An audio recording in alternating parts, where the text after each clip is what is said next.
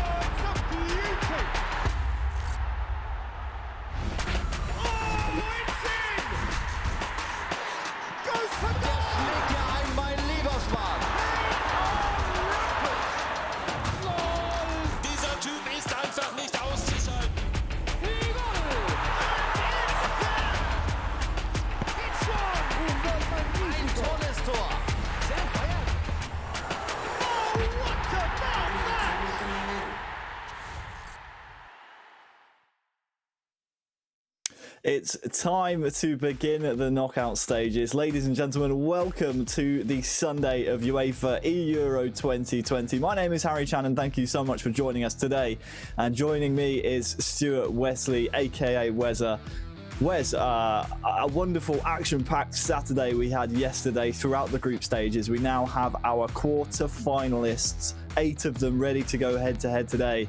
First of all, how are you doing? Are you excited for today? And second of all, surely it will be a good day of PES action today.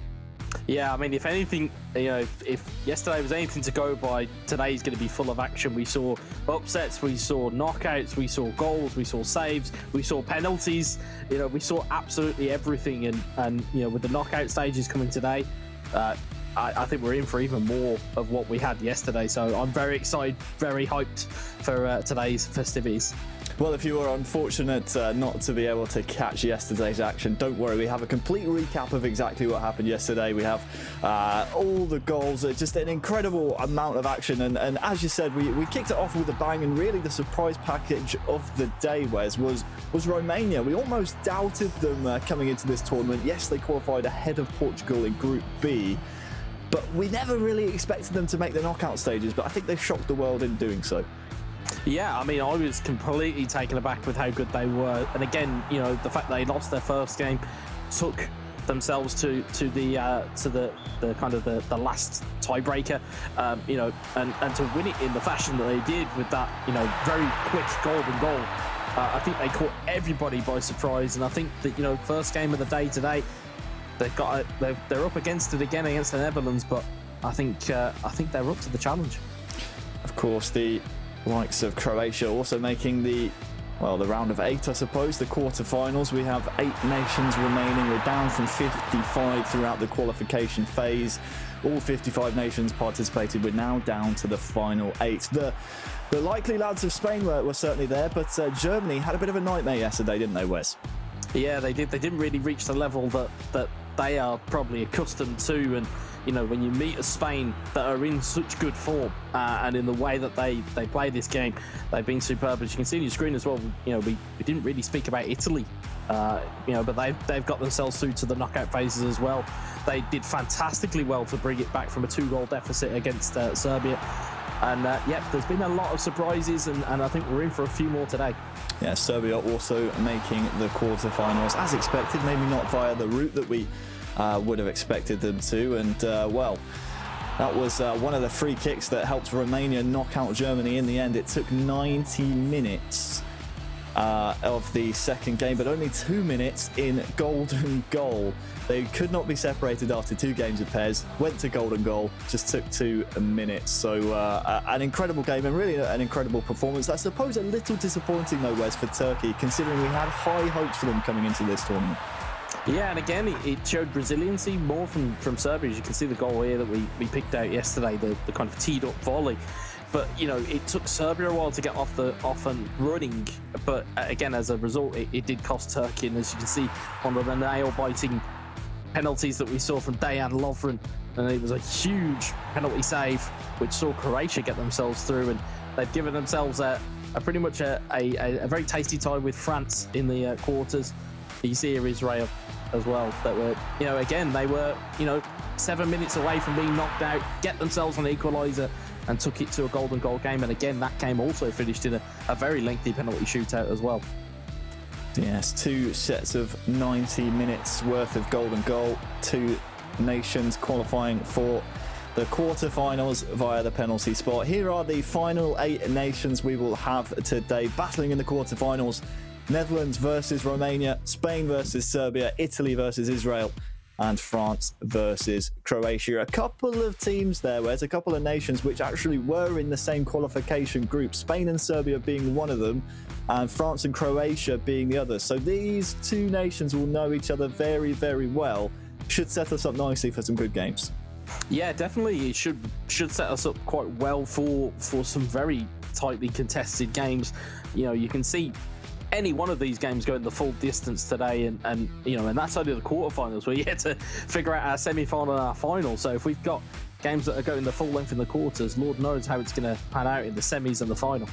Yeah, a bit of a different format for you all today. We'll talk you through the process. Don't worry about it. Now, I think it's only fair to say and to show you all exactly the Booking.com schedule for today, so you guys can plan your schedule around the matches you want to watch. All the quarterfinals today look to be jam-packed. We start very, very shortly with Netherlands taking on Romania, the surprise package of yesterday in Romania. And Netherlands, who will have high hopes to go throughout the tournament. Following that, Spain versus Serbia, 2 nations that know each other very, very well in both the eFootball Pro League and, of course, throughout the qualification campaign as well. Italy versus Israel for a chance to make the semi-finals.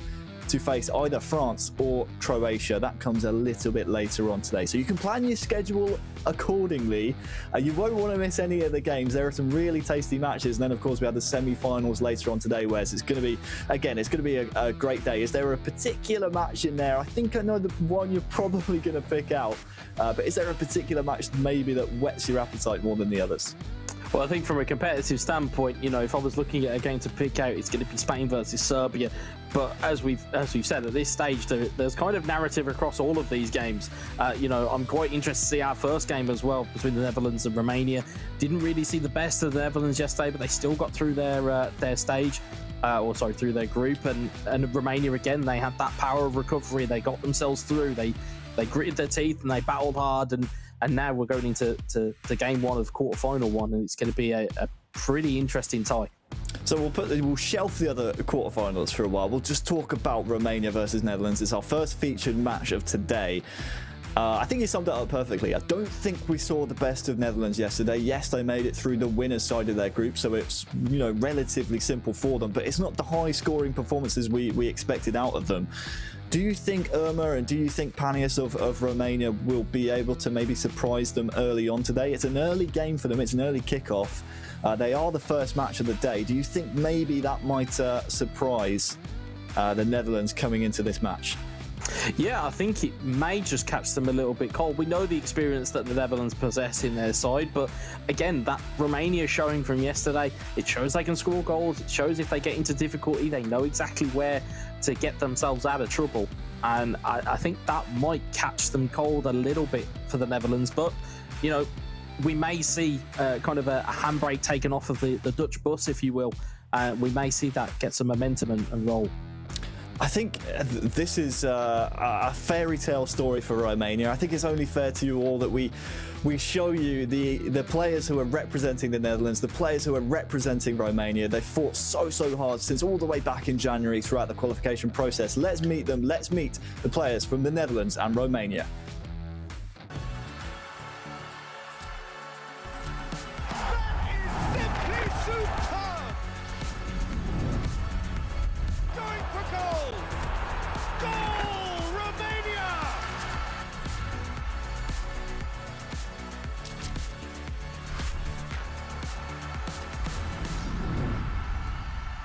Ciao, numele meu este Urmă Constantin Adrian, am 23 de ani și reprezint România.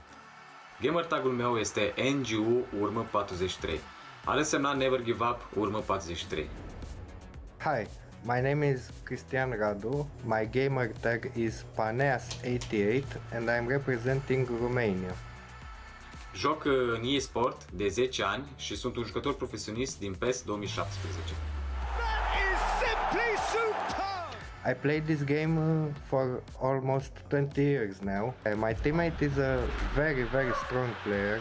It's a great honor to play amongst him.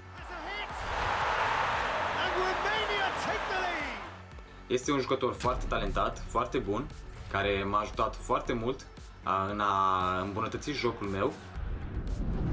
Drumul nostru înspre turneul final a fost unul foarte greu, având o grupă grea cu jucători foarte buni și jucători profesioniști, precum Portugalia, Slovenia, Scoția, Liechtenstein. Adrian Urma played very well. He beat Portugal 2 times. Dar datorită colegilor mei din națională a reușit să trecem grupa de pe primul loc și suntem foarte mândri. It's a very nice feeling to represent your country. I hope we will do well in the finals. Eu cred că să câștigi eEURO 2020 ar fi cel mai mare vis al meu și în același timp ar fi o onoare să reușim să aducem trofeul eEURO 2020 în țara noastră, România.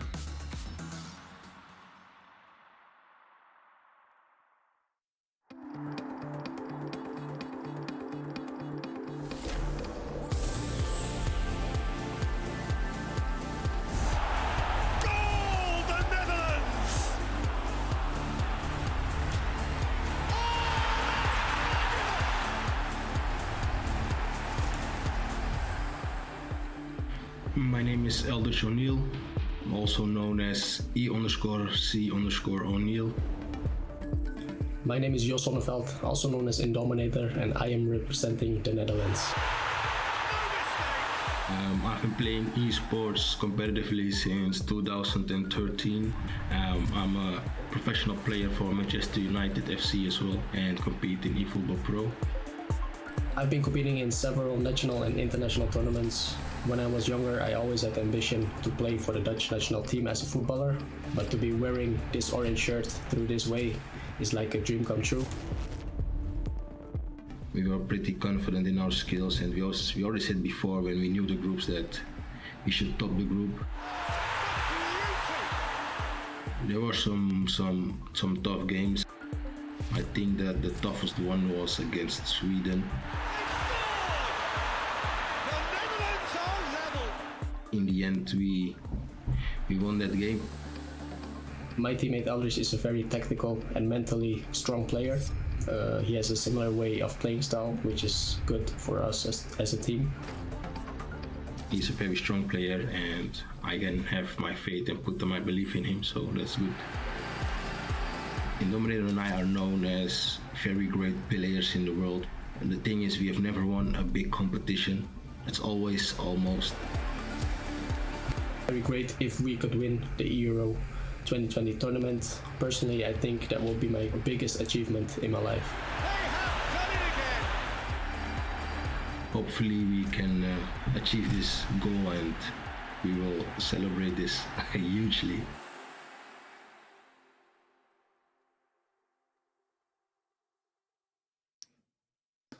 Well, there are the representative words of Romania and the Netherlands. Two very contrasting storylines. On the one side, you have the Netherlands, who I think you put it perfectly before we came back from those VTs, always the bridesmaids. You think back to eFootball Pro last season, so close, but were pipped at the post by the AS Monaco boys, who are representing France at this knockout stage of the eEUROs. And then on the Romanian side, really, it's a fairy tale story. They've already proven that they can do the giant killings in this tournament. They've already taken out Germany. Up next is the Netherlands. Do you think they can do it? That's the real question. Well, like we've pointed out before, this is very much a David versus Goliath. But you know, we know how that fable ends, and I think Romania do stand half a chance if they can get into the Netherlands early. It may expose that kind of possession game that we saw yesterday, and you know, quite rightly, as kind of Eldridge has pointed out in the video there, him and Indominator have always been known as the guys that have nearly got to a final, have nearly got a game across the line, have nearly won something. You know, we hear about Spain before they had their golden generation in real football. Kind of feels like we've got the Dutch equivalent of that in virtual football, and you know, it'll be interesting to see whether they can get through. You know, if they do get through, they've got a hell of a semi-final ahead of them. But let's not discount this Romania side. We've seen them pull several rabbits out of hats in yesterday's gameplay. So, you know, I think it's really up there, and I think this one will go the distance. Would you say this is a tougher test for Romania? And this is not discrediting Germany at all, because obviously the German squad, very good, solid set of players. But this Dutch setup, it's just Indominator and O'Neill. They can work in tandem. They've worked in tandem in the past. Would you say, because this is such a close-knit pairing of players, would you argue maybe that this is more of a difficult task for Romania to overthrow? I think so. I think, you know, you can have too many cooks will spoil the broth, as the saying goes, and I think with the Netherlands, they have that ability to just have one person talk to another person and be able to work on tactics and be able to get through any type of kind of difficulties that they may have. And I think it's the style of play that is the critical part here, is that Irma's strength and Panias' strength yesterday was when they had the ball, they were able to pass and move. The issue is going to be is that they need to get the ball off this Netherlands team, because they like to hold the ball, they like to keep possession. We saw 60-70% worth of possession yesterday. Granted, there wasn't a lot of damage, but they didn't really need to do that much damage. They got one goal, or they got a goal or two, and that was it. They didn't need to do much else. So I think it's going to be kind of a very much a fire and ice scenario here as to who comes out on top. And one thing we haven't pointed out to the viewers who are just joining us yet is the fact it's actually a switch up of format from the group stages. There's no aggregate score anymore, so you can't, just bank on winning the first game 5-0 and then sitting back and defending. It's a best of 3 matches. So if you win the first 2 matches of PES, obviously you switch sides from home to away in the second and vice versa. You have a chance of just going through 2-0. However, if you do win that second game after losing the first, again, or vice versa, you then have to go to a tie-breaking game. So there's no sort of aggregate score to worry about. Do you think maybe that helps or hinders Romania here in the fact that even if they lose the first game, they have a chance of coming back in the series as a whole? I think it actually helps them in a bit of a strange way. They're able to kind of throw off the shackles if they do lose that first game. They're able to throw the shackles off and go for broke in the second and potentially third game. I think it'll kind of hinder the teams who were very defensive in their play styles yesterday. You look at Israel later on today. That's where that type of change in the structure of that series, that's where that's going to come into real play. But obviously, of course, first things first, we've got Netherlands versus Romania, and I can't wait. Of course, if your eyes are wandering to other quarterfinals coming on later today, you can head on over to eEURO2020.com. All the information you need on your favourite nations is right there. But now it's start time for the Netherlands and Romania. They take centre stage for the first time today. It will be Netherlands attacking from left to right. They are the home nation in this first game of this best of 3.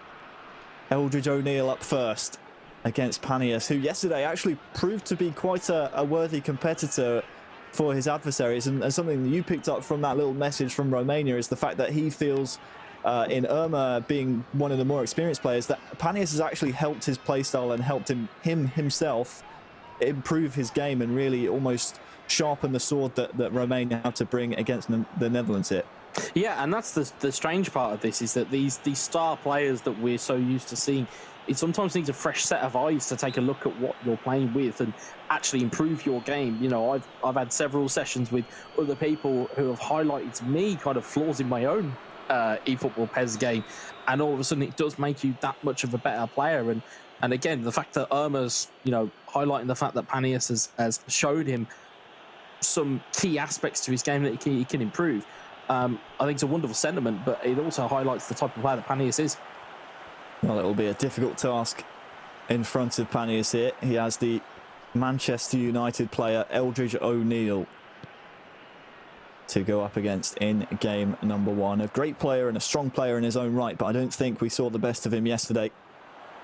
Had to play very, very possession-based against Montenegro. It got the job done, but certainly not in the fashion that maybe some of the Dutch fans at home would have expected. But it got the job done, Wes, and that's the important thing. Yeah, and that's the thing. In these knockout phases, these knockout games, you just need to get the job done. Come hell or high water, you need to find a way. And this Dutch team has found a way during the groups, as we see Van der Beek. Yeah, real chance here for the Netherlands. Van der Beek is trying to steal his way through. Shouts in the stadium for maybe a penalty to be given, but it's a bit early for that sort of nonsense, says the referee. So it was a fair play. Panias, though, continues the charge, but once again, one of his players drifting offside. It's been an eventful opening few moments here, Wes, and it's pretty much the type of game that we expected. We didn't really expect Panias to just sort of roll over and show his belly, but Eldridge with the majority of possession so far. Yeah, it just seems to try and just be getting himself into the game. I feel that there's a bit of nervous energy. They are first game of the knockout phases. Nobody kind of wants to make themselves the fool. But I don't think neither one of them really wants to give anything away here, as Panias is trying to build up through midfield.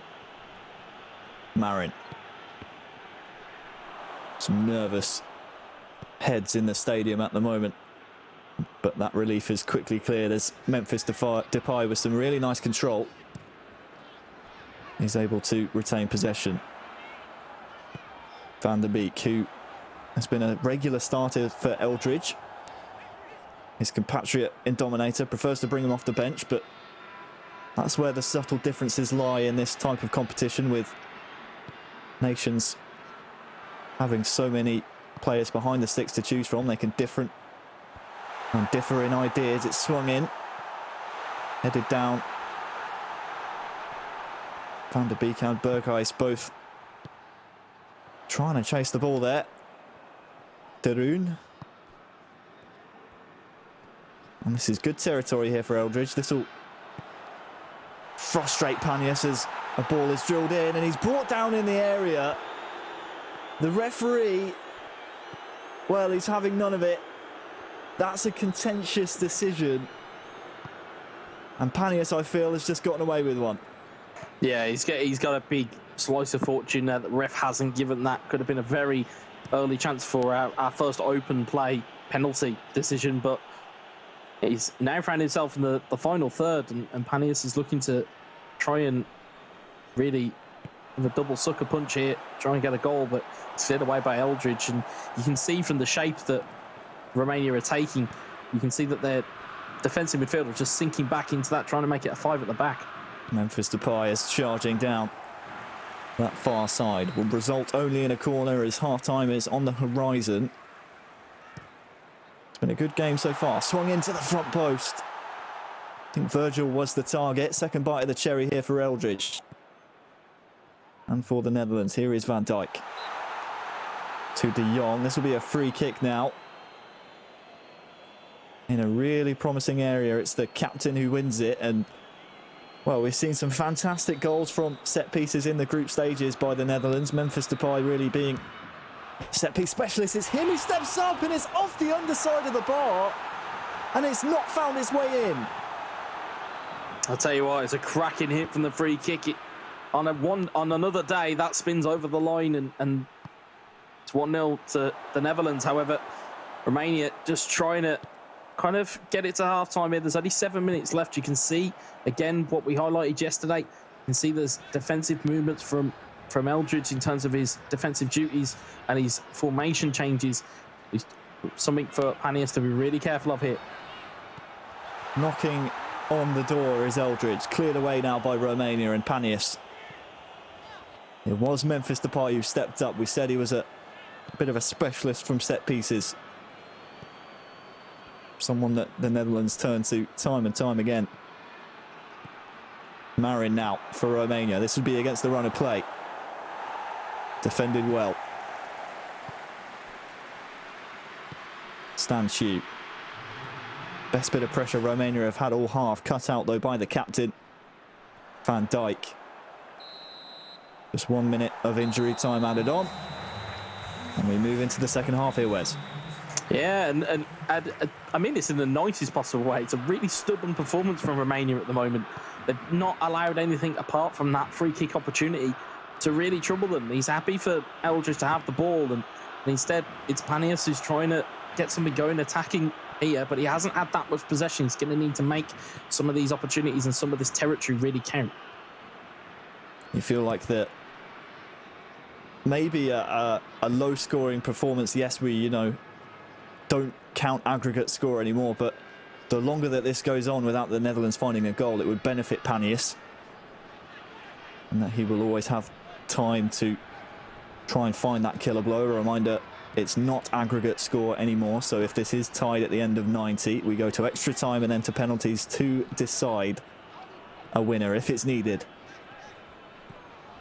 from this first game of this best-of-3 series.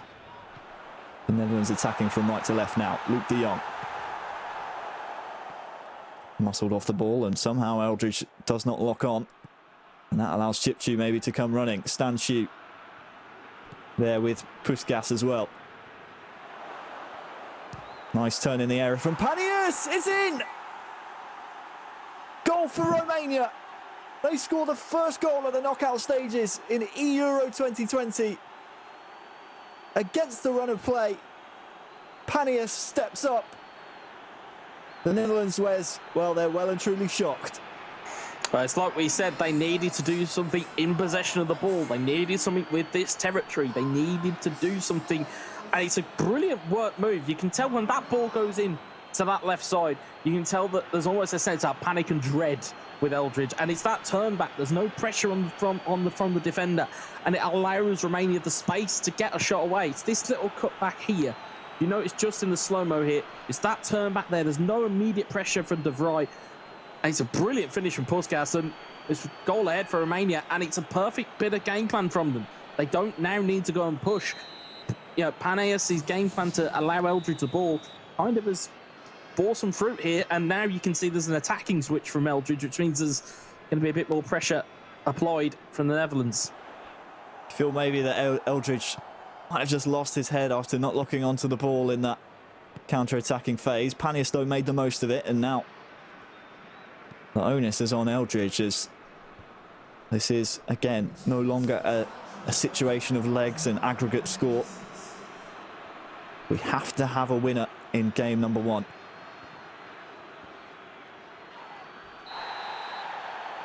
And that's a foul by Romania, maybe just to stop the counter-attack. What do you see Eldridge having a change here, Wes? I know it's always a difficult question for me to ask, and I almost feel like I'm throwing you under the bus in these types of situations, but it's hard for me at the moment to see much that Eldridge is doing differently since the goal, because obviously he hasn't had the ball as much, but what can he change here? Well, I think that one of the main things is as he gets an opportunity here. Barbel is on, Free and kick I given. think this one will be a free kick again in a similar situation. A bit too close. That one could, on a different day, maybe be given as a foul inside the box, but just watch out for Memphis Depay here again. Watch out for the short. Blind, short to De Jong, tackled. We'll come back to the question, Wes. What can Eldridge do differently? Well, I think the key strength for Romania at the moment is their ability to get the ball in attacking areas, but then having the ability to turn. Eldridge needs to kind of put that attacking line under some pressure, because at the moment, as you can see here, he's getting the ball, he's getting passes off.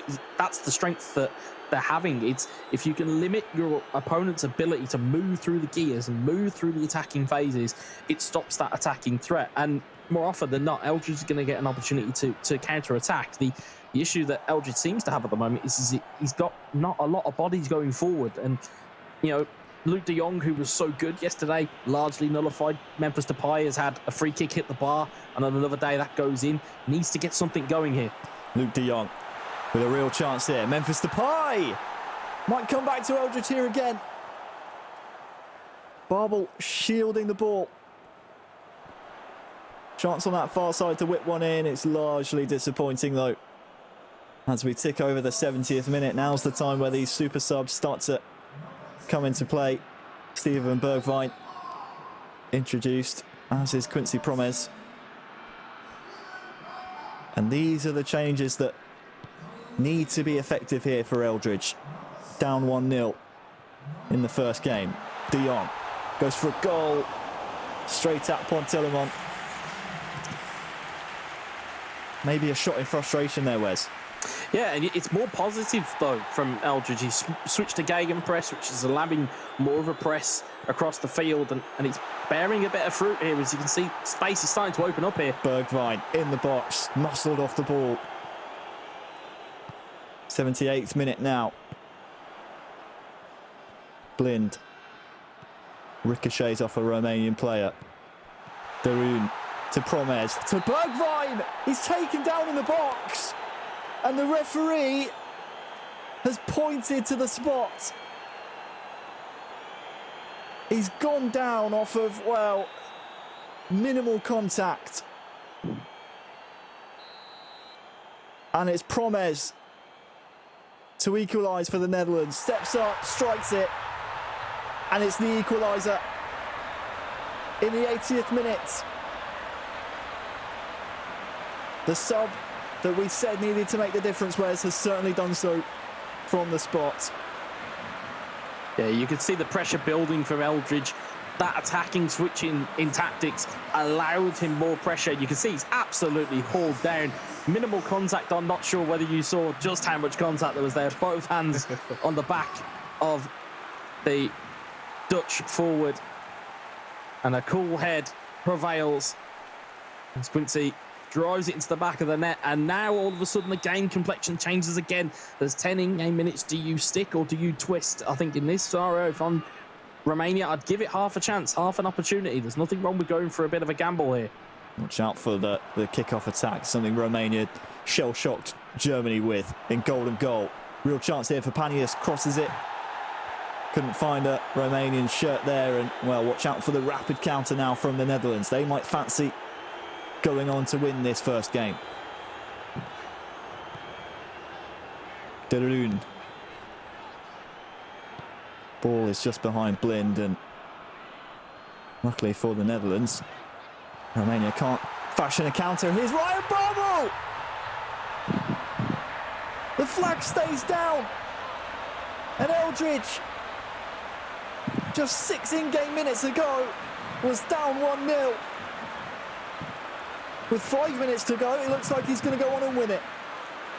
I'll tell you what, that was borderline, but that right centre-back of Romania just plays on Ryan Babel. You can see the hands are going up for where they should be. There's an offside call that's tried to get there. There was a bit of manual goalkeeping there, but you give Ryan Babel, you give Eldridge that type of opportunity from that distance. He isn't going to miss. And again, tie swings again. All of a sudden, you'll now see Eldridge go back to his defensive shell. And in the last few minutes of an attack here, hopefully from Romania, they could potentially get themselves an equaliser, but it's going to prove very difficult now. Especially as they've given the ball away. We saw Eldridge yesterday in the group stages to secure qualification for the knockouts for Netherlands against Montenegro, against Arti. Real possession football being displayed. Here is Steven Bergwijn just darting down this near side. I think no bones about it. This ball isn't going anywhere near the goal. He just needs it away from Romanian players. The high press has to come in from Panias, but at this point, Wes, it's a foregone conclusion, barring, well, a massive mistake, and that might just be one. There's time for one last attack here for Panias. Finds the man, does he? No, he doesn't. Van Dijk steps in, and Netherlands, they go 1-0 up in the series. What a game.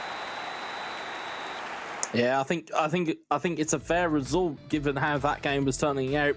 You could see the possession was king, and it was only through those substitutions. It was a smart play. We've seen it so many times in eFootball, Pez, how important your substitute bench is, and again, to full effect from the Netherlands, they've made that work. And I think it was a bit of a cynical foul from Romania. Maybe they sensed that goal was coming, and the penalty just kind of delayed the inevitable. But you could sense as soon as that goal went in, that kind of confidence went from Romania. And again, it was a brilliant through ball from Eldridge to make it 2-1. Well, we'll take a look at the replays from the match, and I'm quite actually excited to see the penalty decision. I mean, it started with the first shot in anger.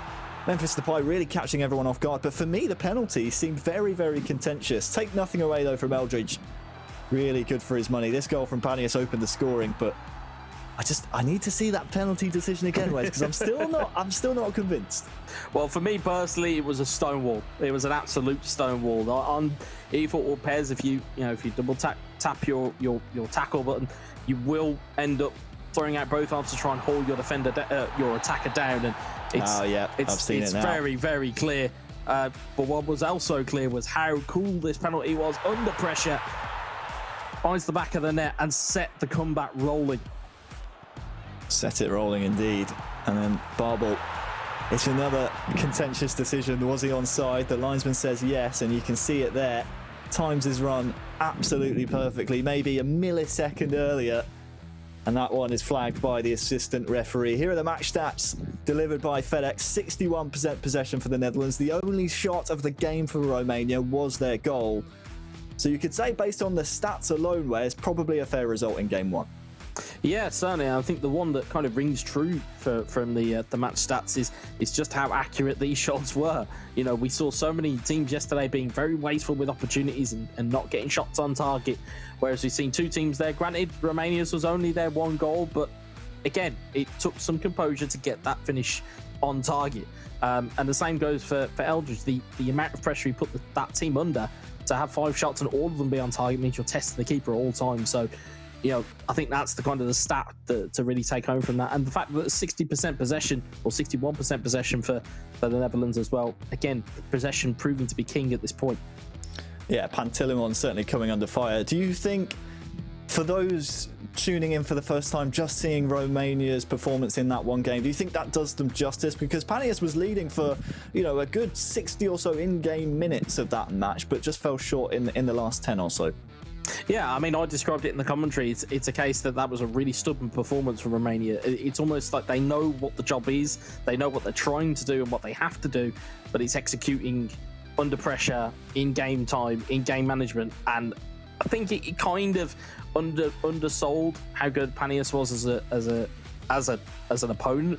But I think Eldridge will probably tell you that's probably one of his toughest games so far. It's almost unfortunate, really, isn't it, for Panias that we don't get to see, as we take a look at some of the results at home, a lot closer from the poll, Wes, than I thought it would be. It's almost unfortunate for Panias that we're not continuing the aggregate score. The rules change here in the knockout stages. It's best of 3. It's only the game wins that matter. So throw the aggregate score out the window. It's almost unfortunate for him, isn't it? Because that 1-goal deficit going into a game against Indominator for Irma, who we're about to see, he would almost fancy that game, wouldn't he? It's almost very unfortunate for Romania. Yeah, I mean, we do have the best of 3 rule today, and yeah, that would be slightly unfortunate, or it is slightly unfortunate for them. But I think Irma is still going to relish a challenge against Indominator. I think that's going to be a fascinating watch. There's no doubt about this. It's going to be a tactical game plan from Indominator, but he still has to, with the rule change, I think it also hinders the Netherlands now. They can't come out and just play defensive. They have to go and score goals. They have to go and push the kind of game to get in front in the first place. So I think it kind of hinders the Dutch a little bit here, and I think we could see some fireworks in this game. Yeah, it will be, of course, a third game if Romania were to win their next match. We're just waiting to jump into it, and worth reminding you, of course, this isn't just a short-term rule change. This wasn't sprung on the players. They all knew this format coming into the tournament, so it's not like we've just thrown up a curveball to these nations last minute. Should be a really nice game, though, coming up. Let's try and set the scene for those first-time watchers of eFootball, Pez. Indominator, captain of Celtic FC in the eFootball Pro League, hasn't had the season he's wanted so far. Last season fell short with Dutch teammate Eldridge O'Neill at the final hurdle. They've been known as the nearly men of PES Esports for quite some time, and well, he comes up against Irma, who really has been the star man for Romania so far. Yeah, he really has, and you can see NGU in his username. He's said in the opening video package that it stands for never give up. He's going to need that mentality here as Depay gets through and free on the wing, cross the ball in and cleared away by Irma. Early pressure then on the Romanian side, who have switched to the home nation in the stadium. Goes for the acrobatic at the front post. Not sure that's the, well, intended type of finish that Virgil will look for. And Indominator, I mean, I've had the chance to even commentate events with him as well. He's such a great PES mind. He has a chance here for maybe a chance early on within the first 5 in-game minutes, but his mind is constantly thinking about tactics. So something for Irma to worry about here. Maybe there's a chance in behind. He snatched it away. And that's what De Jong can bring. The assassin just sneaking in behind like a ninja. The goalkeeper maybe dwelled on it, Wes, but I mean, it's a mistake at the back for Romania. Yeah, you can see, and you could see from the previous move, you can see that Indominator was looking for that inside ball, that inside trickery. And to be fair, there's 2 options and there's 2 ideas to this. You're either looking for an inside pass where the defender doesn't track it, or you're looking for an inside pass where the defender does track it, but he ends up getting a ricochet. And to be honest, Indominator has to be live to that ball, so it is a tap-in for De Jong, and it's a bit of a blow for Romania, but they're coming back quick. Definitely a defensive mistake, but you're right, take nothing away from Indominator. He forced the chance, and well, the Netherlands, they might smell blood, and Indominator really wants to prove his worth here. Look out for Gini Wijnaldum here through, pretty much, and it's a second.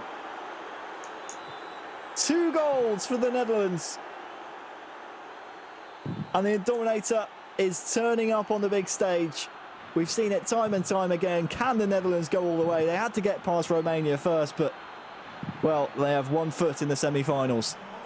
But you can see the issue there. That was Romania's left back has gone out to meet the challenge. What's then happened is that defensive line has then had to shift across, which has then left so much space out on the left. And again, finds Berghuis in the middle and 2-0. I mean, it's complete defensive collapse there for Irma. He will not be happy with it.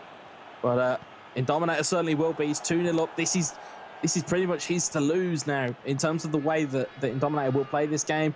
I'd imagine it will just be very possession-based. He won't want to lose the ball. And again, like we said yesterday, it's win at all costs. You know, the Dutch will happily see this out if they can. Well, it's nothing like the Irma that we saw yesterday so far. Granted, hasn't had too many opportunities to get the ball in his possession, but I think now we have to see what Irma is really made of. We've seen him blow teams out of the water. You think about his game yesterday against Bosnia and Herzegovina, winning by almost a cricket score. Now we have to see the other side, the professional side of Irma. What can he do to try and get his head back in this game number 2? He will, of course, have heard the result of the first game. Would have been watching with anticipation as his teammate has left him with quite the task to do. Indominator, though, passing the ball around very well now. Darun. Wijnaldum, who, of course, set up that goal we just saw, which made things very, very complicated for Romania. I say complicated, Wes. It's only complicated because they can't get the ball right now. The task is simple: score 2 and you're back in the game. Yeah, but that's the thing, though. It's like we said, they are, you know, Romania are the most damaging when they have the ball. The issue is he's trying to get that ball back and seize on the mistake. Now Irma has the ball. He's going to have to do something with it. He's got 5 men up, and he's going to need to find a pass. And again, it's a bit lackluster compared to what it was yesterday. You know, those passes aren't as crisp. And meanwhile, the Netherlands are through again here. De Jong wrestled off the ball very physically. The referee happy to let that one go. We're still in the first half, of course, in this game too.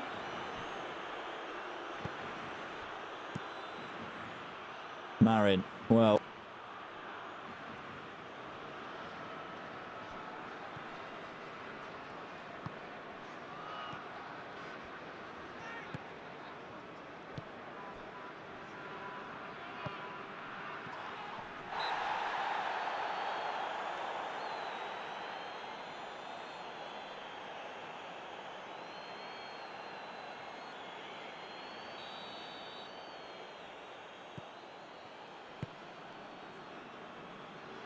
that ball, and you see it now, they're in the final third.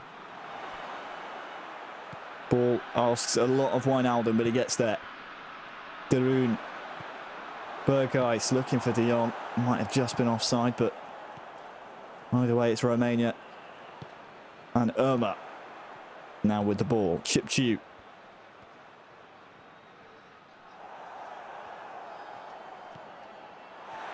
Stanciu.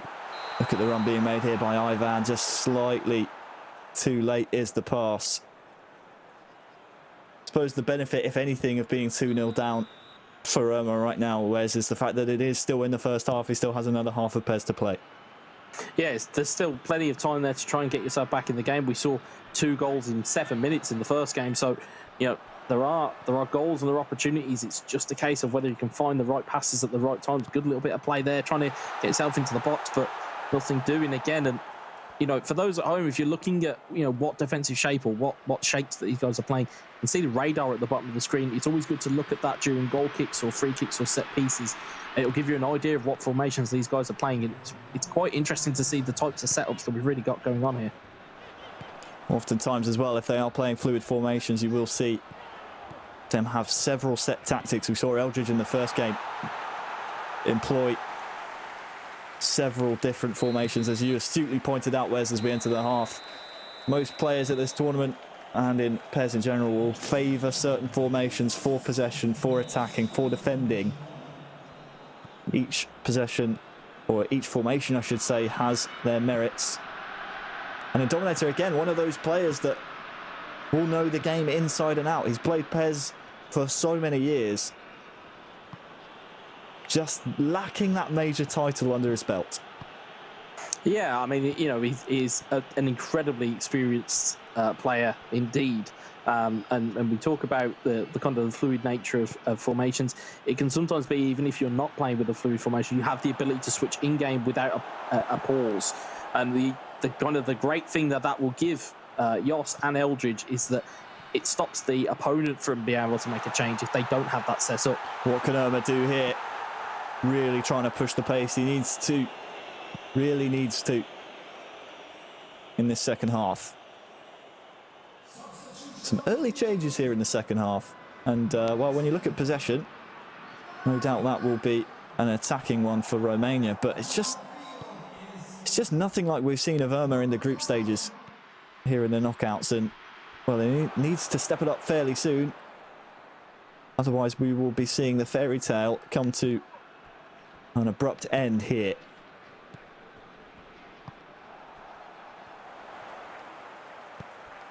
Here's a chance for a counter. Plays one more into Ivan. Through one-on-one. Really needs to score this. And he does. Now we've got a game on our hands.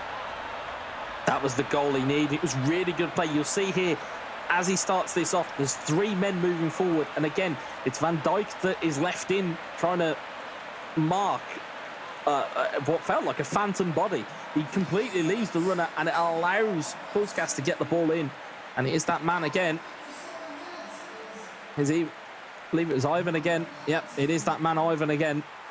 And all of a sudden, game on here for Romania. They could see a little bit of a light at the end of the tunnel, but I'm sure in Dominator we wanted to get that digger and shut the light down as Depay makes his way in. Memphis Depay reinstates the 2-goal cushion.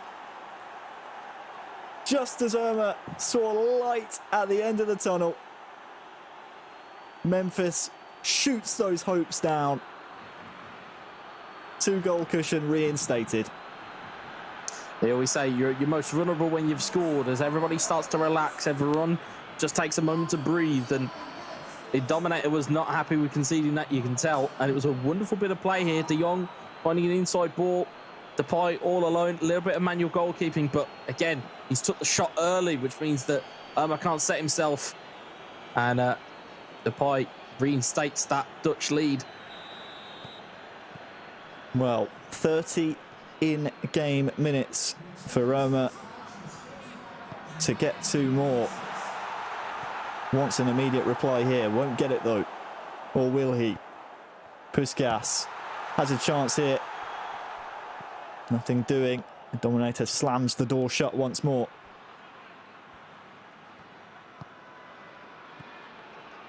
And it's back to that possession style of football now for a Dominator. Almost losing the ball there, but well, he's lost it here once again. The press from Romania, very high. Look out for Puskas here!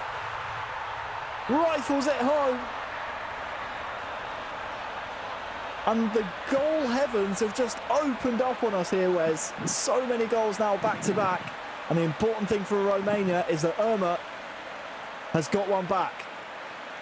It's brilliant play as well. Again, it's Romania using the ball as we said they needed to. They need to. When they have possession here, they've got to be able to use it. It's a great finish into the corner.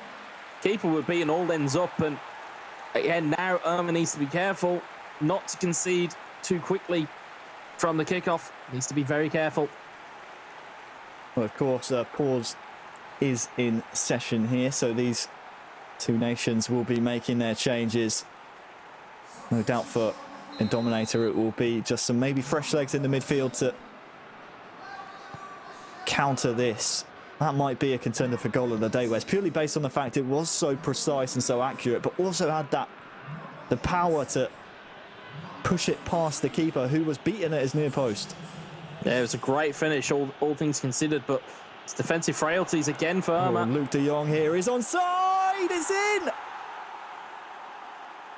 goals galore. 4-2. And Luke de Jong holds his run so well. He was offside for just a moment. Has the patience, cool as you like. Irma just cannot seem to defend after he scores.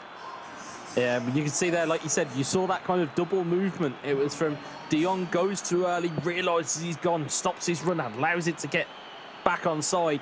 And again, in terms of the finish, the reason why you go low and the reason why you only tap it at that type of distance is because, again, with controlled shots, they just trickle in. They always find the corners of the goal. So, again, if you are a budding eFootball PES player out there and you want to know some of the tricks of the trade, that is one of them. Keep your shots low when you're at that type of distance and when the keeper is out of his goal. Of course, anything on target there probably would have beaten the keeper. He was lost at sea. Irma brought him out to try and close down the angle. Here is Puskas. Ivan, he's got one already.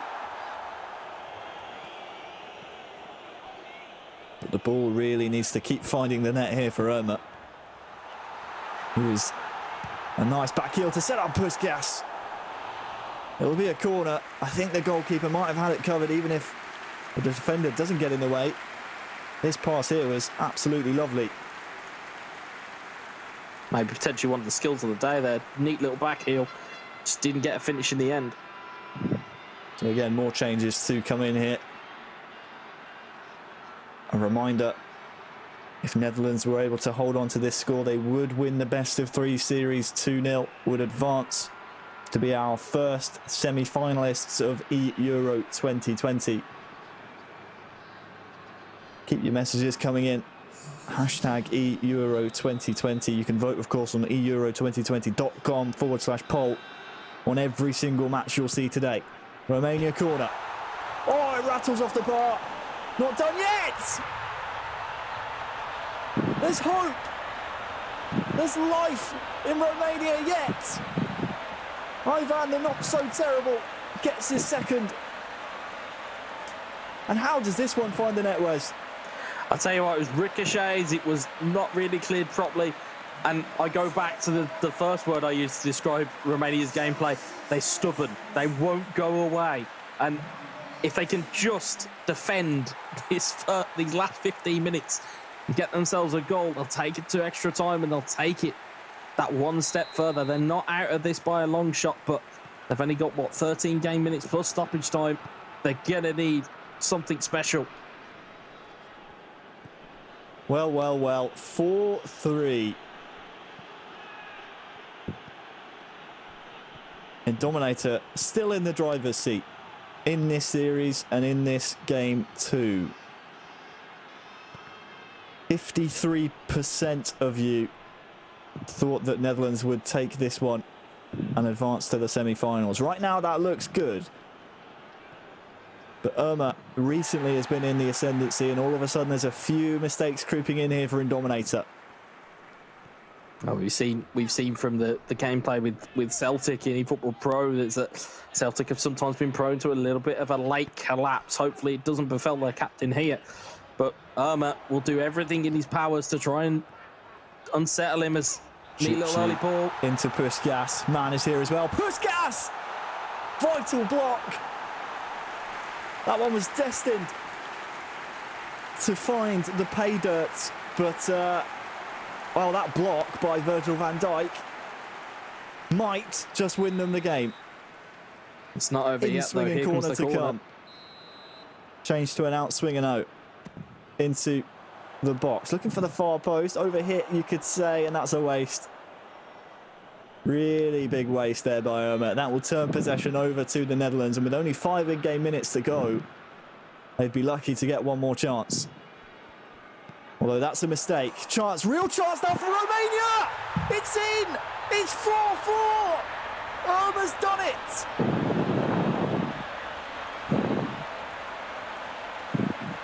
It's a mistake by the Netherlands.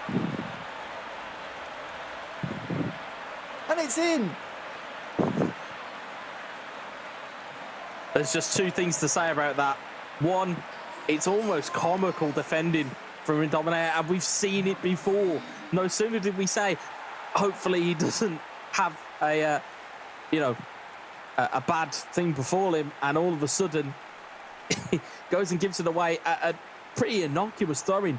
But again, it's stubborn from Romania. It's that determination. They are not giving up. Well, there were questions about the Netherlands. Again, they are still in the driver's seat of this series. This will, though, if it stays 4-4 in game 2, go to extra time and penalties. But Irma from 4-2 down to make it 4-4. The Dutch defence is crumbling. Irma might just fancy winning this one in regulation. He may just. I mean, we talked about, in the early going, when we talked about, the Netherlands being the nearly men or being the bridesmaids. They may not even make it to the wedding at this point. Still chance for one more Dutch goal. Berghuis, Memphis Depay, De Jong on the overlap, hesitated just a moment. Blind. 5 minutes of added time, so Dominator for now can afford to go back and prevent one last Romanian chance. Look at that ball to Hateboer. Luke de Jong with a turn. The finish, too central. And Irma, I think now, will be happy to just take this one to extra time and potentially penalties. And there it is to make it official. 4-4 in regular time. We will wait for the players to resume the match. But now we move into our first extra time, I believe, Wes, if you excuse golden goal, of the entire tournament. And what that means, if I'm right in saying, these players actually get an extra substitution now. So a fourth substitution can be brought on. And when you think about the depth of subs for both of these nations, you would argue that the Netherlands should, and I say should, have the advantage there. Yeah, I mean, you look at the strength in depth and talent that's on the bench for the Netherlands. You've got to point to them as potentially having the stronger bench and the stronger opportunity to finish this game out. The ability to bring on an extra forward, the ability to bring on a midfielder to shore up that midfield. Hats off to Romania for getting themselves back to even this part of the game. And again, I'm not too sure how much Romania have got left in the tank here. I mean, emotionally, you must be drained. Psychologically, from the Netherlands standpoint, you were winning 4-2. This game was home and hosed. You were, into the semi-finals. And now all of a sudden you find yourself in extra time where Irma looks like he's trying to get through straight away. It's a free kick given. Foul on Puskas. Well, the fairy tale just keeps on ticking for Romania. They're not done just yet. Into extra time we go. It's a standard extra time set of rules. Irma with the goal! It's 5-4, Wes! And Hadji has kept the fairy tale going once more. Well, you've got to look at that skill, just that tiniest bit of skill. And he knew that that wasn't the right angle to shoot. He knew that it would have just hit everybody. And instead he takes that moment. It's that clear point of clarity that he's found the back of the net. And he found the right angle. And again, if you're looking for players from Romania's standpoint to have in and amongst your ranks, Yanis Hadji is one of those players. What can Dominator respond with? Irma goes ahead for the first time in this match. Hateboer on the far side. Can cross one in here maybe, looking for Luke de Jong. Will almost be salvaged by the Netherlands, but the referee's going to pull this one back for a foul. Now's the time maybe to compose ourselves here, Wes. We still have a lot of extra time to come. But that must be a great sigh of relief almost for Irma. Finally going in front.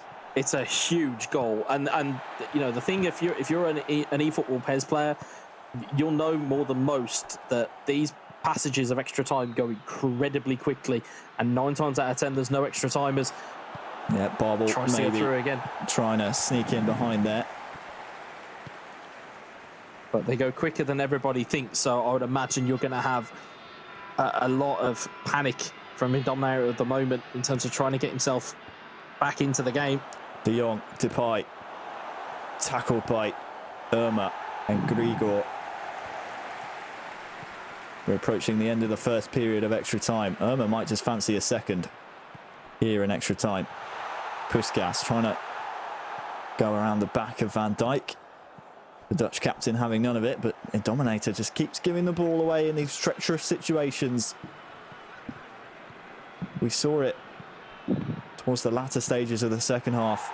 2 defensive errors from the Dutch defence and from Dominator really led to this situation. And Irma, he's pushing forward here, he's pushing the pace. It's Ivan! Saved. He had to take the shot there. He had to. There's no option on in the middle. You can see he was thinking about whether there was an option there. He realised there wasn't. The best thing you can do there, take a shot. Maybe it gets a ricochet. Maybe it gets parried into the end of the, back to a player in the box and it goes in. You know, if it goes off someone's hip, if it goes off an arm, it's not going to matter for Romania at this point. And just the key thing here as well, I know that we haven't really highlighted this yet. Stamina is a massively important factor here because this extra time that goes into it, defenders are tired. If you've used all your substitutions, the likes of Virgil van Dijk at the back, they're not going to have that first touch that they had at the start of the game. You could see more errors from anywhere on this pitch. You know, Romania, have got a pretty important corner here. They can throw caution to the wind here. They really could at this corner because there's no stoppage time left. This will be the last chance of the first period of extra time. Looks like it'll be an outswinger. Look for the front post, maybe. More Dutch calamity at the back. Oh, that was nervy. It goes wide. But it could have easily gone in. They survive just. And it's still 5-4. That was nervy. Well, the arms went up in the virtual studio from both of us. I genuinely thought that had gone in. It was a big old deflection that took it out of play. But again, this clock is going to tick very quickly. Irma's done superbly. What a ball that is. Puskas against Van Dijk. Potentially against the Dutch keeper as well. Oh, he went for the chip. He went for it. But just about the keeper stretches his arms. Irma looks dangerous here every time he comes forward. In and these the Dominator types of moments, doesn't seem to have the response. In these types of moments, anywhere will do. Any type of opportunity you can try. It's audacious to be doing that in extra time, but again, it's an opportunity. Didn't have a lot on and had Van Dijk coming clear. Depay, De Jong. Romanian keepers out smartly. And Dominator won't get many more like those chances, Wes, and some of them have to be a little bit more accurate than that one. Yeah, most definitely. You're up against the keeper in Tata Rossano, very, very good goalkeeper from the French league, I believe. But he's keeping goal here. Although he's 5-4 in the game, he's not had too much to do apart from hit the ball out the back of the net. Irma with the ball now will surely just run this one to the corner. Actually has a 4-on-4 at the Dutch defence. Needs to be very wary because Dominator has turned that red bar all the way up. He's going ultra attacking. He has to at this point. We're into stoppage time of extra time. There is none. We're going to a game 3, a deciding game 3 between Romania and the Netherlands. The fairy tale continues. It's 5-4 from 4-2 down to 5-4. Wow, what a game 2. Massive and a brilliant fight back. 4-2 down. The stats will obviously tell the story. We'll see some highlights here, or we will in a moment, but it was chock full of highlights. There was so much, and again, just showing resiliency, from Irma to get himself back in the game, to haul himself up by his bootstraps, whatever type of analogy or saying you want to come out with, literally dug himself out of a foxhole and got himself over the line. It was eerily reminiscent of that golden goal yesterday against Germany. It was very quick in extra time, and he managed to just recover from some calamitous errors at the back. And for the openness, as you can see, the line shift from that defensive line just allowed Wijnaldum to have the space to put it into Berghuis to make it 2-0. And we, in the back of my head, it was dead and buried. It was gone. But resiliency all around here. It was a brilliant little ball in there. And it's that man, Ivan, who's been the thorn in many team sides And again, it just looked every time that Irma would score, Indominator goes up the other end and would continue to score. And it was only after he'd arrested that slide did Irma get himself back into the game. It's a wonderful game to watch. The good thing for us, Wes, I'm hearing in my ear right now that the deciding game 3 will be a rematch between Indominator and Irma.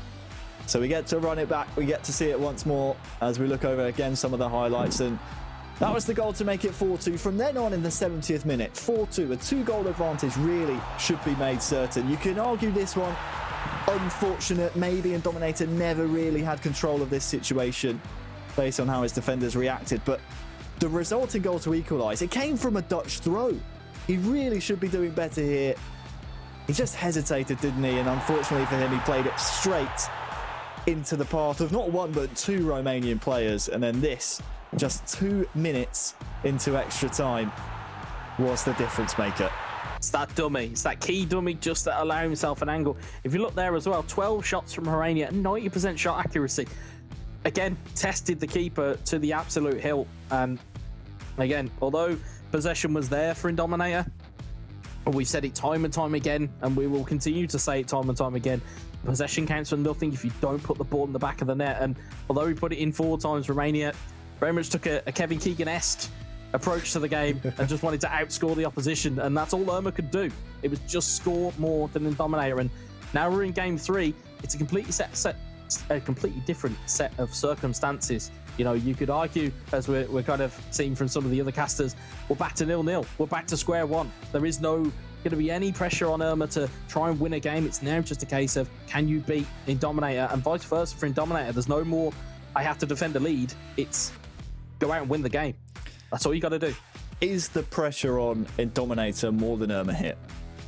I think so. I think if you look at how Romania have conducted themselves, if you look at the way that they are looking at this tournament, and in terms of the route that they have travelled, I think they are looking at this as a free hit. They're seeing this as one of the games of the tournament. They're looking at this as just, let's see how far we can get. We'll put our names up in lights. We'll get it. We'll get our names on the map, so to speak. Whereas the Netherlands, we forget that the Dutch Federation came out and chose Jos and Eldridge. There wasn't a qualification procedure. There was just those 2 guys getting picked. There's a lot of pressure on those 2 boys.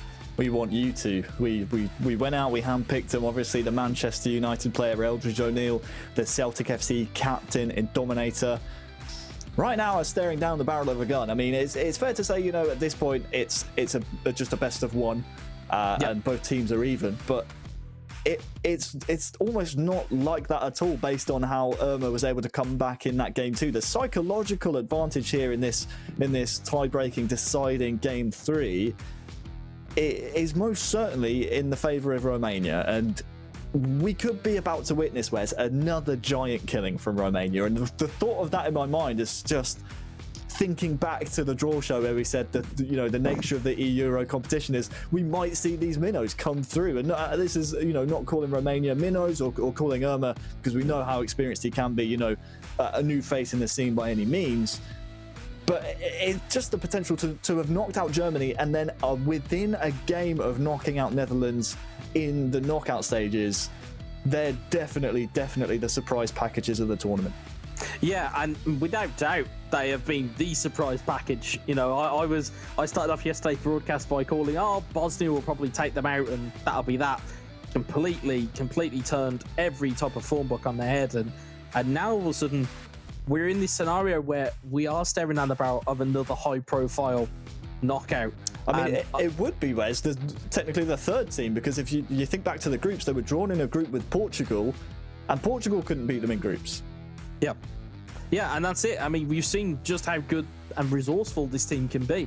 You know, they don't really have a star player in their ranks. You could maybe argue Yanis Hadji, but they don't really utilise him. Now you can see from the poll. Look at this, Wes. You can see there the whole swing of momentum. You know what that is? That's recency bias, is what that is. They haven't seen the first game with Eldridge, but look at that, the swing. It was 53% of you at home, and don't forget, you can head on over to eEURO2020.com/poll. You can vote on all the games you're seeing today. 56% of you now. It was 53% in favour of the Netherlands.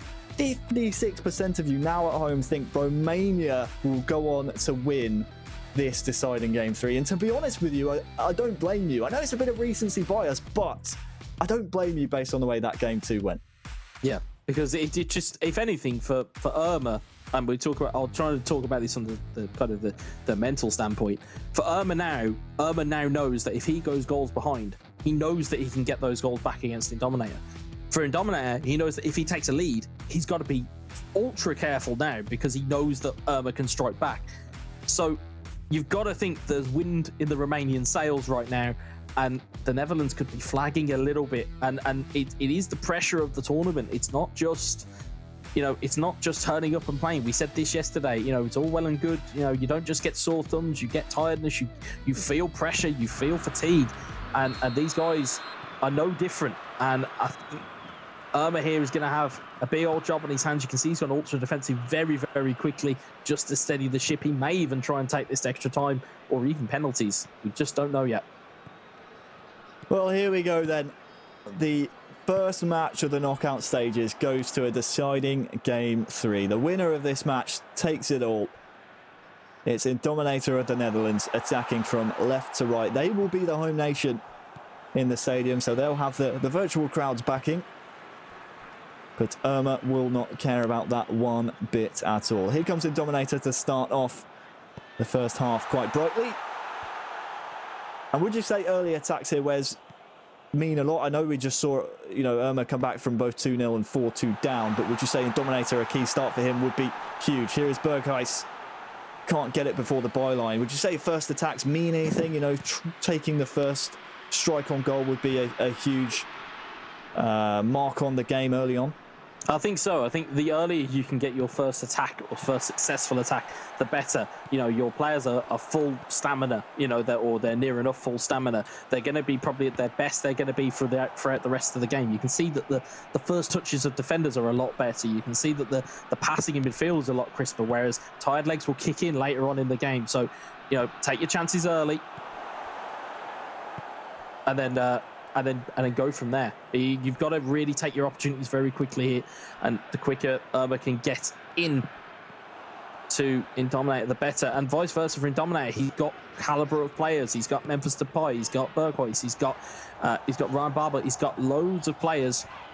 It's just a case of what can he do with them. Well, look at this, a mistake maybe from the Dutch defence. They were able to right the wrong there, though, and now they can maybe charge down this near side with Luc de Jong. De Roon.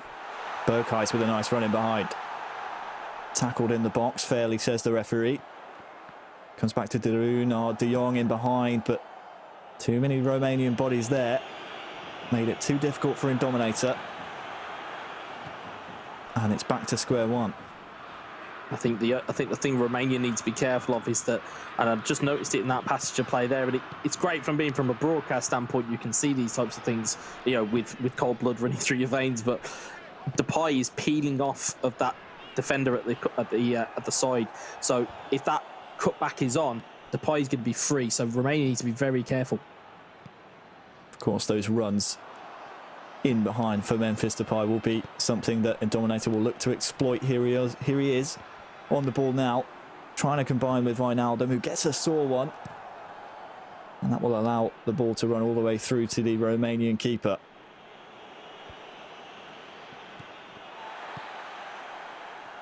But Irma has not started this game 3 as he might have hoped. Memphis Depay now. It's been all Dutch attack so far. Dumfries. De Roon was the target, but Irma steps in. Now what can we see? What can we see from this counter? Irma has a man over near side. The ball is behind him. Puskas has a chance to square it. He goes for goal. And the fairy tale is extended once more. It's Romania now with one foot in the semi-finals of eEURO 2020. 1-0, Wes. You're laughing. But it's absolutely incredible scenes. Yeah, I mean, the guys at home wouldn't have seen this, but I was furiously pointing I saw the down gesticulation to where Puskas was, because he was so well open, and I thought the chance had gone. because you saw the Dutch defence just slide over to his side, but it still was free. And again, the confidence to take that shot on from that angle. It wasn't, you know, normally you'd see players try and cut it across and find a loose man. Instead, it was the confidence and the brashness to take that on and say, no, I'm going to take this game by the scruff of the neck. I'm going to take the lead. And again, we're saying about possession. You know, we saw it famously a while ago with Barcelona and Celtic, where, you know, there was a Celtic victory. It was 2-0 in real football, where it was, you know, Barcelona had 80-something odd possession, whereas it means absolutely nothing, does possession, unless you do something with it. I'm going to sound like a broken record at some point during today. The limbs were everywhere while you were trying to point out Puskas. Look out for Indominator, though, with Berghuis. Lovely back heel to De Jong. What a find. It's De Jong with the finish, but credit the assist here, Wes, because this is great vision, great skill, great execution, and a great comeback. Yeah, great piece of skill, that is. Brilliant little back heel. And again, it's that kind of penetration we've been asking for. It's the back heel, which just opens it up for Luke de Jong. And Tatarusanu just caught out his near post. He'll be disappointed, the goalkeeper, but again, Indominator's not going to care. He's back level, and again, something for his trouble, really, of getting possession up so high. He now has a goal to his name, and again, now Irma's got to regroup. So it's as you were. Ivan to Puskas, back to Ivan. Puskas again. Well, the referee's had a look at that one. Has waved it away. Now, Stanciu. Marian to Chipshu. Puskas. It's 2-1. Romania back in front. Puskas with his second. And half-time approaches. Yeah, you can see he was using the shielding of the defender. I mean, Van Dijk was just nowhere. Wasn't touch tight, wasn't against the defender. Nice little interplay here. And again, it's just that neat little touch that takes it out, gives him enough space. Zoe has no chance to get to that. And Romania, again, take the lead. And the longer this game goes on, I just get the feeling that Irma is just out to outscore his opponent, whereas Indominator is just trying to control the game. It's a really interesting watch here. Well, there seems like a metaphorical shootout between these two nations so far. Irma clearly the happier of the two to take it on. Will it end in a literal shootout? That remains to be seen.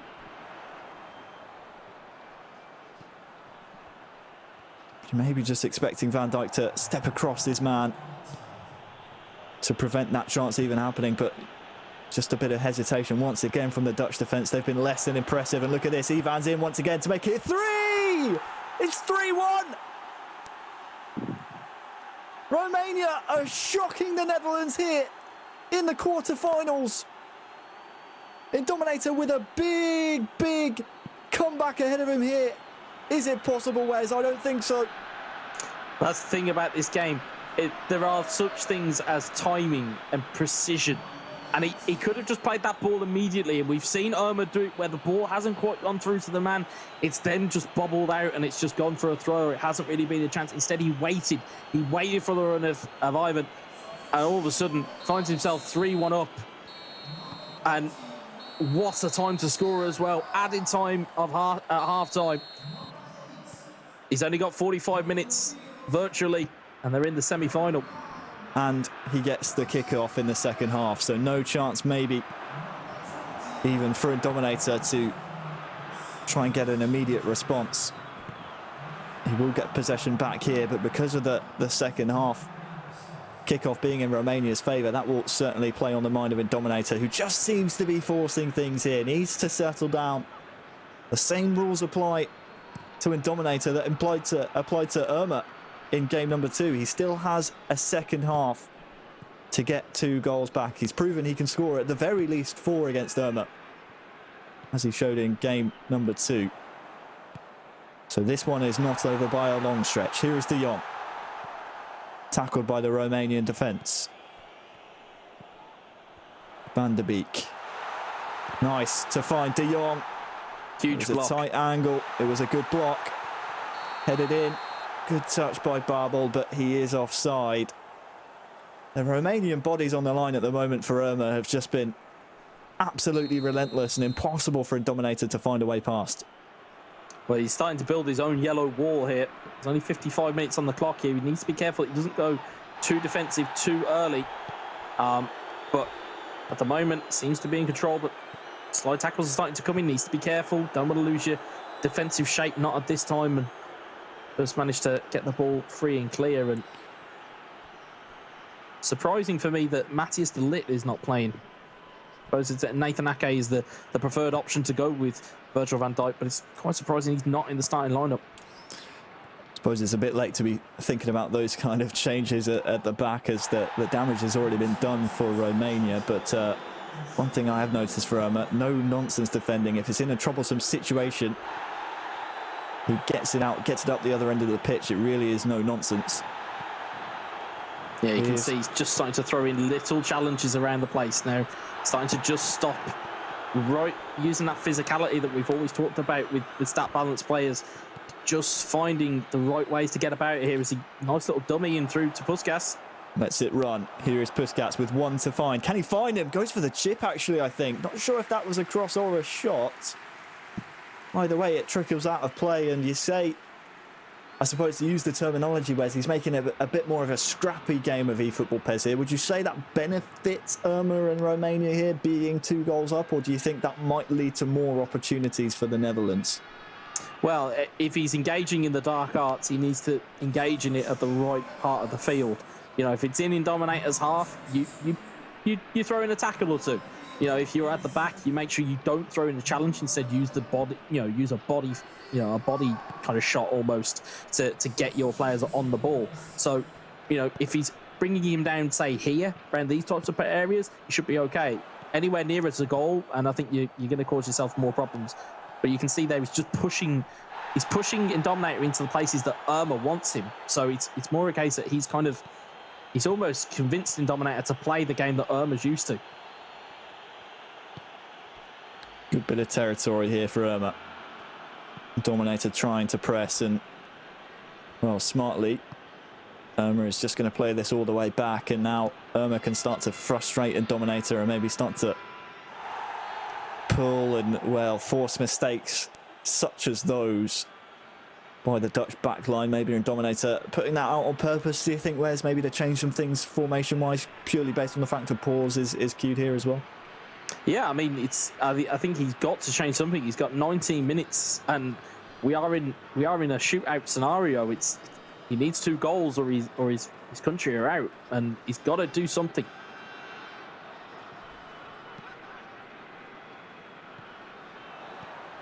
Surprised the referee's not pulled that one back for the late challenge. Clearly happy that no contact was made. And then Dominator, unfortunately, is not taking good enough care of the ball. And as it stands, we are 15 in-game minutes away from another giant killing from Romania. They've taken out Portugal in the groups, qualified ahead of them. They've taken Germany out on golden goal. And they are on the brink, Wes, of knocking out the Netherlands. That's 3 massive e-footballing nations dispatched by Irma and Romania, and they come here once again. Van Dijk finally stepping in. You can see the interesting thing at the bottom of your screen here, and Dominator has gone all-out attack, meaning that an additional centre-back goes up and opts as a kind of an auxiliary centre-forward. It's going to leave a gap, though, as Dominator cuts it out again. And you can also see on the flip side of that, Romania have gone all-out defence, which means that they're just going to sink back into a defensive shell, which, again, it's gonna be a very interesting last 5-10 minutes here. Well, it's going to afford the territory, Wes, to the Netherlands, but because there are so many bodies back, they might find it hard to break down the yellow wall. Barbel finds De Jong, it's in! You say that, Harry, and lo and behold. There's hope yet for the Dutch team. Still much to do, but De Jong now on a hat-trick, in Dominator just the 1 goal behind. And you can see it's good play. It's patient from Indominator. And again, it's the pressure from Irma. He's pulled the centre-back out of where they naturally sit. So he hasn't tracked the runner. It leaves De Jong wide open. You can see De Jong's movement just pulls out to the left-hand side of your screen there. Wonderful outside of the boot finish. And 5 minutes for a very nervy end to this game. Well, Irma, how's your nerves? Cannot afford to give the ball away here, because a player of Indominator's nature will know that there's still one last chance available in this game. If Irma makes a mistake, if Irma slips whatsoever, there will be a chance for Netherlands still to keep their eEURO 2020 hopes alive. As it stands, Romania going through, but there's the mistake we're talking about. Yeah, we can see there it's just creeping in. It's a terrible touch by Depay though, Wes. Time's not on his side.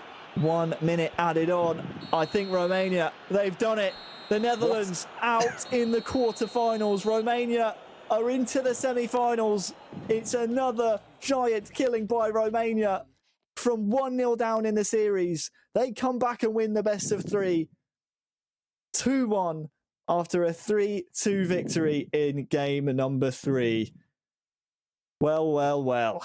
What do we say about that, Wes? We almost prophesized it in speaking about the Netherlands and Eldridge and Indominator, in the fact that they are, you know, these nearly men. They've never really had the titles that maybe their skill level deserves. But here they are once again at a major tournament, out in an earlier round than they would have hoped. Well, here's the thing. You can have all of the talent in the world, but I don't think anybody ever deserves anything, especially with how they play today. I mean, you look at how good Romania were, and again, it's those powers of recovery, and you've got to, as Adam is kind of prophesizing here, you've got to talk about the mentality that's there. It seems like there's a fragility somewhere within this Dutch side. I mean, it was a great goal there from De Jong, but again, it was just crumbled again. Irma just finding space, finding times, a lovely touch in here, and just finds enough space, gets it past the goalkeeper. And I'll be honest, that's kind of Irma when he's got those shackles off. Lovely through ball for the kind of eventual game winner of a goal. But there was too little too late really from Indominator at this point, and you've got to talk, as much as we're talking about the Netherlands and their fragility, and we talk about that side of things, you've got to praise the mentality of Romania and their willingness to go that extra mile and to get themselves across the line. Well, Irma and Panius strike again. You can see here the match stats delivered by FedEx. 100% shot accuracy across the board.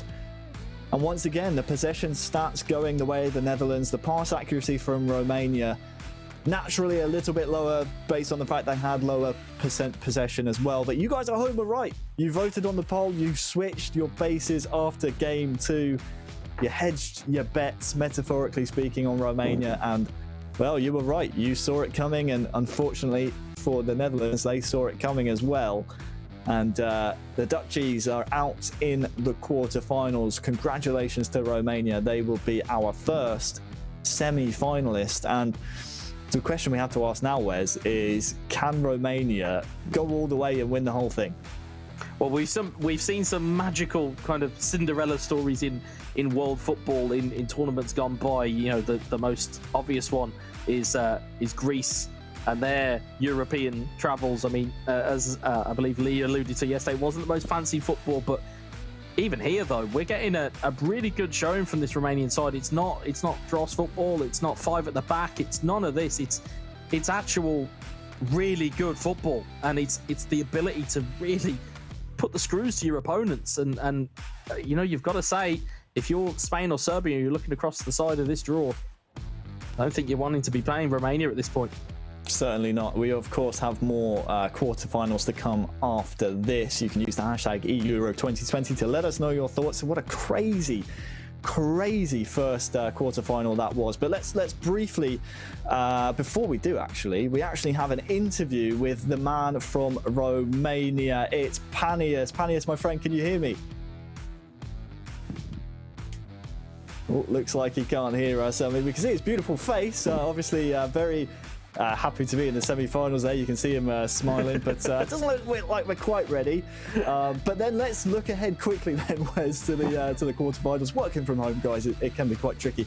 The next quarterfinals, Spain and Serbia. Huge game for both nations. Yeah, I mean, it sets up wonderfully for the other boys to review and to take care of. But Spain versus Serbia, it's got that heavyweight clash of it. I think anything that involves Spain is considered a heavyweight clash. But you look at the Serbian setup and the way that they've conducted themselves, they managed to get themselves off the floor. They had a bit of a stop and start against Italy in the group stage, but they managed to get themselves out. They managed to get themselves into the knockouts. And speaking to some of the Spanish lads before or just after the broadcast had finished yesterday, not really fancying it against Serbia. They feel it's a difficult tie, and as it should be. They are a wonderfully put together team, but if anybody can bypass them, that stubborn Serbian defence, it's going to be Spain. Well, hopefully we'll get that interview with Pania sorted very soon. But let's look elsewhere in the bracket. We still have the likes of Spain, as you just mentioned, Serbia as well. Those two go head-to-head next. We obviously have the likes of France as well, who you think will probably fancy themselves now that the likes of the Netherlands are out of the running. I mean, we can't count out Romania, of course. They are our first semi-finalist, but France now must be thinking, as Adam actually brought up at the top of the show, or the end of the show yesterday, I should say, their side of the bracket, less of a shark tank than that top side of the semi-finals. True, indeed. I mean, it is that type of draw that's kind of panned out. I mean, we know the confidence levels of the French team. We know how much they fancy themselves. They always go out to win and go out to really kind of go and really go far into tournaments. However, I wouldn't overlook Italy, given their attacking prowess that was shown yesterday. I wouldn't discount Israel for their defensive prowess that was yesterday. And I wouldn't discount Croatia for how much attacking flair they had.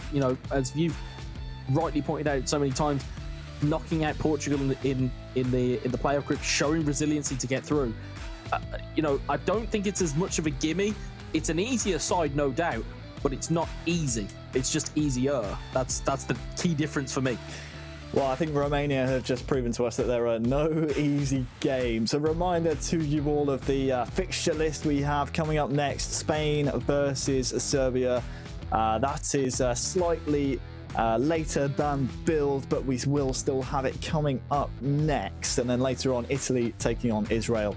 And then we have semi-final action after our final quarter-final later on. Do not go anywhere. Make sure you stay here. Stay tuned. All the information you need is on eEURO2020.com. Wes, thanks so much for joining me for that one. We'll be back for the third quarter-final. Hopefully it will be as action-packed as that one. For now, we're thrown to a very quick break, and I mean a very quick one. And when we come back, we'll have the second quarter-final.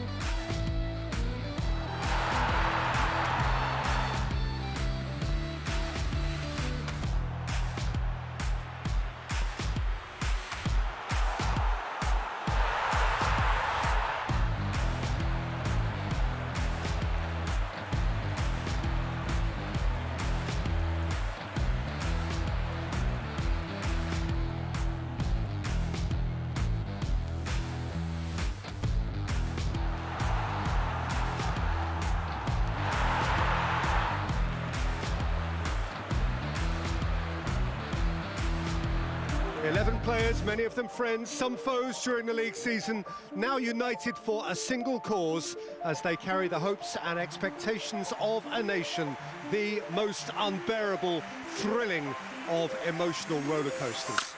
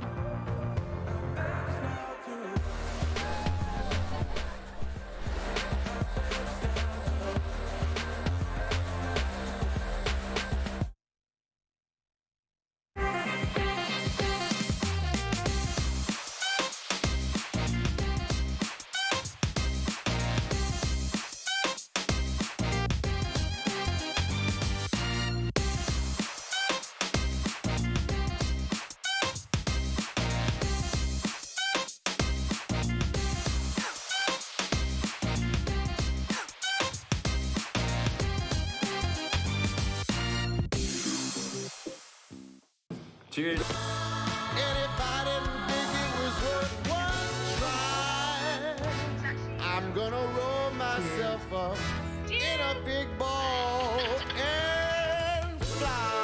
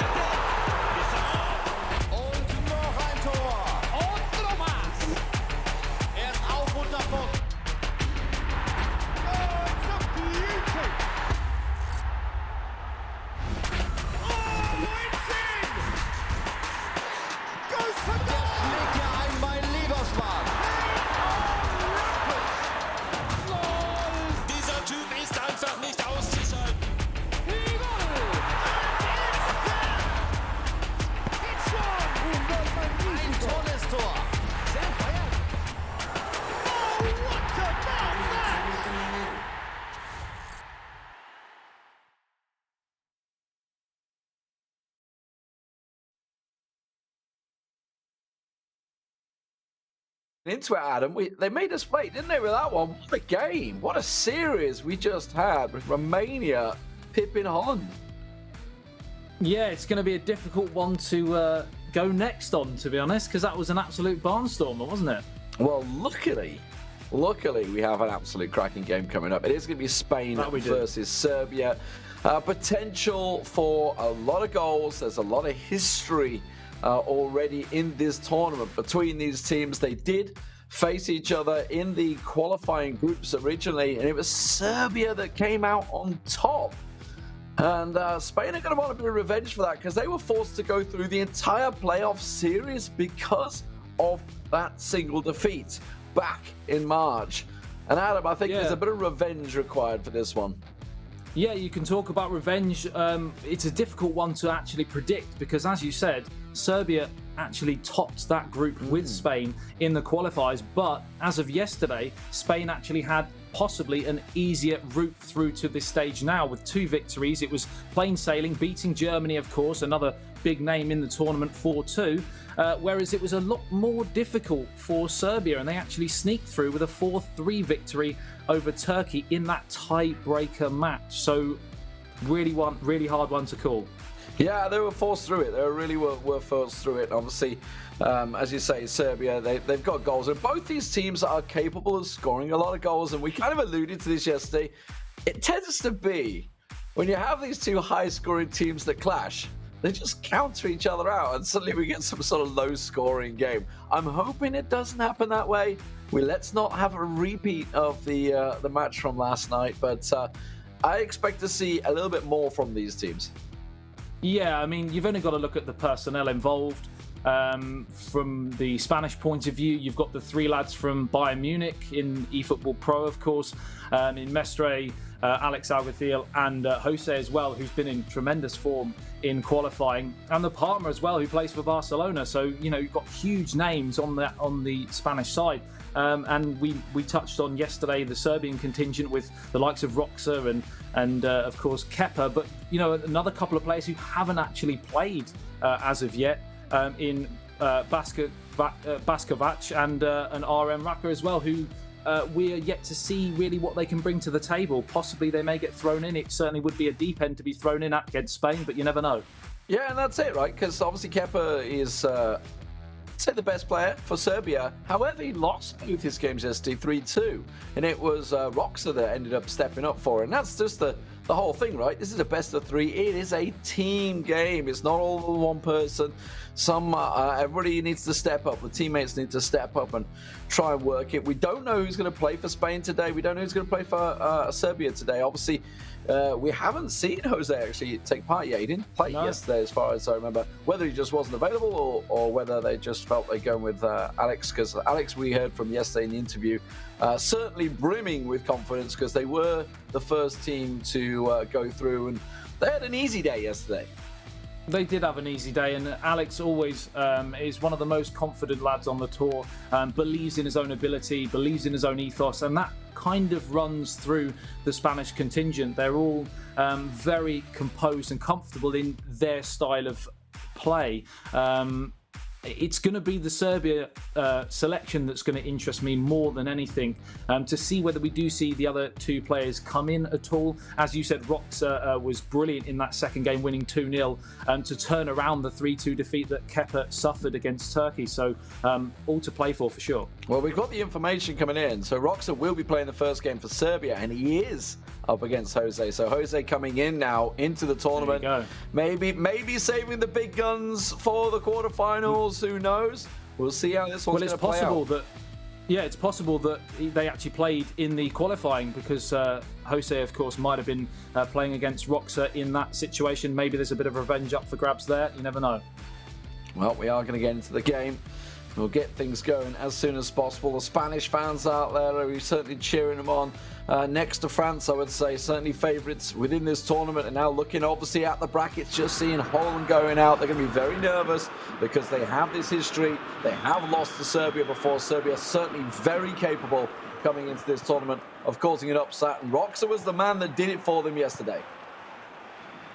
Yeah, he was indeed. Roxa, of course, playing for FC Nantes in the eFootball Pro, and Jose for Bayern Munich, as touched on already. So they have huge, big tournament experience between the pair of them. But it's an early chance here for Jose. A stunning fingertip stop there from the goalkeeper. Yeah, obviously the Spanish colours prevalent, the red, while Serbia playing in the white. That's a little flick in, but the keeper will meet it. An early chance. My God, a nearly chance given away. The keeper. Oh my word! What a disastrous start for Serbia. I'm just wondering what the keeper was doing there, and that is a moment. Well, we touched on whether Jose would come in to the Spanish team for today after not playing or not featuring really at all yesterday, and well, he's shown what he can do. What a stunning opening 5 minutes from him, and he's had Roxa completely shell-shocked here. I don't even know what he was thinking. I mean, obviously there was the danger of the player next to the keeper, right? So he didn't want to pass it close, which is what he tried to do. And then he's like, I need to clear it. Panic, straight to the man in the middle. I mean, that's some volley. Yeah, hit it first time, no messing. So Spain will take the lead, 1-0. Jose, just about the dream start. You can have this one for Isco. 6 minutes gone. We were talking about the early goals yesterday. They can be punishing. Let's see whether he can turn things around. He did start off ultra defensive. Obviously, we're going to see the Spanish player doing the same from the kickoff. That's a great through ball. The defender meets him. And this time, it's a clean clearance for Spain. Indeed it was, and we're only in the second game of today. Plenty to go in terms of those 90 minutes of action, but we could have just seen the Sokar goal of the day already. It was some hit on the volley after a real defensive mix-up at the back for Serbia. 10 minutes gone here, and it has been pretty much all Spain. Roxa needs a big response now. Yeah, the cheeky little flick. Almost got the intercept, but Spain will keep possession. And this could be the story of the game. We'll find out, of course. Last time they did meet in March, it was 3-2 in the first matchup to Serbia, and then 2-2 later on in the month. So plenty of goals to be had. Don't expect this scoreline to stay stagnant at 1-0. And that's a great through ball. Spain are already away. He's got the pace. Has he got the legs? Can he get the finish?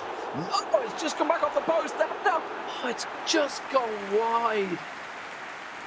A hair's breadth away from a second there for Spain as Morata burst through the rear guard, and it was a great stop in the end, tipped onto the crossbar by the looks of things, and then the follow-up coming in, headed just the wrong side of the post, and Serbia living incredibly dangerously right now, but they've got a chance for an instant response from that attack down this left-hand side, and it will be Kolarov to possibly swing it into the danger area.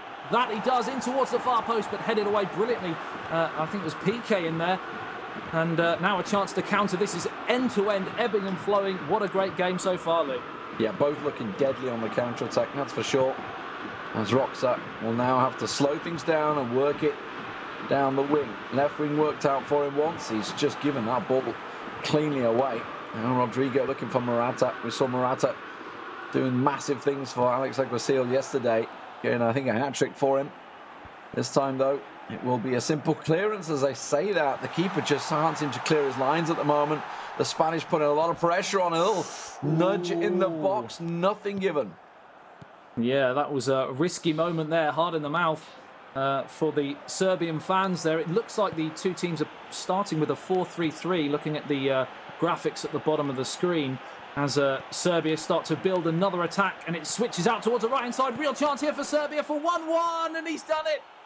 What a great response from Roxa. 26 minutes gone, and it is well and truly game lit on fire.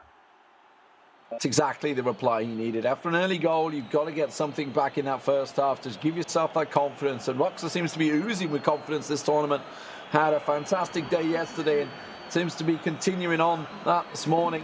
You never know how a player's going to be from day to day, but looks like his confidence is still rock solid. Not going to get motion by the mistake. It was a clear player mistake that caused that first goal, but he's corrected that now and can just reset his mind, and more importantly, just won the ball back from the kickoff. That's a great start, but he's lost it already.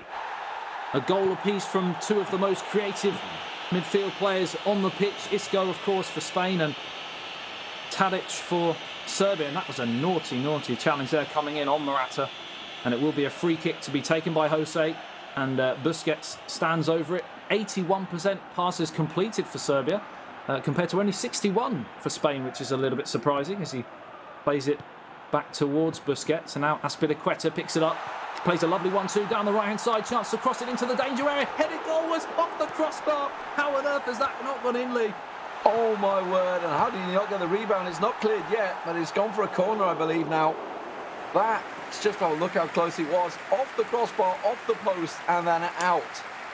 Well, that's what you call riding your luck. Let's see whether he can get away with it. The corner's still set.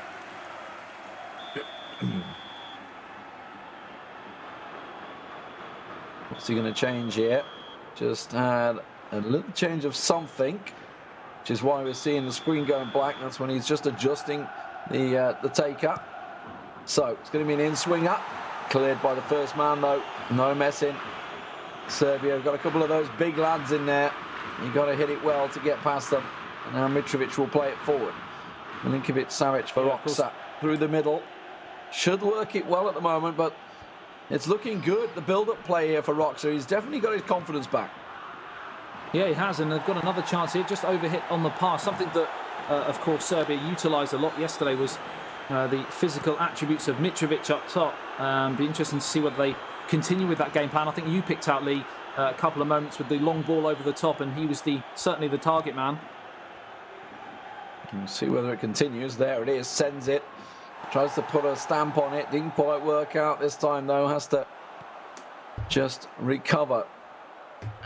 Maybe reading into the almost direct play that the Spanish player Jose is working. The keeper's got to be quick to that one, and we'll beat Morata in the chase as it's launched back upfield. He's not hanging around here. He's starting to send it. I think he's starting to realise exactly how the Spanish play. Obviously, we've had almost a halves game, so he's stopped doing the short defensive passing and build-up. Instead, he's sending it to the big men. Yeah, there's certainly no risk-taking after that early goal conceded, after that pretty horrific defensive error But yeah, he certainly shored things up a bit at the back, and going forwards also looking much more promising since the equalising goal. It's definitely far more even now as we tick towards the end of the first half after a very fast start for Spain. I mean, it is one thing I would say that the Serbian team will have going for them within this game is obviously we have the stat balancing going on, and the physicality is the difference. Well, there never has been a lot of physicality on a Spanish team. They've always been fairly short but very athletic players. But Serbia, absolutely, they got some big boys in there, and I think Roxa's realising the potential that he has. Yeah, it's something that Barcelona possibly suffered from in the eFootball Pro. Similar sort of players, similar sort of gameplay as well. When they go up against the likes of FC North, believe it or not, who Roxa plays for, as the ball gets played in and headed away. It looks like that might have gone out for a corner. This is a big chance here for Serbia, for the big men again. Seeing if he can pick out Mitrovic in there, or where's he going to go? Switching it out was Tadic. Who's going to take it this time? Kolarov, of course, with that left foot. Swings it in nicely. There is the header. The keeper met it. Oh, and he's very unlucky there. Lalic almost on it. And it hasn't been cleared yet. Milinkovic-Savic, the man from Lazio, trying to work it through. Was he Lazio or Napoli? Damn it, I can't remember now. I've actually questioned myself now. But either way. I zoned out anyway with your commentary, so I wasn't really paying attention. End of the first half, and it was it was quicker than we usually get, Lee. He is Lazio. I was right. My first choice. Go with the gut. I know, right? I was thinking, hang on, it was definitely light blue. Anyway, Roxa, after the first sort of pressure, and honestly, pressure he put on himself, has certainly got himself back into this game nicely. And you've got to argue he's starting to look the more dangerous as this game is progressing. In this second half now, he's attacking from left to right. It is going to be Spain, Jose, though, that will win the ball back, but instantly loses it. And Roxa starting to apply that pressure and turn the screws. Yeah, 50 minutes gone. As you said, it was all Spain for the opening 10 to 15 minutes or so in that first half. But since then, Serbia have really come on strong and are looking like the dominant force here. And Jose's got some questions to answer here. Well, that's a really bad position to lose the ball. He's got the big man in the box. There's another one arriving. He can just go for the cutback. That's what he's looking for. Oh, he tried to go straight for goal in the near post. And, well, the keeper wasn't going to get beaten in that tight an angle. But you've got to respect the chance he went for. It's feeling like a sinking tide here at the moment for Spain. They've really got to do something to change things because they are suffering here. Free kick, corner kick, sorry, to be taken in. It's in towards the near post. And it's headed wide. Another chance comes and goes for Serbia. And Roxa is looking in tip-top form in this second quarter-final today so far. And he's looking deadly from the corners as well. He's obviously got those big plays. He knows he's got a big chance when the corners come up there. We'll see whether Spain can unlock something here. Azpilicueta works it down the right wing, looking to try and swing something in. Gets it to Sol, looking for the cutback. There is the chance. The cutback's on. Oh, the tap in. The keeper saves it twice. I think the second one, he knew nothing about it. It just simply hit him on the ground. How on earth did Suso not score there? Lovely play from Azpilicueta down the right-hand side. And the ball came across. The first shot was saved brilliantly by the goalkeeper, but surely Suso should have turned home the rebound. But again, found the Serbian number one in red-hot form. Let off there for Serbia. Headed through Roxa. Oh, defensive error. The Spanish player's going to latch onto it, but the defenders are back in numbers. It's still Spain on the attack, though, as he tries to lay one off. Another defensive error. Disaster. Oh, my word. It's a calamity after calamity. What in the world was going on at the back there? That was about 3 or 4 errors in back-to-back. Well, we said that Suso should have put Spain 2-1 up just seconds earlier. He now turns provider, and the cross was turned home by Rodrigo by the looks of things. But really, Lee, that was, as you said, a real defensive calamitous period of play there. What on earth was going through his head as it ricocheted past 2 defenders and just a simple tap in the centre of the goal. I believe clown fiesta is the esports term when things like that go so badly wrong. And I think that was around about 3 or 4 tackles that just, I don't know whether you could say he rode his luck. In terms of the fact they kept going. A real player makes his own luck, Lee. Indeed. But we're back, and of course Serbia are trailing once again, arguably against the run of play, despite Spain's big chance they just had a moment ago. But it's not done yet, because Serbia are looking to cut this one back. Can't quite get rid of it just yet, and it's still under pressure. But Spain will ride it out, and looks like they're going to try and play it out from the back. Up towards Morata, now out towards Isco on the right-hand side. Good challenge, though, coming in. And Serbia come again, looking to respond for the second time in this match, because they were on top for large periods, but they find themselves behind. But it's in towards the near post, and brilliant defending again, this time by Piqué. Mitrovic was there for the tap-in, but luckily, as I say, Piqué gets in front of it. Cut through once again. Is still really working that left wing at the moment. Trying to get something through, maybe go through the middle. Try a cheeky chip in there. Oh, for the header! The keeper came to collect. It was a massive goalkeeping error there. There was no reason to come off his line like he did. And Luka Jovic will just tap it in. The Real Madrid man. Well, this is a game of mistakes so far, as the goalkeeper came to collect.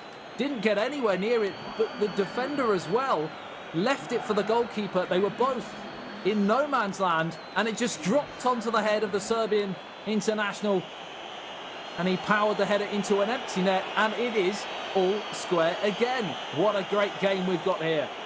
A quick reply as well, much required. Again, though both Spanish goals have come from big Serbian mistakes by Roxa. So the fact that he's still kept himself in this game is a credit to himself. Like, to shake off that mental berating yourself effectively when you make these errors, to get yourself back in there, and you can just like, I'm right, it's now I got a chance, now I'm back in it. I've managed to fix these errors, but we are seeing tired legs on the back now, so keep your eyes on those fitness bars, because we're starting to see some very tired players out there. There's a real strong challenge in the box comes through, but it will simply go for a goal kick. No messing with the shoulder barge.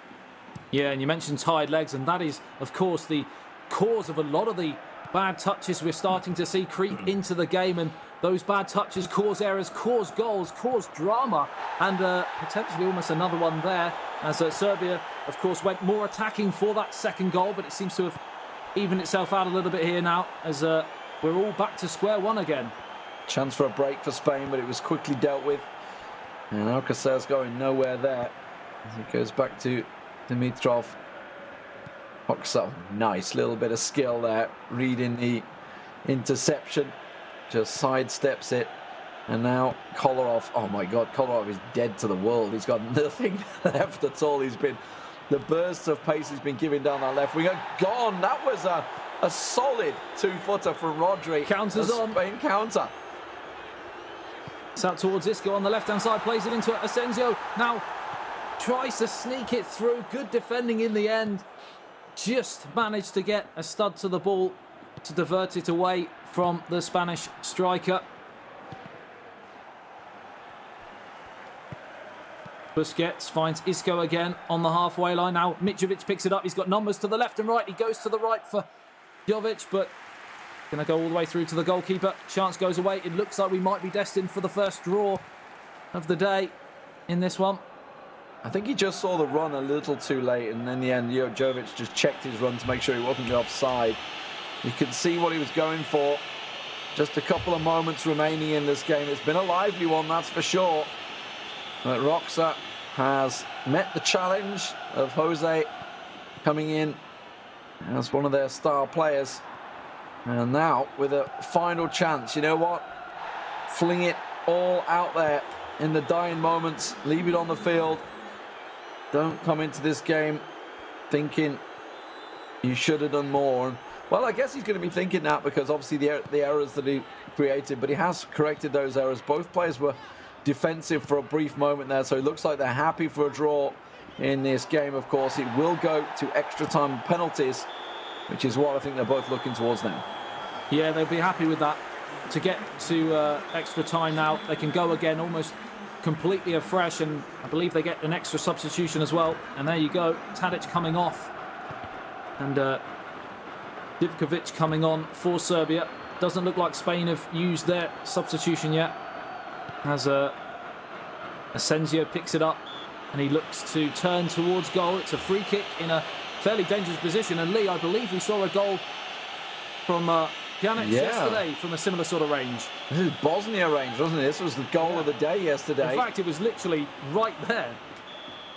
Let's see if he fancies it. It was top bins yesterday. It's Busquets. He's just going to play it short instead. I don't think Busquets really had it in him to go for a belter like we saw yesterday. Bit of an anti-climax there, Lee.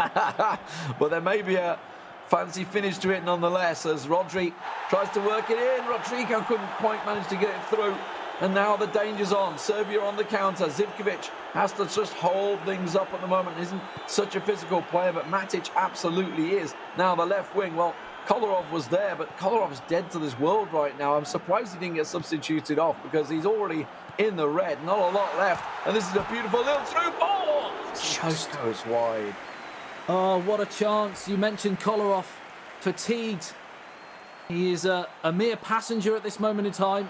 And Spain came again down that side. It's come off the outside of the post. And much like David Alaba was used yesterday for Austria, they've utilised Kolarov almost too much. If you go into extra time, you're then going to struggle, as we see the Spanish change now coming in. I think Thiago, the man to be withdrawn. And it's going to be interesting to see whether Spain actually look to attack down their right-hand side to utilise that fatigue from Kolarov. I think, was that an individual instructor I just saw for Kolarov there to remove tight marking on Isco? It looked like it. It looked like it. Yeah. And, it makes sense. It does make sense, because if you go too tight with, when your energy levels are low, you're going to get turned very easily. And it's gone all the way out of play for a goal kick. Yeah, certainly something that the players will look to do as the tired legs creep in. Yeah, I mean, Wes has pointed out in our internal chat, obviously Kolarov is being kept on because he is the free kick master. So if there's a chance, and we have seen some wonder kicks, that he's got a wicked left foot, that man. Absolutely. But this is a chance for Serbia building just after half-time, sorry. Just before half-time, I get my words out correctly. I was right the first time. I keep second-guessing myself today. I don't know what's going on. That's a great ball through, but the keeper's there. I hate to harp on about it, but if I'd gone with my gut with 3x3, we would be all right.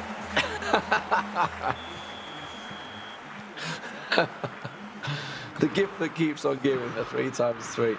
Here we go, though.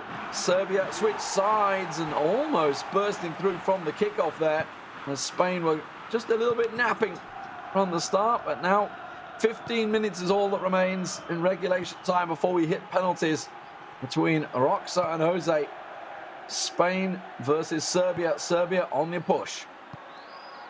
We said it was going to be a tight game in terms of certainly no walk-away winners, as both teams are so tremendously well matched. And we are level and almost destined for penalties, as the punch clear sets Spain away on another counter-attack. But good challenge coming in. And it's going to be a throw on that far touchline. 9 minutes is all that stands between Jose and Roxa going to penalties, as Rodri now picks the ball up and finds Rodrigo, one of the goal scorers, of course, in that first half of the 90 minutes. Now Thiago, the man who came on in this extra time period, just can't sneak it through, and the chance goes away. I'm not going to lie, I'm seeing a little bit of panic, a little bit of fluster in Roxa's defence every time it gets back there. And then it's sort of getting to the point, it's just like, I am just going to boot it clear, because I don't want none of this to go wrong once again. This time, tries a offensive through ball, didn't quite work out for him. 5 minutes is all that remains now as Spain go on the attack. They've got 4 forward at the moment, with 6 Serbian defenders back there, and Roxa will win it back and clear the danger through to Zivkovic. Counter-attack opportunity here as he feeds it through the middle, looking for a runner, finds one. Not going to be quick enough though. Ramos is back there. Talking of physical players, he is definitely one at the back for Spain. But they now have a chance as they push forward. Asensio through the middle. Oh, the keeper's quick to it. He had to be. That was the moment to win it in extra time. We will now go straight to penalties, and the drama already in today's action in the first two quarterfinals has been epic. What are we going to see here? Who is going to take a 1-0 lead in this best of three? Oh, he's egging it for the right side. He really wants it, and he gets it. I mean, that was sort of baiting it a little too hard, and a fantastic penalty for Spain there to slot it right against the post. It was indeed. Can Serbia and Roxa respond here? We saw some questionable penalty taking yesterday, but the two today so far, in this game anyway, have been absolutely clinical. Spot on penalty. Now Spain once again. Asensio, where will he go? This time Roxa, no funny business, but my word, you don't save those, do you? Penalty of the day for sure, as Mitrovic steps up. Captain, fantastic. He was brilliant yesterday, but he's missed. He's put it straight down the middle, and Spain have the advantage. Can they put the game to bed? Still a couple of penalties to go, but if they can get themselves to 3-1, the pressure will very much be on. He's missed it. A save from the keeper. Serbian keeper stepping up when needed. Now to convert it to level things back up. Huge pressure penalty for Roxa. Can he level the scores? It's another tremendous save from the Spanish goalkeeper. Advantage Spain continues. That's a really good save. I mean, that was a precise penalty. It was in the bottom right-hand corner. You can't argue about it. He just guessed it right. Great save. And now Roxa once again has to keep himself in it. This time it is the defender, and it will be saved. Nicely done again. He has to get himself a goal here, though. Oh, the pressure's on. He could be out of the tournament with the next kick. Yeah, if he doesn't score here, Spain can win it with their next spot kick from 12 yards. It's Jovic. Steps up, number 19. It's another tremendous save, you have to say, because it wasn't a bad penalty. The first win in this best-of-3 series. Spain to convert from the spot. We'll take it to 1-0. And we'll see whether Serbia, well, they're going to have another game to try and come back from this one, but the pressure very much on here from the spot. Oh, it's saved again, and Serbia are not done this time. They have a chance to redeem themselves and level the things up to 2-2, but if he doesn't score, they're done. Oh, my word. It's a real lifeline. It's a real lifeline for Serbia, but they have to do what they have failed to do 3 times already in this spot kick session, and he's missed it again, and Spain have won the first in the best of 3 in the most dramatic of circumstances. What an incredible game. 2 errors from Serbia create 2 goals for Spain, but every time Roxa had an answer to it, but he just failed at the last in the penalty shootout. Just couldn't quite have an answer. 2-1 Spain will win the first matchup. It is a best-of-3 series. The aggregate score does not count. There'll be nothing carrying over. Good job because they drew. It does mean it is simply Spain are 1-0 up in the series. And of course, just need one more game to take it. Let's have a look at some of the highlights. It was just such a defensive squabble, and look at that. I mean, it was a good hit. It was a good hit, but it was an open goal. Yeah, it was a great hit, but you've only got to look at the mistake that caused it. And we touched on in-game comms that the mistakes coming late in the game were due to the tired legs, etc., and the panic setting in. But you can't make excuses for that after 5 minutes in the game. But he responded well, Roxa, and he obviously drew himself level on the 25th minute. A lovely flowing move and a great finish with the outside of the left boot there. In Spain, they hit the bar, they hit the post, they hit everything. They tried the best to put the game to bed. This one, I couldn't believe he never went in. Double save from the keeper. We got another moment in a moment where it just comes off the post and the bar. It's flicking off everything. But again, defensive errors, defensive errors, defensive errors. That's the story for Serbia. Yeah, both goals coming from defensive errors, as you highlighted. Well taken, don't get me wrong, but you've only got to question Roxa defensively. It'd be interesting to see how the two players approach the next game as another defensive error, really. A combination of a defensive error and a goalkeeping error to allow him too much space to get the head in, and that was the moment that sent Spain into a 1-0 lead in this best of three. Well, the FedEx stats of the day shows that obviously it was a pretty entertaining thing. 16 shots between the two teams, 70% accuracy as well for Spain with those 10 shots. So they're going to be pretty disappointed that they didn't. They actually went to penalty shootout in the end because of the amount of chances they had. Yeah, they probably should have in full time. Looking at the stats anyway, it's difficult to do that in eFootball PES 2020. Like I said, it'd be interesting to see who the two players are chosen next. I would imagine we're going to see Kepa for Serbia, and I also would imagine we're going to see Alex Alguacil in for Spain as well. But you never know. As I said, we've got the likes of the Palmer and Mestre as well for Spain, and yeah, let's wait and see. Yeah, we'll see who's going to step up for them. Obviously, it is a best-of-3 series, so you know what? If Serbia come out on top of this one, we could have a Game 3, just as we saw in the Romania-Holland game. If you missed that one, an absolute cracker coming out from Romania, knocking the nearly men out the tournament, bless them. Holland, once again, bow out in the quarterfinals. You know, as an Englishman, we can feel your pain. I can have a bit of sympathy with them, to be honest. Yeah, we certainly can. We've been the nearly men for nearly 100 years. So, yeah, even I'm not old enough to remember the 1966 World Cup. It's been that long since we did anything. It is going to be Kepa starting out as we expected for Serbia, and he will be up against Mestre. So it's the two we expected. Maybe we're thinking Alex Alguacil is going to come in here, though. I would have expected that to kind of get the job done in two. Maybe they're looking, if it does go to that third game, then they'll bring Alex in for that all-important tiebreaker. But, I mean, don't get me wrong, Mestre is still a fantastic talent for Bayern Munich. But I would have thought Alex would have come in for this one.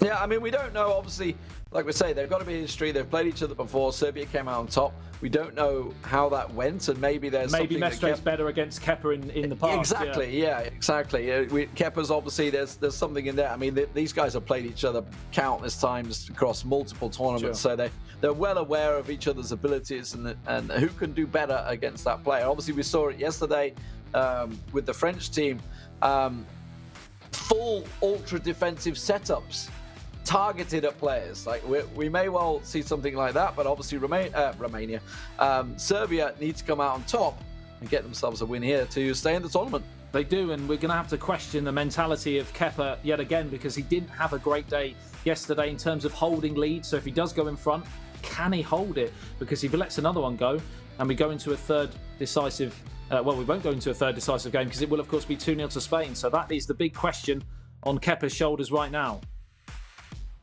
Yeah, possible squad rotations, Wes has pointed out, because both Palmer and Alex did play yesterday. They're just, they got four fantastic players within that Spanish lineup. They can just rotate through. Whether they've just saved these guys for today, or whether we'll see more of them later on. Obviously, Spain at the moment 1-0 up, looking with one toe in the semi-finals.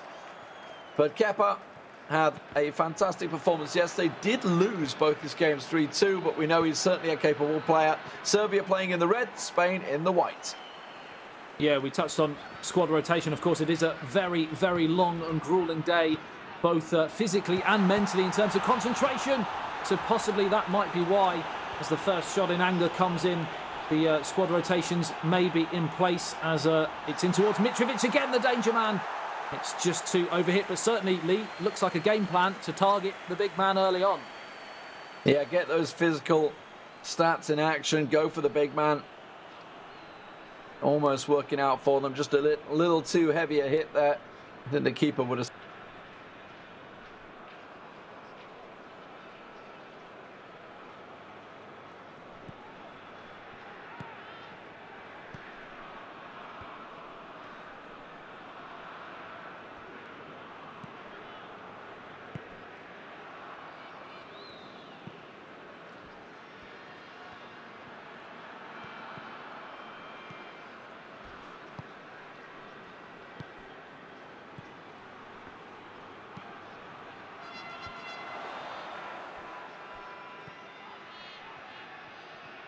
Still looking to work the angles down the left wing. He's got a big chance here just to go for the cutback, but nicely shepherded out by Kepa.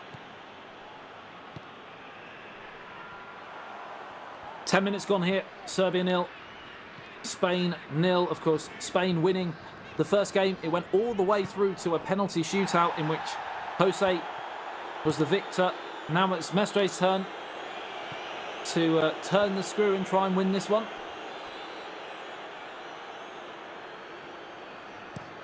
Not really a shot in anger coming out from Spain in the opening 15. More importantly, no errors for Serbia to cause those chances. That one flicked off the defender's heels, but the keeper will clear it. And look at that, sends it. Is he offside or not? I don't know, but oh, it was a poor first touch that give it anyway. I wasn't too sure, but Mitrovic very sloppy in his first touch. Yeah, he had acres of space. All he had to do was control the ball, and he had a good 4, even 5 meters between him and the last defender just to race through on goal. It wasn't to be, but that certainly goes down as probably, even though we didn't even have a shot, the biggest chance of the game so far. Not quite the enthralling spectacle that we saw in that first game, but we've still got time late. Yeah, there's only 20 minutes gone, and let's not forget that Spain are coming into this one with a lead, so there's no reason for them to put too much pressure on themselves looking for those early goals. Meanwhile, Kepa needs... Oh, my word. That's naughty. That's a physical one. Prison sentence. Absolutely nowhere near the ball. Really late. It's going to be at least a card. Yep, a booking for Milinkovic. Just welcoming Morata to the game there. As Azpilicueta finds Rodrigo. Now back to Rodri.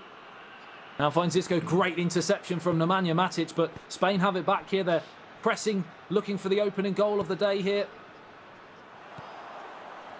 Working well. Some really good defending coming out from Kepa at the moment, but that ball just a little straight. Wanted to try and work the angles, but wins it back in an important position now in the midfield. He's got a lot of options open, looking for the left, looking for the right. Where's he going to go? Straight through the middle. He's got one off to the right. Just tries to go for goal and just pulls it wide.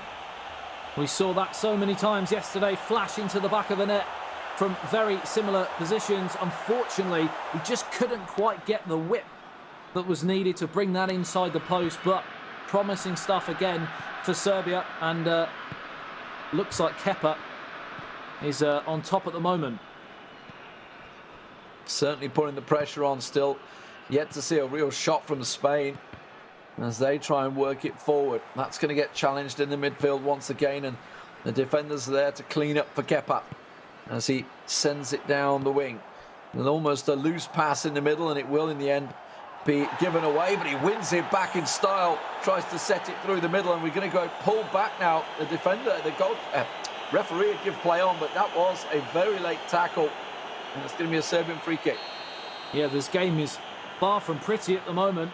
We're seeing the grueling tactical side that you of course still need to have if you're going to go all the way in a competition. You can't always play right at the peak.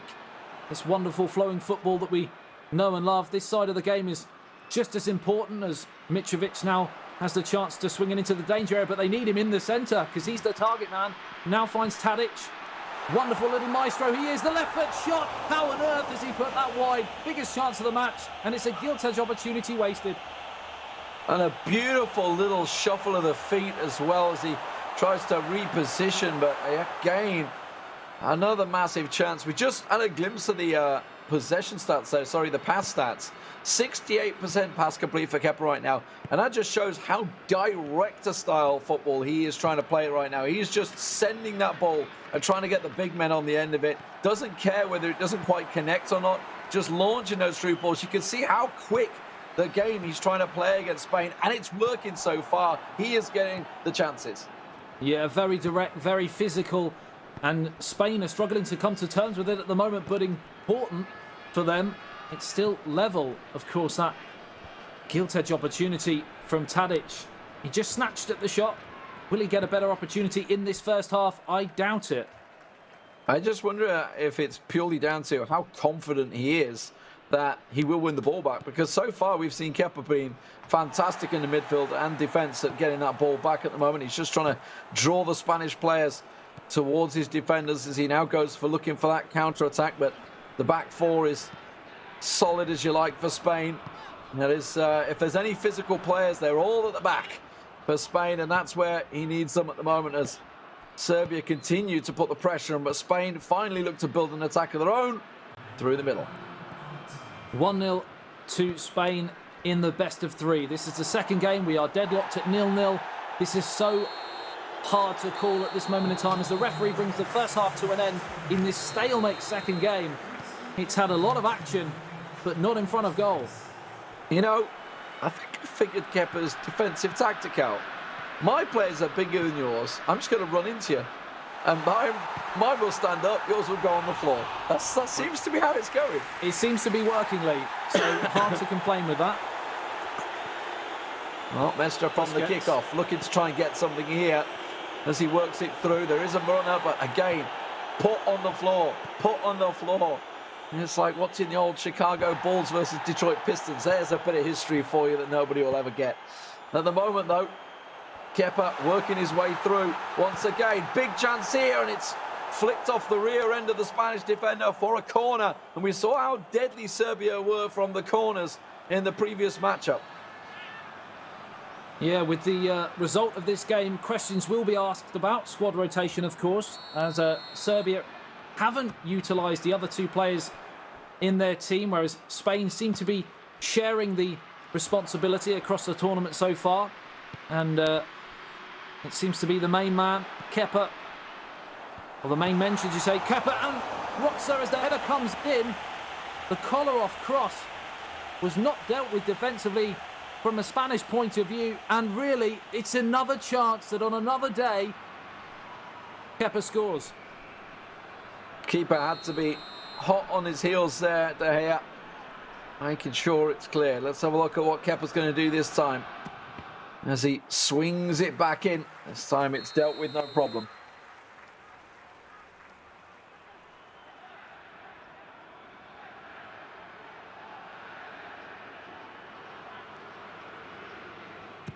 Corner to be taken on the far touchline. It's in towards the near post. Great defensive header. He just put everything on the line to block the attack as Tadic now picks it up. Plays it in towards Mitrovic again. How many more chances are Serbia going to spurn? Spain are living dangerously. They're living on the edge. Just flicks up out of position. Wasn't quite able to do it, but the corners are causing so many problems right now. And you can see there's no Spanish players there. When it gets cleared, it's only going to a Serbia player and it's coming right back down their throats.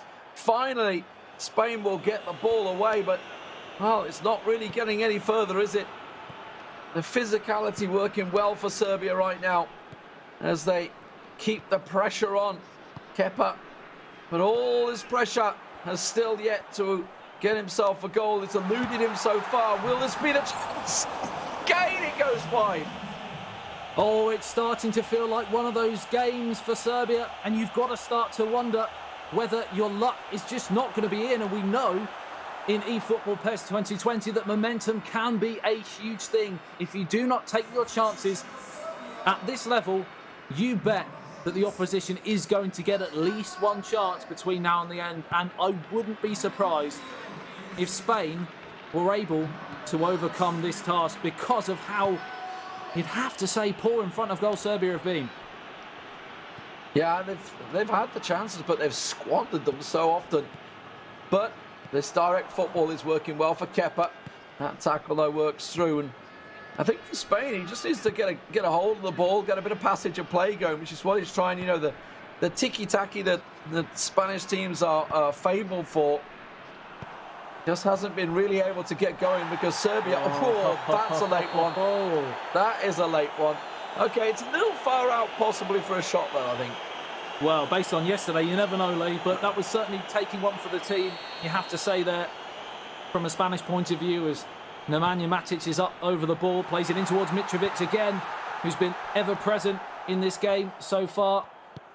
And now Rodrigo turns and tries to set Morata on his merry way, but it's just breaking down every single time, and wave after wave of Serbian pressure. Can they finally make it pay, or will Spain manage to sneak something on the counter? Morata pops it off to Koke, but it breaks down again. I think it'd be a real sucker punch if Spain were to come out on top in this match so far. That's a great ball through, just offside a fraction. No, he'd strayed well off. He had strayed well off. He wasn't a clear chance, but of course you will be if you're that far ahead of the defensive line. 70 minutes gone. Is time running out? Pressure on Kepa now. Obviously, it is classed as 0-0 this matchup, so we'll go extra time and penalties regardless. But currently, with Spain leading 1-0 in the series, he's going to want to do it in regular time. Yeah, I touched on the mentality of Kepa and whether we possibly might have to have questioned it after yesterday and the leads he let slip. But this is a mentality question of a whole different ball game, because he's had so many chances and he's not been able to take them. Is he now going to start suffering from why am I not in front? Indeed. Well, Maestro, big chance opening up here down the left wing. Man in the middle looking for Morata. Can't get it across. The defender's there. This time it is cleared. No defensive errors for Serbia, and now a direct counter themselves, but it's picked up in the midfield by Spain. It's possible yesterday's playing on Kepa's mind, which means that he's snatching at shots that he'd usually just calmly stroke home. But they come again here, Serbia, through Mitrovic. Back to Jovic. Now Busquets picks it off him, but can't find Morata. It's a late challenge. Referee waves away the appeals as Rodrigo twists and turns. Can't get away from the Serbian defender, but that's another mistake. Is this another calamitous goal here? What a save from the goalkeeper. It looked for all the world to see it was going to sail into the top right-hand corner. Not to be. It was just opening up, and you just thought for a moment, are we really about to see a Spanish goal against the run of play? It is still a corner. As you can see, the players just going to be adjusting exactly what's going on. Expect to see some substitutions coming in here for both teams. Some tired legs start to show. We'll see exactly what's going to change. Yeah, it was a lovely dummy that to get the shot away, but we talked about momentum, and that momentum has well and truly shifted back in Spanish favour. They've been under the cosh for large periods in this match, but now with only 8 minutes to go, they look like they could be on top. Oh, and Kepa steps in. A counter from the corner, possibly, as they try and break down the left wing. Milinkovic-Savic can burst through. He's got to switch the play, though. Lends it down the left wing. Jovic's going to run it into the corner. And now the Spanish players are getting back. It's just going to go for a throw, which will reset the play. But Serbia, they hold on after a small bit of pressure from Spain. It's actually a free kick, I mean, you know. That's a problem. There's a lot of big men. Yeah. Look at them sticking out. Yeah, it was a cheeky little flick on the ankles of Jovic, and the referee gave the free kick. Nothing doing so far, but it's ricochet back, pinball, and fired up. Just 4 minutes remaining. Are we going to see a late dramatic winner here? Controls it, keeps it.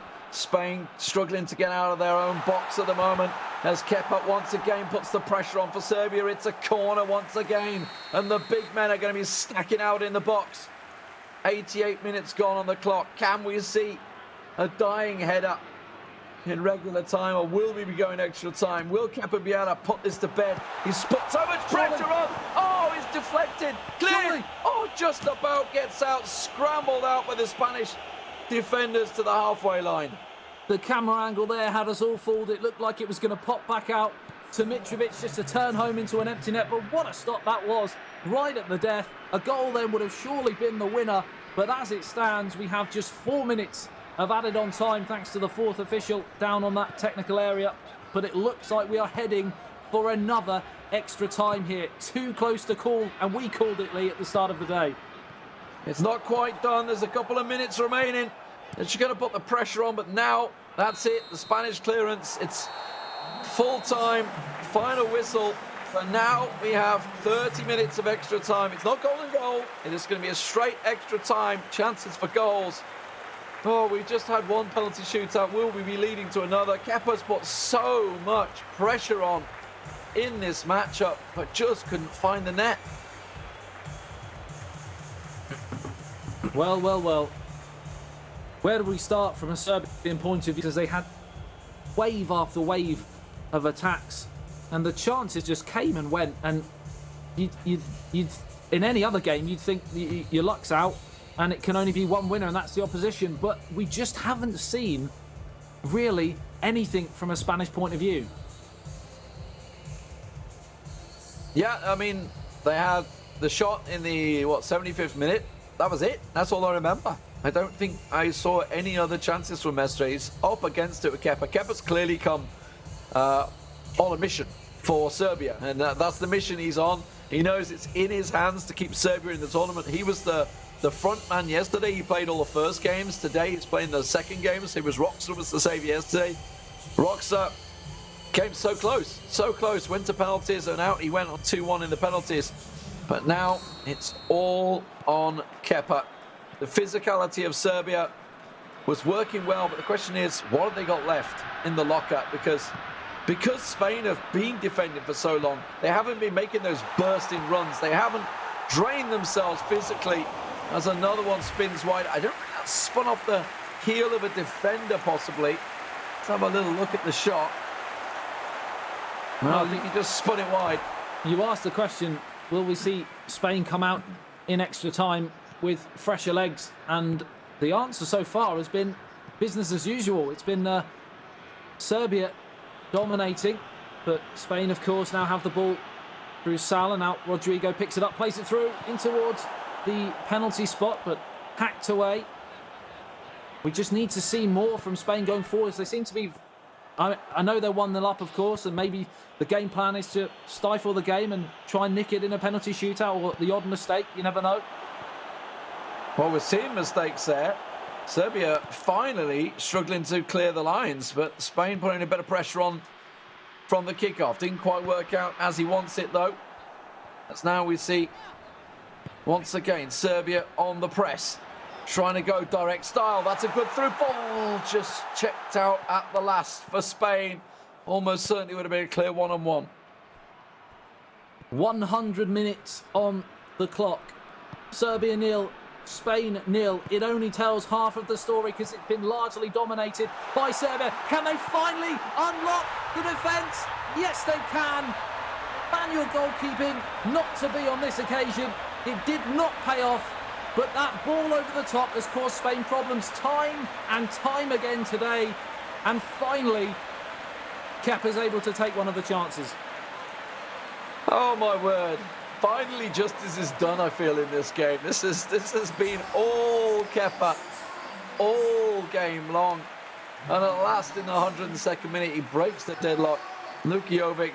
And you see, he's been playing that direct style, and finally it works out for him. As you see, manual goalkeeper sent it to the right, thought he was going to snatch the early shot, but cool as you like. Considering the chances he's had, that was some pretty cool under pressure finishing.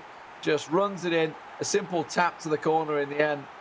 And Serbia at last have their goal, and now we'll see how Spain respond to it.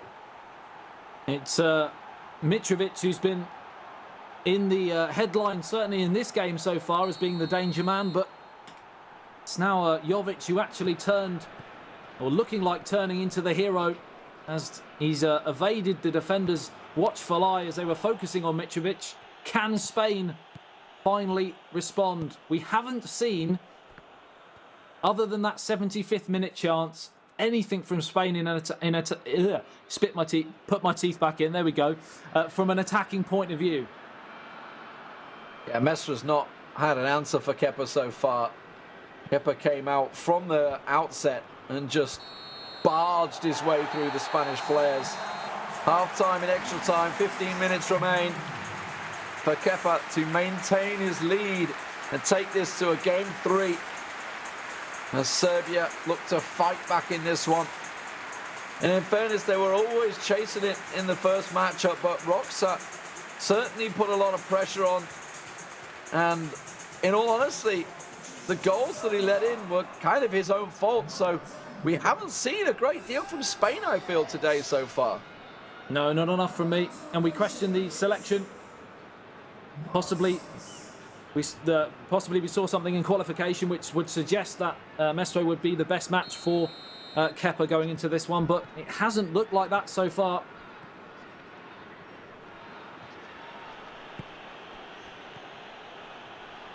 From the outset, Spain, there's a massive chance on the left wing. Oh, gone wide. Did the keeper have hands with? Did it come off the defender? I couldn't tell. But Spain have to be scoring that. I think it just flashed all the way wide. Oh, it's a big chance. It's a huge chance, Lee, and he hasn't had too many. So he may not get a better opportunity.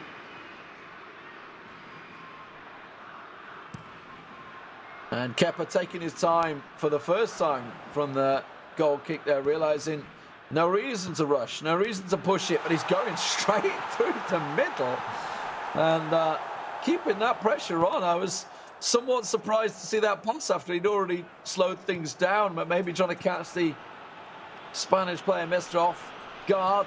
And again, look at that, just how cleanly and easily he's winning it in the midfield. Yeah, it's far too easy right now for Serbia. And as soon as Spain get the ball back, it's wrestled off them again. I just wonder, Adam, think of yesterday, think of Kepa. He had 2-0 leads and he was giving it away and losing 3-2. I'm just thinking, you know what, I probably shouldn't play defensive. I should just keep playing the way I am, because every time I try and slow things down, it goes wrong for me. Yeah, absolutely. And almost a horrendous error there at the back, and that would have been some turn up for the books.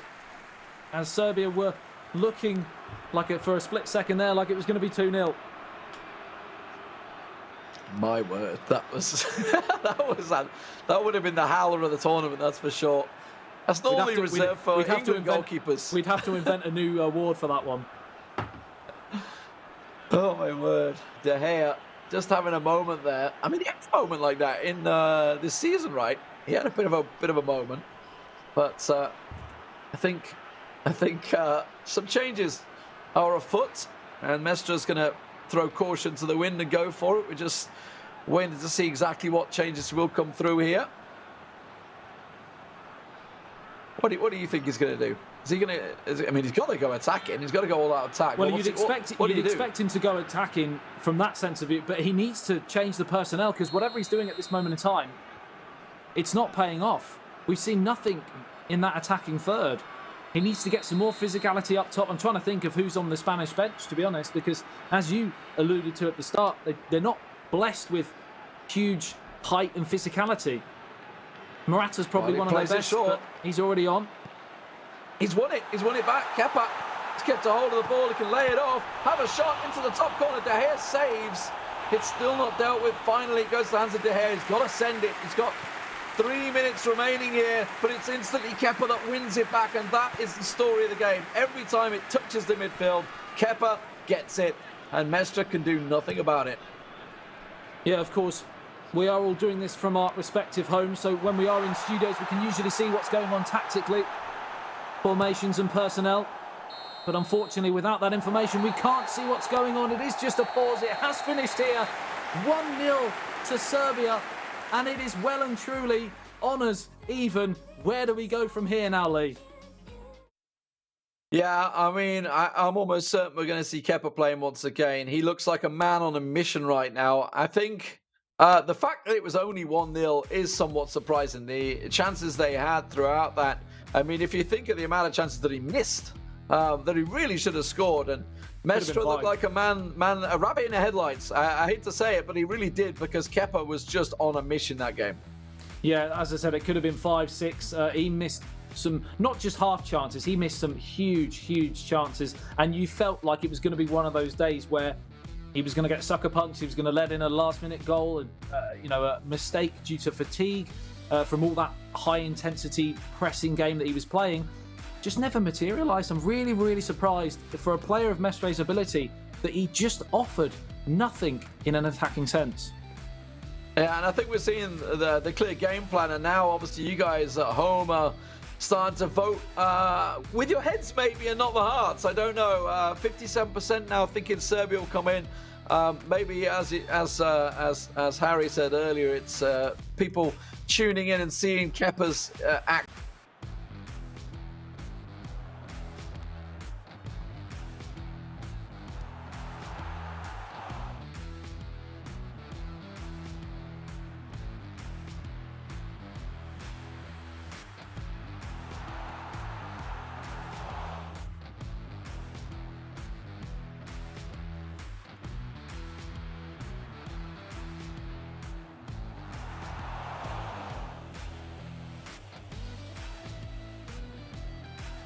Tadic fed Mitrovic there.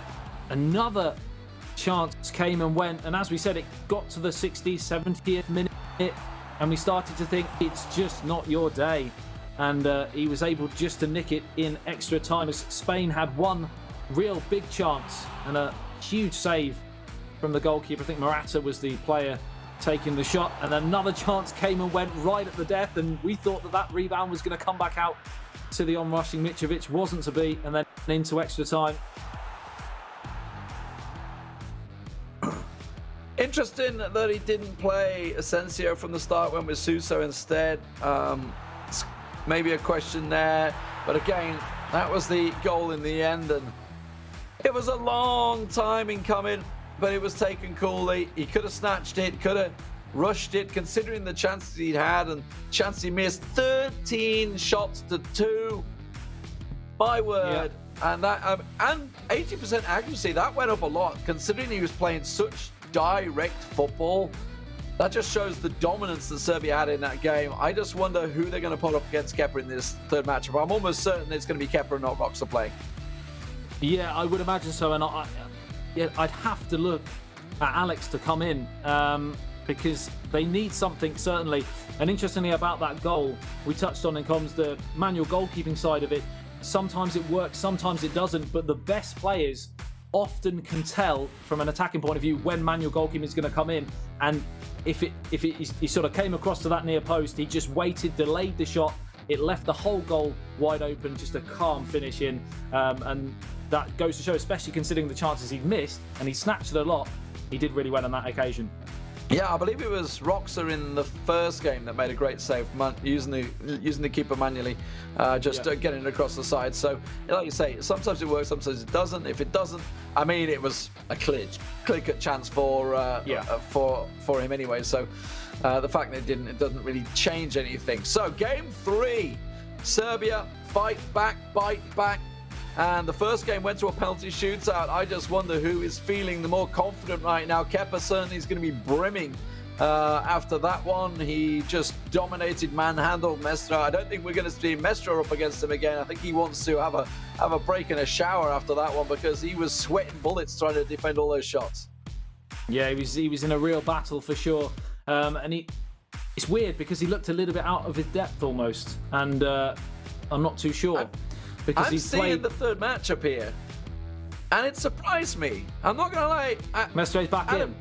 Mestre's back in, and he's up against Roxa. I mean, that's left me, as well as you, considering our faces are on screen, a little bit perplexed, because I wasn't sure about. Possibly, I can see the Roxa, coming in, because he was probably the better out of the two players yesterday, actually. But to go with Mestre again, well, I'm not too sure. He may prove me wrong. Like I said, he's still a fantastic player. He plays for Bayern Munich. He's been there, done that. He's got great experience, but I just am surprised that Alex hasn't come in. Maybe there's something going on behind the scenes that we don't know about. Never know. I just wonder whether they've decided it now, or this was decided before the series began. And now they're thinking, oh, damn it, Kepa's really hot today. I don't know. I mean, maybe we'll get fed the stats, some information. We'll sort of probe league ops to see if we can get any of that information away. Yeah. Because from our perspective, you got to be thinking, you just saw that match thinking, why the hell is Kepa not playing? Yeah, it might still stem back. We keep touching on it. It might still stem back to the qualification when Serbia actually toppled Spain. Maybe Mestre did something. I don't have that information here. Maybe he was part of the reason why in that matchup, maybe he did something that was great, and equally maybe why Roxa has been chosen there. Maybe he was the reason why they topped the group. You never know. Well, it's definitely going to change things, and you guys are voting on the poll. Maybe that'll change. Maybe the Spanish fans will be back in there going, we got this, boys. But do not discount Roxa. If you think to the game that he lost on penalties, he came back from a goal down every time 2-2. And those both goals were really his defensive errors rather than the other players' fortunes. Sort of benefiting from it. So Roxa certainly is a man that can do it. He did it yesterday for Serbia when required, when Kepa couldn't. So absolutely has it in his locker to come out on top against Mestre. Yeah, and you've got to remember as well, from a Spanish point of view, one of the benefits of playing again straight away is that you are, even though you lost the game, you are still fresh, you're up to speed. You don't have to rely on the opening, because often they can get caught cold coming in the first 5 to 10 minutes. We've seen so many times how many early goals we have because they're not quite at the races at this highest level. Maybe that's another reason why they've gone with Mestre again. Yeah, who knows? Who knows? We could debate it all day. We're just going to wait for the game to get ready. Let's keep debating it. Keep debating it. I'm just very surprised that Kepa isn't playing. Yeah. After 13 shots to 2, you got to be thinking, oh, let me go again. Or maybe he just threw his all at that game and he's got nothing left. I don't know. Well, that selection there, as you can see, has affected the polls, Lee. I mean, they're still loving it. I feel that there's still some Kepa bias in this vote. But 31% to 69%, Serbia fans are getting their heads in there, and everybody else is watching this one. Obviously, Serbia, they had some tough matches yesterday. Spain came sailing through the group. Serbia had to go at it. Yeah, and as you touched on, Roxa was one of the main reasons why they are here. But I think more importantly, the selection from the Spanish point of view is more of the reason possibly for the poll. Maybe they've seen a weakness in that last game from Mestre that might have swayed that. Could be proved completely wrong, and he may go and win 4-0. You never know. Like I said, he does have the ability to do that. Yeah, it's just it's an interesting one. We'll have to wait and see. Hindsight is probably the best thing we can have after this. Well, it looks like the game's just about ready to go. Roxa, the man of experience, perhaps, is what they're leaning on here in the inaugural eEURO 2020 tournament for eFootball PES. Spain coming into this one, I would say, as the favourites, maybe in the top half of the bracket, but they are up against it here. France, meanwhile, obviously down at the bottom, the tournament favourites are going to be feeling very confident watching this, but they themselves had a tricky moment yesterday, so let's not jump our guns. And obviously the Romanians, looking to see who they're going to be facing in the semi-final from this leg, are going to be licking their lips because they played fantastic against the Dutch earlier today. But here we go, ladies and gentlemen, back underway. It is the Spaniards in their home strip and Serbia in the white, and it's Serbia on the attack instantly, tries to cut it in, and it will be cleared.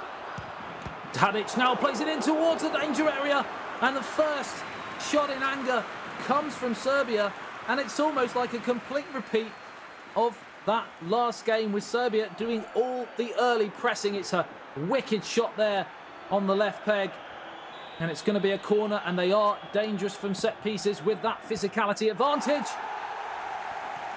As it's headed away, now fired back in, but that is up and over the top. And Lee, that was the first real chance, and it was a big one.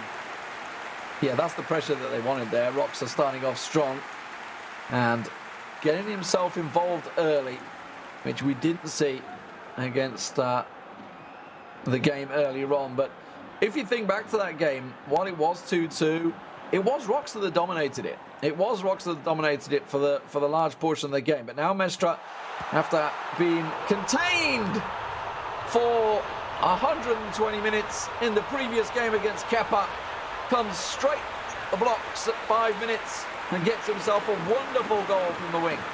Well, Mestre might just have answered all of the critics inside the opening 5 minutes. It was a wonderful run from Rodrigo, and many people were talking behind the scenes about the experience that Roxa had over Kepa, and of course his performances yesterday for the reason behind his inclusion in this final match. But a little bit of inexperience almost coming through, it seemed, for such an old head defensively, and it allowed a free run And Mestre made no mistake 6 minutes in. And for something he couldn't do in all of 120 minutes almost, he's done inside 6 minutes. I got to feel that Roxa was just looking around and looking for like, oh, where's he going to pass it? Where's he going to pass it? Didn't expect, because you just don't see that many wing runs. Obviously, Rodrigo certainly capable of doing that.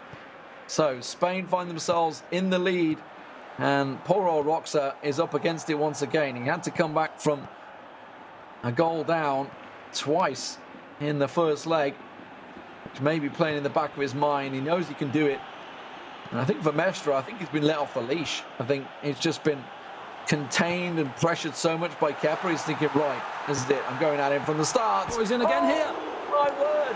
How did that not go in? He did the perfect little double touch, completely did the keeper, and then hit the post. He should be 2-0 up, Lee. We had one chance for Jajic inside 4 minutes for Serbia. And then since then, it's been a Spanish onslaught, and the inquest may continue as Spain are in again here. Is in towards Isco. Great defending from Roxa, who's living incredibly dangerously at this moment in time. The counter's now on, and he switches play out towards Dusan Tadic. And now the Spanish players get back, but it's back to the playmaker again. They're lining up here, Serbia, out towards Kolarov. Utilised so many times. Lovely footwork there. The referee plays a good advantage. Still in the danger area. They can't clear their lines here, Spain. Can they make them pay? No, they can't. Great save in the end. The pressure from Serbia back on. It's where it needs to be, but he's got to be careful about this counter-attack that Mestra's finally been able to develop for Spain. He's been contained for so long that I just feel that the bottle top has been released, and Mestra's exploding onto the pitch right now. And chances, well, that's a late one. Very, very late one on Tadic there. Oh, my word. Did that be red? We touched on a lack of physicality from a Spanish point of view. They were certainly, Isco was certainly proving that they're up for the battle today. Well, Roxa not able to do anything from the free kick, and now the counter's on. There's only one man ahead of him, though, so not really going to go very far, whereas Roxa's Serbian players are still very much ahead. 5 of them around the box. Finds one. Slips it back. It's a beautiful drag-back finish there. And Roxa's back in control. 1-1. Mitrovic finds the net. Yeah, it's that man again. Mitrovic. We've seen so many times yesterday. Just jinking onto his favourite right foot on the edge of the area and applying a calm finish into the far corner. And for all of Spain's dominance, we're back level again. Well, he had to do this again, Roxa. Will there be a chance for Roxa to actually get in the lead for once in these games, instead of having to chase it all the time? He's certainly got it, the ability to do it. Mestre, 5-minute goal. I think it was within like 3 or 4 minutes last time, wasn't it? So he's ruining those early goal chances, but that'll be a goal kick. That's exactly what he wanted from the kickoff there. Doesn't need to go ultra defensive anymore. Can just get himself back in control, and that's what he's going to do. That's going to get picked up. It's gone off for a throw, though, and Serbia will have the ball. Kolarov to throw from that near touchline. And Serbia break again here. A lot of numbers back for Spain, but good interchange there on the edge of the area. Finds the danger man again. Now Jajic from the edge of the area. What a finish! We may have seen another goal of the day contender. It opened up, caressed into the far corner, and on the biggest stage of the season so far, he's produced an absolute wonder strike here, Roxa. That was exactly what we were talking about yesterday. Hit it, hit it, hit it. And he had the chance. It opened up for him. It just rolls back beautifully. And you know what? Just have a go, and perfectly places it, curls it into that corner. De Gea beaten. And he just, look at that. De Gea just stepped to the right, which completely put him out of position. He didn't have the chance, the speed to scurry across to the left-hand side. I don't know whether that was Mestre just repositioning. I think that was just simply the AI moving him over to the left, because that was the position he should have been in. It was the correct position after all. And for once, we see Roxa in the lead. And he's won the ball once again from the kickoff. Well, there's that mental strength of Roxa, showing the years of experience and possibly the reason for his selection ahead of Kepa for this final game in the best of three. Of course, Spain winning the first as it just drops onto the top of the net. And I just can't call it at the moment. Well, Roxa's certainly pulling it about, starting to put the pressure on. By all rights, you know, you score a goal, you should be under pressure from the kickoff, but he won that back and had a shot within a moment. Oh my God! Oh, he got a little lucky there, did Mestre, because Roxa win the ball back. That's one of those chances you see happen when you first start playing the game and you just can't clear the ball, and you're like, oh, I just gave the ball straight away to whatever person you happen to have queued up against, and you're just like, well, I'm not playing anymore. But that's not the case. The league give up. Well, none of these players will be giving up at this moment in time as we tick towards the end of the first half. It's been toing and froing like the tides of the sea at the moment. Just can't call it. Spain went 1-0 up, and deservedly so. But Serbia came back, but there's a mistake and a chance for an equaliser. Oh, what are they doing at the back? Well, it was Roxa that made the two defensive errors previously. Let's not dwell on the ball back there. I think is probably the best case for him. I've got to assume that Kepa's in his ear, talking to him during this matchup, and just thinking, oh, don't do that, don't do that. Well, don't do that. But this time the keeper meets it. Mitrovic is there, and we'll get the ball cleared out as we approach half-time. It was another mistake there from Roxa, and Spain were in again, and they're in again here through Rodrigo, the goal scorer. What a finish! We are seeing goal after goal, which might be contenders for goal of the day, because that is an absolute thunderstrike again. Burst in the net with the power. He hit that one absolutely through the middle, but the keeper, well, he's not going to save that. That was a thunderbolt. A thunderbolt coming out from Mestre, and just as we approach half-time, 2-2, just as it was in the first leg for Roxa, he is getting some deja vu once again and thinking, surely this can't go to penalties. We have a whole half ahead of us, though, Adam. This game is cooking up to be a stormer. It really, really is. We said we can't call it right at the start of the day, and we are into the third game, Lee, and we still can't call it. We've no idea. Well, we're getting some skill of the day, some goals of the day. It's all coming from this matchup at the moment. That one, that will not be a contender. A corner given early for Serbia here. They have a lot of pressure from the height and physicality. They send one in, it's cleared, but it's only gone to the edge of the box. He tries to send it in, he collects a leg, and it will bobble kindly for De Gea. I thought we were going to see another absolute bolt from the blue again, or bolt from the white on this occasion, but it wasn't to be. It took a few deflections en route to take the sting off the ball before it nestled into the gloves of David De Gea. But Serbia come again. It's just got a little bit frantic now as we tick towards the final third of this final third game, as Morata finds Rodrigo. One back though by Serbia. Nemanja Matic brings it away, gives it away again though. Thought we were about to get a 3-by-3 moment there for a second, but Serbia. I'm saving that for later. Foul from Spain there, but not going to count for much. It was back in their own half, so a little bit of afters on Matic as he goes down, the captain. So Serbia, plenty of time, no need to panic. 1-1 in this best of three series. Winner takes it all, goes through to the semi-finals versus Romania. They're sat waiting. Oh, the cutback was there. It's still loose. Really? It's found the corner, and Serbia back in the lead. Well, well, well, it's that man again, Mitrovic.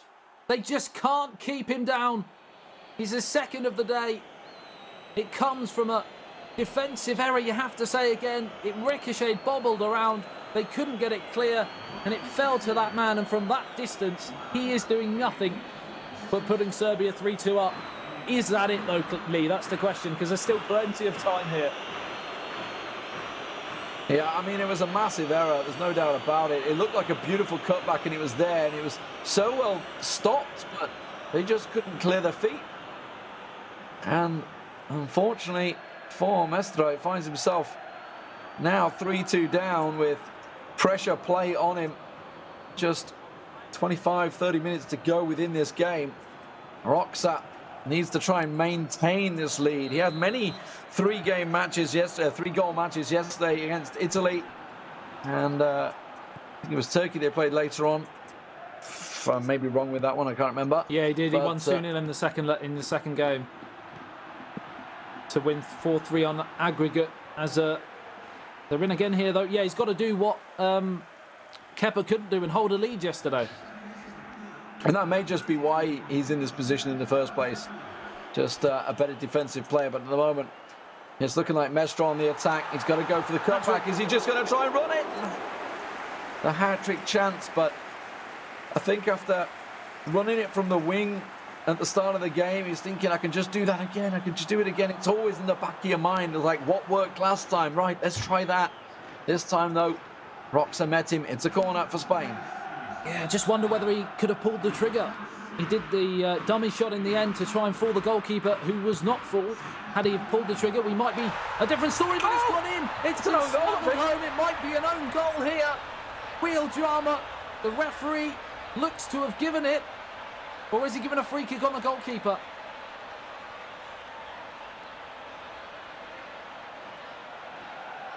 That's an own goal. That's his own player. It's turned home. It's surely going to be a goal. The referee have just seen point back to the halfway line. It looks to have been given. Wow, 3-3. An own goal for Serbia. You don't see it too often. Well. It's happened here, and, well, they're going to be kicking themselves now, Roxa. He's got to go again. He's led this game multiple times, but now he's got to really put the pressure on.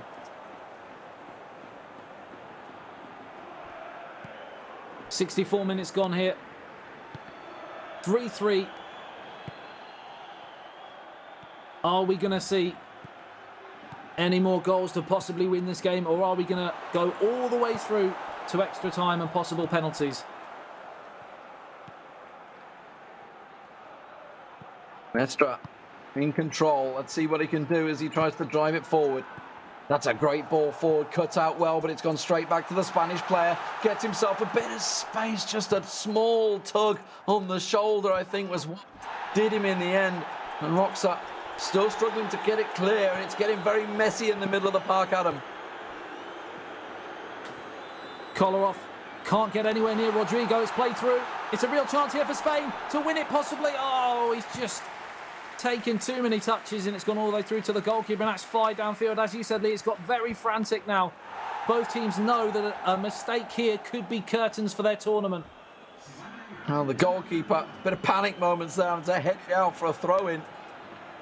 Just 18 minutes to go in this game. Launches it down the wing. Inside, Roxa looking to cut it through. That's a great little turn. Finds himself space. Looks to lose the man. It goes full spin. Oh, he swung a leg at it. He's put it wide. How on earth has that not nestled into the back of the onion bag? Because the defender tried to make the block, but he left space open at that near post. And David De Gea is a very happy man. Just 15 minutes to go for extra time and penalties. This game will be concluded. 10 minutes of real time. Mestre for Spain on the attack. Started off with a beautiful goal from Rodrigo. Can't quite muscle it through. And Serbia once again on the counter. Down the left wing, as it's so often been with Kolarov. Working it into Mitrovic, who looks dead on his feet right now. They've got to look towards the front men. They can't get past that Spanish defence. Resolute for probably the first time today from a defensive point of view. But now they turn down the other end. Oh, it's a late challenge. The referee plays a good advantage, though. It's Rodrigo. Now he brings it back, I think, for that earlier infringement. Another nasty challenge. Rodri had nothing there. I could see even when he went down. It's based on the fact he's just dead on his feet right now. Yeah. Absolutely run ragged. 10 minutes to go. Chance for a real supreme effort from Spain here. I think he's going to play it short. Looks like he will do. Finds his man. That's Azpilicueta, but that's well cut out by Serbia. And now they can try and set some counter down the left wing. Jovic tries to lay it back there. Gets it forward. The keeper's come. Oh, had to come off his line, De Gea, because Jovic was clean through. Yeah, did really well there, the goalkeeper. Right now, these players have just got to get the ball into the danger areas, because with all the fatigue that's running around through the two sets of teams, heavy touches will be ever present, and they may gift you just that one chance to nick it right at the death. None of these teams want a penalty shootout lottery. Can Serbia win it in normal time? It's off the foot of the post. Should that have been the moment? Well, De Gea is stepping up when he needed, because for all the world, you just thought when you saw that little flick in, it had to be nestled in the net.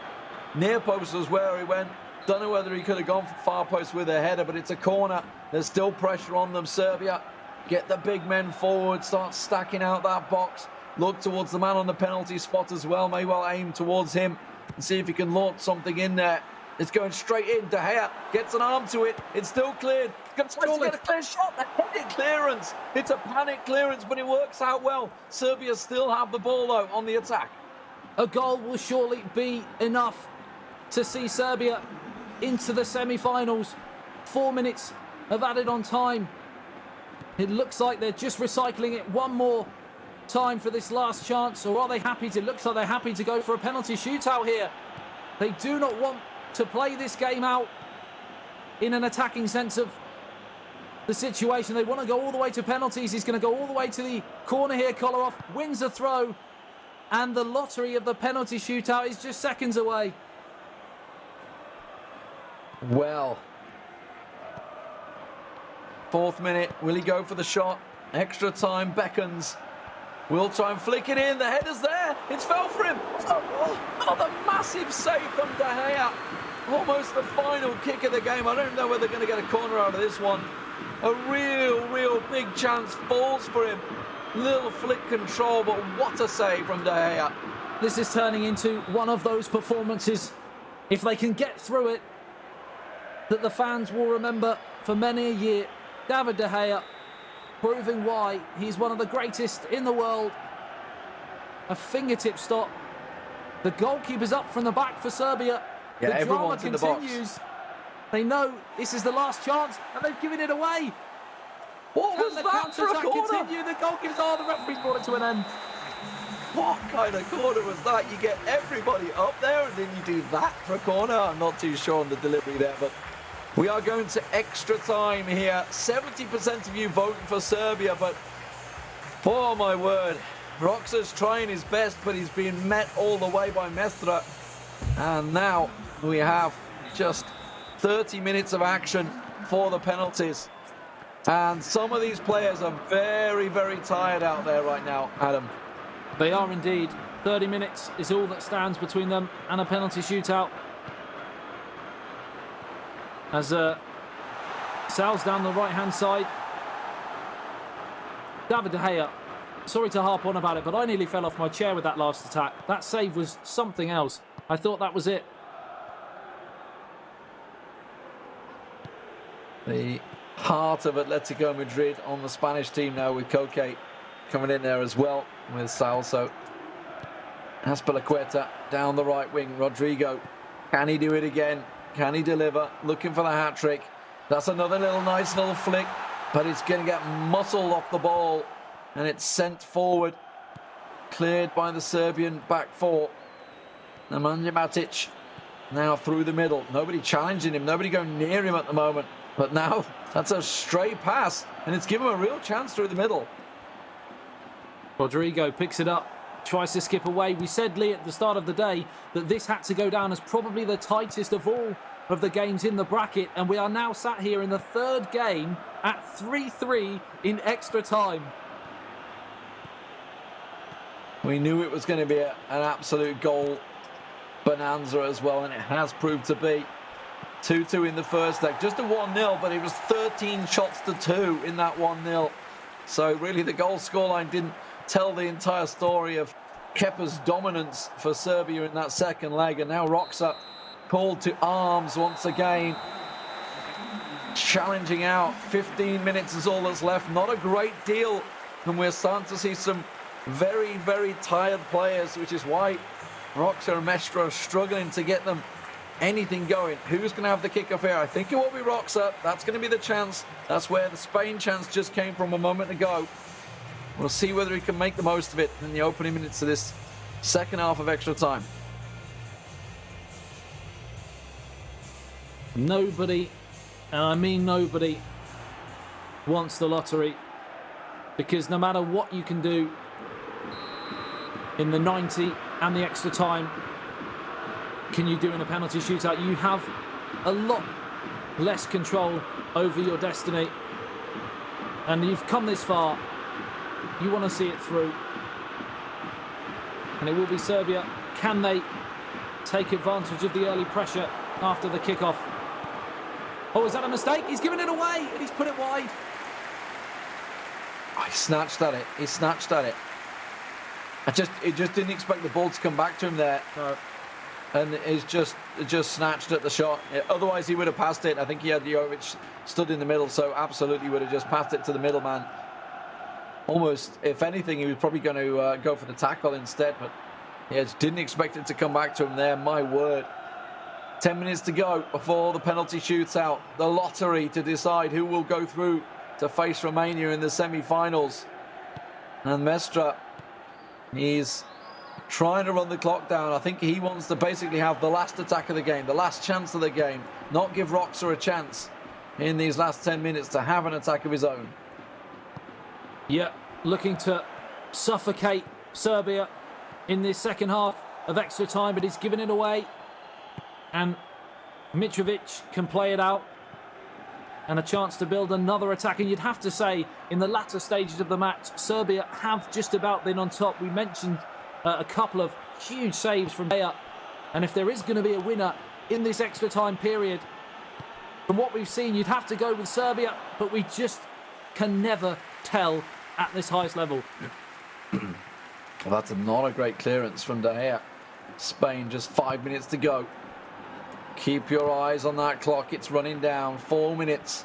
Spain looking to move, but it's going to be Serbia that will come out on top in that tackle, but it's bustled once again for Spain as they push it through the middle. They got 3-on-3 forward, actually. Make it 4-on-3. They've got the numbers advantage. Can he find the ball? No.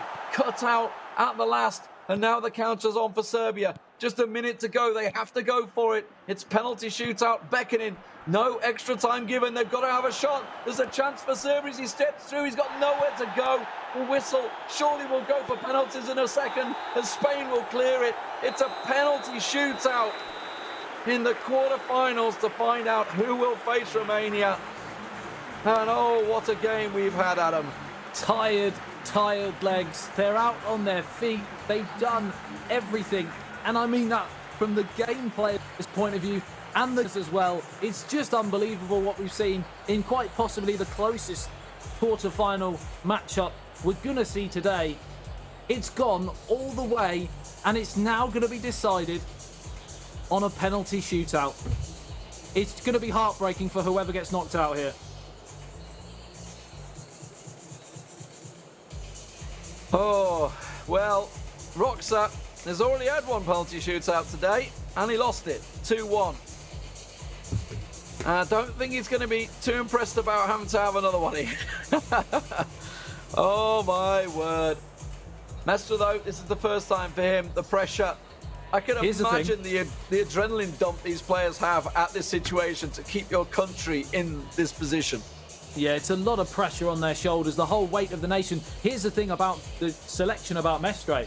Possibly, he may be tipped as the best penalty taker of the contingent as well. I don't know this, of course, but it's possibly why he was selected to be in this situation, because they knew it was going to be such a tight game. Maybe they were expecting a possible penalty shootout as well. I mean, that's some next level thinking if they're playing for a penalty shootout. I'm reaching here, Lee. Yeah, Give me a definitely break. definitely reaching, I believe that. We'll see who's going to step up. De Gea had some absolute heroics in the matchup. We'll see whether he can rise to the occasion in this penalty shootout. He certainly did for Spain in the first leg. If you just tuned in, well, you've missed some belting games. Romania taking down Holland in an absolutely explosive matchup in a best-of-3 series. That went all the way, as well as this one. We had a 2-2 score draw in the first game between Spain and Serbia. It went to penalties. That was won by Spain 2-1 in the end. It was a close penalty shootout. And then Kepa in game 2 took it 1-0. And now we're back to the penalties. And it's starting off with a fantastic save for Serbia. Advantage Serbia if Roxa can score here. But he's up against a man who has been in tremendous form today. David De Gea in the sticks. He's put it wide. Oh, he was baited. Absolutely baited by Mestre, who set his goalkeeper to the right, pointed to the left and said, yes, stick it there if you can. And he puts it wide. What a disaster. This time, Mestre, where's he going? Down the middle? No, slots it in. It wasn't a well-hit penalty, but it goes in because it was guessed the wrong way by Roxa. Well, here we are. 2 down for Spain, 1 on the score sheet, 1 down for Serbia. Can they level the scores? He's baiting him again here. Pointing to the bottom right, but leaving space to the left. Is it going to be second time around? No. Tadic fires it in. Was not phased in the slightest. The mind games. That's what this penalty shootout's about. Mestre, no messing. Powers it home, 2-1. That was some hit. Now, can he level the scores here? This time, side to side goes David De Gea. Serbians number 7 fires it in to the bottom right-hand corner. Honours even. Much needed goal, that one. So 2-2. On to Mestre. Where will he place it? He's thundered them in the last 2 times, but this time it's met by Roxa. Guessing it right. It wasn't a clean hit, the first one for Spain, so not too surprising. And Mestre's at his games once again here. Yeah, he's pointing down to the left-hand side. And this is the business end of the penalty shootout. This is where one miss, one goal can be so crucial. It's going to be Jovic. It's a goal and Serbia lead. And they know that a miss now for Spain sees Serbia into the semi-finals. Oh, the mind games were perfect. It's going to be a quick hit from Mestre. Where will it go? Left or right? Straight down the middle. It's saved! Serbia go through. And the Spaniards are out. Heartbreak for them. But you've got to say, Serbia, I feel, deserve it. Unbelievable what we've seen so far in this tournament. Germany out, Netherlands out, Spain out. Where do we go from here? Well, they're going to be going through to face Romania in the semi-finals after they themselves knocked Holland out. We've had so many shocks throughout this one, Adam. But Serbia, oh my word, they pushed it to the limit. All the way. Mestre's mind games in the end. Let's have a look at some of those goals. This beautiful first goal, and we had some real highlight moments throughout this match. Yeah, we saw some. I mean, if you could pick certain goals just for looking at one game for a tournament, it had everything. There were so many great goals in this one. Pretty much all 6 were pretty impressive, to say the least. And really going down to the penalty shootout was going to be the only way to separate these 2 teams. They were both incredible on the day, and either side would feel devastated to get knocked out in Spain's point of view, but equally Serbia deserved to go through at the same time. Both of them could have gone either way. Fantastic goal, this one. Just sets it back, hit it, send it, stamp it, done. Beautiful stuff. And you thought, oh, okay, Serbia going to start taking control, but then this hit just before half time completely turned it. An absolute belter into the top corner. Yeah, I wasn't sure which was the better goal actually out of the 2 that Rodrigo, I think he got a hat-trick in the end. I may be wrong, but this goal was brilliant, and I think he scored one afterwards, which was equally as nice as well. But obviously that was sandwiched with a Serbia goal to put them 3-2 up after probably the only below average goal of the day as Mitrovic tucked home. This one, it wasn't a Rodrigo. I mean, I guess he could try and claim credit for it, but definitely nowhere near that one. It was sadly definitely an not own goal of for the day. Serbia. And in the end, the penalties were saved by the Serbian. And more importantly for Roxa, redeemed after losing his first penalty shootout. But you can see, just as it was in game 2, 13 shots for Serbia, this time to 5 for Mestre. He only had 2 in the game against Gepa as well, so just 7 shots across the 2 games, whereas Serbia clocking up 26 across those 2 games. You've got to feel that justice has been served for the Serbians. Yeah, absolutely. Over the 3 games, even though the scores were completely level, you'd have to say in terms of chances, especially I'm thinking back to the second game, the chances missed from Kepa, you'd have to say they edged the 3 games as a whole. So you'd have to say, how many times do I want to say have to say, but you have to say they probably just about deserve to go through. You have to say it. You just have to. You have to say it. If you say it, you have to say it. Obviously, that moves us down to the lower half of the bracket. We now know that Romania will be placing up against Serbia. But obviously, down in the lower half of the bracket, we have Italy, Israel waiting to play out in the next matchup. And then France versus Croatia. France now hot favourites, has to be said, for the tournament, as both Spain and Germany all knocked out. Big surprises all day long here, Adam. This is the matches coming up. Italy against Israel at 1:30. And then France, Croatia. And then, of course, we're moving straight into the semi-finals at 4 o'clock. Romania versus Serbia. Impressive matches. I think we're going to go to a quick break. And when we come back, we'll be jumping straight into that next match. Italy versus Israel. Any last remarks, Adam? More of the same, please. This has been incredible. It has indeed been incredible. Let's go to a break. We'll see you in a moment for game number 3 of the day. 11 players, many of them friends, some foes during the league season, now united for a single cause as they carry the hopes and expectations of a nation, the most unbearable, thrilling of emotional roller coasters.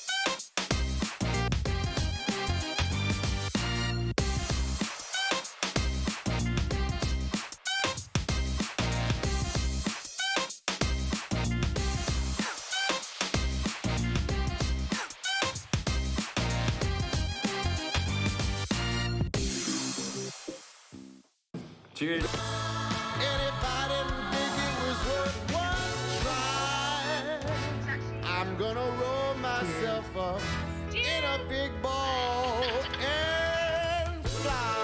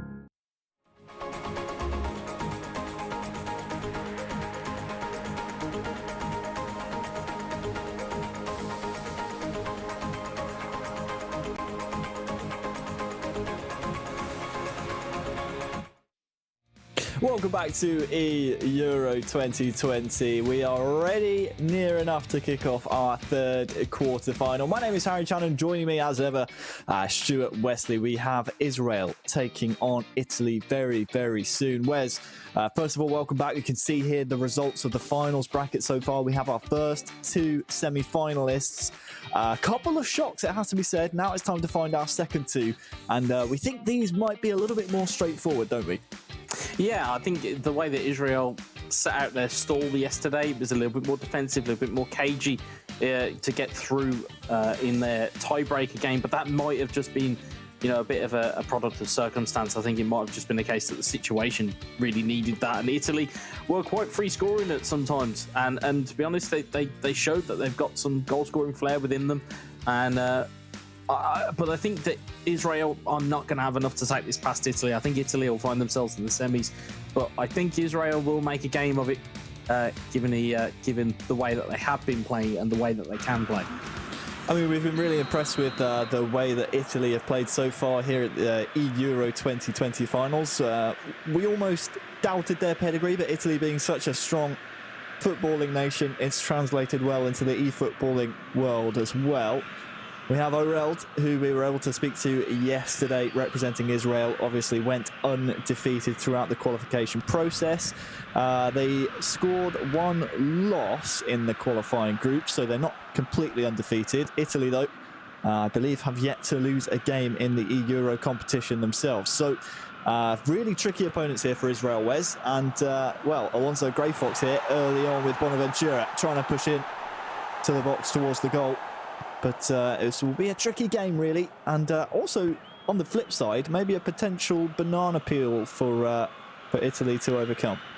Well, we've seen a couple of upsets already. We'd arguably say that the two kind of underdogs, if you will, have made it through to the semi-finals already. We may see a third here, but I just think Italy are going to have enough here. They've got enough physically around the team. They've got some skillful players as well. Again, if they use kind of Ciro Immobile as a little bit of a lightning rod up front, and make it a bit more joy out of this Israeli defence. However, of course, you've got Zahavi on the other side, who's going to make try and make short work of Chiellini and co at the back. So it's going to be interesting to see how this all really plays out as ball goes out of play for an Israeli throw. A lot of interesting personnel on both sides. Obviously, the Italian stars, the likes of Dabur, who will actually get onto the ball here for Israel. And of course, don't forget Zahavi up front was one of those key men that you look for, and one of those types of players in a stat balance mode like this that when all stats are balanced apart from the physicality aspect, he's almost, again, I want to use the same term that you just used, maybe a bit of a lightning rod and the focal point of the Israeli attack. So don't be surprised to see Oreld maybe try and target him whenever he can. Here he is on the ball at the moment, the Israeli number 7. This one will come back for an Italian free kick. A reminder to everyone at home, of course, we are straight into this quarter-final. We're a little bit behind schedule, but we still want to hear your thoughts. We want to know who you think is going to win. You can vote on the result of every single game shown here at the eEURO 2020 knockout phases. Just head on over to eEURO2020.com/poll, and you can let us know who you think is going to win. I can imagine, Wes, the poll results might be a little one-sided if people are tuning in for the first time and are maybe looking at these nations in terms of footballing ability. But, I mean, we've already seen so far in the knockout stages, that is not entirely the case. We already have Serbia, I suppose, upsetting Spain, and Romania waiting in the semi-finals as well. That one definitely an upset, and they've taken 3 big scalps so far. 2 of them here at the eEURO finals. Here comes Belotti. Zaniolo. Greyfox here trying to score for Italy. First real chance, and well, this I think will be a foul on the Israeli man. I thought just for a moment, Wes, there was going to be a penalty in there somewhere, but good passage of play there for Alonso, and Italy look threatening. Yeah, I mean, we spoke about the physical aspect. We talked about Ciro Immobile as a kind of a beacon almost. Andrea Belotti down the other end. Heavy's in. Good save by Alonso. But that's the type of chances you might expect Oreld to feast upon in this game. Yeah, and the thing with this, they've got a very similar makeup as Israel in terms of how Finland set up with just Timo Pukki as their real outball, as as Israel clear the ball there. You look at them kind of having that talismanic figure up front, and if he doesn't have a good game, you think that Israel may kind of suffer a little bit as a result. But at the moment, they're getting Zahavi into the game. They're using Dabur as well, so it isn't just him on his own. So they're starting to move the ball about. Israel's looking really good here. Out to Dabur, and it's so close off the post. Luckily for Italy, bounces right back into the hands of Donnarumma. Both nations with really solid chances here in the first half. And Orelda's won the ball back with bits on. Saba's just let it run, unfortunately, there.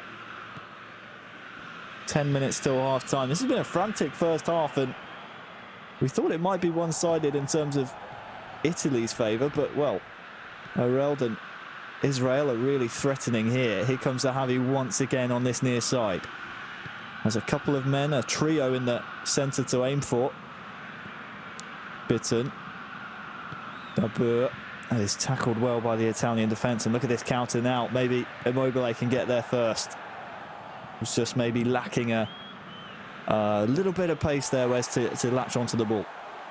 Yeah, and that's kind of where the key really is although there is physicality up front, you're looking for Immobile, you're looking for Belotti to just play players in. We saw Zanolio, who made so many darting runs yesterday, and I think he even had a hat-trick against Serbia, if I remember rightly, was a fantastic runner off the ball, and I think that's where Italy's strengths are. They've got Bernardeschi on the bench as well, I believe. So they've got weapons to use. It's just how they utilise them at the moment, being nullified by this Israeli side, and Israel just feeling their way into the game, and Orel will fancy his chances in the second half. So the first half ends goalless. A reminder, these are best of 3 matches, so no aggregate score to worry about. It is Alonso Grey Fox representing Italy in the classic Azzurri blue. And Orelda representing Israel. Look at that, it's gone all the way through actually to Belotti. Could score, chips it over the keeper. And what a finish that is! Belotti with the deftest of touches, an amazing finish. Absolutely perfect. Well, this is what we talk about. We talked about the coolness and presence of mind of these players. We saw it all the way through yesterday. We saw how adrenaline was carrying players. Now that you're playing your first game of the day, or the first game of the stream almost, it's a hopeful long ball. Israeli defender loses it in the lights, but again, it's that coolness to not look to try and slot it past the keeper. Instead, loft it over the top of him. If he goes low, go high. It's one of those key rules in football for finishes of this ilk, and it's a brilliant finish from the Torino striker Andrea Belotti. Brilliant finish.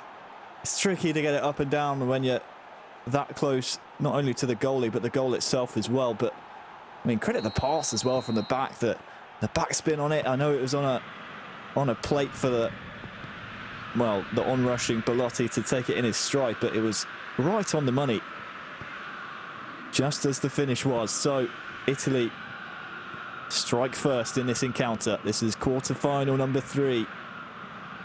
A place in the semi-finals at stake in this best-of-3 series.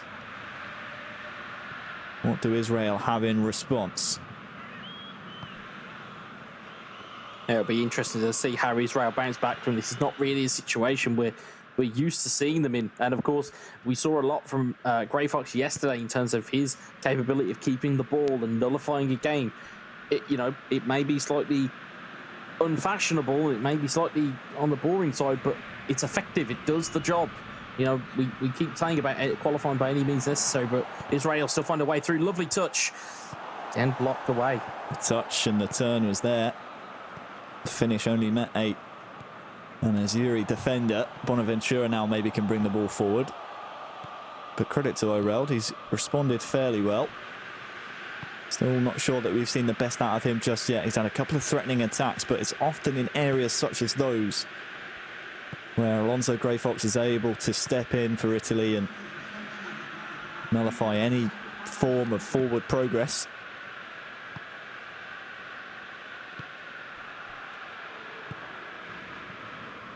Florenzi.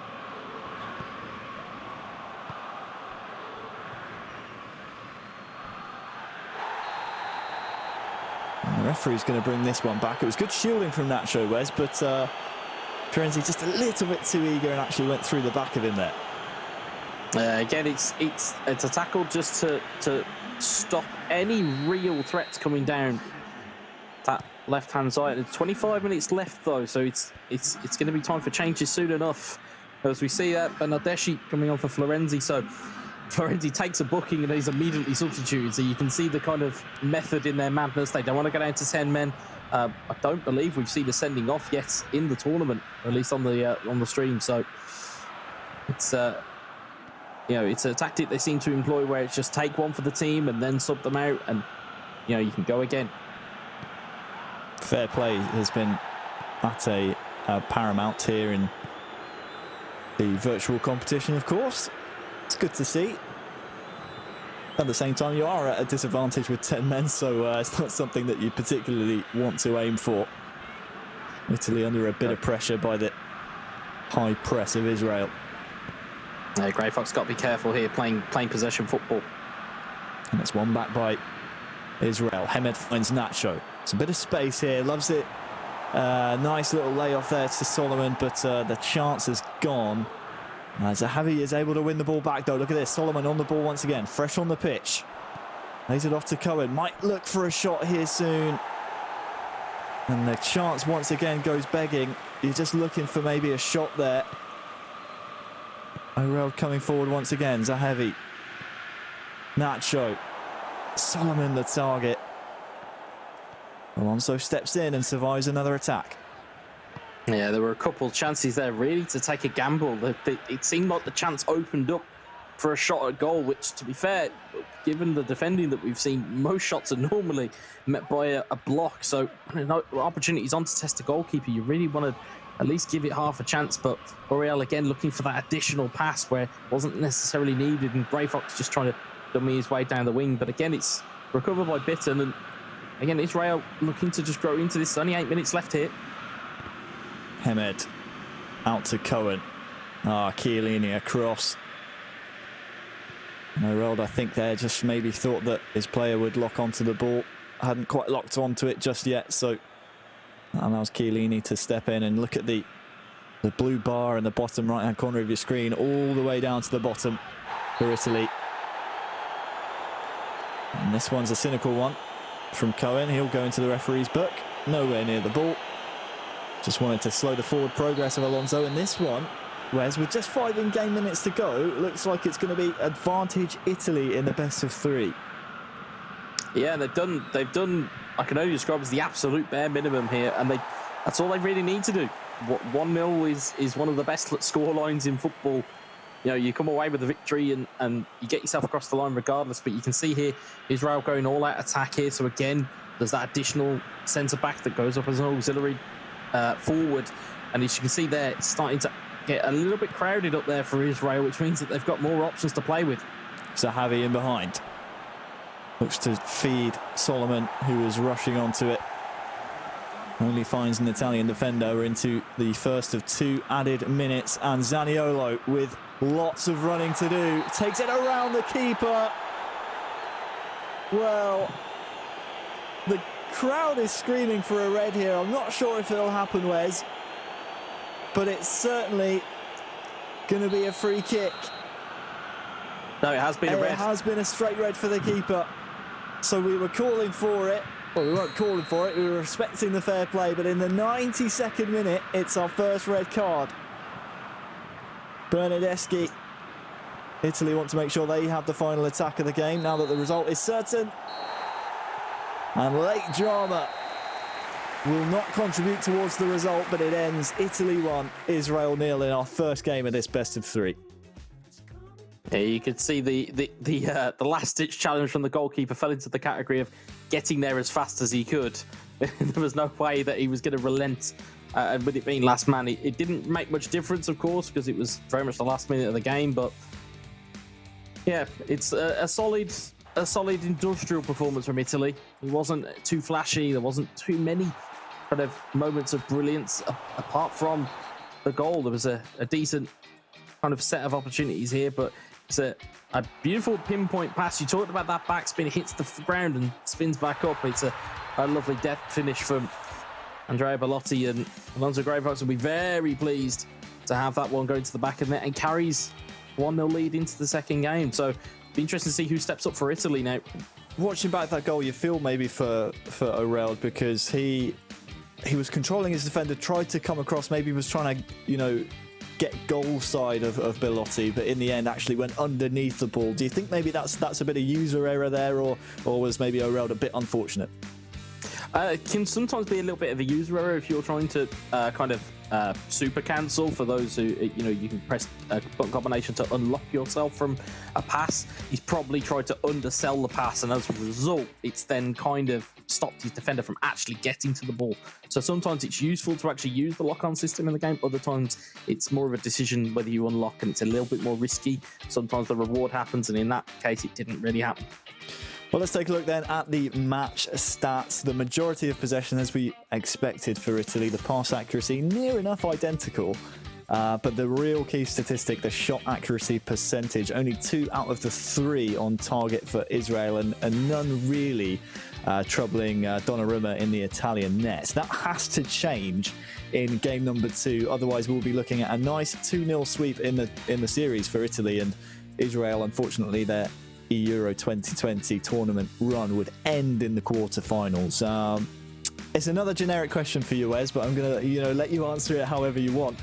What needs to change here for Israel? Because obviously we'll have a change of personnel here in game number 2. Can you see? It's just a fresh set of eyes on the squad, maybe what's needed at the moment? I think they need to get more out of Zahavi. I think they really need to get a lot more out of him this game. He seemed to be very much isolated for large spells of that game.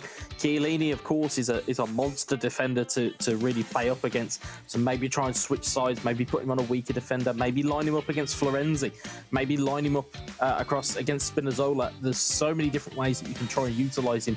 He is your star man. You do need him in the most profitable positions, and hopefully we'll see a little bit more of that. As you can see, that Astman is in for Israel, and MPK's in for Italy. So the second game of this best of 3, Italy and Israel swapping sides. Astman is now in, as is NPK. And NPK has been a player for Italy that really, stood out for me throughout the qualification process. I'm still relatively new to the world of PES esports, and I know MPK plays for Genoa. You can see it in his username there, but he put in some real professional, solid performances for Italy. So if I'm Israel here, this is a bit worrying, purely based on the fact that you now have to go up against a man who knows how to play professional e-football and knows how to see out games and see out results. Yeah, in one sense, you would look at it on paper and go, "Yep, this is a bad match." Oh, that's a mistake. Touch. Big mistake. Zaniolo's in. He's taking it around the keeper, and it's a defensive error. A really poor touch by the Israel backline makes Astman's challenge in game number 2 so much more difficult. It's 1-0 to Italy. I was just about to talk about the fact that it could be a hindrance, being, a pro player seen as on paper, you're a pro player versus somebody who isn't a pro player. As we've seen in this tournament, pros have been struggling, but MPK though finding a route to goal, and it's making it, or it's taking an advantage that he knows that these Israeli defenders are weaker than any other types of defenders that are around. In terms of the first touches, the touches aren't fantastic, and he's benefited brilliantly. Dummied it round the goalkeeper that was a manual goalkeeper as well, kept his composure, and Astman has really got a hill to climb here. So 1-0 then to Italy in the opening 10 minutes. And MPK now can just play his game, knowing that, well, if he carries on like this, Italy will be into the semi-finals. Here is Sabado for Israel. Can he get in behind? Dabur just beaten by Bonucci. That Italian defence is going to be so difficult to break down. The likes of Bonucci and Chiellini. Difficult defenders to get round. Romagnoli now going out to meet Zahavi. Referee's played an advantage here. MPK, I think, wants this play to stop purely based on the fact that Kayal, who is controlling currently, was threatening to get in behind. So just watch out for Kayal on this near side. Zahavi the target, a little too central. You can see, again, Italy here. And MPK have gone defensive, happy to sit back. Doesn't need, really, to commit too many bodies forward. But when he does, look at this. Bonaventura across to Quagliarella. 2-0. Defence into attack. Quagliarella doubles Italy's lead. You can see it's the experienced head of Quagliarella that gets into the box, takes that gamble. It's a decent passing move from Italy to get that opportunity. You can see that MPK has worked very hard with this team. He gets a slight bit of luck. The keeper lets it go through his hands. And Quagliarella will say thank you very much. And Italy well on course to qualify for the semi-finals of eEURO 2020. Israel staring down the barrel of elimination here in the eEURO quarter-finals. They went undefeated in the group. Asman trying to fashion a chance early on in this second game, but 2 goals down is always going to be a difficult scoreline to reverse, especially when you consider the strength of the Italian defence that we've hopped on about endlessly throughout this this final competition. Back in Group E, Israel 22 points out of 8 matches, 7 wins, 1 draw. But you feel maybe they haven't faced the competition levels that they eventually have met here in the eEURO 2020 finals. A goal before half-time would give Astman a little bit of hope, though.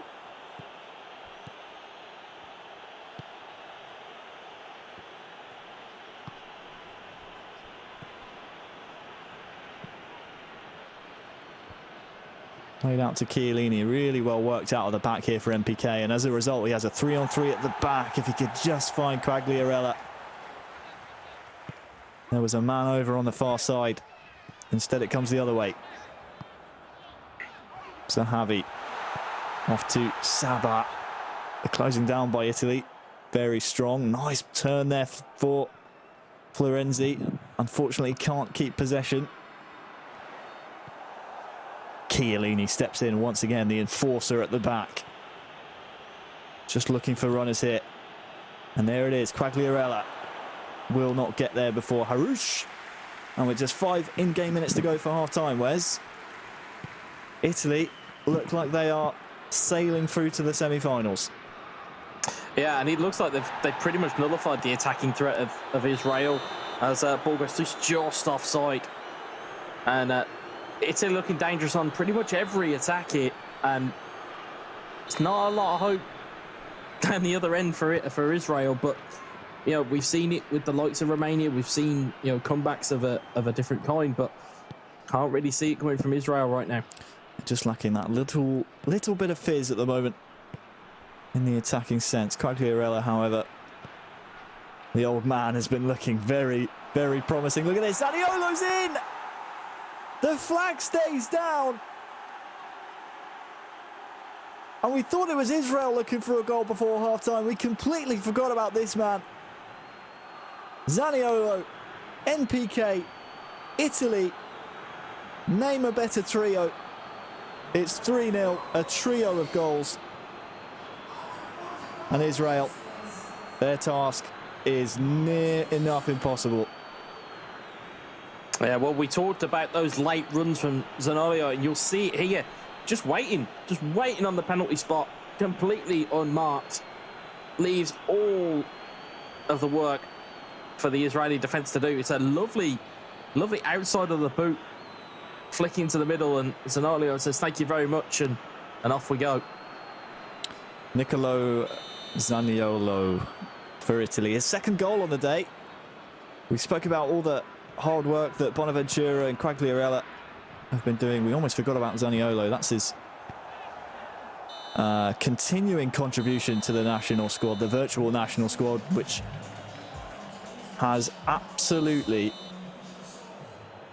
starstruck the Israeli squad at the moment. You can see the subs have come in at half-time. Something has to change here for Israel, because MPK and Italy look like a real force.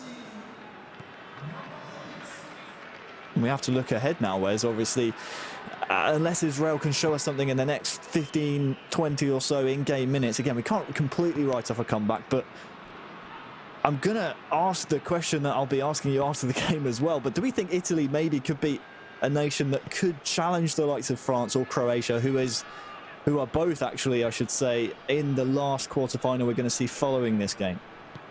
Well, I think they've got enough about them to challenge, most definitely. In terms of the caliber of players they are, sure, they may not have the same kind of tried and tested quality, but in terms of a squad itself, you look at the physicality, as we constantly mention, but it is such a deciding factor. You know, they may have the likes of Immobile to challenge the likes of Rafa Varane, to challenge the likes of of Kramaric and co, to really kind of bully some teams. So we may see that from Italy going into the semi-finals. Well, Israel struggling to get anything of conviction going their way in the attacking third. NPK, he's on easy street right now. He knows his teammate before him has done the job. He's doing his job. And if Astman and Israel want to continue their journey, goals have to start coming in. That's a good start. Here's Sabat. Sprays it out to De Boer. A little bit wide. Is the chance gone? Oh, great save. Donnarumma called into action for the first time really in this game, and that very easily could have been 3-1.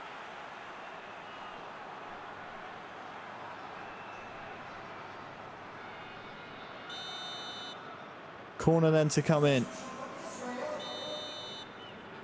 Astman and Israel just reminding us that they are still in this competition. I mean, we've seen some fight backs over this tournament over these 2 days. Well, you're looking for some type of recovery powers of a biblical proportion here.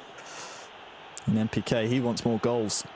Yes, he's up 3, but he's happy to attack as well. Quagliarella is looking a little leggy, but look at the men over on this near side. Florenzi chasing. Somehow gets the ball first. Belotti, back heel, Florenzi. Beautiful, beautiful goal. Somewhat fortunate, as we'll see in the replay, but it's nothing less than MPK's performance has deserved. Italy 4, Israel 0. Yeah, and what was brilliant about that, it wasn't just the back heel skill. It wasn't just that. It's the fact that it's a manual skill as well. If you saw the orange bar come up as opposed to the traditional green bar, power bar, you'll notice that was a manual back heel. So great piece of skill and awareness from MPK. And yeah, I mean, might as well close the book on this one, and that'd be that. It's a real statement to win by this type of scoreline, really convincingly in a quarter-final. Crossed in by Astman, finds absolutely no one, apart from the ball boy on the near side.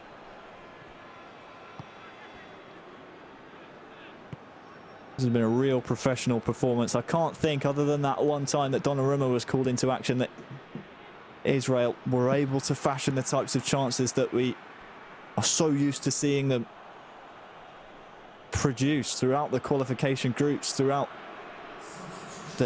even the groups here at the Euros. They were able to fashion some types of shots, even though they weren't able to always convert them into goals. We just haven't seen the output here in either match from Israel. Yeah, they've just not really been able to get Zahavi into the game and really put any kind of pressure on the Italian backline. The Italian backline just appears just too strong. You've got Romagnoli out on the left-hand side. You've got Chiellini in the middle, and you've got Rugani, who's the younger player from Juventus, and of course you've still got Bonucci knocking around in the Italian squad as well. So these guys have been seasoned and canny operators. It's it's a really experienced squad, and then you've got some youthful players to bring in as well. And it'll be interesting to see who really comes out of that last quarter final and provides a task or at least a challenge to Italy. Solomon for Israel crosses in, headed away. The ball will come straight back at them though. Here is Saba looking a little leggy. Bitten. Zahavi touches. Safe hands from Donnarumma. That was a real chance to maybe get a consolation. He'll have another chance here. Royal gets to the byline. Once again, Donnarumma not phased, and the strength and depth of this Italian squad in terms of defence allows so many different formation possibilities. I'll come back to that as Zahavi might have a chance here for a goal. Blocked by the Italian defence again. But when you do have that strength and depth at the back, you can maybe start to play 3 at the back or a 5 at the back. Allows different tactics to maybe unlock your opponent if you do come stuck, which is, well, something we might need to keep an eye on as Italy, no doubt now, will be progressing to the semi-finals. Astman, can he get a consolation? NPK says no. He wants another crack at maybe a 5th. Quagliarella hoofs one to Zaniolo. But this one, Wes, is in the history books. Unfortunately for Israel, it did not go the way they wanted. They will be out in the quarterfinals. Commiserations to them. And of course, congratulations for making it this far. But only the strong survive. And Italy are through in a convincing fashion. That one was a quick one.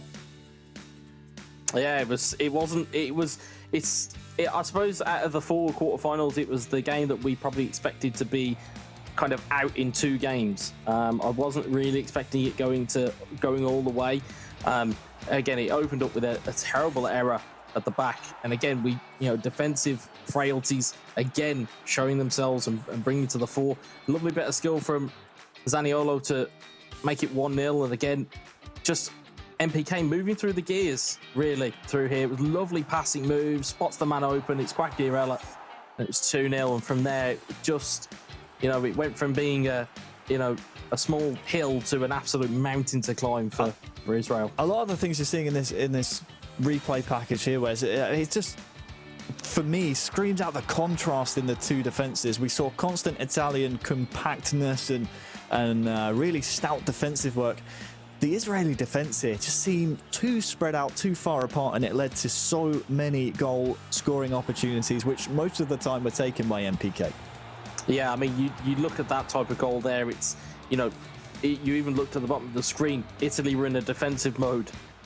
Israel were in an attacking mode, and it allows you just more space to play in. And again, you can see there the clinical nature of Italy.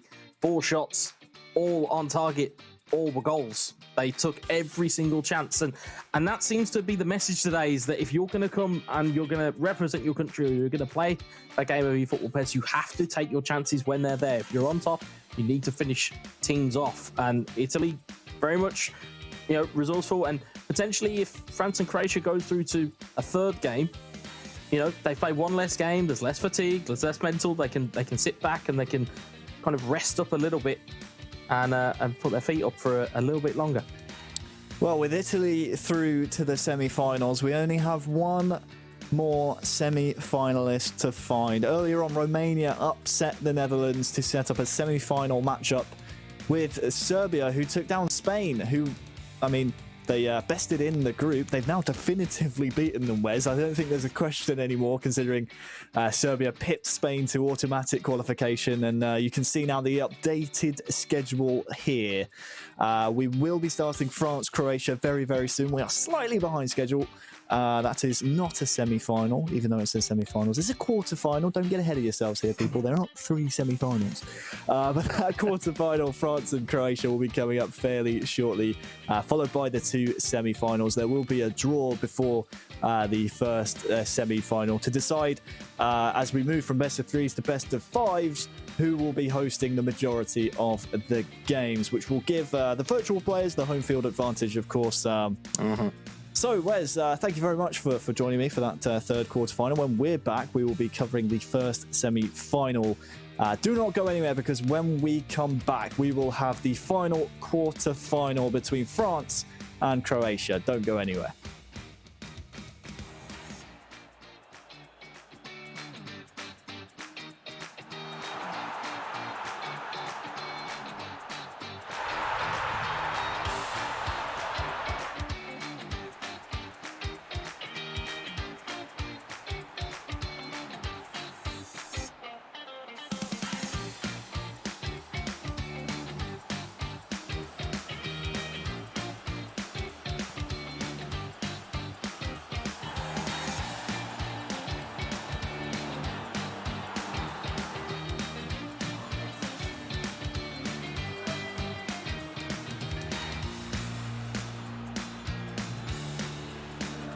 Players, many of them friends, some foes during the league season, now united for a single cause as they carry the hopes and expectations of a nation, the most unbearable, thrilling of emotional roller coasters.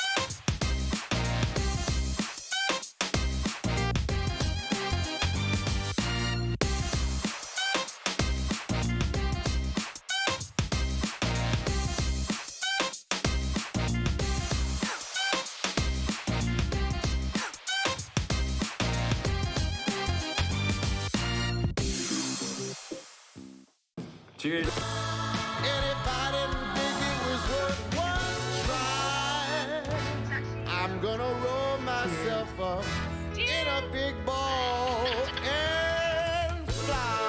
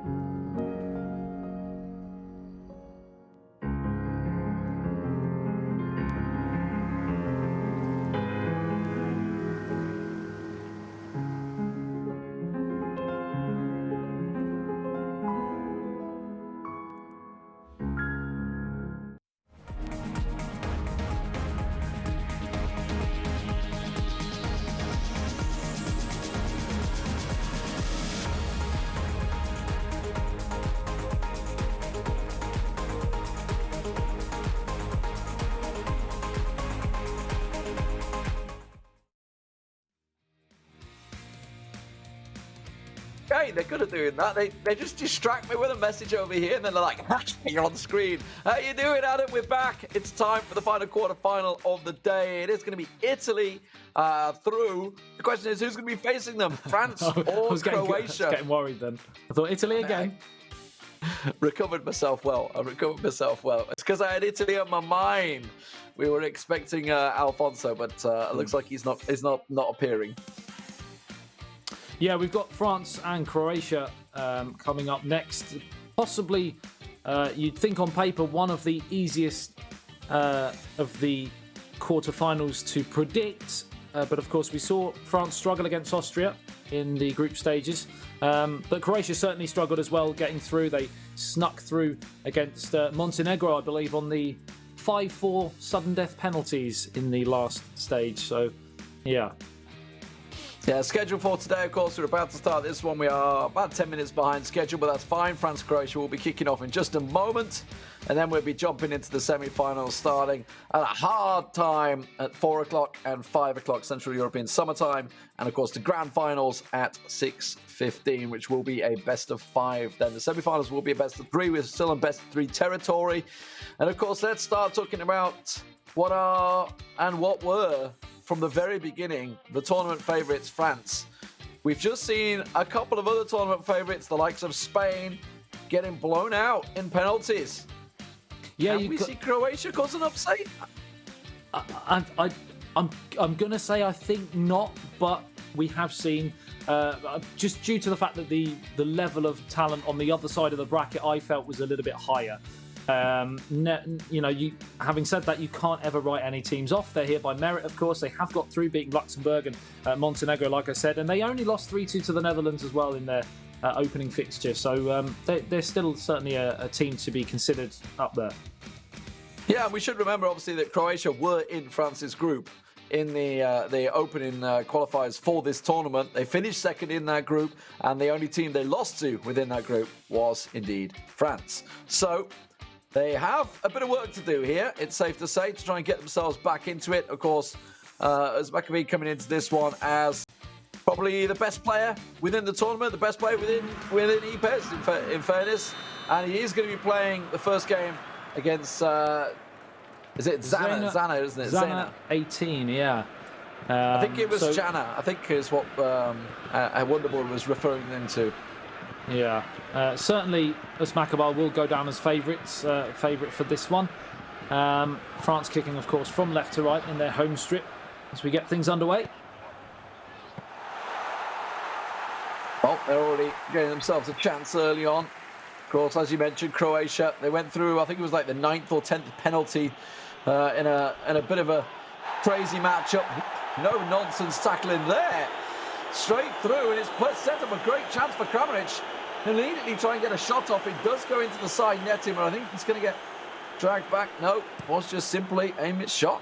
Well, as we said, if anyone was under the illusion that this was going to be a complete one-sided affair for France, that is a warning sign there for Özmakabal. Now, I wonder how the style's going to work here, because as we saw previously against Özmakabal, that they were basically playing ultra defensive, and I am seeing a fairly defensive setup from Croatia here, but as it starts, well, they do have themselves a good couple of chances, the opening couple of chances in the first 10 minutes here, and they're still on the go. Yeah, they are, and I've noticed they're very narrow as well, something that is probably there to counteract Özmakabal's strengths, which is quick, fast-flowing football, but straight through the middle as well often. He likes to utilise the centre forward and pin balls off around him, getting numbers forwards. So possibly that might be the reason why we're seeing a narrow setup from Croatia, but certainly they're giving as good as they're getting so far. Oh, a very cheap free kick there, I think, on a dangerous position. Kurt Zouma just going straight through the back of him, playing the trade exactly what he learnt at Chelsea. Yellow card for him. As Jana with Modric. Oh, fantastic effort. Just about saved by the keeper. Not really sure how that managed to go for a corner. It sort of ricocheted and looked like it was going in or over or back out onto the field, and somehow they've got a corner, and they've got another one here on the near touchline, crossed in towards the near post, headed up over the goalkeeper, and it looked like, did that come off the crossbar again? Looked like it. So pressure in the early 15 minutes for the French superstar. See, of course, he's got Lotfi as his teammate, so he's certainly capable of it. Let's not get ahead of ourselves. They have a fantastic team. It's not just a solo effort this time around. As Maccabi will work it down the right wing. Cut out nicely by Jana, but it is judged to have gone out for a throw-in. And France on the attack. But Croatia going through the tiebreaker third game en route to these quarterfinals. France with just the 2 games needed to make their way through to this stage after a 2-0 victory against Austria, as Antoine Griezmann tried to profit off a bit of slack defending there, but not to be on this occasion, and France just starting to get into the game. But in terms of momentum and certainly gameplay so far, you'd have to say Croatia are edging it. Yeah, honestly, Jana's come out of the blocks all guns blazing here. Wants to get himself an early goal. That would set him up really nicely. Looking for the cutback, finds it, gets a little pass through, lays it in, a header, goal! Fantastic worked goal from Jana. Absolutely deserved at the start of this matchup. We said that they were on top, and after 26 minutes, they have made their territory pay. It was a great piece of football down the right-hand side. The cross came in, the header like a bullet from a gun, and Croatia and Jana lead the world champion as Maccabi in France. Really nicely worked, and you can't say that he didn't have players back there. He just manhandled them. That pass clearly cut through. Zuma's arm not quite catching it, and just slots it into the corner there. And Areola, no chance in the sticks. Maybe Hugo Lloris would have saved it, eh? Maybe. Well. We've seen some upsets and shocks so far in this competition, but if this were to happen, it would have to go down as the greatest of the tournament. Well, long way to go, though. It was the World Cup final, right? In the last World Cup, Croatia-France. I believe it was, because Croatia knocked England out in the semis, if my memory serves me correctly. Yes, they did indeed. And not that I need reminding of that again. Belgium. So, yeah, exactly. So, you know, there's real-life history as well as esports history being made here. Chance Jana still playing relatively defensive, by the way. We don't know exactly how the tactics are laying out for them. We'll try and get as much as he can. Wes the spotter on the bylines right now, just trying to figure it all out. But if you're up against it. I'm just thinking, if you remember us Maccabi in the game against Austria, he was nullified to a 0-0. As he's in again here, though, chance for Sissoko, pulls it back. Fakir, straight at the goalkeeper. Yeah, he was nullified to a 0-0 in that first game, and it was actually Lotfi who managed to win 2-0 in the second game to send France through. So we're seeing a similar pattern. It seems to be as Maccabi might be struggling at the moment in terms of form. Absolutely, that looked like it was going to be a clean break, but he does get dispatched.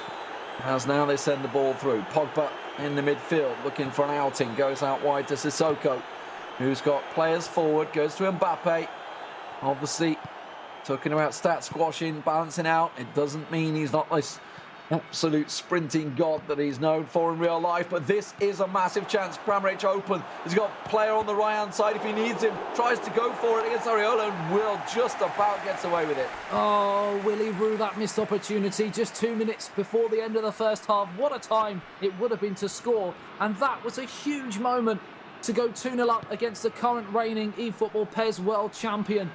Oh, Jana. I just wonder how much of a god this makes Modric in the middle, because obviously he's only a little unit, doesn't have the physical stats, but doesn't have the pace anymore. But that's another great header coming in.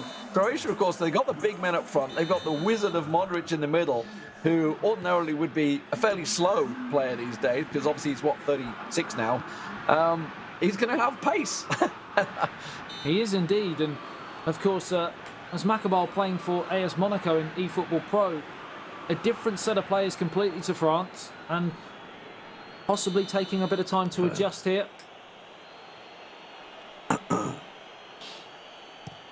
Free kick to be taken by Modric. Fired in, headed away. Croatia, more of the same, if you're in that camp, because not only have they nullified France, but they've looked pretty impressive going the other way, and they're down the left-hand side again here.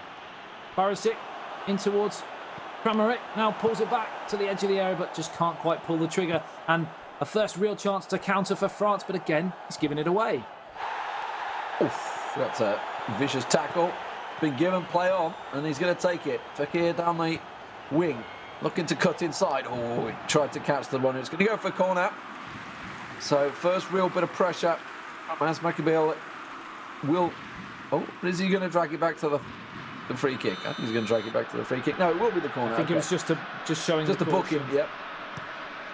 So corner drifted in, headed clear. Not very clear though. Chance to try and send it out to the right wing, maybe. No, goes back in the end and just recycles the ball to try and keep that pressure on. A lot of players forward. Will win it back into goal. Finds the player in the middle. Stabi, and it will be. The equaliser comes. Mbappe in the middle. Was Maccabil. France are back in it. And that is why he is world champion at this moment in time and playing for France in the eEURO 2020 tournament, because he's been not at the races at all. He's been nowhere. He's created absolutely nothing. Yet he gets one chance, one sniff, and it's 1-1. Lovely finish in the end from that man, Kylian Mbappe. Drills it home, just needed one chance, one sniff, and it's a goal. And all the pressure that Jan has been putting on him, undone. So Jana, once again, the young lad he was looking to make his mark here against the world champion, and to get his team through to the semi-finals versus Italy, who will be sitting on the edge of their seats waiting to see who they will get. They would certainly want Croatia. They wouldn't want to face France, I feel. Although they've been scoring goals for fun at the moment. Italy just had a very one-sided game against Israel. They scored goals for fun in the group stages earlier on as well. They were also through in the top of their group along with France. Now, of course, with the top side being Romania versus Serbia, we waited to see who will be the final semi-finalists. Croatia certainly would be a shock, I think. It would, and under a normal set of circumstances, Italy would want to avoid France in the next game, but I don't think, as I said, I've seen France, and especially these two players, as Maccabil and Lotfi, look so ineffective. Having said that, he has got the goal. His tail is up, and it's a chance here for Griezmann to get the cross in, but whacked away. And you think Croatia are probably happy with a draw, possibly in this first game. Yeah, keep the pressure on. Time. Maybe. It will be still France on the attack. 20 minutes to go in this matchup. Remember, it goes extra time and penalties. It's not aggregate score today as it was yesterday in the groups. That's a loose pass once again, but he gets away with it. Now he can set it up in the middle as runners. Oh, he's put it wide. I don't think he really had the option to cut it to the near far post. The keeper was in the way, so near post was really the only option he had. Yeah, it looked for 55 minutes or so that France had done absolutely nothing, and then they scored the goal, and on the balance of play, that wonderful word momentum is back in, and they're just starting to ramp up through the gears. And Jana certainly doesn't want to give us Maccabil any more chances like that. As you feel, he may just grab that second goal as the ball gets played down this left-hand side. Another chance to whip it in towards that near post. It's in, it's there, the header's down. Saved by the goalkeeper. It was from a clean header, there's no doubt about it. Didn't really strike it as well as he'd like. Have a quick look at it, and you can see the keeper quickly gets. The player was there, and I think it was Lovren that was just in front of him. And in the end, it's actually adjudged to be a goal kick. So it must have come back off the player, or simply a miss in the end. Either way, he rebounded back from Giroud, I think. Well, that was a loose ball. He's going to be won back by the Croatians in their telltale red and white colours. Be easily recognisable. That is a nice ball through, but cut out by the defender. And now a counter opportunity possibly on, but that's a solid tackle from Tolvan on the left wing. 15 minutes remaining here in this first game. destined for a possible extra time here. Not what we were expecting. We were expecting possibly a France win here. We still might get that, but Croatia have certainly given as good as they've got so far.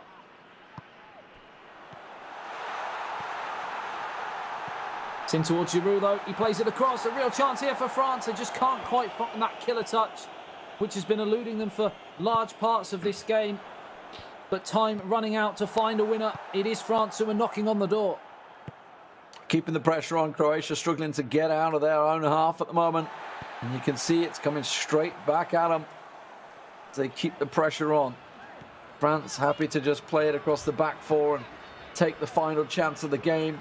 As the clock ticks down, you often find players will purposely delay until they know they've got to have that last chance. They know there's no pressure to come back at them, but it's kind of backfired on him at the moment as Croatia, well, that was a loose pass. Is he going to get away with it? Oh my word, the defender will get to it first. But that was nearly a real howler from the world champion. It's as close as Jan has come in this second half to find a winner for Croatia, but this is exactly what they wanted, exactly where they wanted to be in the match. Going into the final few minutes to be level and a chance to nick it from a moment of magic or a mistake. They found it through to Kramaric. He's gone down under the challenge. The referee once again waves away the appeals, and Lee, I'm not sure where you were looking, but that was a tight one. That looked like it was dead to rights. I don't know, but that's a late challenge in the end. So, yellow card for the Croatian player, just a little aggrieved, I think, of not getting the penalty back there. So, it will be a French kick with just 1 minute to go in regulation time. It looks like extra time is almost certainly beckoning as the header comes out. Just needs to send it forward. Yeah, the whistle will go. So, extra time. Once again, Adam, we go in the distance. Well, we've seen, as we said, Germany out, Spain out, the Netherlands out. Are we potentially seeing another shock on the cards here? It was Jana that came out on top in the epic penalty shootout versus Montenegro in the qualifiers, but that's a tipped header, just stuck it over him. Oliver Giroud just beats the keeper in the air. The big unit that he is tips it into the corner. This is why Asmakaval is so strong. He doesn't even have to get out of second gear really in this match, and he finds himself in front, run down the left-hand side. When you play the ball in with the physicality of someone like Olivier Giroud, there's only going to be one winner in that battle. Into the near post. Advantage France. What can Jana do? Can he come back?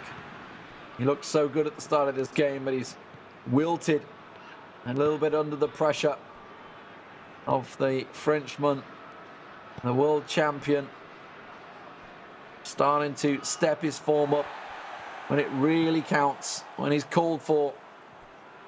Lotfi will be playing the second matchup as well, so the pressure is not going to be any easier, as arguably one of also the best players in the world. Indeed. And Wes would like to point out a champion performance in the champion round. It's champion, that.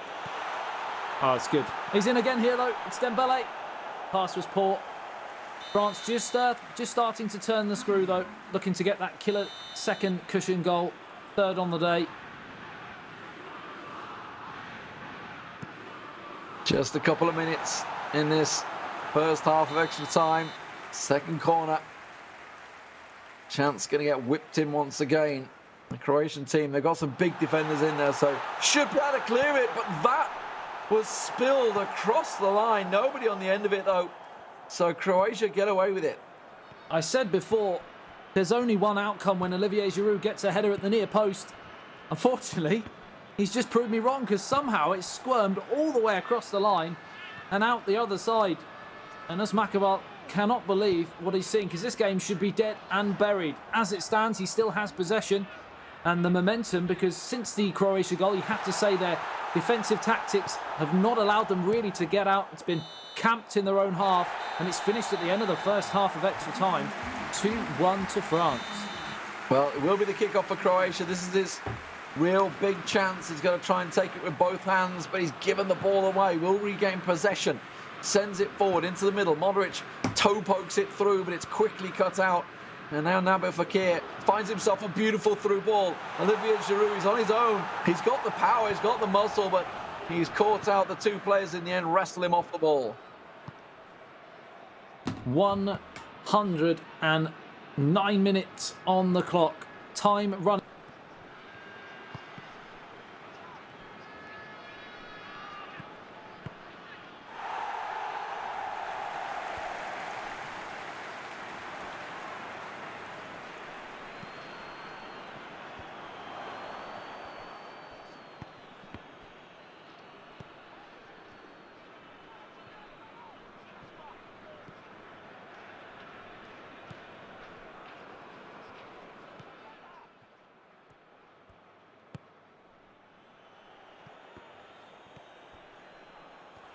In extra time, 5 minutes for Croatia to do something. But right now, they don't have the ball. They're muscling themselves into it. They have it. They lose it. They can't get it back. And Uzmakabil will just play it out, run the time down. The ball's going to go all the way back to his goalkeeper, as he will manage to work it in. And it's looking like the first game will indeed be going to France. Game management here from Uzmakabil. As it's fired downfield, now Olivier Giroud, chance to seal it in the 120 minutes, the 30 of extra time, but on this occasion, as you've seen time and time again, sees the game out professionally, and it wasn't the prettiest on the day, but Uzmakabil doing what Uzmakabil does best, and that's winning. So 2-1 France in the first game. It will mean in this best of three series they are effectively 1-0 up, as we're going to be moving on to the second leg, or second game, whichever you prefer. And overall, we thought, Jana put on a really good show at the start, but then kind of slowly wilted away from this one. We'll see it from the highlights. You can tell it's all Jana at the start. Yeah, it really was. I think he surprised Uzmakabil. I think what we saw in the second half, the more defensive, rigid, almost trying to kill momentum in the game tactics from Croatia was what France were expecting from the start, and completely the opposite. They came flying out of the traps, got the goal, then reverted back to that tactic, and then of course it was all one-way traffic, and as soon as he got that goal in 55 minutes, you just couldn't really see where another goal was going to come from Croatia, and it was just whether France could grab that winning goal, and of course they did in extra time, but these are just the highlights from the 90 minutes. Not too many, though, in the 90. No, not too many at all. This one, where the keeper and the defender had a bit of a mix-up, but Jana unable to benefit from it. The spill just before the final whistle. Well, this one came. This was the flick in the header, Giroud, in extra time. And right from the kickoff as well. 92nd minute, right from the bat. We see it so often. Players just not quite set up for it. And you can see 6 shots apiece, pretty even in terms of stats, delivered by FedEx, of course, and 70% plus for the pass accuracy. Not the cleanest of games from either team. No, it really wasn't. It was a game that probably suited Croatia more.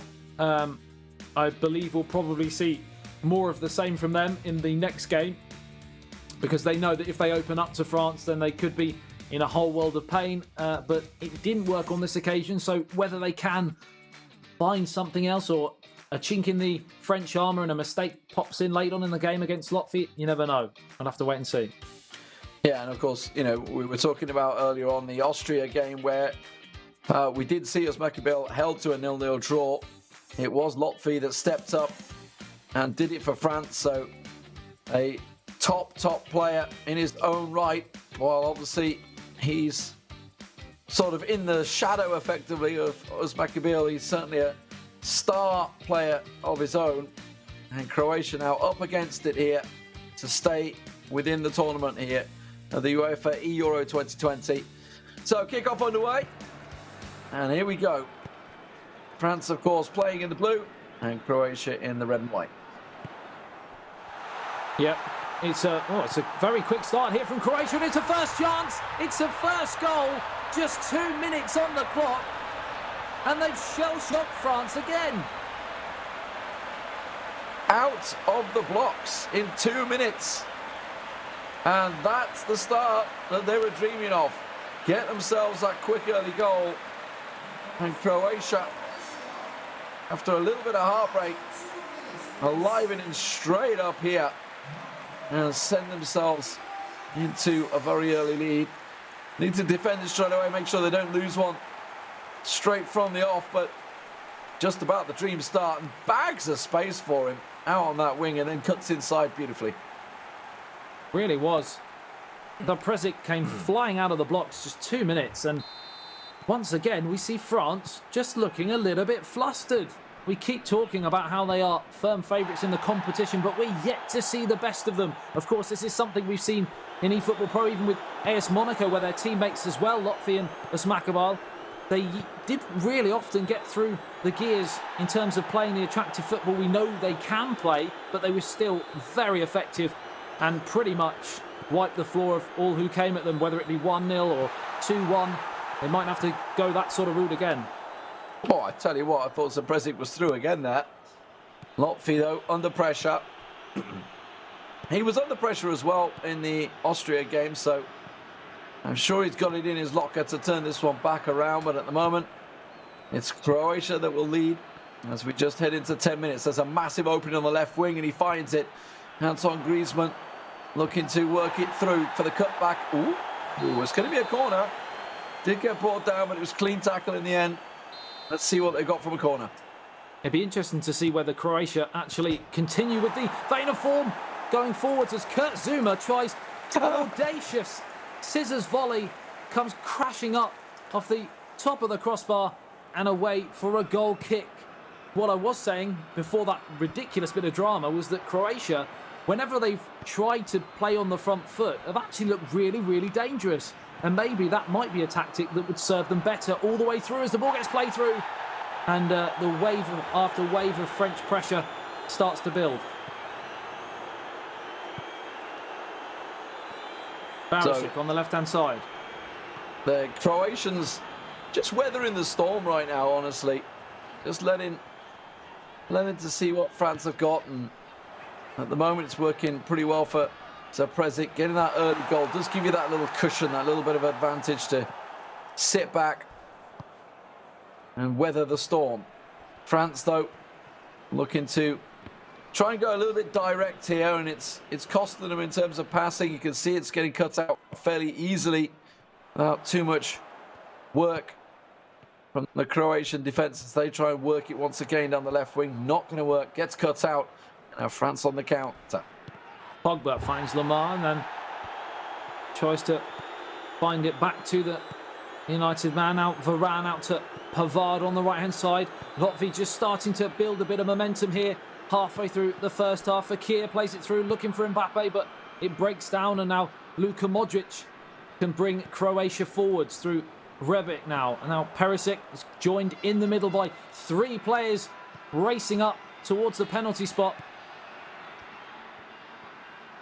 Perisic, chance to get the left foot cross in. It's ricocheting around. France can't get out at the moment. They finally do. Varane with a interesting clearance there, Lee. A bit of a panic moment, I think is best to say.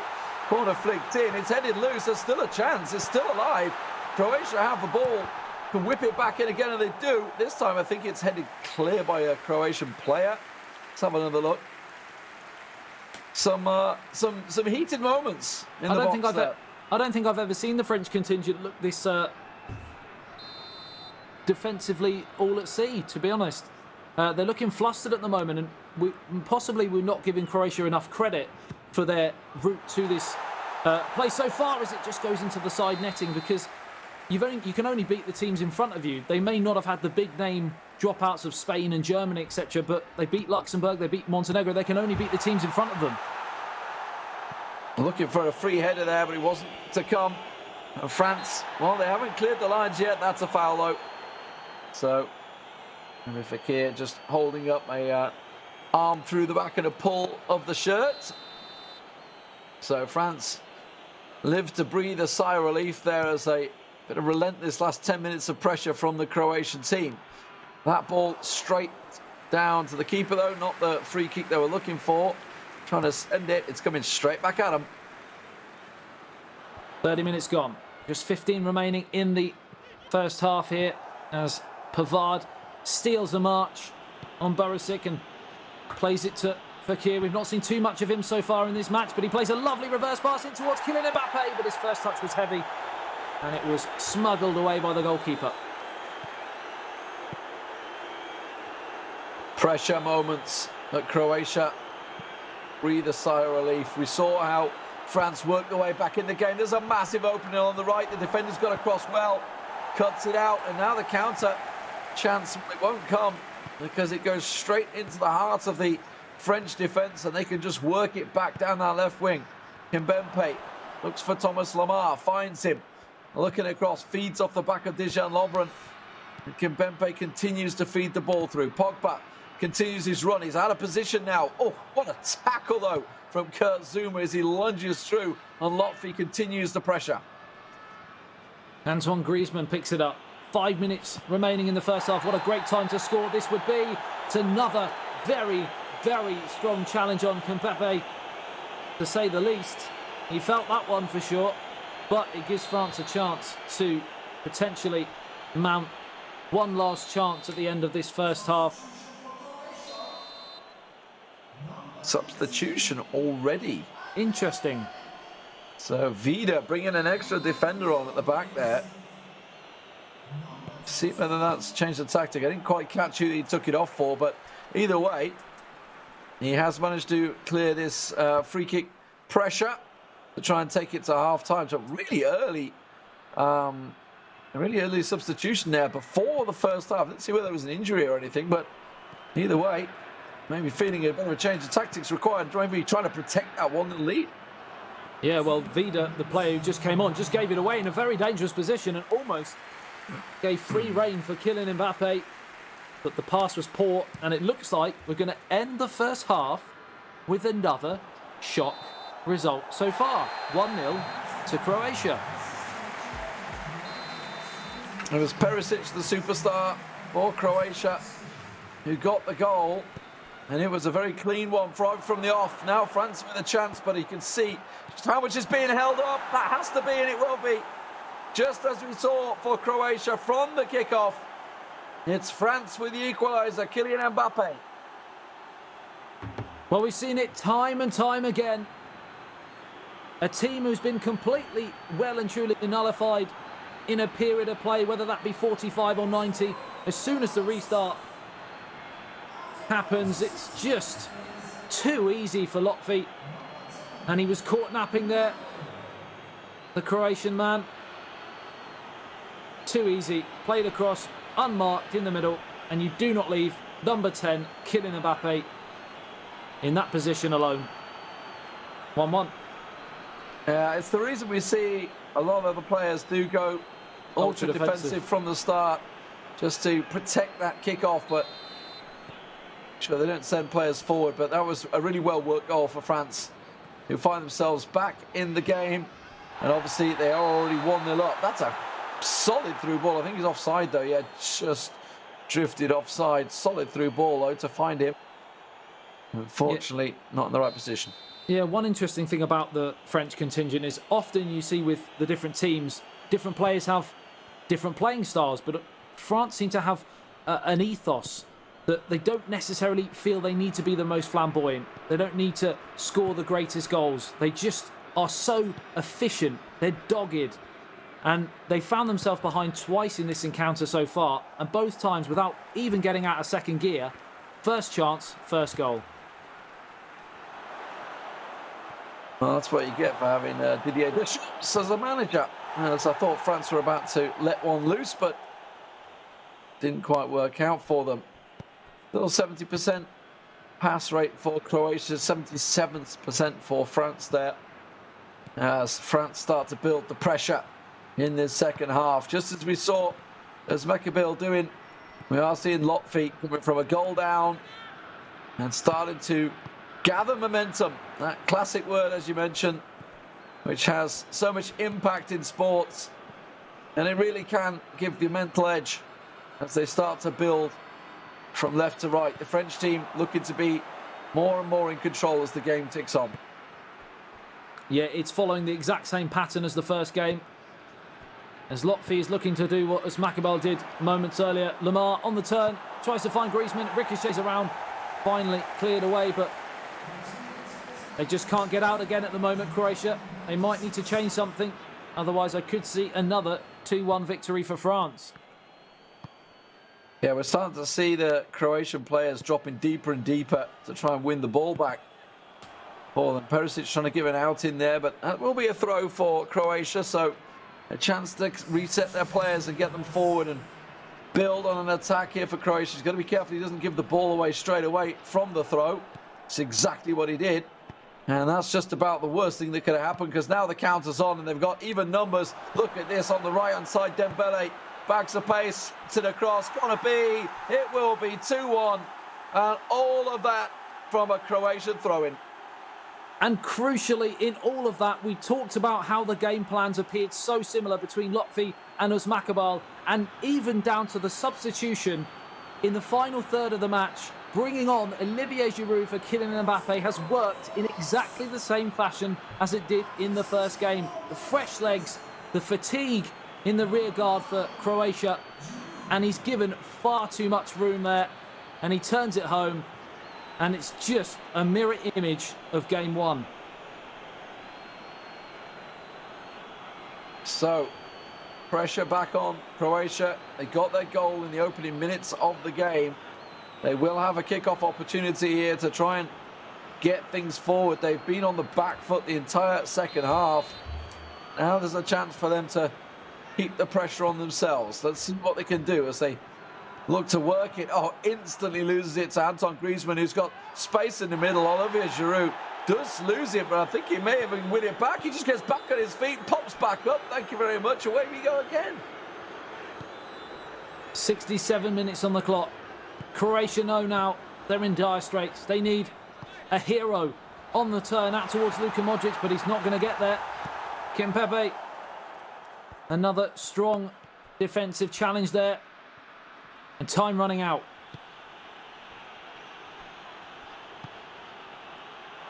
Great it's Griezmann. Ball. Oh, it has to be 3. It just slots it across for Mbappe.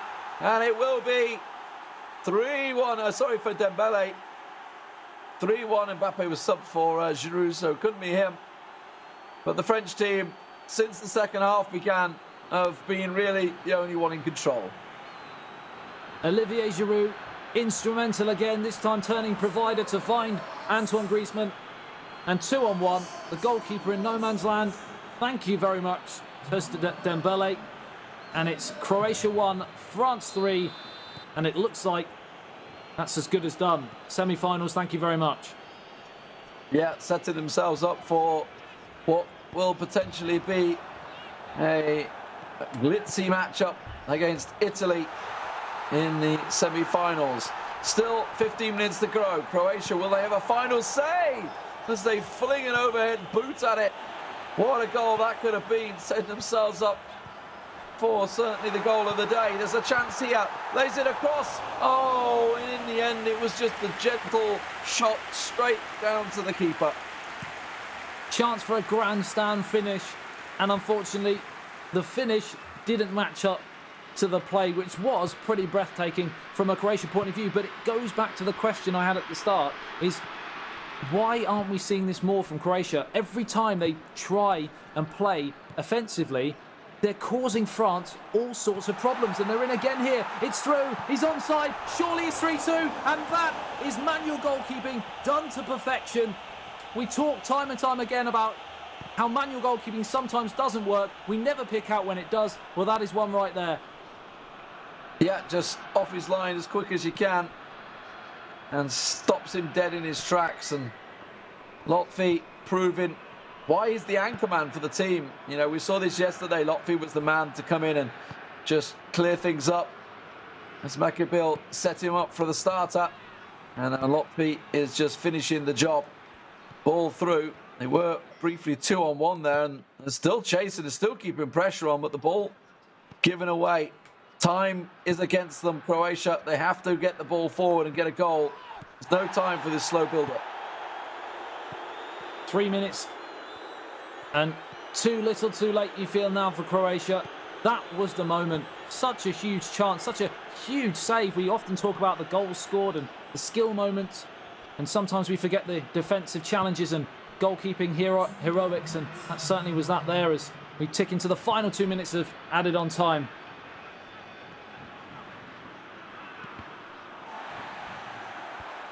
Just 1 minute to go. Job done. France will go through. 3-1 in this game, 2-1 in the first leg, making it a solid 2-0 start for them. Last chance saloon for Croatia, but they're not going to be able to get a second goal. It looks like the keeper best to it. France best to it. They will go through to face Italy in the semi-finals. We have our final four, ladies and gentlemen. Croatia, sadly the has-beens here. They put up a solid performance, scoring in both legs and putting pressure on France early on, but the big favourites, the reigning favourites for the tournament, held strong, held the nerve, and came back both matches. They did indeed. France joined Italy in the semi-finals, and you'd have to say just about deserved it, simply due to professionalism, clinical, almost robotic, you could say. And it's just a shame, as I said, that Croatia didn't try and produce a little bit more offensively, because they did cause France some problems when they did. Absolutely. Let's have a look at the highlights. The early goal from Croatia sort of set things up. Just 2 minutes, and we see this going in. Beautiful finish, to be fair, from Croatia. Just curls it nicely into that far post, outside of his boot. Yeah, it was caressed into that far corner, and you thought, here we go, another potential upset, and then that was dashed within seconds of the restart. Happens time and time again. Players just switch off, and then the rest was history, really, other than that one late chance for Croatia, as the super sub Olivier Giroud scored one and set the move rolling for number 3 on the day. A great 35 minutes or so for him on the pitch, as you see that pass there, and then Antoine Griezmann feeds Dembele, and that was game, set, match. Thank you very much. We'll see you in the semi-finals, Italy. Yeah, the deserved goal for Dembele, who drew the 3 players towards him for that Giroud goal. And there was a final moment for Croatia. You thought there was a chance, but as you say, the manual goalkeeping coming out from Lotfi there, pushing himself out. Pretty even match overall. Obviously, the scoreline 3-1 to France, but you can see that Croatia did have the 5 shots. They had a good return rate on accuracy as well, but it just wasn't to be today. No, unfortunately not. You'd have to say, on the balance of play and clinicalness, France deserve it.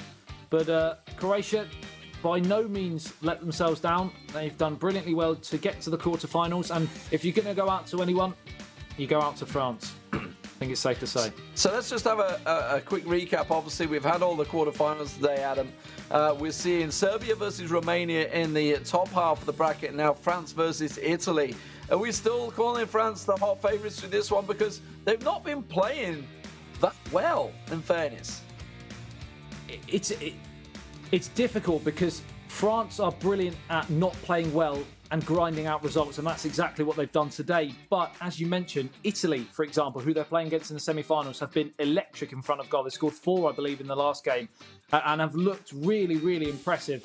In the other side of the bracket, Serbia were one of the hot favourites, but haven't really produced either as much as they would like. And the shock team really coming through so far would have to be Romania, who on current form are probably playing some of the best stuff on the of the tournament so far. So it's, you know, any team can win it from here. Yeah, I mean, both Romania and Serbia have been scoring a lot of goal. Irma for Romania, and obviously Kepa and Roxa for Serbia have been smashing in the goals. Obviously, Italy, they just had a high goal tally. That's why they're now sneaking in there in the Alipay top 5 goal scorers. France, of course, at the top. Germany, Turkey, Netherlands, all out of the tournament. So France look like they've got that one in the bag, barring any craziness that may happen against Italy in the next semi-final. Indeed, indeed. I can't wait for that semi-final to come and go. As I said, it could go either way. I think Italy just need to, if they can be better defensively than they have been a little bit earlier on, they could give themselves a real chance, because going the other way, they can be electric.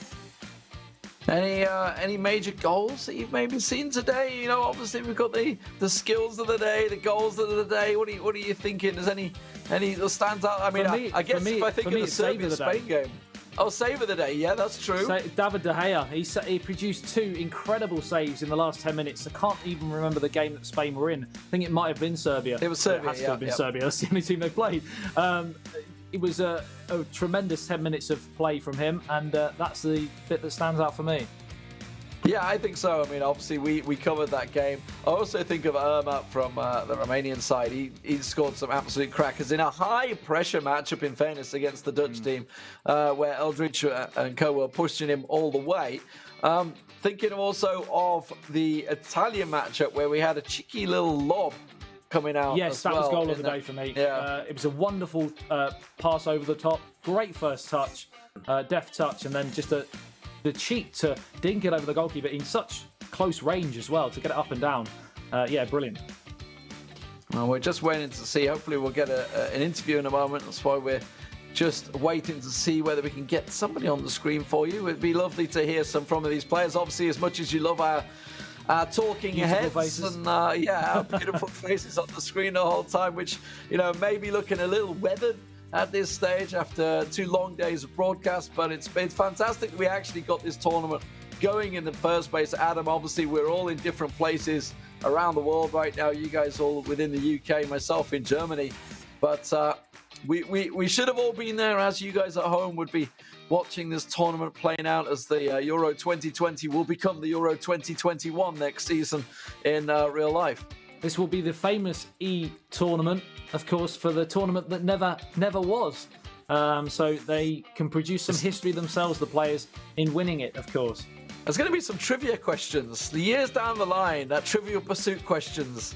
What year did the Euros take part on an uneven number? It's going to happen. And then straight away, you may have the other tournament a year later. You never know. We'll see what happens. So we do have an interview. I believe Lutfi, who just obviously won his game 3-1, is standing by the Frenchman. So Lutfi, congratulations first off for reaching the semi-finals under a pressure game where you were 1 goal down. Yeah, thank you very much. It was a difficult game, very difficult opponent, but the most important was to win, to access to the semi-final, and we did, so we are very happy. You've had some tough games coming into this one. You were the hero yesterday, effectively, where it seems that teams are putting out ultra-defensive tactics against Uzmakabeel, and he's kind of being stifled. So yesterday you had to be the hero against Austria. Yeah, for me the most important is anyway to win. If me or Usma win, it's the same for me. But I'm happy to give this win to my team, and now we are in the semi-final, so I'm happy. Lotfi, from your own point of view, possibly not the best eFootball PES that you've played this season for both of you and Uzmakabeel, but Italy next, do you think you can start to see some more attacking football, or do you think you're happy just being professional and getting the job done? Each opponent is different, I think. We know that they have a special style and they are very good, but we are focused on this semi-final. It's like a new tournament in each new game. So we are focused on this, and we will try to win and to access on the final. Have you been feeling the pressure from home? Like, obviously you guys, we've been talking about it. You guys clearly the favourites now in the tournament. We've seen Spain go out. We've seen Germany go out. We've seen the Dutch going out. You guys now up against Italy with this big favourites tag. That's pressure for your nation. Yeah, to be honest, we have a big pressure. But it's not the fact to be the favourite, because we know this since a long time. And it's not the first time that we are favorite, but it's this feeling and to play for our country. maybe we are like in home and it's not the same as in offline, because it's another feeling of offline, but the pressure is here for sure, because we receive many support of French people, so we play for them, and we want that at the end they are proud of us. So yeah, the pressure is here for sure, and we will try to make our best. They certainly will be proud of you, Lotfi. Of course, if you get past Italy, very tough ask, but if you get past Italy, who would you like to play in the final? You've seen the other side of the bracket. You've seen Serbia and Romania both playing some pretty nice stuff. Who do you fear? Who do you want? To be honest, I don't know, because like you said, many favorites lost yesterday and today. So I think we have some surprise with this eEURO, and it's good to see that a new player that we didn't know, or we know them, but not like they make this possible. It's good to see this, and we know that it will be difficult. If Romania win, it will be difficult, and the same for Serbia.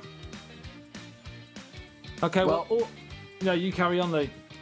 I was just going to say thank you very much, but if you've got another question, Adam, no, I was going to say the same because I saw what you were saying. Okay, well, thank you very much, Lotfi.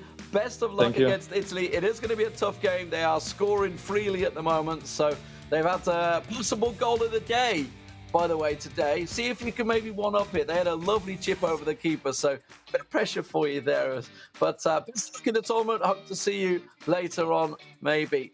So, we're going to go to a break, and it will be the semi-finals coming up, Adam. Oh, my word.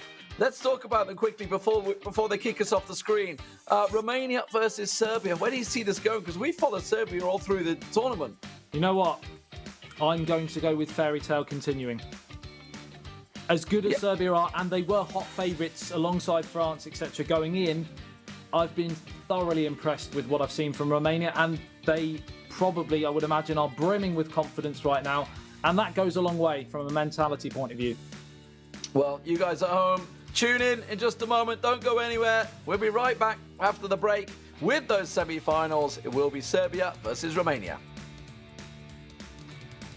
But wait, we're not done. We have a live draw to do first and foremost for this semi-finals. Always good to hear from Lotfi, of course, from the French national squad now in the semi-finals. We have to draw the teams for the majority of the home legs for the semi-finals. So we have Serbia and Romania going up against each other, and of course France going up against Italy. First and foremost, in these two balls right here, we have Serbia and Romania. So in they go. And we'll swirl them around. Serbia, of course, having a tremendous tournament so far. Really playing very well. This will be, my friends, around the world for the home squad for the 2 out of the 3 legs. And upside down, it is Serbia. So Serbia will have a choice of whether to host 2 or 1 matches as the home team. And just for confirmation on it for you at home, as we do this draw, that the other team in the other ball was in fact Romania. So Serbia then in semi-final number 1 with the chance to decide whether or not they want to be home for 1 match or 2 matches. And then next up to do the exact same thing for Italy and France in semi-final number 2. We'll see exactly what happens here. France, of course, who we just saw besting Croatia. They did it throughout the groups to make it here and to force Croatia to qualify through the play-off groups. And it will be France with the choice of hosting 2 or 1 of the matches as the home team. And just confirmation for you all that the other team in the other ball was in fact the eEURO. So there we go then. It makes it official. Italy as the other team. So semi-final number one, we have of course Serbia versus Romania. Italy versus France will be our other semi-final. We'll take a quick look at the bracket just to confirm that and to show you all at home exactly the routes that these four nations, I should say, took throughout the playoffs to get here. So when we come back, we will have more eEURO 2020 action on eFootball PES 2020. My name's Harry Channon. Thanks so much for joining us. And when we come back, we will have semi-final number one.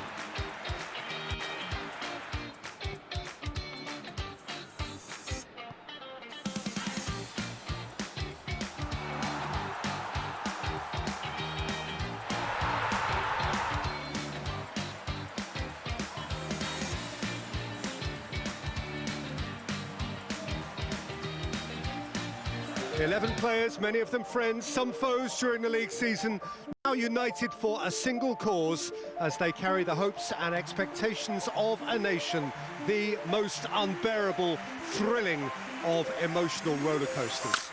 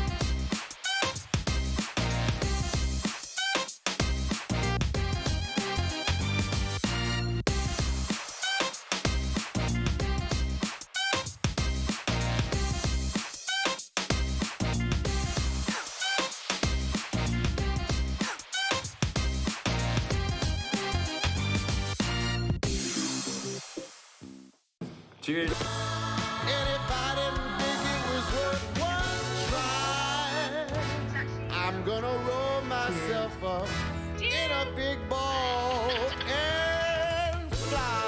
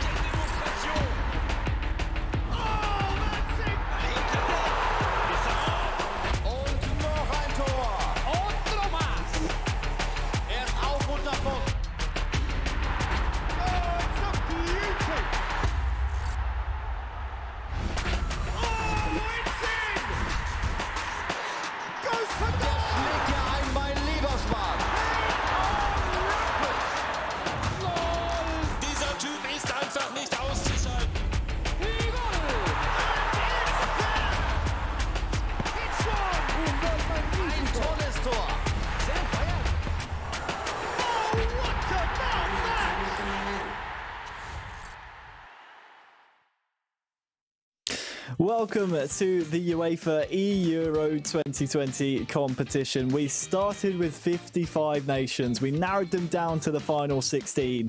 From 16, we narrowed it down to 8, and today we've narrowed it down from 8 nations down to the final 4. Welcome aboard. My name is Harry Chan, and joining me as ever, Stuart Wesley, aka Wezza, to cover all the games today. Wes, we're already, in full swing today, but for the people joining us for the very first time, we are now up to the semi-finals, and what a day's action, what a weekend's worth of action we've had here. We can take a look quickly at the bracket to see and fill everyone in who might just be joining us for the first time exactly how we got here, but we're starting now with semi-final number 1, Romania taking on Serbia.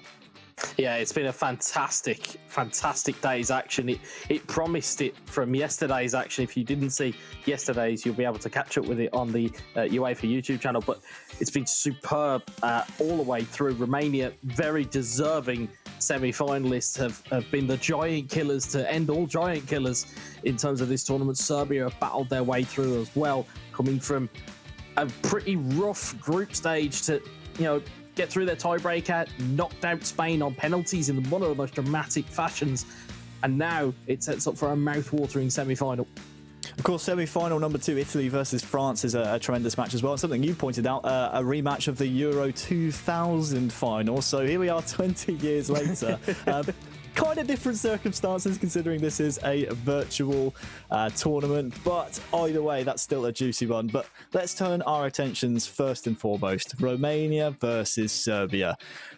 It's a Cinderella story. Nothing less is worthy to describe Romania's route to the finals. They got drawn in a group in the qualifying round with Portugal. Many nations wrote them off. Many people around the world wrote them off. They won the group, qualified for the finals. They knocked out Germany to make it to the knockout stages in golden goal. And here they are now, after besting the Netherlands in the round of 8 in the quarterfinals, just a round previous. Here they match up against many people's dark horses in Serbia, and this is going to be a different type of test, you feel, for Romania. But I swear we've said that a couple of times now about this nation. It almost feels like it's the recurring trope of this tournament, is that we always seem to, I always seem to write off Romania, and they seem to just shut me up every single time. So this time, it's not happening. This time, I genuinely feel that Romania could hit Serbia, although Serbia, we know, have got professional players in their ranks. They've got Mitrovic up top. They've got Lalic. They've got all of these types of players that they can call on. But there just seems to be something about this Romania side that is like an untapped quantity. It really, really just sets up to be a fantastic semi-final. Well, you can't call it, Wes. Let's see if the people at home can. Don't forget, you can head on over to eEURO2020.com/poll and vote on the expected outcome of the remaining games today. 55% think Romania are going to take this. I mean, it's fair enough. They have the giant killing pedigree, I should say, behind them. So clearly, Romania have won a lot of fans over at home. Yeah, it's all aboard the Romanian hype train as it seems to be rolling through these semi-finals, and who would bet against them? Everybody's been going against them, and it's almost that siege mentality from Romania. I very briefly spoke to Irma yesterday evening. It was a very long day, mind you, but he's incredibly proud as well as Panias to be at this stage, and I would imagine that feeling is just growing game on game on game. But meanwhile, the task ahead of them, as we've seen from the potential lineups, it looks like it's going to be Roska, it looks like it's going to be Kepa, 2 seasoned veterans of FC Nantes. We've said this, as you've just said, we've said it all the time. They've got all of these things against them, but Romania seem to find a way. There's grit, there's determination, there's all of those intangible qualities that we talk about, and they seem to have them in absolute spades. Well, let me tell you, Serbia won't mind one bit about being written off in this semi-final. They've constantly regarded as the dark horses. As soon as I pulled them out in a group with Spain, with England, with Latvia, all the way back in January now for the qualifying groups, I said you need to watch out for Serbia, because if you overlook them, it will be at your peril. The same could be said for Romania. It's essentially 2 dark horses here going off in a best of 3 matchup. to find out who will be our first eEURO 2020 finalist. Don't forget, you can of course use the hashtag eEURO2020. Head on over to eEURO2020.com as well. All the information about the tournament, all the videos, all the stats you need will be over there. But Wes, it's about time that we get into our first of two semi-finals. Serbia versus Romania.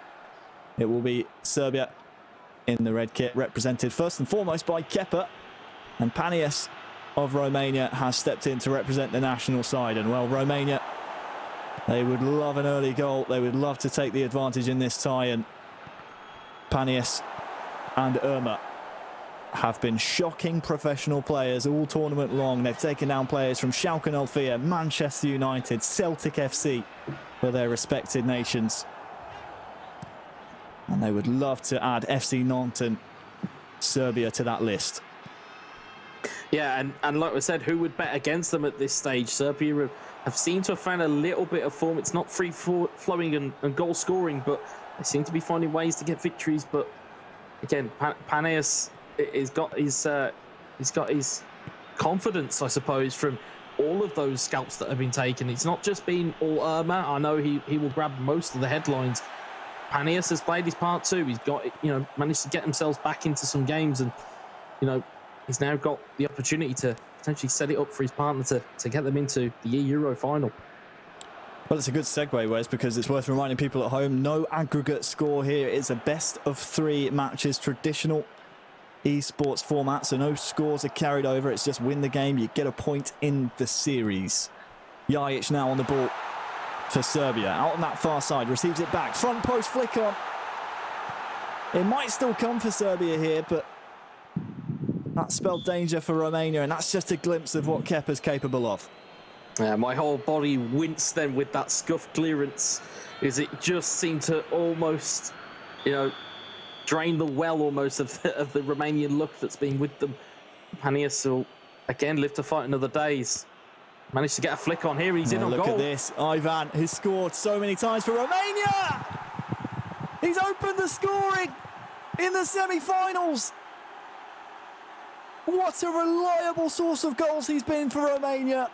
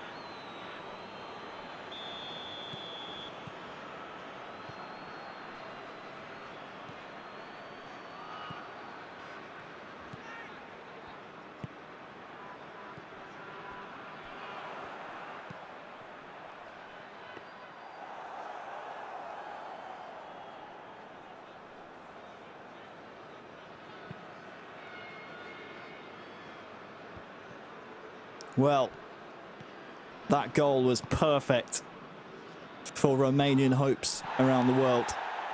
What can Kepa do in response, though? Here is Dusan Tadic, beats his man well. Delivery needs to be good.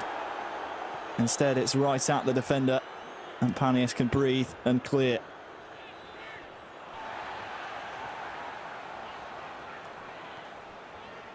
Spajic inside to Adam Jajic. Prijovic gets the shot away. And what a mighty fine effort that was, not only by the goalie, but also by the defender to deny the corner. Still on here for Kepa. Chance here. Mitrovic saved. Pantilimon does well twice in a row.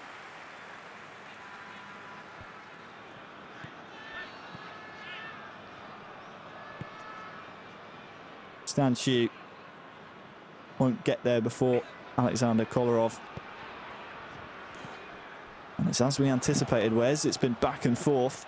Kepa certainly growing into the game. Mitrovic holds off his man well. Might go for a strike here, but just dwelled on the ball. The Serbian fans in the stadium utter groans of disappointment. Stanchu.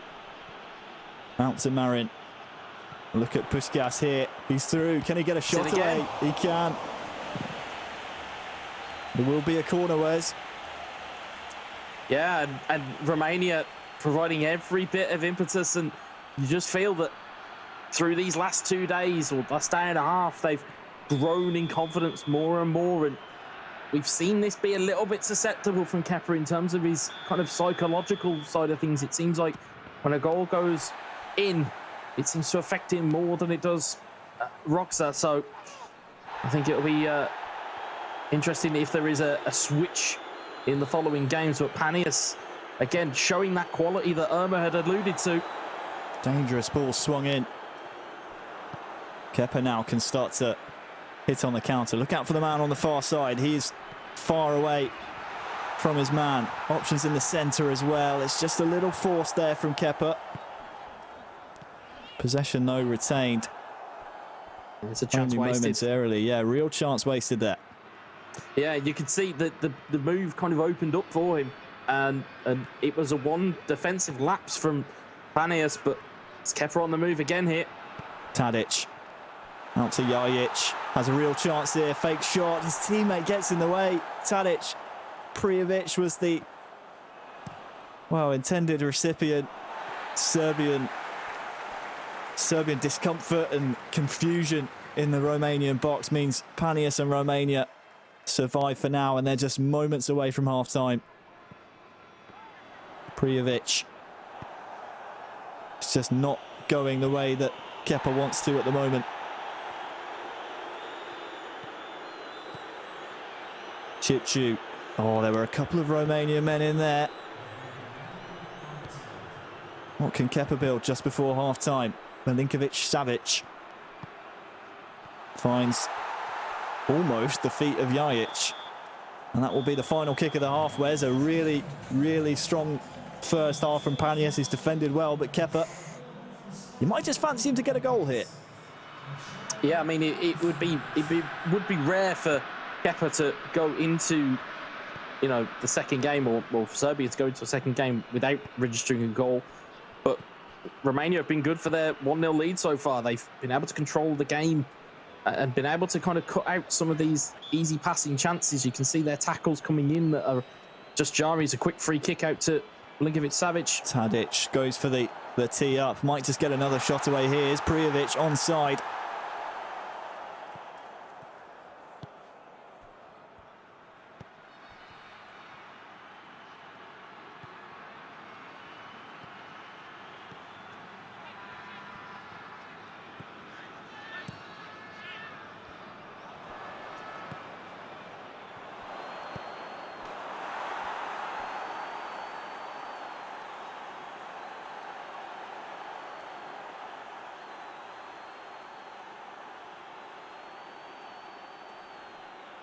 The second goal for Romania, Wes.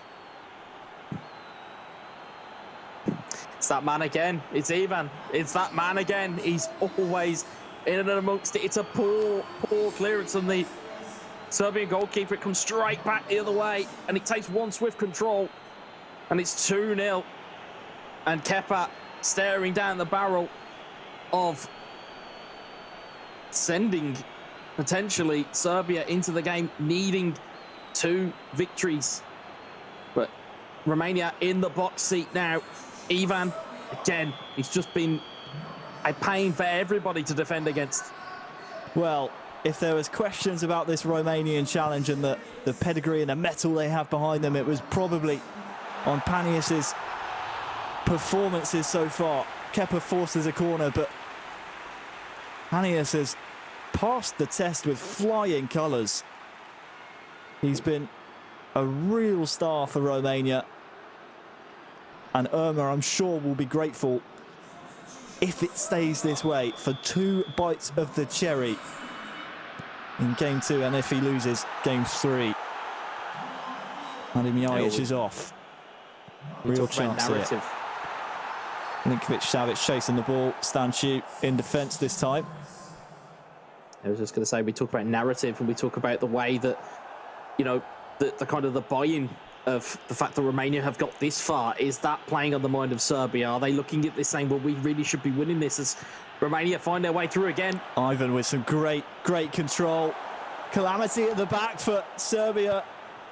Worries just for a moment, not convincing. Zivkovic. Mitrovic is just unsuccessful in his passing attempt, and the more that Panias is able to quell the danger, the more the disbelief might start to set in here for Kepa.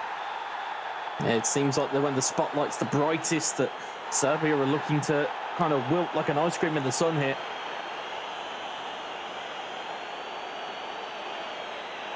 Well, the Romanian man will go into the book. That will be Stancu.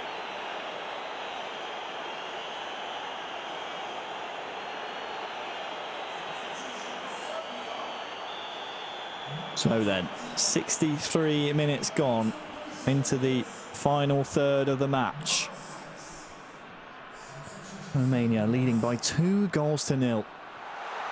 Luka Jovic, great save again. Pantilimon. How is he doing this? That's His second world-class save. It's that giant frame that he's just pushing the ball out. And the interesting kind of difference between the lineups is that Panaeus always favours Pantilimon in goal. Tatarusanu is always favoured by Irma. So maybe something in the water in terms of Romanian goalkeepers. Time ticking down for Serbia to get a real foothold in this game of Pez. Zivkovic maintains possession. Kolarov to swing it in. Headed away. The Romanian defence breaks the siege for now.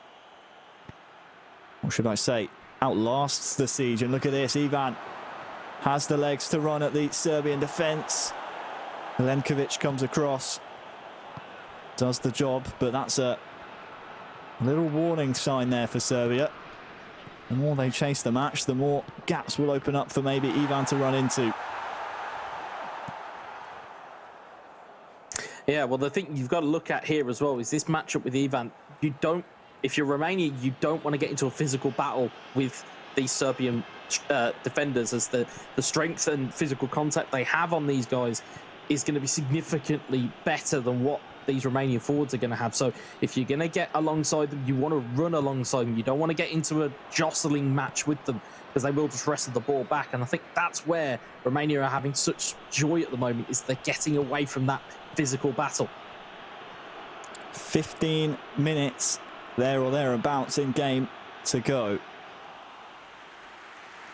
And we said we might fancy Kepa to get a goal here for Serbia. Those chances seem to have dried up recently. Panias has held his 2-goal lead very well. And I think there's a bit of an identification here by Romania that they need to take some time off of that clock, because 10 in-game minutes is very, very easy to get 2 goals back, especially with a player of the calibre of Kepa. We've seen it many a time in this tournament so far. Zivkovic, Mitrovic, Dusan Tadic, great save once more. Manual this time from Panaeus. Pantilimon, for me, has been the man of the match. That was a huge save for Romania. And again, the manual goalkeeping of Panias comes to his rescue. 4 minutes left. The longer this ball stays in play, the more that clock is ticking. Nemanja Matic goes for Zivkovic. Flag stays down, and it's 2-1. Zivkovic, the first goal scorer for Serbia in this semi-final. But has he left it too late? Well, it's good work here from Kepa. Manages to work the ball, and you can see when he passes that ball off, he's held L1. It encourages your player who you're playing the pass with to run on. The defenders haven't tracked that run, and it's Zivkovic who just nods it past that humongous frame of Pantilimon. But is it too little late? Is there enough of a fight back within Kepa? Are Romania even going to allow him to play? Is the key question here. Is Panias going to be able to lock this down? Name of the game now for Panias. Keep the ball. You can see the red shirts trying to press as high as they can. That one will dribble all the way through, though, Wes, for a goal kick.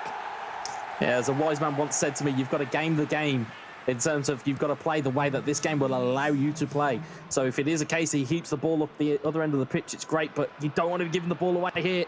Kolarov wrestled to the ground. That's good enough for the referee. And Panias will take those all day long. Headed down as well. Tries to loft up to the huge frame of Puskas. Ball has to go forward here now for Serbia. Zivkovic is in the final third. Chance here for Kepa. Dusan Tadic, will he cut it across? He can't find a Serbian shirt. Ball still alive. Romania get the ball back. And it's advantage. Romania, they are one game of Pez away from the eEURO 2020 finals. Unbelievable performance there from Panias. It's fantastic. It was exactly as you'd want from your kind of lead-off man in an eEURO semi-final. You want to be able to have a base to go into that second game, and as you quite rightly said in commentary, it gives Irma potentially 2 bites at the cherry. And as we saw there, it was a basic goal. It was using the strengths that Romania have at their disposal, which they have all day. It's a physical knockdown. It's a pass back to the attacking midfielder, which gives Ivan the space to run forward, gets past that last defender, doesn't get into a physical battle, launches it into the back of the net. And it was pretty abject from Kepa. It was a terrible clearance, which goes to Marin. Marin finds a lovely through ball into Ivan, and again, it was 2-0.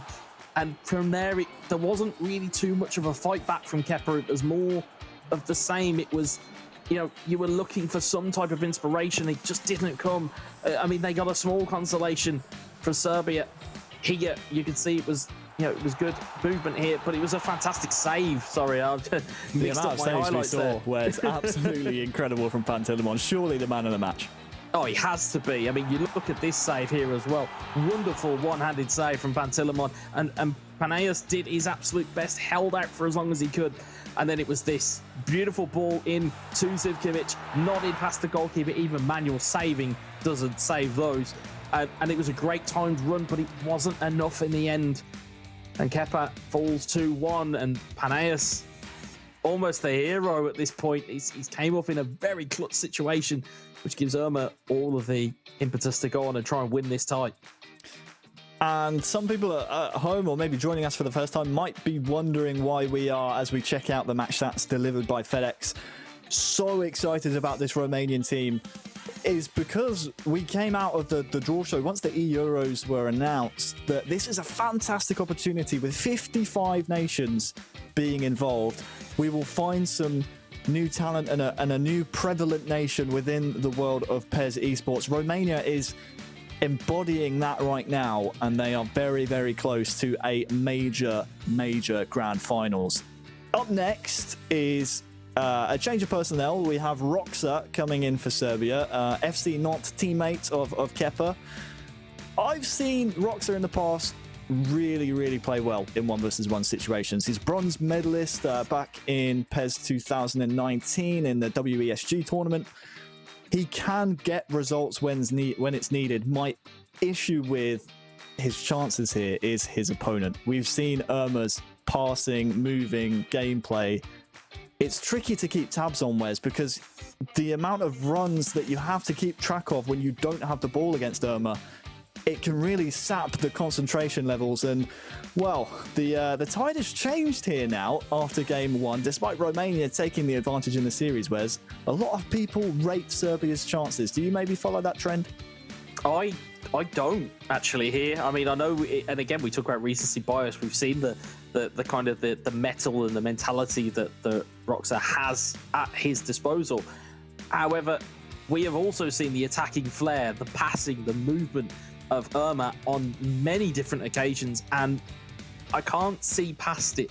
As much as I would love to say, actually, we're going to go to a third game here, I genuinely feel that this passing movement could be the undoing of Serbia here. We talked about if Irma can stay away from those physical battles, it's his to lose, because Ivan seems to be getting forward at will, unless there's some type of tactical change from Serbia, from obviously Roxa to, or from Kepa to Roxa. I can't really see this going any other way, but I can be shocked. You know, we've seen comebacks from Serbia. We've seen them grind out results. This could go either way. It's a terrible saying to use in this scenario, but it really could go either way. We'll just have to wait and see. Don't forget, if you want to get involved in the voting, just head on over to eEURO2020.com/poll. You can have your say on the remaining matches here in eEURO 2020. So the personnel switch is in. Irma stands tall for Romania and wants to try and get a goal early here. Roxa on the defensive side steps in for Serbia. Two really, really strong players for Serbia out of their four-man squad. But this is a task of epic proportions for Roxa. He has to take it one game at a time here. He has the experience and has proven in tournaments in the past he can get results. But surely you just take it one goal, one kick at a time. Yeah, this is a different type of situation for these guys. And it's Roxa has kind of been in this scenario a lot today. It's been trying to kind of mop up the mess as he tries to get free. It's been mopping up the mess of Kepa in terms of the results being lost. And Irma's kind of finding himself in a different scenario because he's been filling that role for Panias at quite a few moments during this kind of tournament. That's very true. You've got to see how both teams are going to react here. You know, it might be a case Irma gets one goal and just tries to sit on it, whereas you're going to see Serbia be a little bit more aggressive as the impetus is on them. If they don't win this, they're out. Look at Prijovic holding the ball up. Can't contend with two Romanian players, though. I would like to see Roxa just let loose. It's so dangerous to do that, though, against a player like Irma. You mentioned NGU in his player name, stands for never give up. That should tell you the amount of tenacity and tenacious personality about the Romanian representative here. Yeah, he's exemplified that all the way through the day. Prijovic trying to use the physicality there was Roxa, but Serbia lose the ball. Ivan, he's a danger man. This time Mitrovic is able to step in before any real damage is done. Here he is holding the ball up once again. Ivan. Irma has bodies forward. Ivan gets the ball. Chance here for Chipchu into the top corner. That is unreal from Chipchu, from Irma in the semi-finals. What a hit.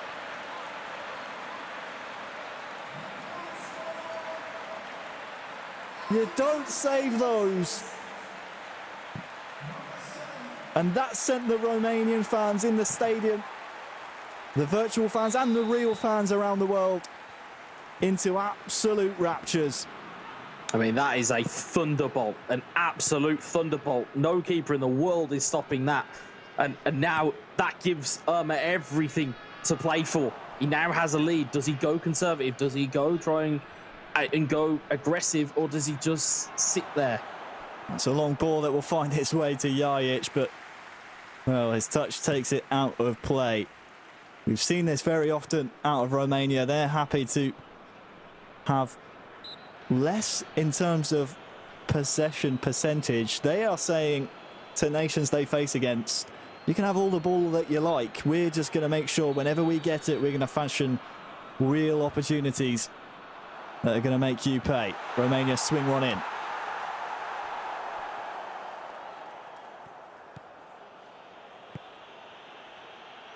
Mitrovic lets it run. Irma brings a defender across, and that's going to maybe create a mismatch in the centre here. He needs to be very careful. Milinkovic-Savic was the target, and luckily for Irma, the defensive rotation was a good one. Yeah, you can see the general play style of Serbia is to play that ball back, get a runner going into the box that they've kind of not accounting for, and they're hoping for like a missing marking opportunity to get themselves in. Look at this, Adam Jajic on the near side. And there's Mitrovic there as well. Is he onside? The ball goes into the net, and he is. The equaliser from Mitrovic. is the goal that Serbia and Roxa really needed, because this one threatened to get out of hand. The flag stays down. It's the finest of margins, Wes, but Mitrovic just almost lazily walking towards the goal. That's a bit of a lapse in concentration maybe by the Romanian defence. It's a bit of a defensive error there from Irma. He's called for a teammate at the wrong time, and he probably banked on trying to get that ball back before it got into Mitrovic. But again, if you're going to commit and try and double team a forward, you're going to have to get something on it, and as a result, he's turned it in, and Mitro has put a little bit of hope back in this for Serbia, and maybe potentially a little bit of doubt in it for Irma.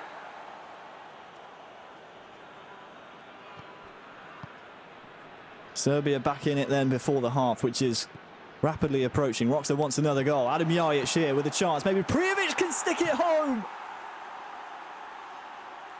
Serbia into the lead.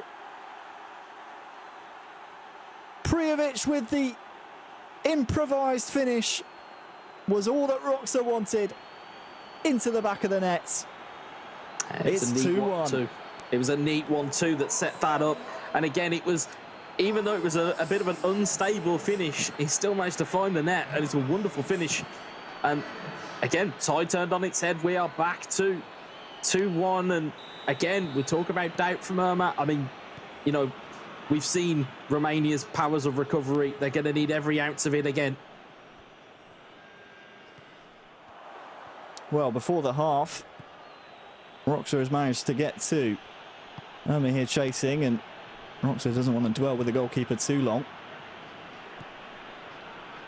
We said at the top of this match, Roxa can pull out results when is needed. He's doing it on the biggest stage here for his nation. Here is Zivkovic, has a couple of men maybe to aim for. Ball just goes away from him momentarily. Irma now maybe has a 3-on-4 at the back. That's struck a very sensitive area there of a Romanian player. Milinkovic-Savic now could cross one over. Dangerous area for Irma. Half-time cannot come soon enough. He might fancy one last attack in the half. Loses the ball though. And well, there was maybe one last chance there, Wes, but the referee's blown the whistle. Yeah, I mean, it feels like after those two goals, or at least after that first goal that Irma conceded, it feels like he's kind of playing into the hands of Roxa and playing Roxa's kind of game. And he needs to get back to what got into the dance almost. He needs to get back to that passing, moving, and, you know, mentality that he had. At the moment, he looks like he's mentally reset here. He's looked to try and dummy past the defender, but he needs to evade those physical tackles. Although he does get the ball back there, it's unsuccessful. He really needs to focus on keeping the ball for a bit. It's just missing that signature Irma play style, isn't he? He has the ball here coming forward with Chipchu, but you think back to the game he won, was it by 4 or 5? No, it was a long time ago. Romania will have a free kick here, but some of the goals he was able to produce, the first touch, pass and move play style has been non-existent here. No, they've been lethal from free kicks of Romania. It's whether they can have another one out of the Will he go for goal? hat. Goes straight into the wall, was aiming for it.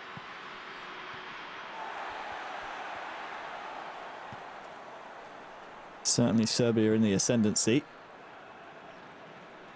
Marin now for Romania.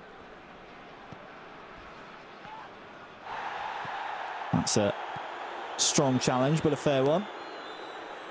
And time maybe to call in the subs, Wes. What do you think? Maybe give it 10 or so in-game minutes until you start changing some personnel here for Romania? Yeah, I mean, normally we earmark that kind of 60 to 70 minute bracket as the kind of the golden bracket for substitutions, and it's no different when you're playing in an eEURO semi-final. So I think they've got to be considering them at least here. Mitrovic, really dangerous position, and he's used his strength well to fire in Serbia's third. That makes things very difficult now for Romania, and Serbia are in the driver's seat. 3-1. Yeah, it's a huge goal. And again, as we talk about using physicality, about Romania not getting into that physical battle. It's a complete mismatch. Mitrovic used all of his strength, held off the defender, managed to turn it onto that left foot and drive it home. The perfect camera angle of it there, into the roof of there. Lovely finish. And again, that talisman for Serbia really brought himself to the party here. So we see a pause being cued. Of course, it has to come in now, and this is where we start to see the personnel switches, whereas the formation switches come in for Irma. And I'm trying to think off the top of my head. I can't really think of anyone that he relies on as sort of a super sub. And we speak often about the likes of the depth of squad that maybe Serbia might have in advantage over Romania. But looks like he's brought on Hadji and has brought on Puskas, who has proven that he can score goals here for Romania. So maybe the depth of squad isn't quite there for Romania, but obviously Irma has been able to make it work in the past. Yeah, it's very much been the sum of their past performance for Romania. Meanwhile, Serbia have a super sub in Luka Jovic. Seasoned PES players will know that, you know, with player traits and player cards, that super sub is quite a vital card to have, and Jovic is one of the best out there. So to have him in the lockout, Serbia have got a very potent striker there. Puskas. Oh, the ball was just needing a little bit more power there to find the man over on the far side. Instead it comes the other way. Tadic tackled early.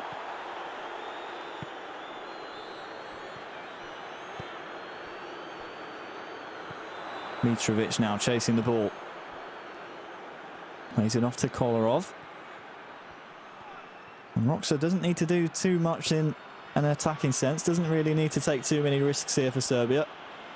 He's up by 2 goals, so you just expect him maybe to kill some clock and keep some possession, maybe get that possession stat all the way up to 70%.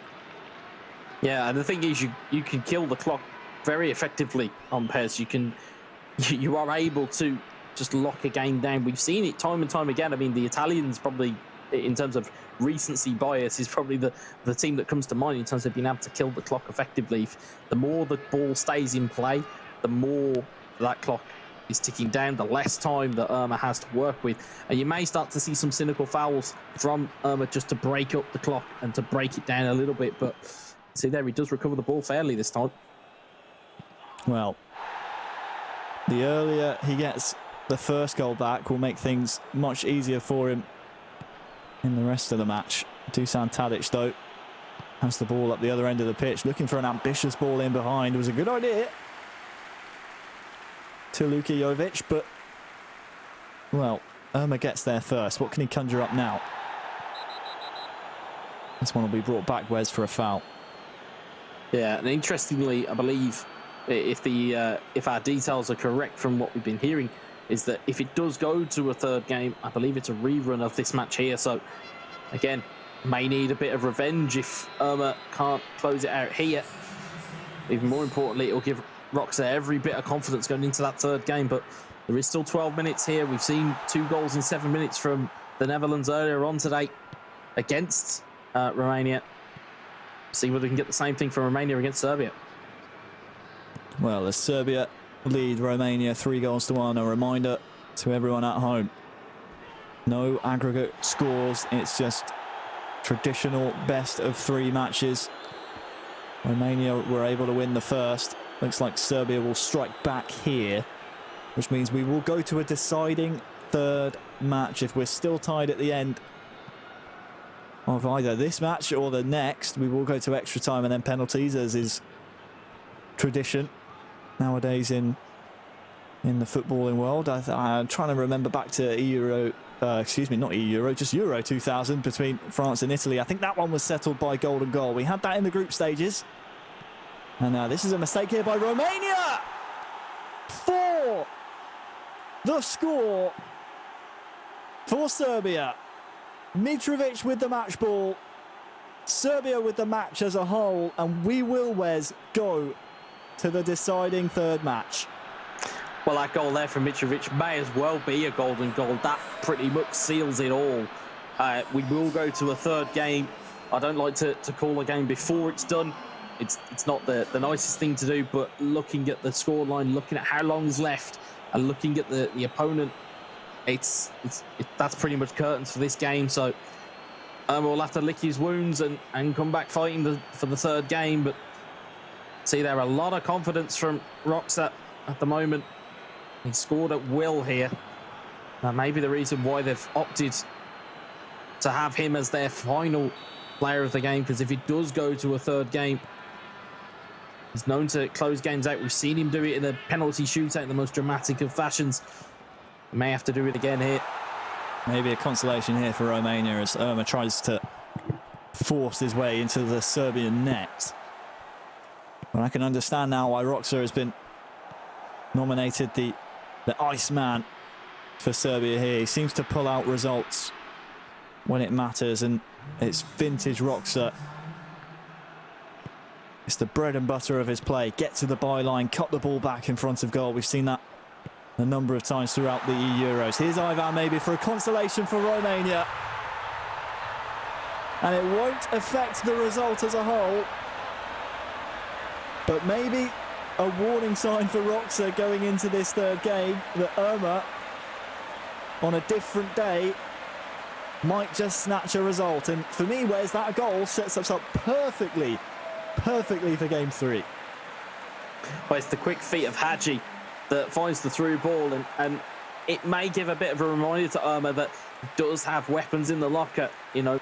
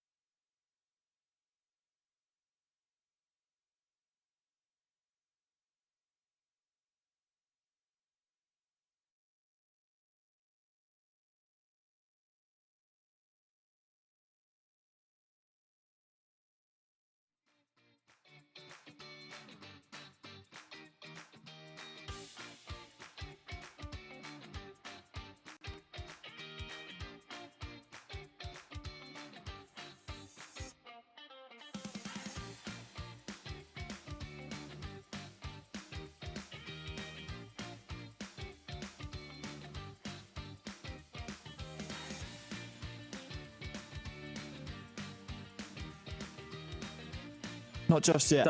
Don't adjust your screens. They are not in the final. We are going to a third game, and I think it's kind of,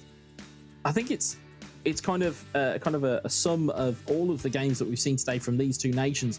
Both don't want to lose. Both are kind of really tough opponents to go against, and you know, I said I didn't really see it going any other way in that second game, but again, Roxa just showing up and doing what he does best, and has kind of nullified that attack from Irma. You know, it was an early lead, don't forget, from Romania. A wonderful hit in the end. Great strike, and we were calling for maybe a potential goal of the day. I think maybe the end result might have taken the sting off of it a little bit, but still, it was a tremendous finish. Yeah, it was a great finish and one to really be called out. But again, it was the passing prowess here. It was that double team. It was that double team there that allowed the option for Mitro to get in and score and equalise. And again, it's good build-up. It's finding where your opponent's weakness is and exploiting it. You know, and again, the same thing happening here. Good little 1-2, allows a bit of space. Again, Irma not reading the cutback, and I think it's Prigovic that put it into the back of the net. And again, same thing goes here. It's that neat little cutback. It's the ball inside. Mitro uses his strength, fires it into the back of the net. And again, all of a sudden, it became all one-way traffic for Serbia. Again, just showing there, don't want to get into that physical battle. It gave Irma a big problem, and that big problem was Alexander Mitrovic. I think one of my favourite aspects of Roxa's gameplay, Wes, is the way he's very much willing to use the depth and get to the byline and cut things back. Not only, you know, across goal, as we see the late consolation there for Romania, but also, you know, cut it straight backwards. You know, that's going to allow space for the midfielders to break away from that midfield / defensive unit, which sort of, you know, just gives them that extra yard of space. And it's something that Irma, I think, really struggled to deal with in game 2, and it might be something that he's going to have to rectify here in game 3 if he wants to lead Romania into the grand finals. Yeah, I think what Irma really needs to focus on is playing his game. He needs to stick to playing his game. He very much fell into the trap after that first goal went in from Roxa. Fell into the trap of chasing the ball, chasing players. That's not what this Romania side is built for. It's built for build a defensive shell, get it on the counter, get a knockdown, get it through the lines very quickly. And we didn't really see enough of that from Irma in the second game. So I think it's all to play for here now, and it's all really for Irma to show up and get his game back on track. And for Roxa, it's more of the same. If you can hold up the ball, if you can use Mitrovic, if you can use Luka Jovic to great effect, you'll be finding yourselves in the finals. I think once again we come back to that questioning of Irma's mettle, and earlier on we were asking, you know, questions about Paneas a little bit. I think he's proven that he is well and truly deserving of being at this level. Again, it comes back to us circling around Irma and seeing if he can close out games and get the results like Roxa can on the Serbian side. Yeah.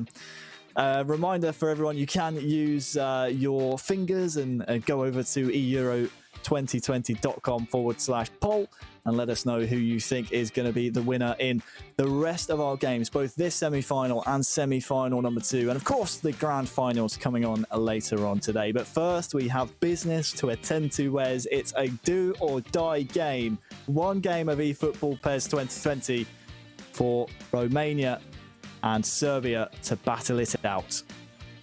Yeah, it's for all of the marbles. We've used that for quite some time, but it is time to leave everything out on the pitch. This is the kind of, you know, we always talk about how games are cup finals. This is practically a cup final in itself. It's there for either team here. You can see Romania trying to start off in that defensive shell, very defensive from the get-go. Could Irma potentially be trying to play for penalties or for extra time? I don't think. Well, headed down by Roxa. And this was an early statement of intent, maybe, Wes. Just curling away from the goal. Pantilimon has stepped in to the Romanian nets. Is that something maybe that Paneas would have just whispered in his ear a little bit and said, you know what, you should maybe be using the giant frame of Mr. Pantilimon? Yeah, I mean, it's a small tactical change, but it's we've seen this time and time again in eFootball PES. The smallest of changes can have a very much a ripple effect. It's like dropping a stone in the ocean, that something will eventually happen. Chipped you there. Not finding a way through. Threatened to break through, but the Serbian back line, as we've highlighted before, very strong. And that physicality is something that Irma will have to try and overcome here. Mitrovic can find his man! He breaks the deadlock. It's 1-0 to Serbia in this deciding match. And Roxa working the byline once more. And it's 1-0 to Serbia. Great goal. It's the confidence to play that pass. I mean, you know, from the camera angle, we could see it. I was very much drawn to the run of Dusan Tadic, who'd pulled it right to the edge of the box. You'll see Krivnic's shot here, but again, the confidence and the fact that his striker gets across his man. Irma will be disappointed to concede that. It's Mitrovic into the box at Prijovic. Wonderful finish. It's not saving those. You can be 10 foot tall and you're not saving it from there. Oh, he's lucky he was so close to the goal, Wes, purely based on the fact that that shot was always rising from Prijovic. But Roxa won't mind one bit. What can Irma do from the kickoff here? Chipchu is through, and it's the immediate reply. As we've seen so often from Irma, the kickoff is one of his strong points, and he's made Serbia pay.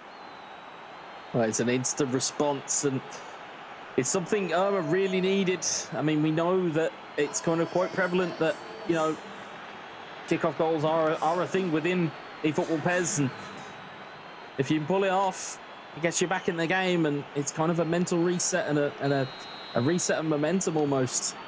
Back to square one.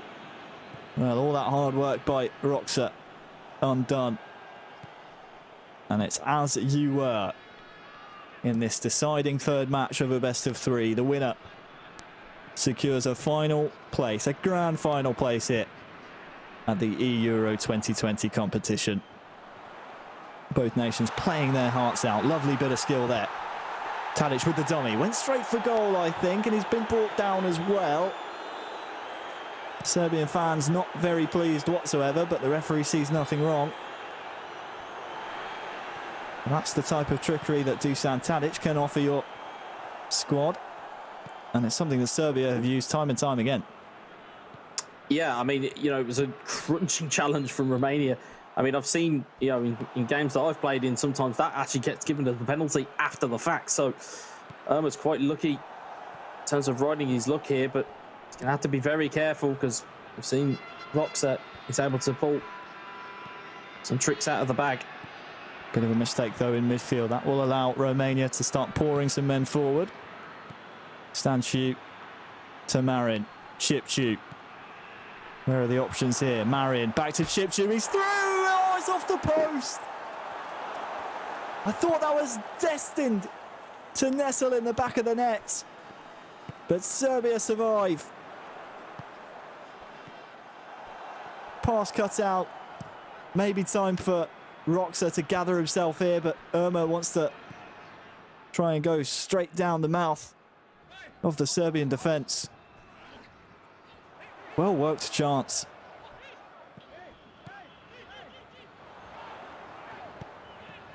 Well, Roxa trying to advance himself now. Here's Prijovic through a goal!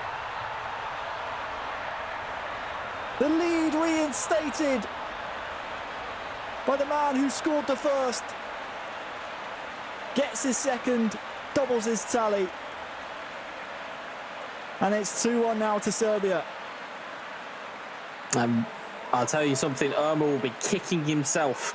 If you flash back just a couple minutes ago, we saw that opportunity. There was a man over. Instead, he goes for the shot, hits the post, comes down the other end, and Roxa works superbly to get it in to the forward again. It's Prijovic who will get the goal. And again, Irma, it's almost a sucker punch. Be wary here from the kickoff. Irma likes to work the ball very direct off of the immediate restart, but this time Roxa survives, so no instant reply. So back to the drawing board now for Irma. It's proven that he can fashion chances, but well, what can he do here? Here is Ivan. Pass incomplete, looking for Chipchu. Inside to Prijovic. Look at the Serbian men joining the attack now. Mitrovic on that far side. We've seen this so many times. Romania get the ball clear. It's that move time and time again. Roxa trying to work that far side. Does so very successfully. The cutback this time not working out for him. Yeah, you can see Roxa trying to strangle this game, but it's a poor pass. Again, it's that physical battle that you don't want to get into with the Serbian players, because they are physically dominant of these slightly more skillful Romanian players as it ball goes into the box. Chipchu looking for Puskas, and it's bounced in! Oh no, it's a calamitous own goal for Serbia. It's a horrible way to concede. What happened here? Just miscommunication maybe, Wes. Well, they won't like me saying it, but I've had flashbacks to Boa Vista. They will not like me saying it, but there's flashbacks. It's a pass back. The goalkeeper just doesn't react to it. But it's a bit nonchalant at the same time. It's a bit of a chip ball back to the goalkeeper. You really don't want to be doing that, especially at this stage, and especially under this amount of pressure. But it gifts Romania a kind of a way back into this game. Watch out, Serbia, from the kick-off. Here comes Adam Ljajic. Advancing up the pitch. Denied by Irma. And was that maybe just a queued up input from Roxa that was forgotten to cancel? We'll never know. Either way, it's game on here. 2 goals apiece.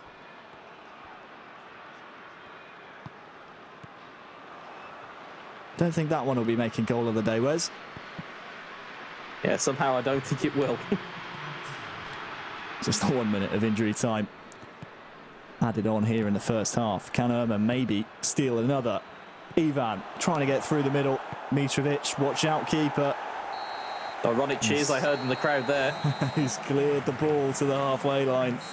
And that signals the end of the first half. So one final half of football to play in this, well, marathon series.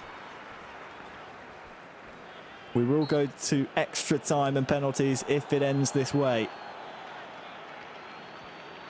Bit of indecision in that Serbian backline. All of a sudden, that error has got a bit of nerves into that backline. And Romania trying to seize upon it very, very quickly here. That possession statistic, drastically different than what it was in the game that Serbia just won. Still tipping in the way of the Serbians, but Irma has had more chances in this match, certainly. And he's being reactive to the ball here as well. Very, almost a premonition there from Irma, able to step ahead of the ball. He's playing very, very active in defence. Here comes Roxa now with Dusan Tadic. Mitrovic, Prijovic combining.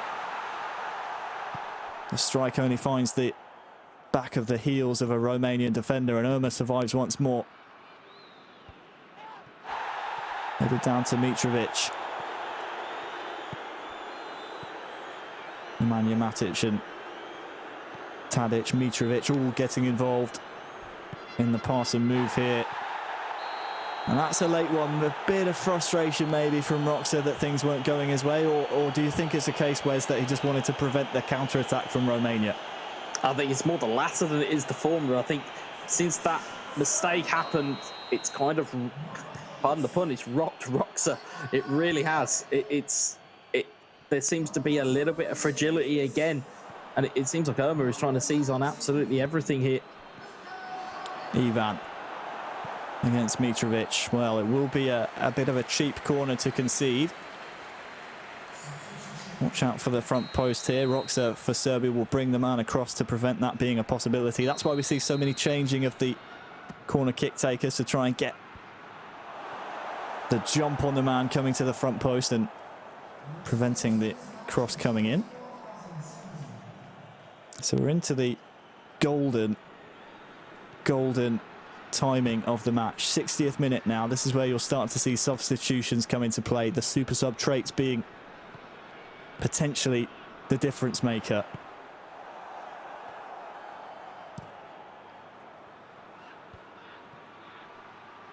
Chipchu now for Irma. Romania, they fancy themselves in this tight. Tries to play a little bit too direct down the middle. You're shaking your fist there, Wes, because there was another option to be laid off to, but Irma keeps coming forward here. Chipchu goes for the fake shot. The Serbian defender does well. And another chance goes wanting for Romania.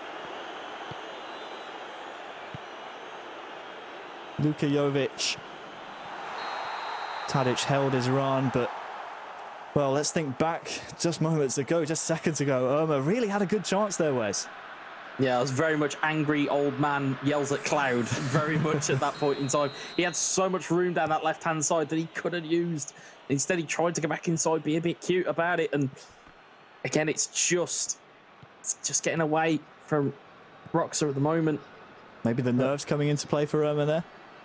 Yeah, I think he's kind of emotionally invested in this so much that I think any errors at this point may crush him. But he's still got time on his side. He's still got impetus on his side. It's got a man in the middle here that's been peeled away. Look at this. It's Hadji for the goal. Great save. Punched away. And it's another opportunity that Irma maybe should have taken on first time. Serbia surviving. Not done yet. Stanciu trying to shield the ball. Great hassling from Kolarov. Towards Serbia with possession now. Luka Jovic, I think, is offside, and the linesman agrees. But what another great chance for Romania. And it has to be said, Ömer, since conceding the 2 goals, hasn't really had a blip in defence. It's just the attacking sense. He seems to be hesitating slightly. Matic looking for Zivkovic. That's a wonderful pass. Zivkovic now maybe could be the difference maker.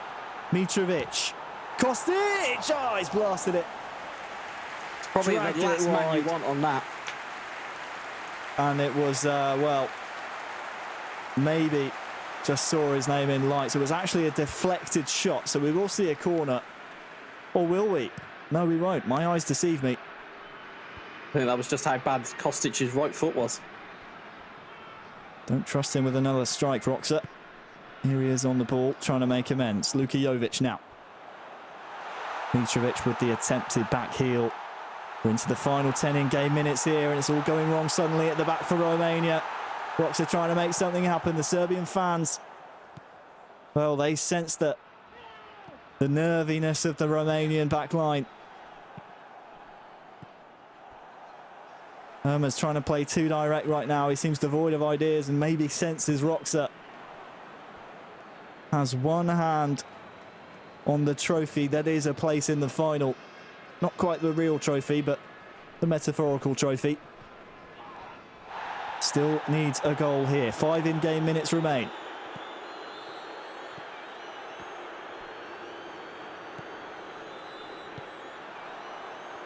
Milinkovic-Savic. Defended well by Ömer, but he's given the ball away. Luka Jovic stealing in. There's a man over here for Serbia! Surely that wins it!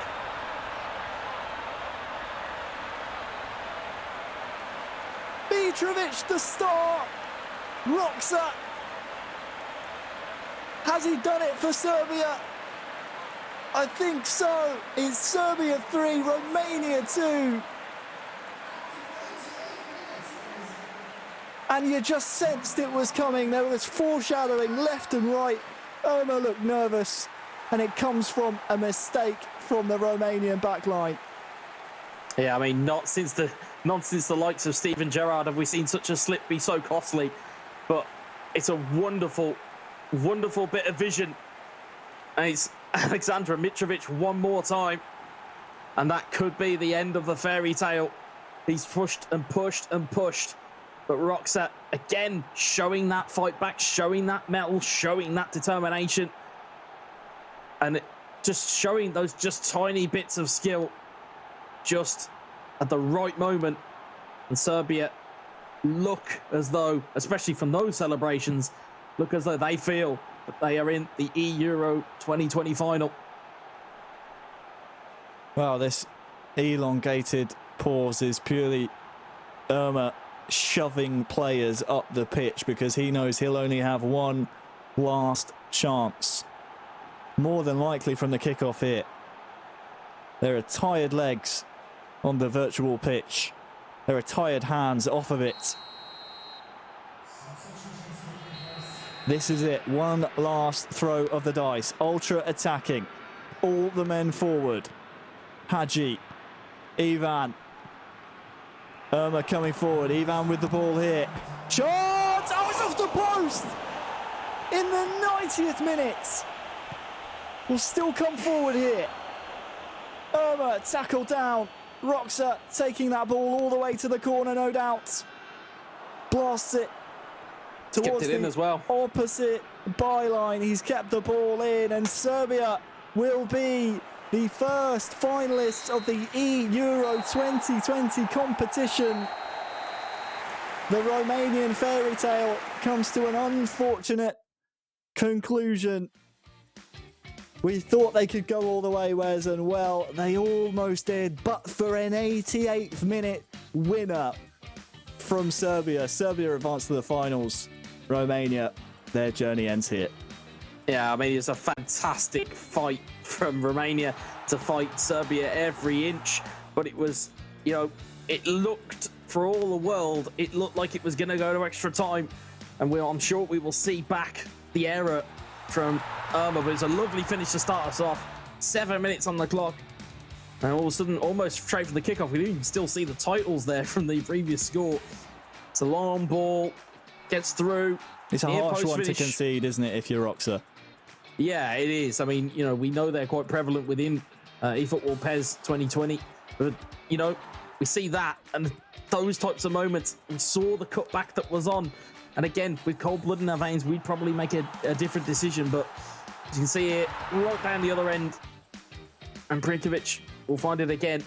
Oh. But again, it was a brilliant piece of, well, I say it's a brilliant piece of defending if you're Romania. It's a brilliant piece of defender if you're Romania. It was great pressure though from there, but it's a really bad individual error, and there it is. Could have easily just launched it down the line. He turns back, makes that judgment call, and it is Aleksandar Mitrovic who is at the ready.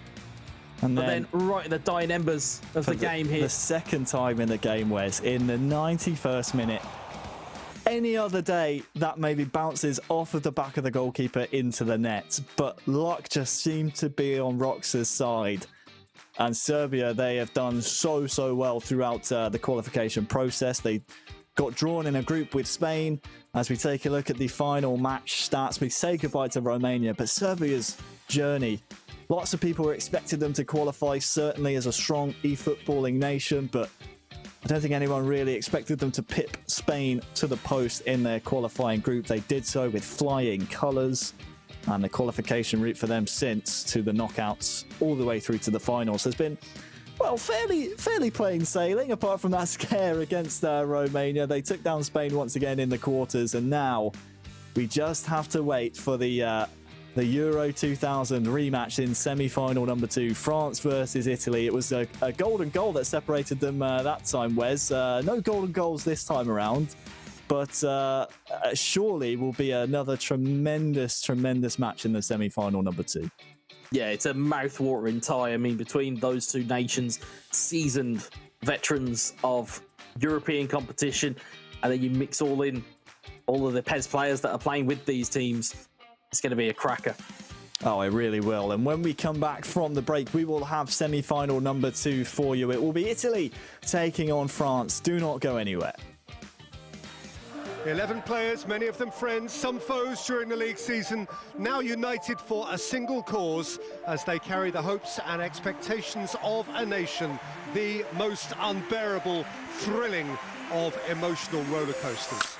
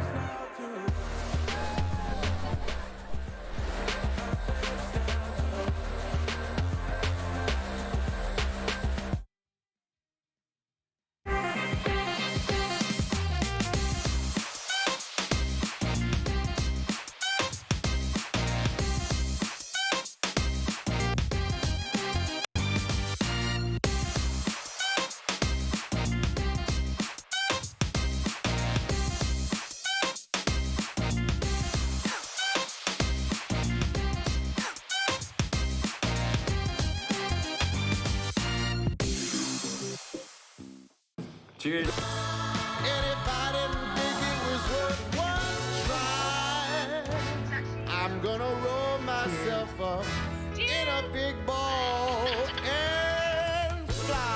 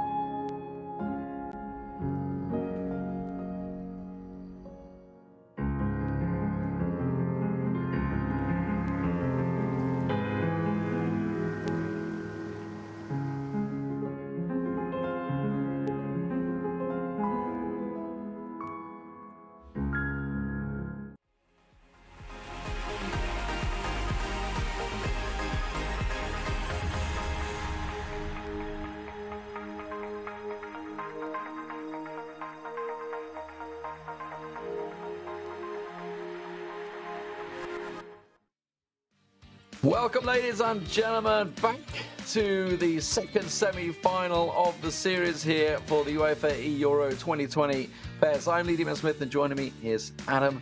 And Adam, we have an absolute cracker. It's Italy versus France. It's the old guard all over again. Yeah, two huge footballing nations and two huge esports nations as well. France going into tip-top. Italy have played tremendous stuff along the way. You cannot write them out at all. We've only got to look at the first semi-final that's already been and gone to know that there are many twists and turns before the day is out. And France coming into this one as tournament favourites, as you say, and they are also the only team to not drop a game yet. Italy, of course, lost a game back in the groups, the opening qualifying groups for this tournament, but France, they 10 wins, didn't even shrug anything off. They are now the leading goal scorers remaining in the tournament as well. So we're expected to see this one looking pretty explosive. Yeah, and the scary thing is, as we kept mentioning earlier in the day, they've not even hit top form yet. Yeah, that is the scary thing. You can see 84 goals for them. Germany, of course, out along with Turkey and the Netherlands. Italy on 73. Going to have to go great guns to try and catch France here. But you know what? It's a best of three. Anything's possible.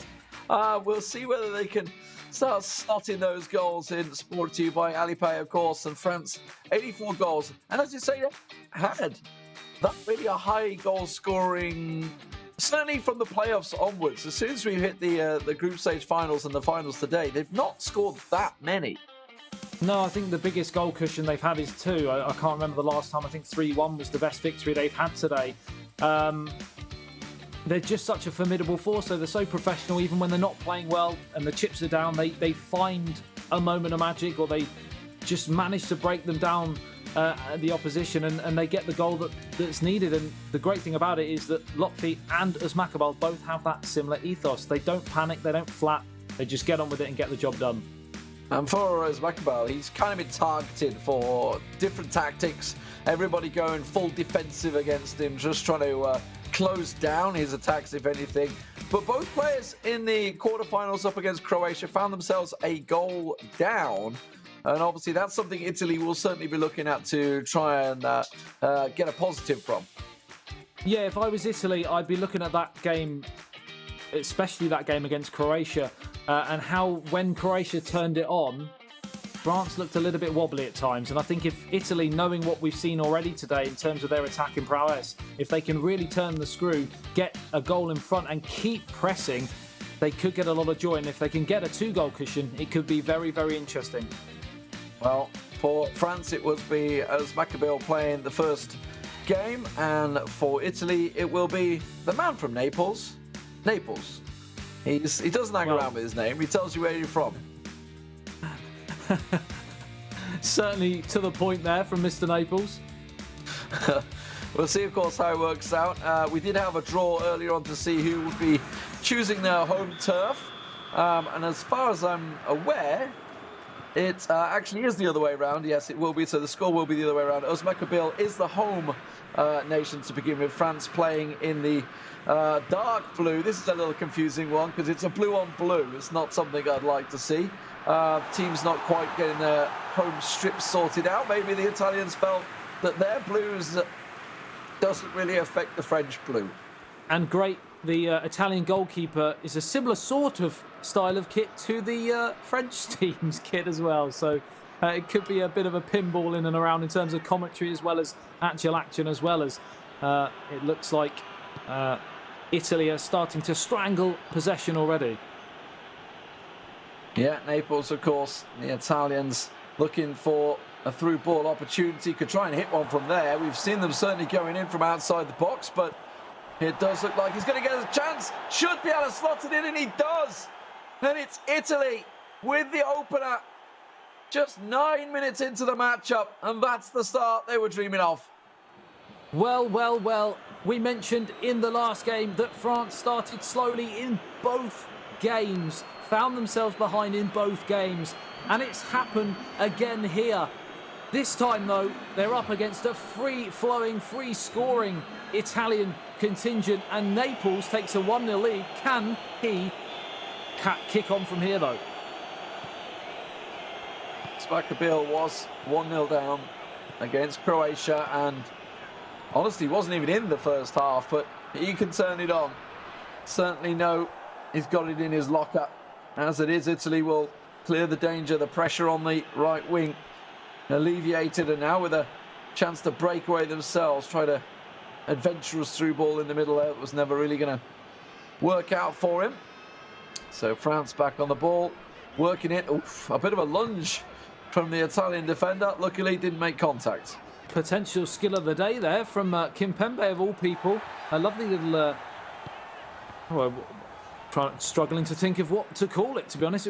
He just took the game by the scruff of the neck and invented a moment of magic himself on that far touchline as Italy once again jump into a period of possession. They're really taking the game to France here, as we thought they might. Attacking is the best form of defence. They've got another chance, and it's another stunning save, this time from the French number one. They're hanging on here. We just saw a little change from Smakabil there, going a deep defensive line setup. So certainly feeling the pressure in the opening 20 minutes of this game. 1-0 down right now. Italy looking to compound that with a second goal. Got to go for the cutback. Gets a chance. There's a massive open on the left. That's what he wanted. But it was well read by Sissoko as Smakabil sees it. And now the counter's on. Yes, huge interception from Sissoko. Just as it looked like 2-0 could be on the cards. Now Varane racing up over the halfway line. Chance to feed it into Kylian Mbappe, who scored so many goals in this tournament so far. And of course, helping France to top that goal-scoring chart at this moment in time. But once again, Italy getting so much joy on the flanks. And it's Naples who's causing the problems. And he's in again here. It's a big chance for 2-0. What a save. How did that not find the net? He put the ball in the exact spot he wanted it. Bags of space, just needs to sit it in, but what a great save there. Areola called to arms for France. Now from the corner, Italy with Naples in charge, looking for an in-swinger, plays it along the ground, looking for the cutback, has the options. He wanted the support from the corner taker there. In the end, he's just bustled the defender too much. It'll be a free kick for France. Yeah, you've got to remember, we've said that France are the favourites, and rightly so due to the players they have. But let's not take away from the fact that Italy beat Denmark 5-1 and they beat Serbia 6-5. And remember, Serbia are in the final and the winner of this will be facing them. So it could be another matchup between Italy and Serbia. There's a long way to go before we reach that mark. As Smakabil gets a little lucky with that one. That's maybe what the champion needs. It doesn't look like it's going to be. Hope maybe a chance of a penalty there, but nothing given from the referee. Now Italy with numbers forward. A great ball, but it's just a little too weighted. Just drifted offside. Needed to be released a fraction earlier. And France with a free kick. Yeah, it looked like France had gone offensive then, and then suddenly the counter-attack happened and they got caught cold again. And this is very unlike Smakabil to see him so flustered. As Lamar picks it up on that left-hand side, just trying to get a bit of possession here, just to calm things down. As Italy have really raced out of the blocks in the opening half an hour or so. Waiting for Griezmann to get back on his feet there, I think, and didn't sort of pop up quick enough and was waiting a while. That's giving Italy a bit of impetus down that right wing, but it's coming back at them now as Thomas Lamar plays it through to Sissoko, looking for an opportunity in the middle. There's the space, that's what he needed. The chance comes and he absolutely takes it with both hands. France back in control, all square, one apiece. You can literally take what I'm saying about Smakabil and replay what I said a year ago, 6 months ago, 2 games ago. He is so clinical. He doesn't even have to get out of second gear. It's scary. He's had one chance. That's his first real major attack. And it's back to square one, 1-1. And it was just a simple mistake, in all fairness, in the middle of the park. And he got punished for it. Absolutely punished for it. And that's the danger that Naples is facing. Let's see from the kickoff if he can gain an advantage into play it out on the right wing and shuffle his players forward just across the middle of the park right now as he looks for an opening, sees it, it's a mistake that bumbles off. Oh my word, and he's through. The goalkeeper has to come out, and he will. Donnarumma, the big man, out to match it, because that was a clean chance for France. Yeah, Jorginho needs to get a hold of the ball in the heart of that midfield, because France are just starting to turn the screw here as we tick towards the end of the first half. I hate to say it, I know I've said carbon copy a lot today for the French contingent, but this is exactly what happened in that Croatia game for Usmakabal. Went behind fairly early and then got the goal to get back to 1-1, and then Olivier Giroud came off the bench to win it. And it's looking pretty similar so far, but of course, Italy could be a different kettle of fish. Well, just 1 minute added time for the half-time. It looks like it will come. So, all square as we move into the second half. Italy benefited from a relatively early goal inside 10 minutes. Maybe looking to try and do the same here at the start of the second half. Down towards his right-hand side, and Naples looks to kick straight out of the blocks again in search of that goal to put himself back on. Back to G. Gets it back. Florenzi. Now it's in towards Immobile, but cleared downfield by the goalkeeper, and the counter's possibly on if Kylian Mbappe can win that flick on. He can, but it's gone behind Antoine Griezmann, and it's back with Italian pressure, but they're trading possession at the moment. We're not seeing a real pattern of play so far in this second half. No, the Italians, though, working this right wing pretty hard, and it's not paying off for them. Now we'll see whether Griezmann just about keeps it in. No, it had gone. Linesman hot on that one. Italy with a throw-in. 58% possession for the Italians. Now we see Belotti coming on for Immobile. So just a quick change. Bit more physical player is Belotti. Getting slotted him up front for the quick winger. I'm waiting to see that change for France as well, from Pay to Olivier Giroud, which is usually the one around this sort of time, but he may get another chance to turn provider before that happens. And it's fired away.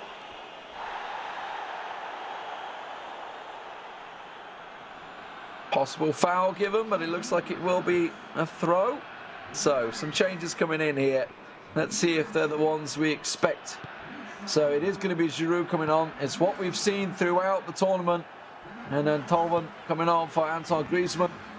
And Lamar off for Dembele. Standard triple change for France. What we've been seeing throughout all the matches so far by both Usmakabal and Lotfi. So both have obviously agreed this is the best France that you can get around the 60-minute marker. I would think so. But if it does go to a third deciding game, it will be Usmakabal who play that one as well, if our stats are correct, as Italy play the ball up towards a halfway line with Jorginho, who's had a lot of possession in this second half, but they've not really made any inroads in an attacking sense. A possible chance here for Florenzi. Great challenge though, and Sissoko brings the ball away down on the left-hand side. Support in the middle from Giroud. Clattering challenge. Clattering? Yeah, clattering challenge coming in there. And Italy bring the ball away, but it's very, very scrappy, Lee. Yeah, that was so close to just being a little back heel flick through, and the through ball would have been on for the Italians, but it's going back at the other end, and a athletic clearance coming out from the defence there. Jorginho not going to get near that one as the French continue forward. Sissoko looking for the man in the middle. Olivier Giroud, big physical presence, not able to just flick it through. And this game is livening up a little bit, Adam. 20 minutes remaining here. It is wide open now. Yeah, I feel that France need to get down the flanks a bit more and utilise Olivier Giroud's prowess in the middle, and that's exactly what they almost did there. But just a hair's breadth away from making contact there, the Frenchman. And Italy live to fight another day. Interesting that Italy have chosen to go with a slightly different tactic to the games that have seen get through to this semi-final. It seems like everyone tries to adapt their game when they play against France to offensive style. But he's got the chance to counter here. It's in towards the penalty spot. Great save again. Will they rule that missed opportunity? That looked like a chance he absolutely should have taken. Massive opening down that left wing. Works it into the middle. And a clear chance on goal. Tries to go for the near post. Possibly could have gone for the far post. Who knows? But the corner now for Italy as he changes the taker. Couple of change of personnel as well. Pellegrini coming on for Zaniolo. So Italy have had all three of their substitutions as the wing back comes on as well. Desciglio for Florenzi. Let's see where he's going to deploy him as France will get the ball cleared. That was a heavy tackle. Play on given. There is an option down the left wing, but Dembele is all alone at the moment. The support is slowly arriving, but the quick player, and he's bought a foul in the bottom left corner there. I mean, he went down holding his head. It is a little elbow in the back, and this is a dangerous, dangerous position for France. It's all getting a little bit feisty down there. With just 10 minutes remaining, both teams know, due to how good they've been defensively, a goal here could win it. As the hook shot comes in, it's straight at the goalkeeper, and now the likes of Kurt Zouma have raced back up the field because it's a chance for Belotti to mount a counter-attack. Given away again, they just can't quite get out here, Italy, as the pressure mounts for France. It's into Olivier Giroud, and had that have been Kylian Mbappe, it might have been 2-1. Oh, you just felt that was the moment.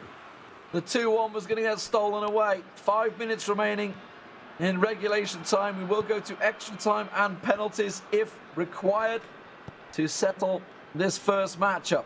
The midfield is wide open for Italy right now. The French players absolutely deserted. I don't know where they are at the moment, but they are down the wings clearly because that's where they've just won the ball back. Dembele through to Giroud. Bags of space on the left, tries to feed it through, but wasn't read by Tolman. And in the end, Italy will clear the lines with just a minute to go. Is there going to be some last gasp drama here to win it in the 90? Or are we destined for extra time and possible penalties yet again here in the eEURO 2020 finals as the ball gets played through? Belotti plays the 1-2. Pellegrini just can't get on the end of the 1-2 pass. And it's gone to extra time here between Asmacabal of France and Naples of Italy. And what a game it's been. The calmness there, Adam. That last touch, the defender just like, I'm just going to do a pass back to my goalkeeper in the last second just to clear it. And in the end, it looks like it was this was the offside chance. It didn't quite happen. So the kickoff not working for Asmacabal. Didn't get an advantage from that one. Straight into extra time. 30 minutes, of course, 15 minutes each half, and then we are into penalties, possibly for the first time ever for France, who have yet to drop a game. And it's down the left-hand side, and now Olivier Giroud tries to profit off the pass.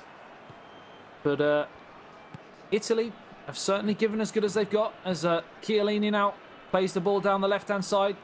Insigne can't get on it, though, and Pavard now finds Paul Pogba. Do they need a big performance from him? But he's given it away in a dangerous position, and the chance to spring the attack from Belotti, who's becoming ever-present in this match as we tick over into the near 100-minute mark. It's a chance to whip it in from the edge of the box in towards Belotti, and it's headed away. But the pressure is not done just yet. It's in again towards the edge of the D. Now it's a chance to turn and shoot. We've seen lots of goals today from that sort of position, but it's been turned over, and now we're on an edge-to-edge, or end-to-end, should I say, moment in the match as Olivier Giroud has a chance to play it across. It's Dembele, biggest moment of injury time, or extra time, should I say, so far, and he's blown it. He let it run past him. I can't believe he didn't have the pace, Dembele, quick to that one, but nonetheless, France end-to-end match here. Everybody looking for that goal right now. I just wonder, with those early substitutions, they're going to start costing people. The heavy legs out there for both teams at the moment as Bonucci tries to chase Tolman. Tolman wrestles him off the ball, looking for that cross. Cuts it back. Chance to Fekir. Fekir's got absolutely nothing left in his locker. He is dead to the world, and that's why Belotti's wrestled it, but that's a dangerous free kick position. The Desciglio gives it away.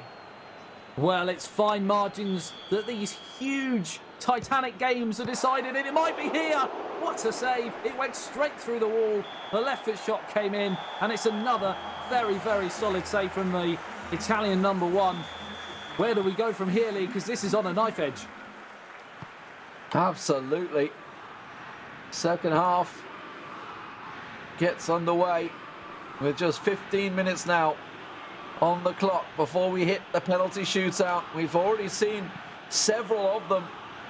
Spain went out on a penalty shootout in the quarterfinals to Serbia, who now find themselves in that grand final, awaiting one of these teams. Uzmakabil, he will absolutely want to come away with this with a victory. The pressure on that man as the world champion is immense. Heard from Lotfi, he said even though we're all having to play this game at home, we are still feeling the pressure of being the favourites.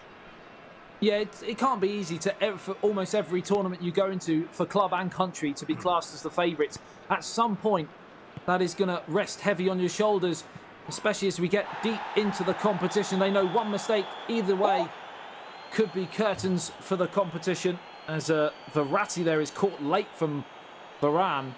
And another chance here for the Italians to bring the ball forward. And Naples has certainly produced a very, very strong performance so far. Absolutely, still all square. One apiece. 5 minutes remaining before the penalty shootout. Pellegrini down the right. Lays it back to Desciglio. Has to just buy time. He's trying to look for that final moment, that final chance, and not give Uzmakabil a chance to score. Gets it into the middle of the box. Wrestles it free. It's managed to find back to him. Oh, it's gone back. Oh, he just put his foot through it. And it's in. Italy have maybe just stolen away the first game as Pellegrini letters it into the net. Just 3 minutes from time, and Pellegrini has possibly smashed Italy into a 1-0 lead here. The second goal to make it 2-1 in game. And the world champion of eFootball PES from last year, the reigning world champion, is behind, and he has little to no time to do it. In off the post, an incredible finish, and the drama just raises and raises and raises as the games go on. He just couldn't get it clear. You can see it was back and forth, and then at the point, I think Naples just said, you know what, I'm just going to hit it and see what comes out of it. And what a hit it was. And Italy may well be handing France their first ever defeat in the UEFA eEURO 2020. All of the matches they've played so far, unbeaten. Oh, and the ball, it goes loose. And the goalkeeper will hang on to that one and hoof it up the field. It is it. Italy will take game 1, 2-1, as Uzmakabil, the world champion, goes down to Naples.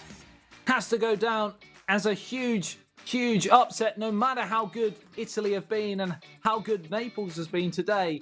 To beat the world champion is no mean feat. That's one hell of a performance from the man from Italy. Phenomenal. Let's have a look at some of the highlights from that game. And of course, it all started off so well for Italy as well.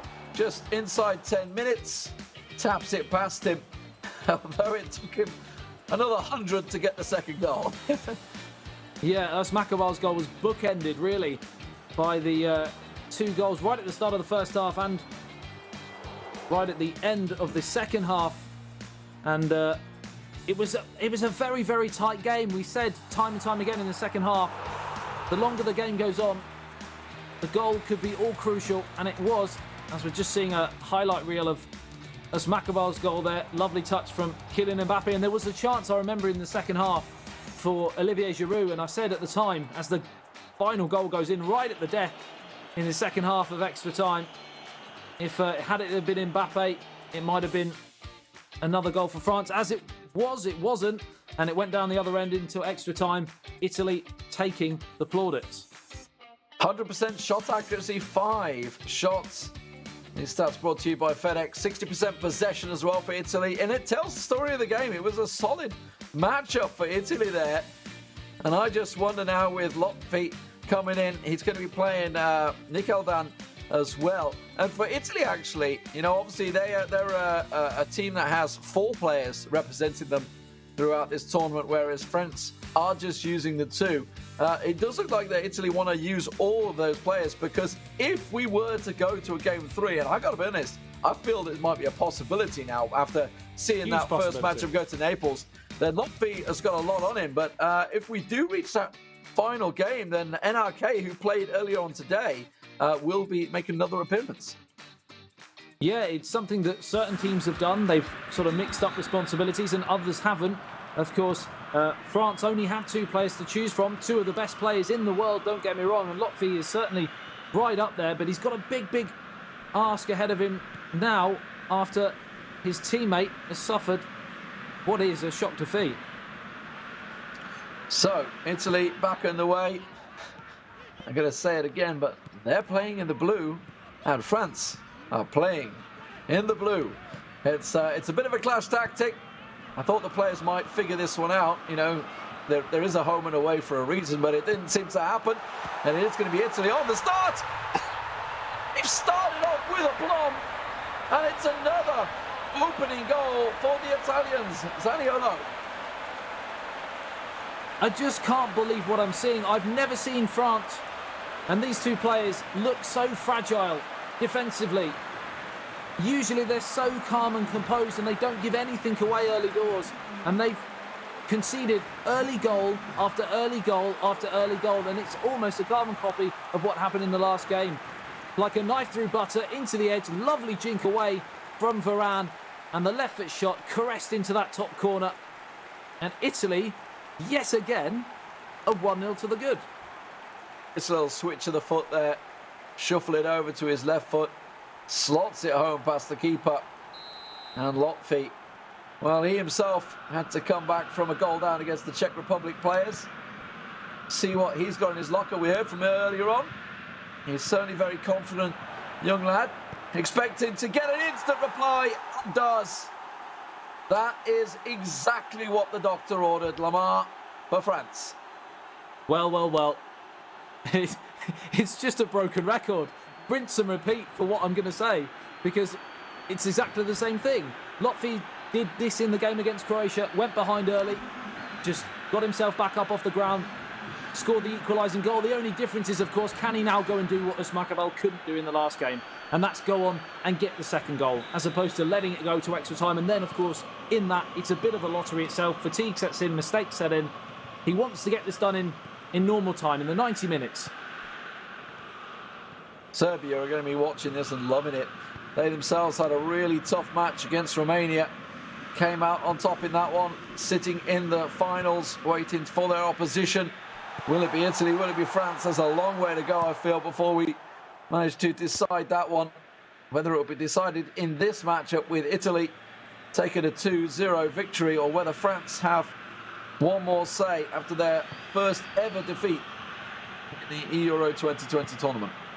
It's certainly highly possible that we've been giving Italy a bit of a disservice here, because we talked about how Eterito, for example, wasn't selected, but the 4 players, they may not necessarily have been in and amongst the big tournaments in the last couple of years in eFootball pairs, but let's not take anything away from the fact that the selection process was incredibly tough. So for them to get through in a very, very strong nation that is Italy, they must be great players. And he's in again here. And Italy are back in front in the blink of an eye. This game is ebbing and flowing like the oceans of the world. It's Belotti for Italy. So Nicoladan's going to start with him. He's obviously seen him coming on as a substitute throughout this one.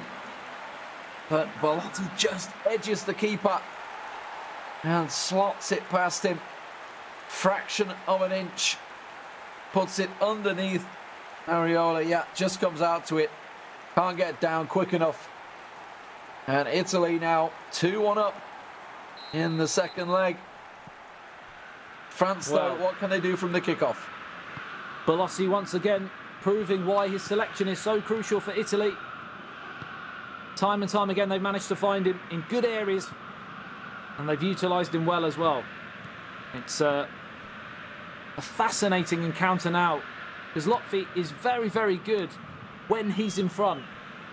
But when he's chasing the game, it's a bit of a different story. It's not to say he's bad, but his game plan is to get an early goal and sit on it and play very, very cautiously. Well, that's exactly what we're seeing from the Italian here. 20 minutes in, he's already keeping some possession football as they play it around the back four. Now they set themselves an opportunity. There's a runner down the right wing. Looking at Belotti, wasn't able to get it past him, and now the throw-in given. 25 minutes gone in this one, Adam. Italy, I tell you what, I don't think we've seen too much of Nico Dan, but he is looking a solid player. But yeah, like I said, I think we've done them a disservice in this competition. They had a pretty hard qualification and they got through that well. It's Immobile, he's in again! Oh, the left foot shot, that could have wrapped up the tie to get a 2-goal cushion so early in the match. And he's blazed it wide of the target with the goal at his mercy. Possibly just that little shrug, I think, from the defender that put him off there. Maybe looking for that quick to pull it to the right, pulls it wide in the end, and for all the world you felt that was going to be a goal, and a 2-goal cushion may well be what he needs against Lotfi, because he's certainly capable of making some big comebacks. That's a great through ball. He's got another option on the right hand side. It doesn't matter. Zaniolo can go it alone, just muscles off the defender. Still got himself the control of the ball, but now it's gone for a throw, and well, Adam, what a game. That is a huge, huge challenge coming in. I couldn't see from here whether it was Varane or not, but the slide tackle came in.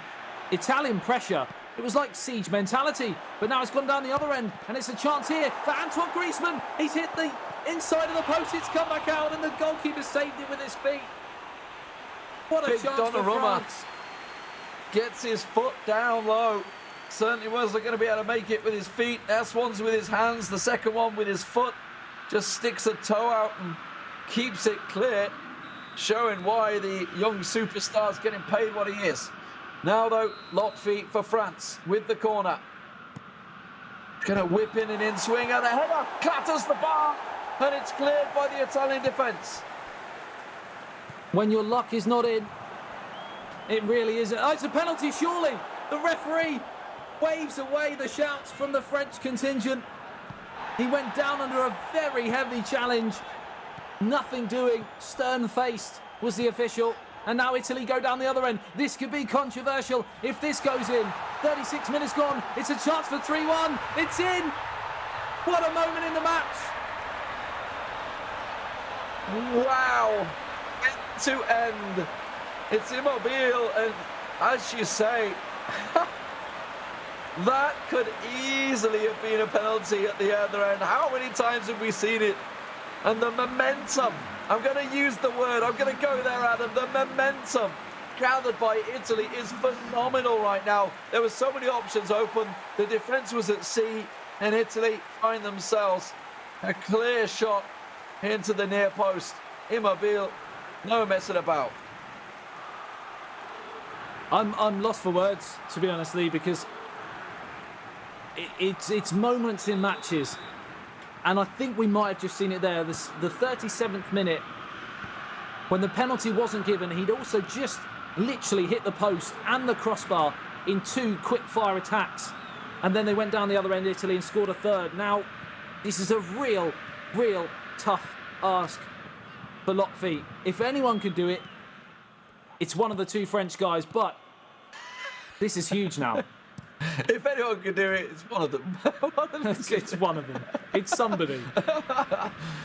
Oh, well, a 2-goal lead. That is exactly what the doctor ordered for Italy. And they are loving life right now, the Italians. Semi-booking their place in the finals. You know, we obviously, let's not forget the fact they've got NRK and Alfonso Greyfox as well, with 2 players that have also been taking part in this tournament. Oh, that one's gone wide. The chance for France goes begging. Well, we've said that a few times. Very un-French-like to miss chances. I have to say that's possibly more of the half chance than we have seen from them. They've missed bigger than that in this game so far, most notably hitting the woodwork twice. But I just feel the wind has well and truly been taken out of Lotfi's sails after that quick-fire counter-attack and goal from Immobile. It's a throw-in. Half-time beckons. Italy coming into the first half with a dream 3-1 lead. They are going to be loving this one. And, well, Lotfi with it all to do. We may well see some all-out attacking. We'll see how it goes. They're going to be kicking off, and Lotfi's going to be looking for that very early goal here from the kickoff. Yeah, and he's got to do something. Well, that's a great interception straight away. Italy completely nullifying that early kickoff potential goal. And, yeah, Lotfi's got to do something that he very rarely has to do. Chase the game. He's not used to it. Certainly not at the highest level. That ball just gone for a throw-in. France still keeping the pressure on early here. All out attacking, trying to do something with Griezmann. It's gone across. Defenders there. A much-needed clearance because Griezmann was ready to tap it in the net, but it's still not over. The pressure continuing as France continue to pour forward. They've got another player. Goes to Mbappe. What can he do with it? Head comes in. Oh, it's found. Fekir on the spot. And he just tapped one in. It's 3-2 France. Captain fantastic. Just when they needed someone to grab the game by the scruff of the neck. Because France were looking potentially dead and buried here in the semi-finals of the eEURO 2020 tournament. But up steps that man, Fekir. You have to say, plaudits go to Kylian Mbappe, I think it was, who won that flick on up against possibly a player larger than him. So to get that header down was very, very impressive. Game on, Lee. Game well and truly on. Wow, what a match we have here. It's one we were hoping for. That's for sure. Italy still with the goal lead, but they are under pressure. And we just thought once they'd won it back from that kickoff at the start, but you could see the relentless aggression coming out from the French, just pouring forward, making sure they kept the pressure on. Now, a free kick chance. It's going to be taken short, I suspect, here for Nicholdan. Don't expect him to be launching it into the box. They will just keep hold of the ball. They can try and counter here, actually. The man in the middle, there was a big option for them further forward. Looking to try and draw some of the French players out of their own half. That's a great ball through.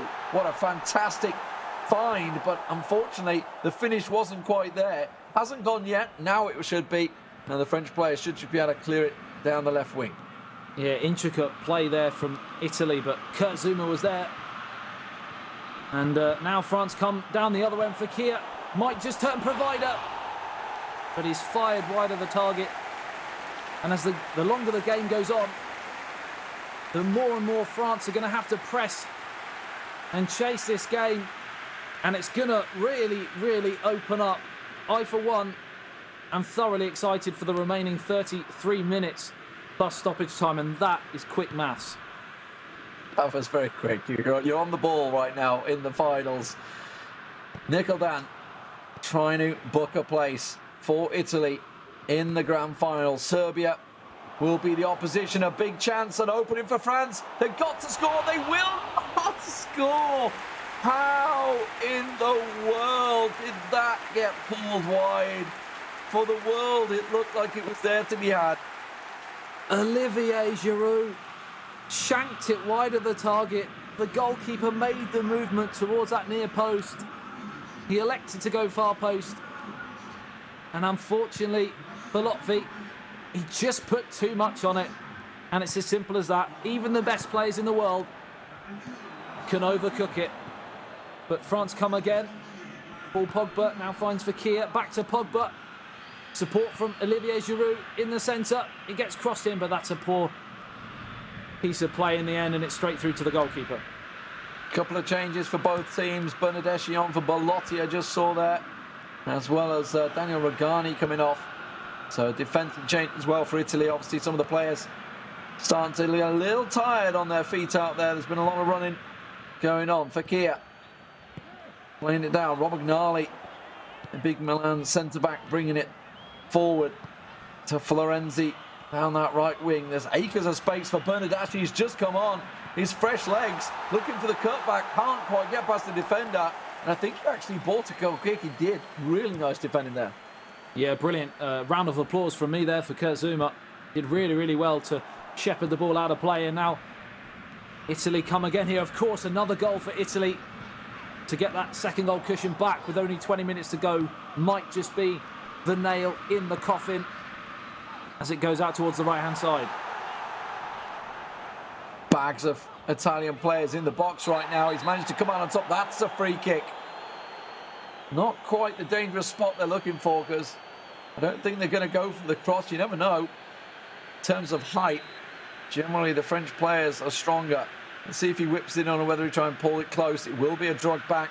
Now is an opportunity, looking to try and get it to the byline.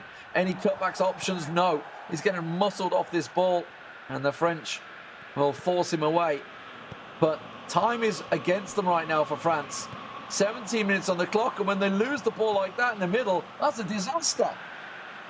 Italy come again here. Florenzi, support on the edge of the area. Oh, it's a crunching challenge coming in from Sissoko. And now they come away with it again. Fekir, the goal scorer. Varane. How far forwards is he? This could be one of the moments of the season so far. Fekir for 3-3. What a sensational chip from the captain again. He's dragged them from the dares of despair. The dares of despair. Don't even know what that is. I'm that excited. Because what an incredible counter-attack that was. And with the goalkeeper so close to him, he was able to lift it over him. Sensational turnaround. Truly down in the depths, I believe, right there. And yeah, a second for Fekir.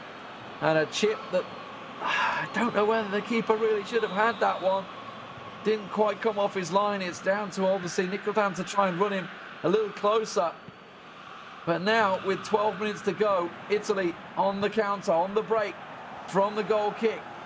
It's cut out. They tried to leather it into the middle. It wasn't to be. Two of them looking for the header. One of them will come out on top. Zaniolo back to Florenzi into the middle. Zaniolo waiting, but he's lost it. He was all too casual. And now France are on the break. Oh, dead belly dragged down. Free kick not given. It's going to be time given. Tolman looking in the box. Where's the captain? That's what he wants. Here he comes. He's through. Oh, slides in, but Donnarumma this time will check the run and collect the ball. Just 5 minutes away here. And honestly, you just can't call it. What an incredible spectacle we've seen. France 3-1 down. 2 goals for Fekir has made this game level. Can they now go and snatch an incredibly unlikely winner? It's in towards the danger area. Left foot shot, saved by the goalkeeper. That was the moment, Lee. Could have snatched it. Oh my word. Well, you've got to hand it to Lotfi. He's certainly making the comeback here. A little chance. Oh, and it just came off the arm. It wasn't even the glove. It was the arm of the goalkeeper. That was the tackle earlier. We're going to see a card for Florenzi there. It's a clinical, cynical tackle. So, corner. It's not over yet. Just a couple of moments before we go to extra time.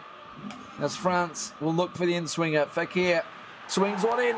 Headed clear, but it's gone straight back to the French player. Muscled off it. Just going to win the ball back and try and take it back to the corner and recycle. They've still got a chance here. They will keep hold of the ball. The cameraman's getting excited. He's dragging away, but France are still on the attack as they pull it back. See if we can get it from the corner. The clock is against him with just 2 minutes to go, Adam. Can we find an unlikely winner now? Time ticking away. This will surely be the last attack of the match as France recycle the ball, pump it forward towards the captain. Fekir can't get it. And what an incredible spectacle we have seen in this third game between France and Italy, potentially coming up because we're level here now. Extra time. Well, the kick-off is for Italy. What sort of resilience has Nicodem got? A 3-1 lead given away. Finds himself in this situation. Absolutely can score them goals. The question is, have the players got the legs to help him do what he wants? Bernardeschi on that left wing. He was a fresh face at one point, but he's already tiring. Zaniolo's got bags of energy along with Pellegrini. But it is still Italy in possession as they drive it forward. There's a space, an opportunity. It has to be just offside. Just a little too soon. And while the ball's nestled in the net, it will be disallowed. Yeah, it was great defending just to step up at the last moment to play him offside. And Lotfi over the years has had his fair few challenges, but this really has got to be one of the greatest he's had. He's been taken right to the wire. And it'd be interesting to see whether he can actually come through at the other side as Dembele plays it forward towards Olivier Giroud. Because Nick Calden has been absolutely breathtaking today at points. This is really, really opening up now. France really starting to get their teeth into this game. They're looking for an opening as they slide it through. Well read by Tolven, but it's one back. But it's going to be a goal kick for Italy. Just 5 minutes this half. 15 minutes in the second before we go to penalties. And nobody will want that. That's for sure. Chance for France. Goes on through. Italy should be able to get members back. Oh, that was a shrug in the back at them. It really was. And are we going to see another moment where Italy go down the other end? It's not to be on this occasion, as it's back into towards Olivier Giroud. Turns it around the corner. Feeds it back to Ndombele now. Fakir's in there again. They're piling numbers forward in search of this fourth goal, which might see them through to the eEURO 2020 final. It's finished at the end of the first half of extra time. We're still at 3-3, and this game has been so great, I've even invented phrases. Dare of despair. You're inventing a lot of things right now, but 15 minutes is all that stands between a potential Italian final or a French comeback and a third matchup here in the semi-finals. Who will it be? As the players figure out exactly what they can do to their teams to try and get a little bit more strength, power, physicality, energy. It's all what they need. And both of them have used, I think, all three substitutions, if I'm not mistaken, early on, certainly around the 60-70 minute mark for both of them. So both will be in this situation and can't bring anyone on. Look at Pogba, he's absolutely dead. Dembele, nothing left. The French team are dead on their feet out there. The Italians are certainly looking the more lively, but it's France on the attack as they cut it across. Oh, that save could have gone anywhere from Donnarumma. It was spilled, but there was no follow-on. Yeah, France have done a lot of chasing in that last period, and that possibly may mean that Italy have got a little bit more in the tank as we head towards the final 10 minutes of the match here. Are we destined for another dramatic penalty shootout, or can one of these two teams snatch a winner as Fekir finds Olivier Giroud? Just 9 minutes remaining now, and Italy come away. Chiesa up over the halfway line. Lovely ball, almost sneaks through, does sneak through, and now it's 3-on-3. It's a real chance here for Italy. He's through surely. Oh, the pass was poor. Just needed a slightly better pass. It's still not done. Didn't go out for a throw-in. It's Romagnoli who'll play it back to Chiesa on the right wing. Italy keeping possession football, keeping hold of the ball. It can't be worked against you if you keep hold of it. And now he's working an opportunity through the middle. Oh, it was just a weak touch. You saw the through ball that he wanted, but the defender gets in front of it. And now the counter on for France. Dembele, oh, it's a naughty challenge there coming in. Nick Calden knew exactly what he was doing. I'm not sure whether he would be happy for the lottery of the penalty shootout just due to that momentum switch after being 3-1 up. But with only 1 minute-ish remaining, this might be one of the last chances. And what a dramatic winner it might be.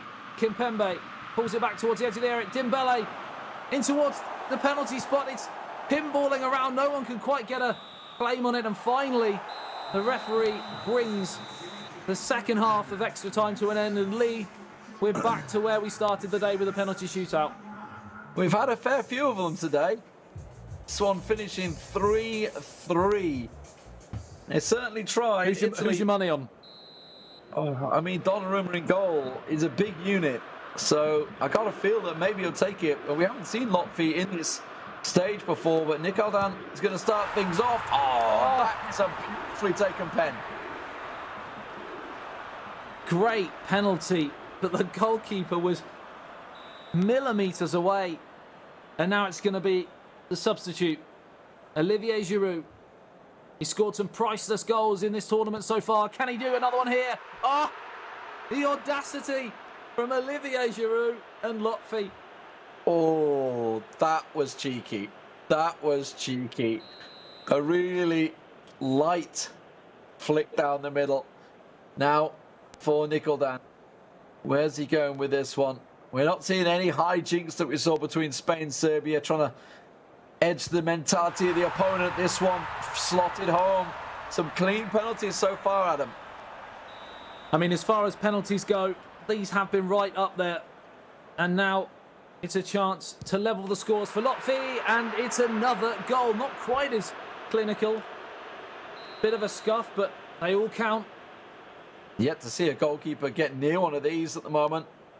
Let's see whether Lotfi can work some magic in the sticks. He's slightly edged it to the left-hand side, trying to give his opportunity, and that's exactly what he was after. He went down low. He almost gave the sign to say, yeah, put the ball down here, and I'm going to go for it, and it absolutely worked.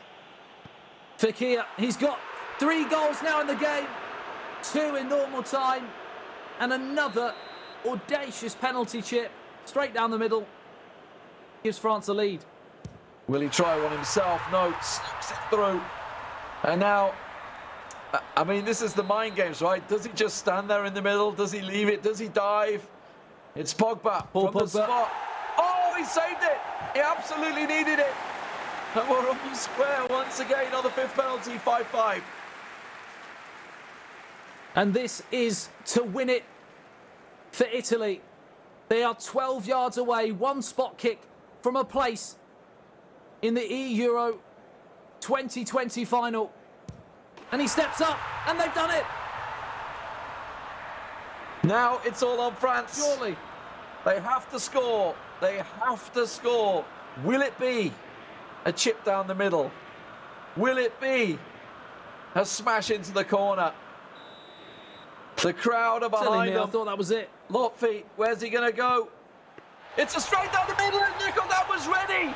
He's tried it twice, and Donnarumma catches it. It's Italy that will go through to the finals. Oh my word. Another favourite goes tumbling out, and France go down in the semi-finals. Well, well, well. My maths came back to haunt me again. I thought that was it with the last kick for Italy. But, I tried to save you. We still got the same team that went through, thankfully. Otherwise, a few people around the world might have been a bit upset with that. But, I mean, you'd have to say deserved on the day. A fantastic performance from Italy over the 2 games.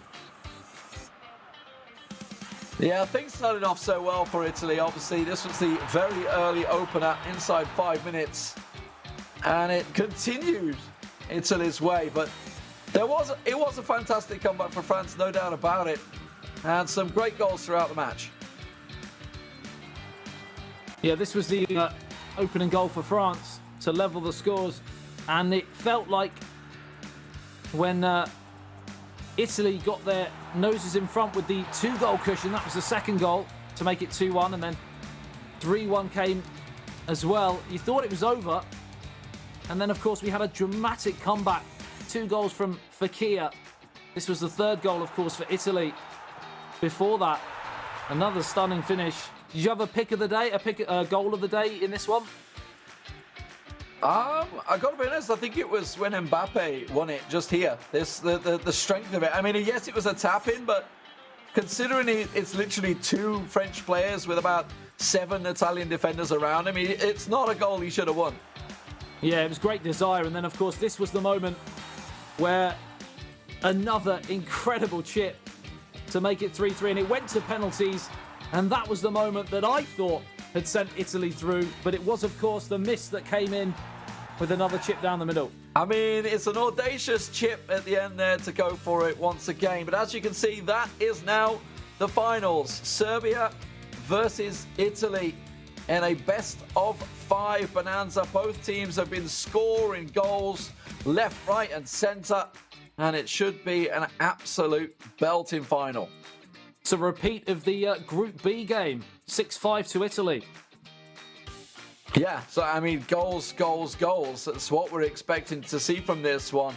And now, Adam, I mean, who's the favourite coming into this? Because we've covered both these teams throughout this tournament, and both have been fantastic. Yeah, we keep saying it's very, very difficult to pick, but Serbia would have been one of the favourites going into the competition, as were France. And Italy have dispatched to France, as you've seen, and in 2 games, didn't even go to a third game. Equally, Serbia have come through a very, very tough ask with the sort of Cinderella story of Romania crashing out in the semi-finals. I'm going to sit on the fence. I'm going to be very, very boring on this one. After all that, you sit on the fence. I led you to believe I had some magical words of wisdom, but no. Well, I'm glad you wasted all of our time. That's what I do best. Let's get into the next match. Before we do, we have to go over to Harry, who is ready with the draw to find out who the home teams will be. Well, thanks a lot, Lee. I wouldn't feel too hard, my friend. I don't think I've ever been able to pin Adam down on a particular prediction for a final. Well, it's time for our final formality of today. We've got final on the brain. We have Serbia, we have Italy. It's now time to do the draw, because this is now a best-of-5 match, which means one team has to be the host team and the home advantage team and nation in 3 out of the 5 games. So now it's time. The first nation drawn out of the pot here will have the virtual home field advantage here in the grand finals. Will it be Italy? Will it be Serbia? Let's find out. As the ball I've just drawn, will it be Italy? It will be. So Italy, I don't know if you can see there as my camera finally focuses, Italy, the first team out of the pot. And just to confirm that the other team in the pot was the other finalist team. So Italy hosting 3 out of the 5. And here's the other nation. It is Serbia. So Italy hosting 3 out of the 5 in this best of 5 final. It's been a tremendous day's action. And after the break, the grand finals between Serbia and Italy, they've been fighting so hard throughout the entire eEURO campaign. It all comes down to this. Do not go anywhere. 11 players, many of them friends, some foes during the league season, now united for a single cause as they carry the hopes and expectations of a nation, the most unbearable, thrilling of emotional roller coasters.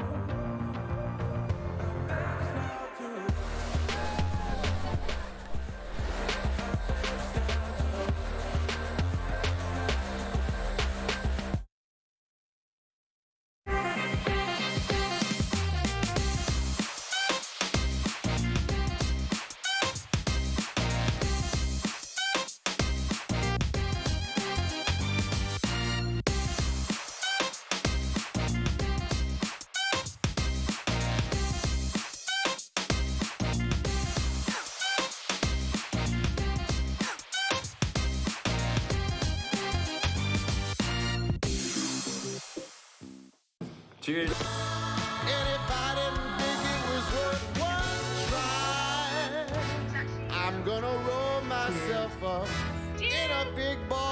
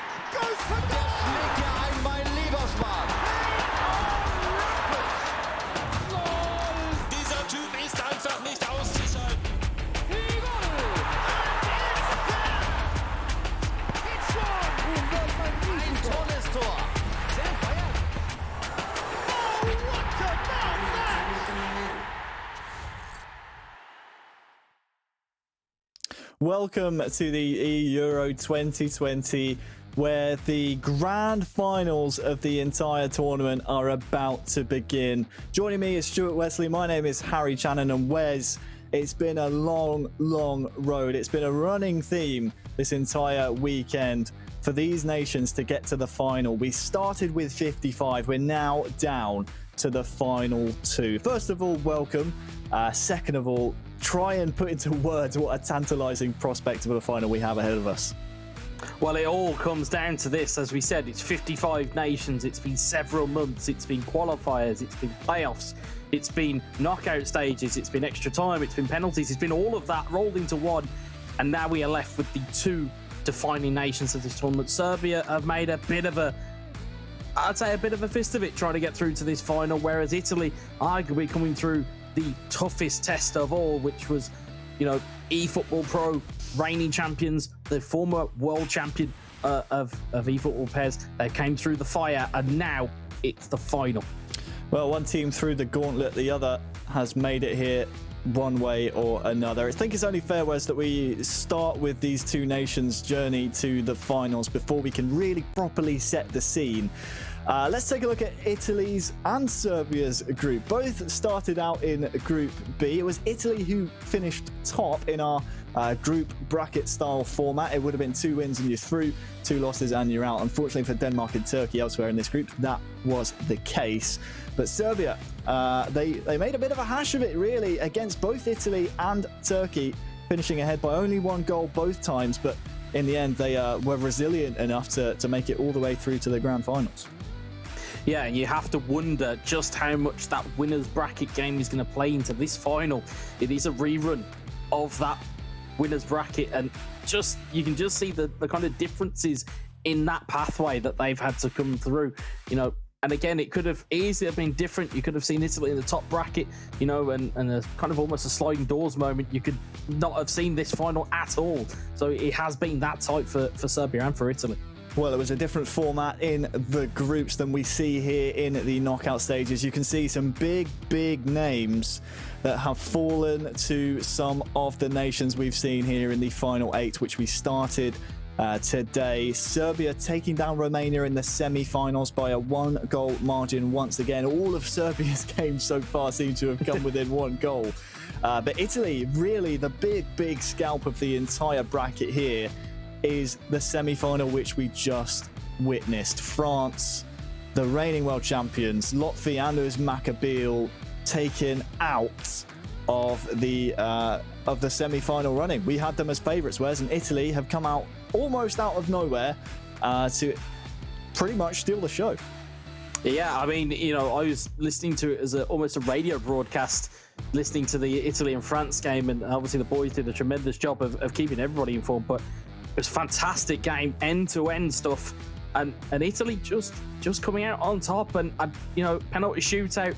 You could probably say maybe France a little bit arrogant with those Panenkas, and when the chips are down, you just put your foot through it. You don't try and play gamesmanship in a knockout penalty shootout, especially to sustain the competition. But Italy, well worth their money to be in the final. And again, I think we're going to see a pretty physical team coming out of the blocks. There's Ciro Immobile, there's Andrea Bellotti, you've got the speed and pace of Quagliarella, you've got Bernardeschi, you've had Zaniolo, who's been superb all the way through this tournament. They've got weapons all around the pitch.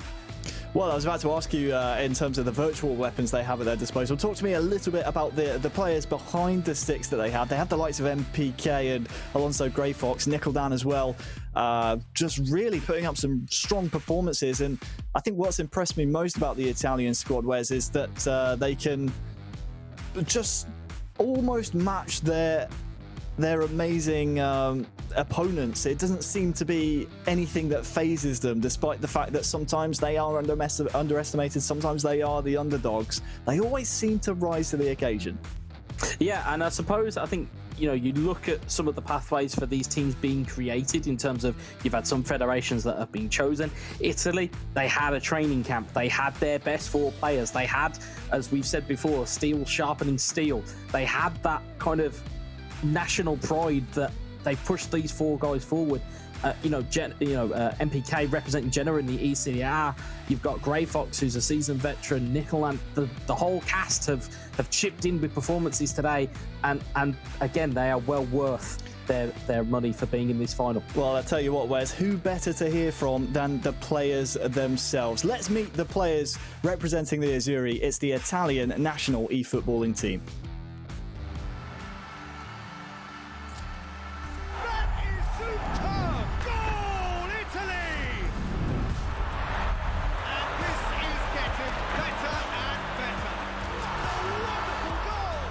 The lightness of step, the sharpness of movement, the certainty of finish. Ciao a tutti, sono Carmine Naples 17X Liuzzi e sono giocatore della nazionale italiana. Hi everybody, my name is Alfonso Alonso Grifox Mereo and I'm an official player of first Italian in national team.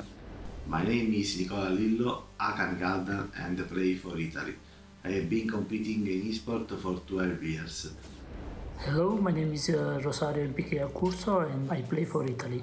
I'm a competitive player since 2019 and I'm feeling proud to represent my country.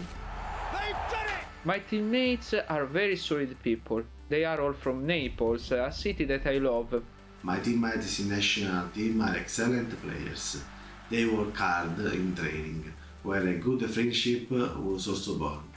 I miei compagni di squadra sono veramente in gamba e oltre che essere bravi giocatori sono veramente persone eccezionali. Abbiamo legato fin da subito. The journey was hard. The toughest spot was against Montenegro, where we lost a crucial match, but we had the mentality to get on and achieve the first place. Spero di poterli rincontrare nella fase finale per prenderci una rivincita. My most important moment was the victory against Ukraine with the result of 8-0. Win eEURO 2020 sure could be a thing to be very proud of. Winning for me would mean realizing my dream started a long time ago. Per me sarebbe motivo di grande orgoglio e una gioia difficilmente descrivibile. Winning Euro 2020 will be the crowning of our dream. It would mean that every effort and sacrifice will pay off.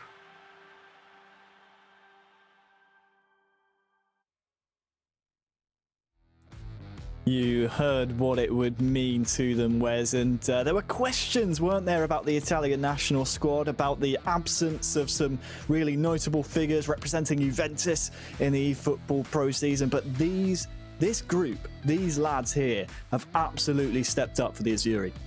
Yeah, it's been massive. I mean, it's a great team effort. You really can almost feel the entire backing of Italy getting right behind these guys, and we've seen some of the very high-profile support they've had so far in this tournament.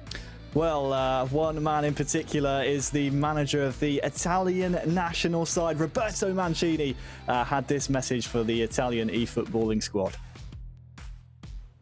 Un grande in bocca al lupo alla nazionale che nel weekend disputerà la fase finale di UEFA Euro 2020. Faremo il tifo per i nostri 4 giocatori in maglia azzurra impegnati nella sfida su PlayStation. Fatevi onore e Forza Italia. Ciao! Well, Forza Italia is the message from the big man. I mean, that's got to spur you and fill you with confidence, hasn't it? When the manager of the national side has your back, that's got to be. I mean, does that put more pressure on you, or does that maybe just fill you with a bit of confidence? I think if anything, that's going to cheer you up. If you've got the attention of your national team manager, and he's willing you on to go all the way. I mean, they are what? A best of 5 away from taking this entire tournament, and again, it would be a fantastic achievement for them. We know that Italy, across all of sport, have got a rich history, in terms of winning things, and they're very passionate people. So expect fireworks if they do manage to overhaul Serbia. Well, speaking of Serbia, let's maybe turn our attentions then to them, because they are Italy's adversaries here. We spoke previously about them, maybe not one of the powerhouses in terms of real-world football. Virtual football, though, they have some very, very strong players in their squad, don't they? Yeah, we've seen the likes of it so far. I mean, in terms of, we haven't really seen the best of Kepa. We've seen the best of Roxa being able to really dig them out of some real foxholes when they've needed to. And then you look at the players they've got at their disposal. You look at Alexander Mitrovic. You look at Milinkovic-Savic from Lazio. You look at Milinkovic at the back, who plays his trade for Fiorentina. They have players. They have weapons around the pitch. It's just they're finding ways to get through games. And that would be the thing that would concern me if you were Italy at this point. Well, these are two physical nations, and we speak about physicality in this stat balancing mode as maybe being the difference maker. Would you give the edge in terms of that aspect to Serbia here? Because we've seen Roxa and Kepa both use physicality to set up shots and even set up goals on occasion. Yeah, I mean, we saw, to great effect against Romania. We saw Mitrovic holding off defenders, being able to set up goals. However, you are coming up against Giorgio Chiellini. You are coming up against Leonardo Bonucci. You are coming up against Romagnoli. These boys are not, it's not kids down the park. It's, you are playing against full-blooded Italians to coin a phrase. But in terms of Italy, they've got their own weaponry as well. As we said, we've got Immobile, they've got Belotti, but again, you're coming up against Milinkovic, and Co at the back. You've got Kolarov with his sweet left foot. There's so many intangibles in this game, and there's so many different aspects that it could just go either way.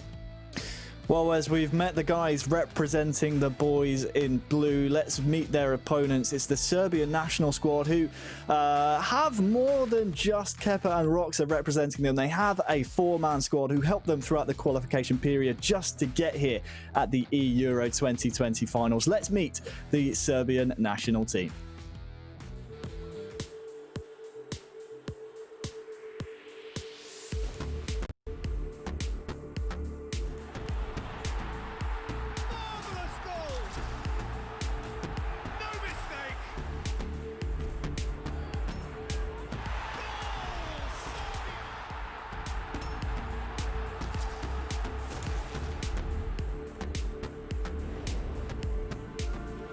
Hi, my name is Filip Panic.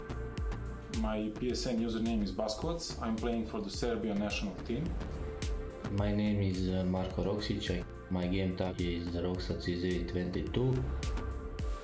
Ćao, ja sam Rema Raka. U Taciji imamo igrače sa velikim iskustvom, pored toga sjajni su prijatelji I funkcionišemo odlično kao tim. My name is Stefan, nickname is Kepa, and I'm playing for Serbian national team. It's a big pleasure for me. I think it's a good opportunity for me, for my team to show what we can do. We have two pros in the team, which makes us very strong. We are confident, we know each other for a very long time, and there's a great connection between us. Our group was a group of death. Before starting qualification, we think about finishing the first two places, but we want to finish first. Spain was our biggest rival here. Win and a draw with them secured the first place in the group. We managed to win this group without loss, so yeah, that was a fantastic result for us. Osvojiti evropsko prvenstvo je san svakog igrača, a za mene bi značilo vrhunac svega što sam postigao u Pesu. People in Serbia believe in us, so I hope we can win. It means a lot just to represent my country in this event, but winning it would be the greatest. Our goal is to win trophy. I believe in my team.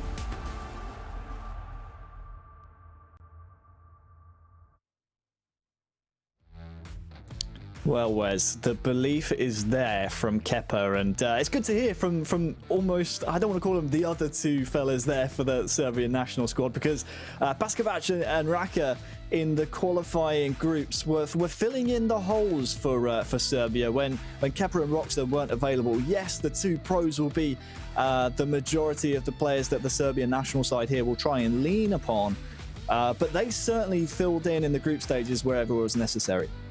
Well, that's the thing. I mean, it's, you've got two headline players in Kepa and Roxa, but we cannot forget the rest of that Serbia side. They did incredibly well to qualify out of the group stages or out of the qualification stages. we've documented it to death that they knocked out England. Wow, we're really upset because we didn't have a team to root for here. No bias here, Wes. There's no bias at all. But to force Spain into the playoffs, I think that was, that's pretty much a statement of intent right there from Serbia. And the fact that, as we said, when there was all four of those players, it wasn't just Kepa and Roxa that were playing every single game. Every player got reps in, and if they do go on and win this, it will be very much be a team effort, much like we've seen today from Italy as well. Yeah, all of the Italian e-footballing national side chiming in so far this weekend. I've only really seen Kepa and Roxa, and it has to be said the former doesn't look to be at his very best so far this weekend, at least from what we've seen, Wes. Do you feel like maybe that has to change here in the grand finals if Serbia are going to lift the trophy at the end of it? Well, I think you have to. You have to have some type of kind of shot in the arm. They need some type of confidence boost, especially with Kepa just being off of song. He needs something. He needs something to give him a bit of a boost. Well, we'll see if that something is a bit of a word of encouragement from a Serbian national team player. Let's throw to a quick message from one of the lads from the national team. Selekcija Fudbalskog saveza Srbije u subotu od 13 časa i 15 minuta igra svoju prvu utakmicu na Evropskom prvenstvu u PES-u. Nadamo se da će naš tim biti uspješan kao što je bio i u kvalifikacijama. Podržimo zajedno naše momke u borbi za prvaka Evrope. Well, Nikola Milenkovic there was really trying to spur on the players, and if that's something that can be tuned into to Kepa's mindset to maybe help him turn around some of his struggles, hopefully he can draw from it. My question to you is, maybe has Kepa just come up against some contrasting play styles today, and is that maybe why we're not seeing his fine form, his very best so far this weekend? Potentially so. However, what I would say is that the very best players always find a way. They always find a way through. You need a plan A, plan B, C, D, E, F, whatever, however.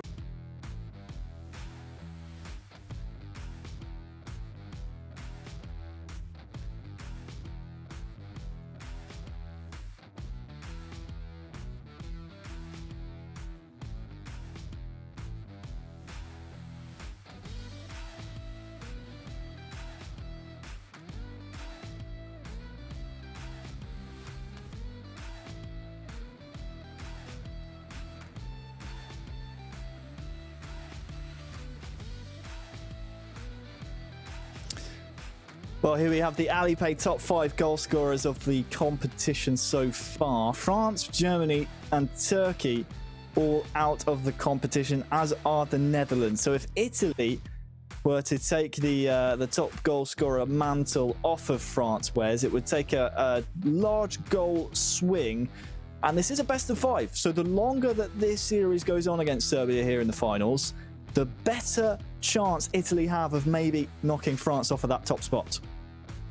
True. However, if you were Italy, you probably want to get out in 3 and just get the job over the line. I wouldn't be looking for a goal scoring record unless it was absolutely certain. Unless it turns into a pedestrian game where Italy are steamrolling Serbia, then I wouldn't be looking for a goal scoring opportunity. I'd just be looking to just secure the game. You can see there from the poll just below, overwhelmingly with the Italians on eEURO2020.com. Yeah, I don't know how you feel about that, Harry. Over 3/4 of you at home think that Italy will take this one. I think they'll be hard-pressed here, Wes, to be honest with you. And don't forget, you can, of course, change your votes if you need to. Just head on over to eEURO2020.com/poll. We've seen that a couple of times this weekend, haven't we? When Romania started to get a couple of games back, people were like, hang on a second. These guys are actually pretty good. So we're just moments away then from kicking off the grand finals. It will be Serbia taking on Italy, and it's a tremendous affair we have in front of us. And again, we have to hop back, Wes, to this long road to the finals. It all started back in January with the draw for the qualifying groups. 55 nations were involved in that, and of course, even before that, we had the national governing body qualifications to even choose the representatives to represent each nation themselves. So we are just about ready then to kick off Serbia versus Italy. And if you were watching just before we ended the second semi-final, you will know that Italy will have the virtual home pitch advantage for 3 out of the 5 games if it goes their ways. Yeah, and I think that is going to be the difference maker in this. I personally am predicting Italy in 4. However, none of my predictions have really come true this weekend, so I completely ignore what I'm suggesting here. So we kick off then the eEURO 2020 Grand Finals. Strap in, it could be a long one, as this could go up to 5 games of eFootball PES 2020. Italy, represented by Alonso Grey Fox. You know the strip colour already. And it's Roxa for Serbia. And he is a strong player to field first here for Serbia. And that's taking nothing away from Alonso Grey Fox, because he's proven some great shocking results himself so far this weekend. Zaniolo now for Italy. They want to strike first here in the finals. Dealt well with by the Serbian defence. Roxa, calm as you like. But if I'm Alonso Grey Fox here, Wes, I maybe have to worry about Roxa. He came out with a vengeance, didn't he, in the semi-final to turn around the result against Romania, to break Romanian hearts. And here is Kolarov trying to get something going for him. I mean, you would be scared, wouldn't you, after that semi-final performance by Roxa? Yeah, it's one of those things where you'll see a name flash up on screen, you're like, oh great, I've got to go and play Roxa now. It's one of those ones, and especially when you know the capabilities that these players possess. I mean, let's not discount Serbia's goal-scoring ability. They've had 67 goals overall, and they've scored 29 of those in the groups and the finals, so they're not without scoring goals, Serbia, so I'd expect this to be high-scoring. And despite this being played on a virtual pitch, Wes, I very much expect this to be a physical affair. Both nations possess very, very strong, statistic-wise, physical players. They are well and truly happy to play physically, as well as both of these nations have displayed so far this weekend. Thanks for joining us wherever you are in the world, whatever time it is. You can use the hashtag eEURO2020. Let us know your thoughts. Who do you think is going to be crowned the champions? Look at this. It's Immobile in behind here for Italy. They'd love an early goal in the opening 20 minutes. That's the best chance so far. It will be an Italian corner. And Roxa defensively, well, that's just way too much space to afford. Yeah, I mean, you can see there that the closing down was quite quick from Serbia. Well, he has only run out for a corner. Looks like it's Florenzi lining it up. It's short, though. It's a bit surprising corner. Immobile, well dealt with. Dimitrovic was a very well thought out corner, but also great alertness from the Serbian keeper as well. Full of trickery here, Italy, and maybe that might have helped them get to the finals themselves. Dispatching of France in the previous round in 2 games was a shocking result that will be felt around the PES world, and that's a mistake. Mitrovic here could have a chance here for Serbia, maybe to upset the Azzurri. It's the first goal of the finals, scored by Serbia. Is Mitrovic with the heroics once more. And Roxa and Serbia are in the driver's seat now. First blood to Serbia. It was seized on by a mistake. And again, as we keep saying, you don't want to give players like Roxa and you don't want to give players like Mitrovic that type of space and opportunity to take advantage of it. And again, impetus and advantage goes to Serbia. To a neat little pickup from Mitrovic, and we talked about that physicality. Romagnoli just couldn't get back on him. And it is Mitrovic who seals the deal here. You can see there just a little bit of a lucky interception from, I think that was Vladic or Lanic, excuse my pronunciation. Mitrovic just fires it into the back of the net. And well, you can say it's a fortunate bounce, Wes, but a lot of it comes, doesn't it, from great pressing from Roxa, knowing that he could be alert to that kind of mistake. Yeah, definitely. You have to have your players in those positions. You can see that he's reading. You can see that again. He's manually trying to read where he feels these passes are going. And it'll be interesting now to see Italy on the front foot. Although they're not in uncharted waters. They've been behind to Serbia before already this weekend, so they'll know how this feels. Of course, it was Italy who prevailed in Group B. 6-5, I believe it was, on aggregate. There's no aggregate score here in the knockout rounds. And that doesn't change for the grand finals. It's just straight up game wins that matter. Adam Jajic down this near side. Rugani does well to keep that one in play and will turn possession over to his side. And one thing I do like about the Italian national side setup, it doesn't matter who's playing. They all like to just have that attacking bar. You can see at the bottom of your screens that white bar will turn either blue if they go defensive or red if it's attacking, and Alonso Greyfox might get one back! Italy have equalised! Ciro Immobile with a vital finish that gives Italy a lifeline here in the first half. To steal another commentator's line, what a hit, son, what a hit! Finds the corner of the net when no one was expecting it. And again, it's a pretty hopeful ball down the right-hand side. It's a great little cut inside. Immobile gets around the back of the defender, holds off that defender and slams it home for 1-1. And Italy, again, like we said, they like to have possession of the ball. They took their time to get it forward. They didn't just rush it. And all of a sudden, Immobile, cute finish, batters it into the back of the net. And all of a sudden, the Azzurri go crazy. That one will feel good for Alonso Greyfox. Coming up against the pro player in Roxa, representing FC Nantes in the eFootball Pro League alongside national teammate Kepa. Well, that sets this one up absolutely perfectly. What was it? 78% of you at home thought the Italians would come out on top. The early goal from Serbia might have proved a lot of you very wrong, but Alonso, well, he's not giving up. Look at that ball over to the top to Immobile. He'll actually get there, and he lifts it over the keeper. And Italy are in front. It's Immobile again. It's Italy again. What a finish. It's a moment of magic from Ciro Immobile. Again, bit of a hopeful over-the-top ball. However, the key point here is that Serbian defender is sticking out like a sore thumb, and Greyfox spots it, spots the run, spots the man, and it's a wonderful finish.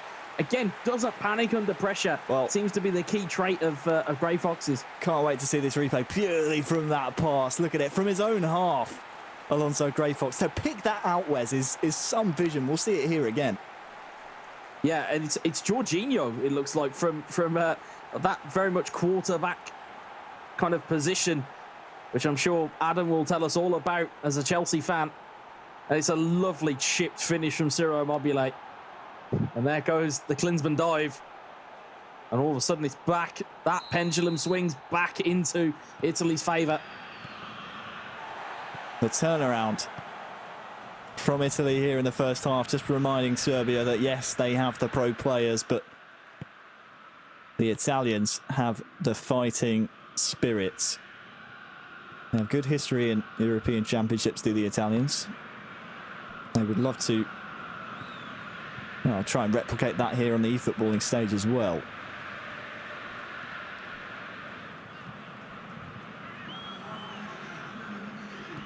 So as we approach half-time, Italy 2, Serbia 1. I have to ask the question, Wes, is that a fair result? Roxa might get the ball back here for Serbia, so we'll put a pin in that question for now. Would you say 2-1, is that a fair representation of how this eFootball PES game has gone so far? Well, I think Roxa, for large spells, had most of the control that game. I mean, it was only for a pretty hopeful ball down the right-hand side, as there's a bit of a uncharacteristic defensive error from the Italians. It was a couple of hopeful through balls. I mean, the first one down the right was a bit hopeful, and it was a really good ball into the box from Immobile. That second one was brilliant. But I think on the balance of play, I think Roxa could be slightly aggrieved here. Well, he'd love to get another goal back for obvious reasons. The fact that he's 2-1 down. But Serbia's opening goal, you have to remember, came from a mistake by Alonso Gray Fox. There's not really been the dominance that we've expected out of Roxa. And look at this, Italy come forward once again. Immobile feeds Belotti. Side netting. I think some Italian fans up the other end might have thought that one was in, but Immobile selflessly on a hat-trick as well. Controlled by Alonso Gray Fox, of course, but the virtual Immobile, I mean, you think maybe in real life he hits that one. Yeah, I don't think that Gray Fox realised how much space he had. I think that's a panicked super cancel and then a panic pass. And then, you know, I think from there, I think it just kind of peters out for him. Roxa coming forward, wrestles the ball off the Italian defence. They're holding strong now, though. Florenzi. This will go all the way out to Romagnoli. It was actually quite a nicely weighted pass for him.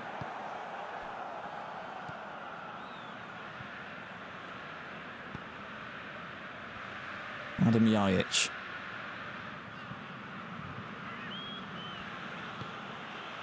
Again, we constantly see the physical battle in the middle of the pitch. And Roxa trying to press high here, but Alonso, well, he's having none of it. He's holding the fort fairly well by now. Bonaventura up to Zaniolo. Belotti, look out for Immobile here. He'll be the one that Alonso hopes gets the ball. He's still going here. Straight at the keeper, and it's 3-1. Italy score. It's the hat-trick hero, Immobile. Wonderful. And it's nothing less than Alonso's deserved. He's defended so well against Roxa.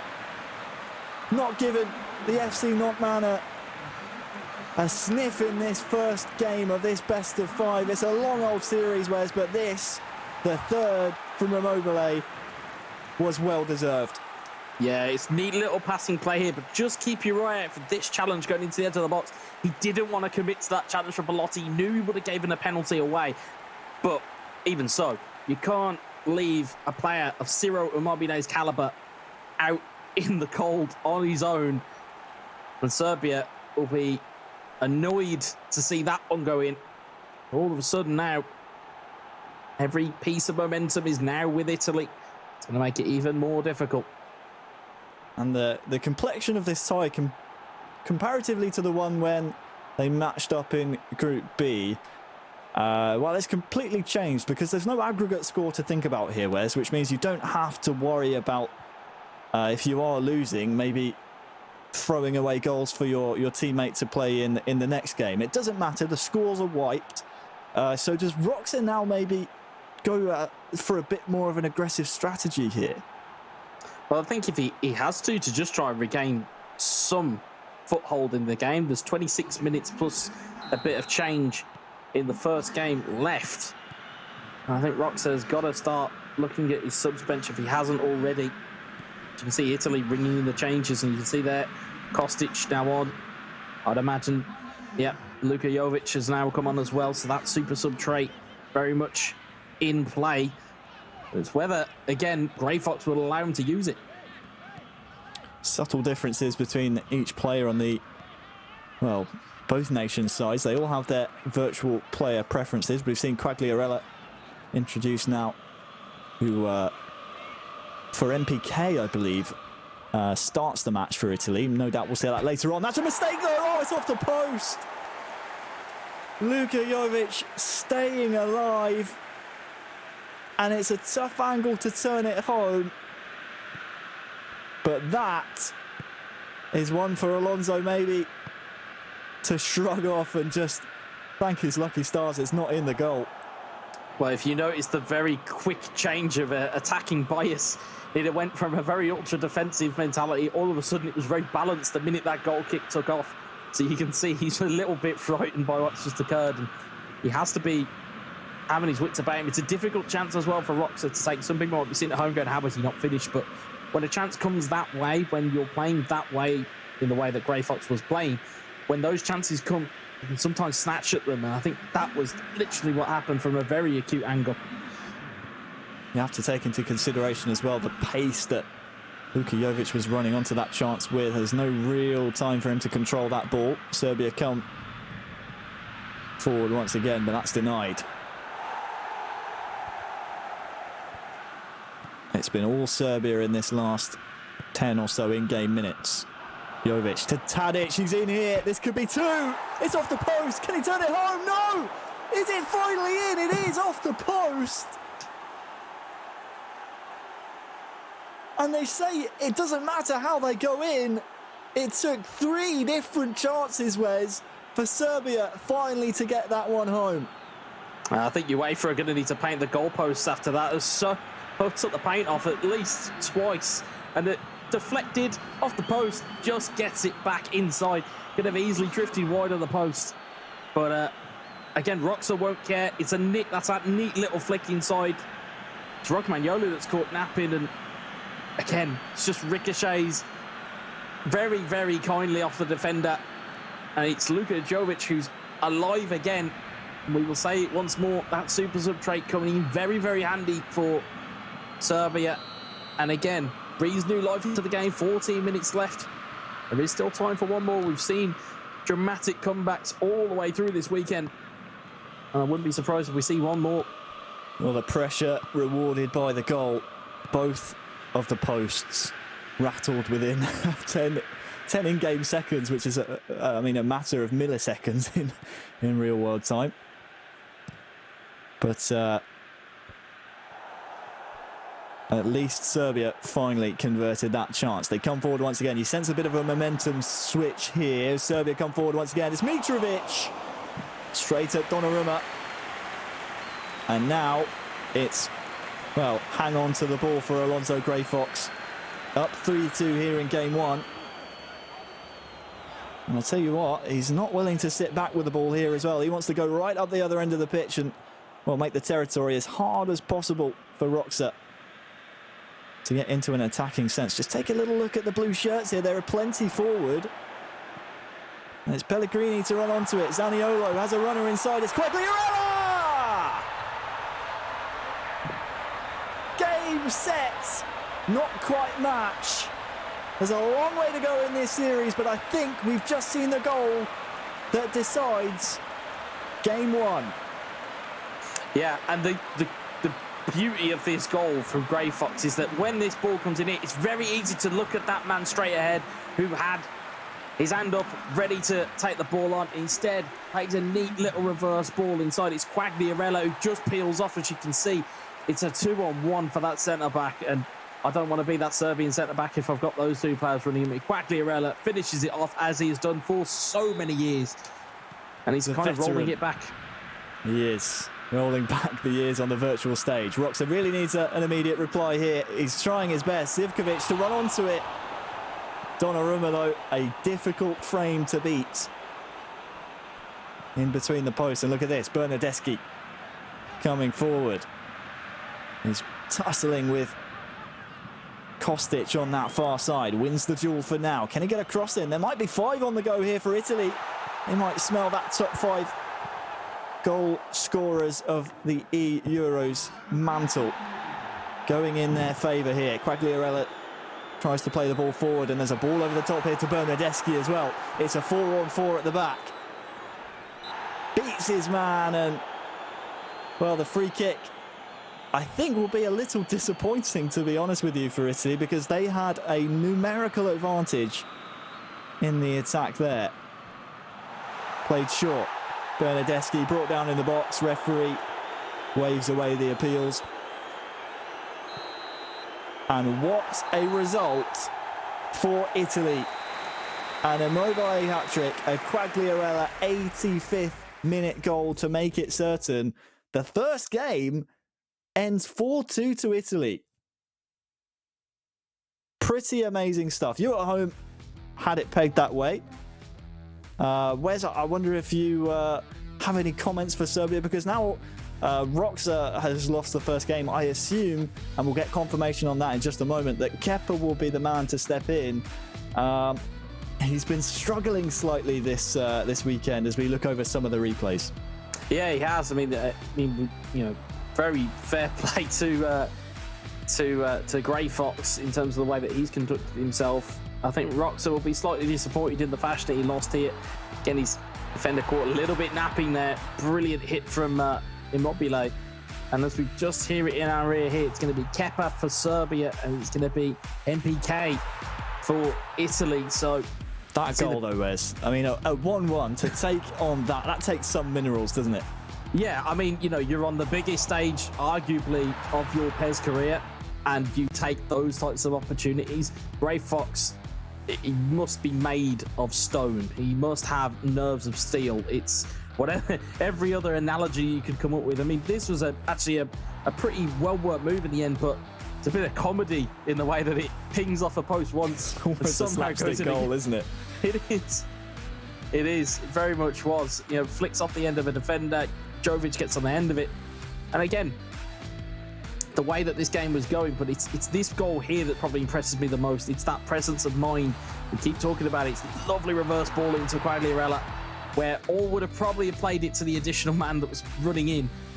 You give it to your forward who's in forward. We've seen it from Quagliarella time and time again today, be the man that they look to as their goal scoring threat. I mean, it's a great pass, not only because it finds the man who wasn't being covered by Roxa, who was obviously controlling a different defender, but also the fact that the power on the pass put it on a plate. It was right on his foot, didn't need to take a touch. It was slid right into the corner. We'll take a quick look then at the match stats. I mean, the only stat really that matters is the goals in the end, but that possession statistic, Wes, is something that Roxa won't really be accustomed to facing. He usually likes to play with a bit more possession than 33%, doesn't he? Yeah, I mean, when you have a kind of such a differential in possession the way this has, that 33% has to be the best 33% that you could possibly have. Playing against Italy, you're going to get starved of the ball. You're not really going to get many chances. So that possession becomes so much more valuable. And to his credit, Roxa didn't do that much wrong.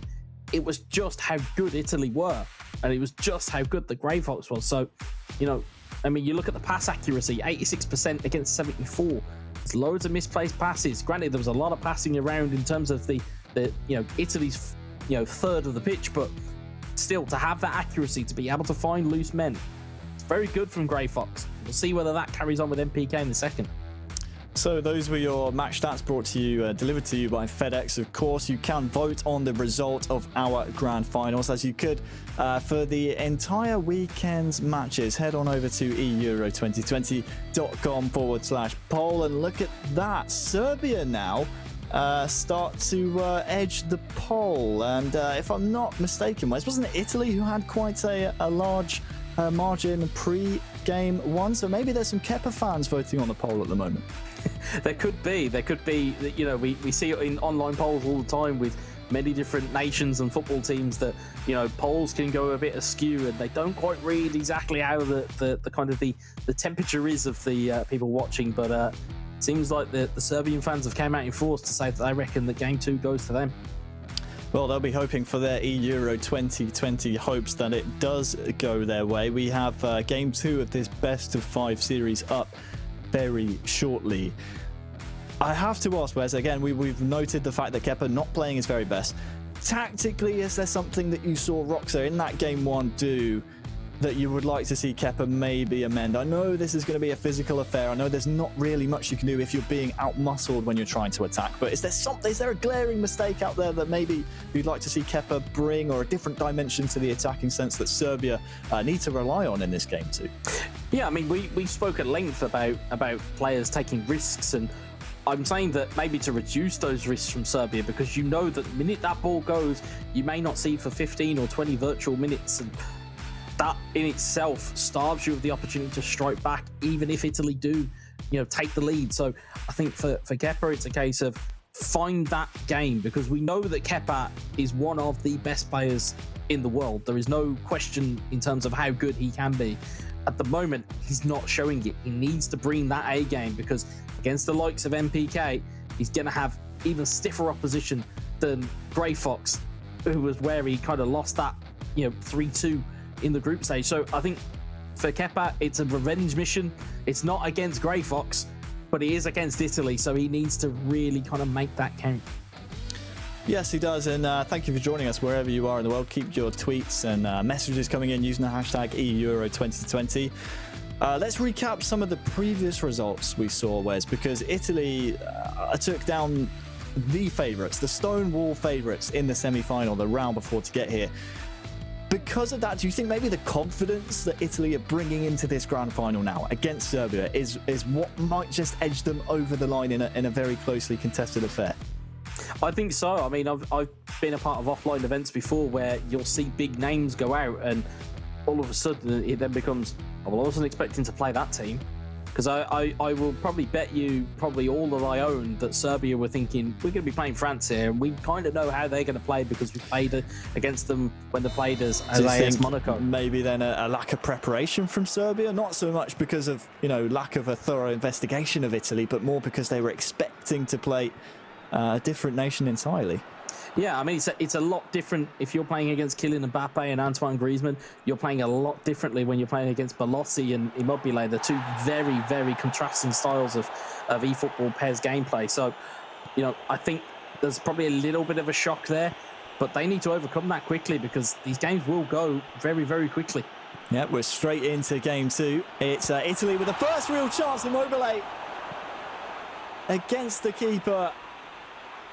Within the opening 5 minutes, we haven't even had a chance to introduce our new national players. For Serbia, it's Kepa. For Italy, it's NPK. But that is just a warning for Serbia that Italy, they sense that this trophy is here to be won. Just a glimpse of the physicality. And look at this, Immobile is in behind once again. It's a great find to control. Just lacking. But Immobile, he looks lively here today, Wes. Yeah, and I think what the Italians have kind of noticed here is that if you put a ball over the top, the foot race is getting won every time by Immobile versus those slightly slower Serbian centre-backs. So you maybe look at Kepa, maybe should be playing a deeper defensive line to counteract that target or that tactic even. Because, as we were saying, Immobile, a potent target for all of the Italy squad. It's not just been Grey Fox, it's not just been MPK, it's been everybody. They've used him as a very much a lightning rod. So there's an offside call. Just a touch early there from Zaniolo.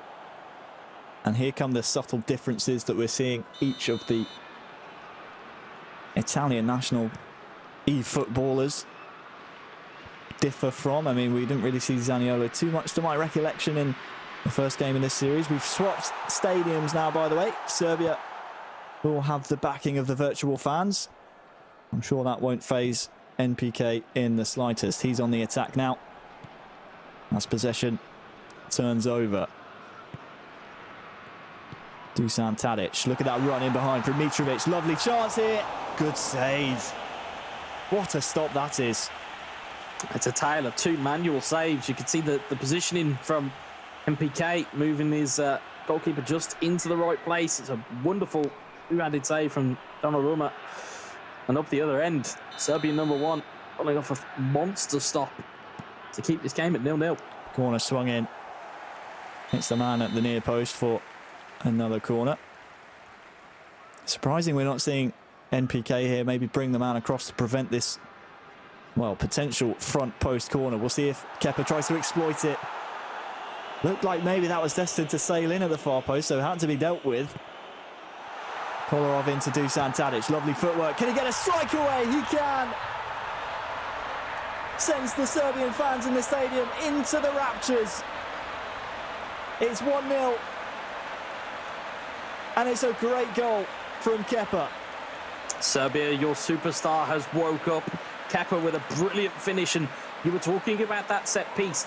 The interesting thing for Kepa is he's aiming for a man at the back post, not at the front. So I think that might be the reason why MPK is not going out of the corner to meet him. He's looking to try and mark the option instead. But player of Dusan Tadic's quality, can play across that attacking line, so very comfortable in front of goal. Wonderful finish, and Serbia are back in business.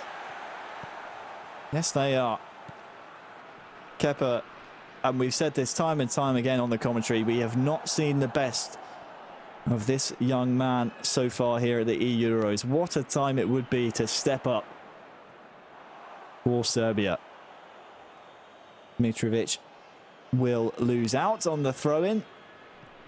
First goal will do wonders for Kepa's confidence. He's hounding for a potential chance for a second, but the first goal, you would say, is vital for again, Kepa's confidence and maybe his motivation levels even in this final. Not that, you know, you need any more motivation to win a grand finals. No, definitely. And I look at, you know, I've looked at it even myself. You know, I've been on the broadcast this weekend questioning kind of that mental fragility of Kepa. So to show the kind of strength on the biggest of stages, to get himself in front here, he's now got to try and close this out, because he's been in this scenario before. He's been ahead against Italy and has blown a lead. Has he learnt those mistakes? Has he gone back to the drawing board? Does he know what went wrong in the group stage, and has he been able to fix it, more importantly? Prijovic into Mitrovic, the two combining well. Dusan Tadic tries to get involved. He will be fouled. So this will be a really good position to strike it from. Just off centre. Enough distance as well, Wes, to maybe get it up and down. Yeah, look for him to try and put this goalkeeper side. I don't know, it was a hunch that I think he might think that MPK moves his goalkeeper. And the only other option, well, of course, he can play it short, but we'll be careful here. Will it be Jajic who is chosen? Looks like he fancies it. There's 4 options ahead of him. Will he go for goal? He will, and it's in! It's not goalkeeper sideways, but Kepa will not care. Adam Jajic with the free kick of Kepa's dreams. 2-0. It's a wonderful hit, and that slight delay, if you're watching this at home, you guys might think, well, why did he take so long to take the kick?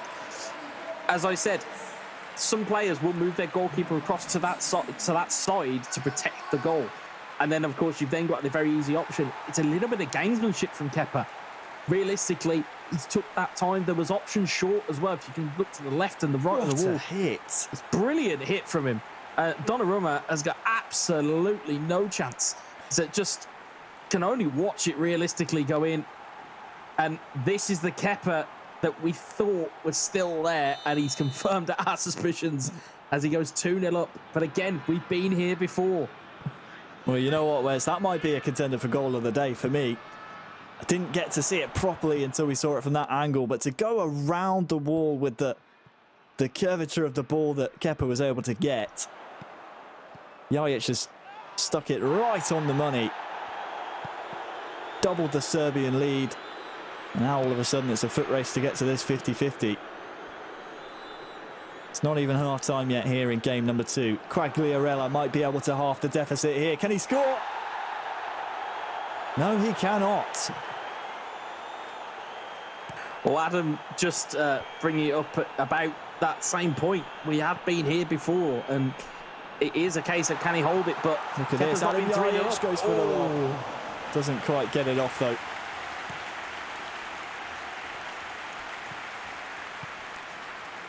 What can Italy produce in response? Quagliarella, Immobile, lovely ball, great save. Kepa, well, he's just about as good as his namesake.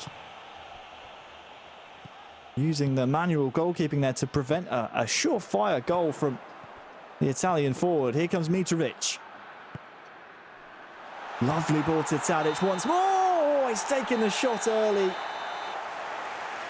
That is the final kick of the half, but it could have been 3. Went for power. The precision wasn't quite there. But all the pressure now on MPK. Well, this is the thing here that Kepa seems to have found that kind of gear that we know that some of these real pro players have. You know, and MPK's got it in spades as well. It's whether he can pick himself off the proverbial canvas, as it were, to get himself back in this fight. But at the moment, Kepa seems to be just having his way at the moment. Ball will come the other way. Immobile, great find out to Bonaventura. Quagliarella using his strength, might go for goal here. Bonaventura's out wide though. The cut back to Quagliarella was the intended recipient. Instead though, it comes into the Serbian possession for, well, a matter of seconds until it's turned over once more, mate. I mean, we may need to see the ball be looked after a bit more by Kepa here. Yes, we're still in the early periods of the second half here in game 2, but you don't want to give away that early goal here. And possession is, well, one step towards getting it. Kepa defending well. Little super cancel in there as well to make sure that he didn't gift away possession. This is a little bit more matured and a bit better now from Kepa. Yeah, he's taking a couple of risks at the back here that I wouldn't necessarily take, but I suppose that's why I'm sat here and he's sat there.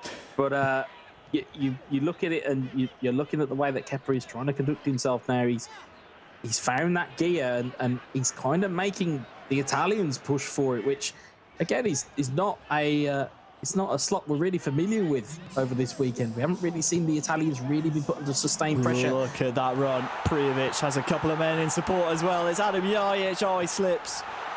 It might still come from here. Jajic, the third for Serbia. Well, he lost his footing moments previous. Got straight back up to his feet. And after the miraculous free kick that found its way into the net, he's now doubled his tally. Serbia 3, Italy 0. Italy did very well to try and clear it in the first instance. Real good block there. Big slice of fortune. But as we say, with fortune, it comes with the ability to get your player in the way. It can take ricochets. This game does have it there. And you can see there, flicks off of a leg. One of the best cutbacks you'll see today. I say with my tongue firmly planted in my cheek, but it's Kepa is not going to care. It's 3-0 and it looks, I say it looks like it is going to go Serbia's way and we will go to a third game. Well, there's an old saying, Wes, that luck is when skill meets an opportunity. And I'm not going to use the word luck there. I would definitely say it's on the fortunate side for Kepa that the ball finds its way back to Adam Jajic. But Serbia 3, Italy 0 here in game 2. Again, forget about aggregate scores. I suppose for Italy, as a bonus, they're chasing the top goal scorer of the entire tournament. But that will be secondary to the eEURO 2020 trophy. They want that first and foremost. And Serbia might be creeping up the goal tally themselves as a man has been hacked down for Italy there. You see there, Chiesa and Bernardeschi coming on for Italy. Free kick played to Bernardeschi. Heavy touch in the box. Relatively simple for Kepa to deal with. And, well, it's the final we were hoping it would be after Italy took the first game. We had questions about Kepa and things almost, Wes, were looking a bit dire for Serbia when we considered Kepa's form so far, but he well and truly has upped his game. He's a big game player. And he scored some big game goals here. It's not over just yet though. Zaniolo, Quagliarella. Pass is just asking too much for him. But 3-0 at 70 minutes. I would say about 80% of the time, Wes, results in a win. And this is a foot race now between Donnarumma and Mitrovic. Can he find the target? You know he can. It's 4 for Serbia. And it's the pressure that creates the opportunity. You'll see that man's name a lot throughout this grand finals. Mitrovic with the goal. It's 4-0. Well, that was neither luck nor fortune. That was skill. Charged down by Mitrovic, who's a nuisance.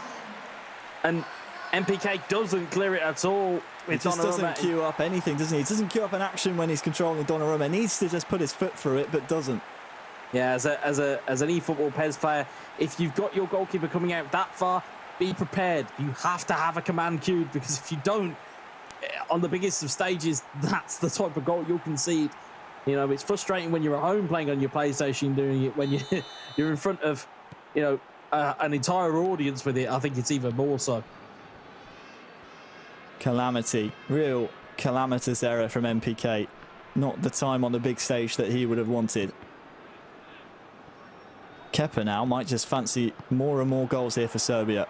Dusan Tadic wants to get involved. Chiellini with other ideas.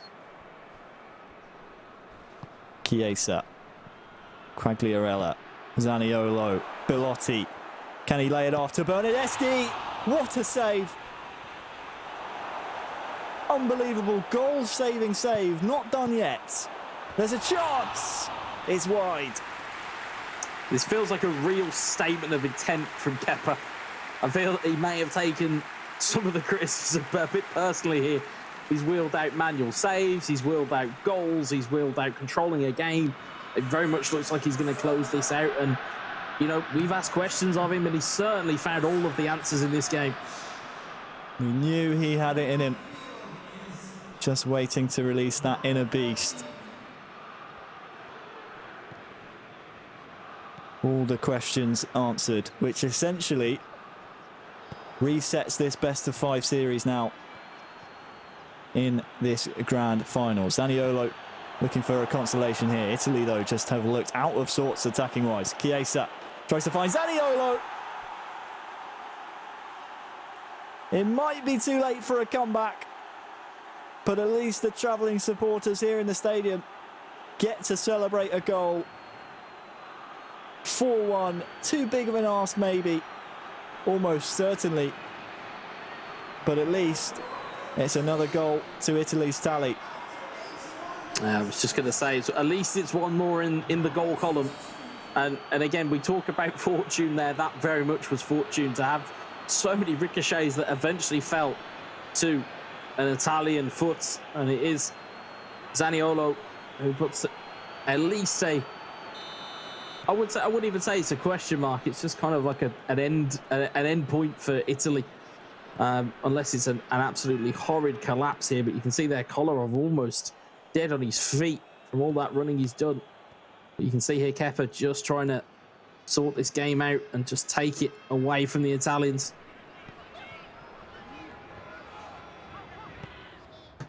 Just wanting to take the sting off of it, but here's Nicola Zaniolo once again. Just needed a more decisive finish maybe. Will be in an Italian corner. In swinger, looking for the front post. Keeper comes. That's dangerous. Dealt with, but, well, playing very, very, very much with fire is Kepa. What a bit of skill that is from Mitrovic. Luka Jovic has a man in the centre. Who's it going to be? Will it be Jovic or will it be Milinkovic-Savic? It just asks too much. And, well, has he been given a penalty here? Looked to me like the ball was out of play, Wes, but I think the referee, well, he has. He's pointed to the spot.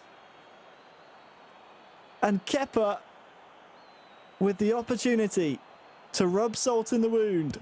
Insult to injury. It's 5. Well, we'll see the penalty decision once again. It was definitely a foul, but for me, Wes, the ball was out of play. Kepa won't mind. Serbia, they will take home game 2. And this will be a contentious one, won't it? I think the ball stays just in play.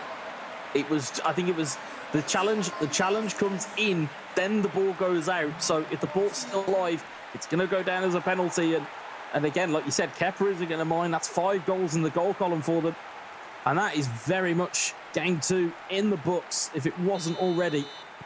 And now we kind of go back to how it was in the knockouts. It's now down to a best of 3 essentially. You know, both been nullified, both have won a game, so in a best of 3 shootout again. It's almost like a boxing match, isn't it? Round 1, won by Italy. But Serbia, they've rolled with the punches. Jovic looking for Mitrovic, and he really has been setting up plays left, right and centre. Mitrovic, he's, well, been a thorn in many nations' sides throughout today. he will continue to do so to Italy. It ends Serbia 5, Italy 1 in game 2.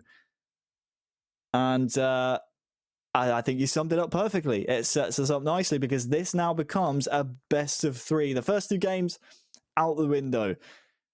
The benefit for Italy, again, comes back to that draw. They will have virtual home field advantage for the next game. And if it goes to it, the deciding game 5. And we all know, Wes, that in eFootball PES, that can make the difference. Yeah, because if you think about it from an Italy standpoint, you've got home field advantage for games 1, 3, and 5. The beauty of that is you start off with that ball, and we know how possession orientated this Italian team are. If you can strike first blood without conceding, it's all for them. But again, huge props to Kepa in terms of how he's picked himself off the floor. It's a wonderful finish to start him off. And we talked about the free kick. You could see there's slight bit of manual goalkeeping, and that's what kind of was the downfall of Italy at that That's point. the angle for me, Wes. That angle was just pure beauty to see the curvature on the ball. Somewhat unfortunate, you could say, MPK, the fact that this just so happens to fall back into the path of Jajic after doing so well to block the initial strike. But I mean, goals galore in this game. It ended 5-1, 6 goals, many of them coming from MPK's mistakes, but take nothing away from Kepa's performance there. It's exactly the performance that Serbia needed. Yeah, and it's a big time step up for him, and now that kind of will be in the minds of Italy, going, uh-oh, Kepa's found his form, and that's not Rick. See, if you can see their ball wasn't out of play. Tackle comes in, it was very, very tight. Very tight. Incredibly tight. But, Kepa's, I would say he's now arrived. It took him nearly 2 days of eFootball PES at the eEUROs, but he's finally arrived. And it spells trouble for Italy. Yes, it does. And of course, the Serbian fans at home, very happy that their nation have struck back here against Italy. If you are just joining us, welcome. You can vote on your result. Who you think is going to win the grand finals here? Will it be Serbia? Will it be Italy? They are tied 1 apiece now. Head on over to eEURO2020.com/poll. And, the Serbians, they came out in just complete force as we take a look at the match stats. And, they seem to be almost prophesizing a Serbian win there in Game 2. The Kepa fans certainly seeing something that we didn't. It's the will of the people. And we said that about Kepa. We said, does he need a confidence boost? It could have come from the poll. It could have come from, the VT from Milinkovic. It could have been just a rallying cry from his teammates, but ultimately, as we'd said, the key difference there was of all that possession that Kepa had. Not only did he take the ball away from Italy, but he also did damage with it. It was damage all the time. It was body blow after body blow, and it was just causing that kind of uncertainty for Italy. And again, MPK didn't really have an answer for it. I think what's so impressive about that performance from Kepa, not only the fact he scores 5 goals, but it's a really complete performance. He only conceded 1, didn't quite keep the clean sheet, but had many manual saves, Wes, that helped keep him in a lead, which then in turn made MPK chase the game, take more risks, which allowed Kepa to score those 5 goals. Yeah, and that's the thing. If everything is going right for you, then everything goes right for you. Your manual saves start to work, and then that gives you more confidence. You've then got a case of, do all of my shots work? Does my pressuring work? Everything started to click for Kepa, and all of a sudden he found himself 5 goals up. And we can see their news coming in. It looks like it's going to be nickel down for Italy, and Roxa looking to try and rectify his first game loss in Game 3. So interesting to see an additional change from Italy. Yeah, not sure we've had the benefit of actually watching Nekeldan play so far. Certainly not in the commentary seat. So we're looking forward to see exactly what he brings to the table. Back to home field advantage then for Italy. Can Nekeldan make it count against Roxa. Roxa, of course, lost game 1 on Italian soil as well. You can see here, you guys at home, just for a moment there, thought, well, very much the same. I think I just saw Serbia edging out that poll by quite a big margin. So the Serbian fans at home certainly believing in their e-footballing team here. We're ready to go in the third game now, the third game of this best of 5. Well, as Lee's just rightly pointed out, Nicholdan coming fresh off of a victory against Latvia will be full of confidence. And again, it's going to be confidence versus potentially a little bit of doubt from Roxa. Unless he can put the ghosts of game 1 to bed, he might find himself on the end of a sticky situation. Prijovic for Roxa and for Serbia here. Tadic actually able to corral the ball. And it's the man from game 1 for Serbia, stepping back into the hot seat, taking over the controller. Adam Jajic here. Nice little feint. Look at the ball over the top there to Mitrovic. Again, just constantly watch out for Mitrovic. He's a real fox in the box. And this one will be an outswinger. Will it come to anything? Goes to the edge, actually. Milinkovic-Savic. Well, I think the save from the keeper was more for the cameras than anything. Not sure if it got a deflection on the way through. It did not. But, yeah, our first chance to look at Nicholdan so far, I think, throughout this entire qualification campaign, Wes. So, again, we're looking forward to what we see out of him. You and Lee mentioned that he just beat Latvia and won the game for Italy to get to this stage in the first place. So, he certainly has the CV, I suppose, the history, the pedigree behind him. And Roxa, well, he's on almost a revenge mission here against Italy after losing game 1. Mitrovic now. Milinkovic-Savic is offside. Yeah, knowing Roxa in the way that we do, in all the times that I've spoken to him, it's a very proud Serbian, and he will not be very happy with his first performance, and he'll be looking to rectify that very, very quickly. As you can see, top left-hand corner, early pass accuracy from Italy, 94%. They're keeping and getting used to keeping that ball for long periods of the game. It's going to be up to Roxa to potentially lay a trap and try and catch them on the counter. Nice turn. Sets Belotti loose. Flag stays down. Immobile arriving. Will he go himself, Belotti? Wrestled off the ball. Yet another example of the physicality we're going to see between these two nations. Mitrovic has a line of blue shirts in front of him to try and break the forces of Italy. Here comes Kolarov to Tadic, takes a strike, deflected straight into the arms of the keeper. Yeah, and just to go back to the other chance down the other end, the reason why Belotti wasn't called for a foul is there wasn't a tackle actually put in. It's using that natural strength of the player. You can see there's jostling at all times around this pitch, and it is an ability there. It's a lovely through ball. Prijovic, will he get the finish away? Well, it might still be a chance for Serbia as Donnarumma scrambles back to his goal, but now Italy come up the other end. Zaniolo taken down, Immobile still trying to get the ball. Here he is again. Will it go all the way through to Zaniolo? The Serbian defence denies it. Look for the run in behind once again. Prijovic is looking lively. Will he get a better strike away? Went for the lob. Donnarumma equal to it, and it stays 0-0. Thing for Italy to watch out for is that every time that through ball goes over, it's their left back and right back that are playing everybody on. So the centre backs are coming forward, but the side backs aren't. So he's got to be very careful of that, especially with on-rushing players from Serbia. Want to really watch out for Nicholdan. Florenzi. Inside pass, unsuccessful. I had noticed and been keeping an eye on Nicholdan's attacking bar.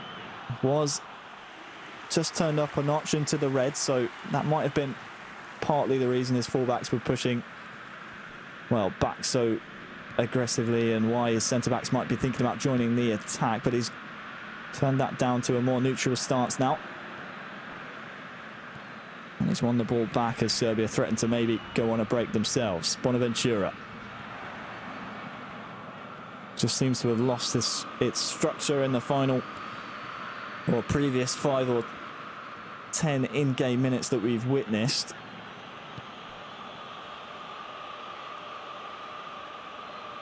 Veljkovic. Patient building here from Roxa. Just pulling apart the Italian defence. Adam Jajic looking to feed Mitrovic in behind. Cleared by Italy. And this one's a bit more of a nervy affair as both nations here, Wes, both players start to realise the gravity of the situation. You win this match and you go on to championship points in eEURO 2020. Chance to swing one in. Header, one, but no good. And massive in the grand scheme of things. Half-time, Wes. Yeah, massive, real massive effort here from both these nations. Real big-time game. And the question is, who will crumble first? Well, I think looking at the way that Rox is actually playing, it's giving Nickeldan more time to think. And you know, some people might go, "Oh, well, actually, that's a really bad thing for Italy to have." But on the flip side of it, it is actually can be quite difficult because you start to overthink where the attack's going to come from. Is it going to come down the left? Is it going to go through the centre? You know, who is going to attack us at any given point? And I think Rox is kind of playing this smartly at this point. He's just giving away a foul there by the look of things. Yeah, we'll see it again here on the replay. Looked to me like he got the ball. Referee says he got the man first, so Nickeldan let off the hook. Tadic goes into the book, but immediately wastes possession, and that's another sign of nerves from the Italian representatives. And well, Roxa, despite not having the home pitch advantage so far, has looked the more likely and hopes to give the away fans and Serbian fans around the world of eFootball something to celebrate.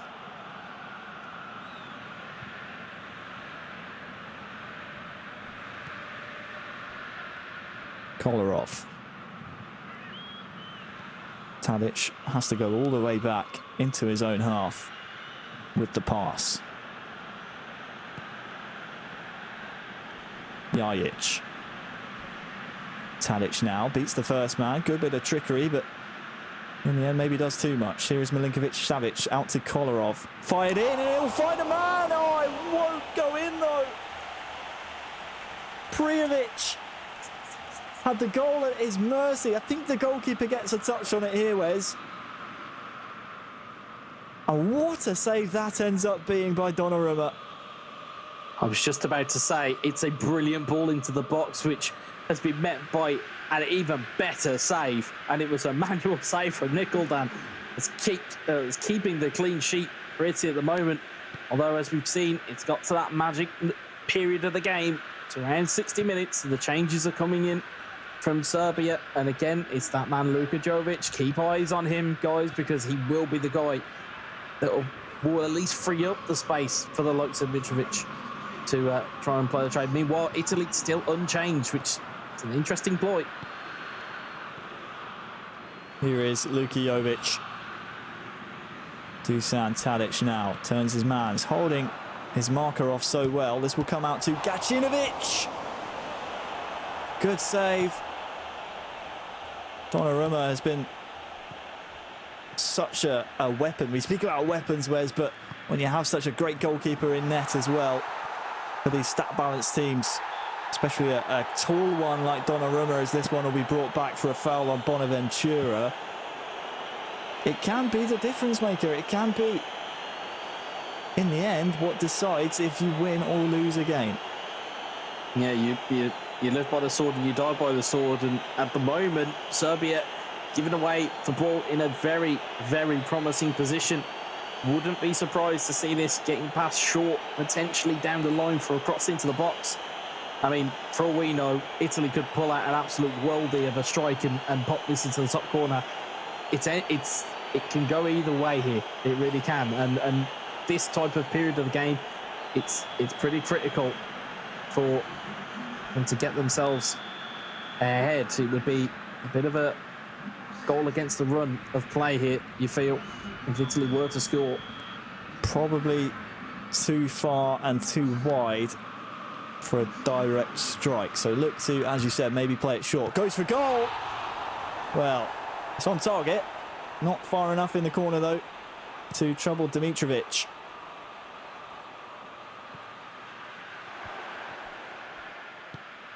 Nickel now defending. Survived that scare. Using Chiellini to the best of his abilities there. And if you look on the far side, there's a man galloping into acres of space. Nickel sees it as well. That'll free up maybe something in the middle. And it's Italy who break the deadlock in the 70th minute. Immobile immobilises Serbia. And against the run of play, for all Roxa's hard work, Nickel and Italy take the advantage. It's 1-0. Yeah, it's great build-up from Italy, and it's almost like thieves in the night. It's run of play to, instead of the ball going to Immobile's feet, they've played it to where they want Immobile to be. And Nickel, it's a great ball in from Zaniolo. Immobile peels away, and Dimitrovic cannot get there. And all of a sudden now, is this going to be battened down the hatches for Italy? Or are we going to see Roxa try and push the issue? Well, Immobile went one way, the centre-back went the other. Luckily, Immobile was along the right tracks, and I anticipate that you'll be correct in the fact it's now time to go a little bit defensive here for Italy. And by a little bit, I mean very much so. It's going to have to be precise play, though. Can't be playing with fire too much. This is a risky area to be giving the ball away. We saw with MPK in the previous game of this best of 5 that can lead to goals for your opposition. This one will bounce nicely for Luka Jovic. Jovic getting in the wars down there, right in the trenches. And look at this, Kolarov. Now, can he cut it across? Oh, Donnarumma with the save. Will it go in? Oh, it's just outside the post, I think. It's a corner. But it could have easily been a goal. The player went one side, the ball went the other. It's a fantastic save from Donnarumma. My heart was in my mouth. I genuinely thought that was an own goal. And how fortunate that would have been for Serbia. Donnarumma is very much counting his blessings there. I was watching it with eagle eyes just to see which side of the post it was going to trickle. And Italy hang on for now. Donnarumma, by the way, with an amazing stop throughout all of that. He's been sensational for Italy, as has Nickel, surviving wave after wave of attacks. Be careful at this corner. Swung in, centre circle.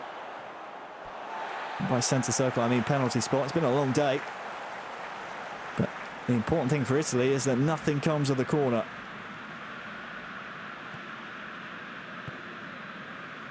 And now they can kill more time away from this clock, and maybe that will open up some opportunities in the attacking sense. Here is Spinazzola. Stays on his feet, but, well, if he'd gone down, maybe the referee would have given something. In the end, Serbia come away with it. Gacinovic to Luka Jovic, another save. One of many today by Donnarumma. And Roxa has to start thinking what he has to do to beat this Italian keeper.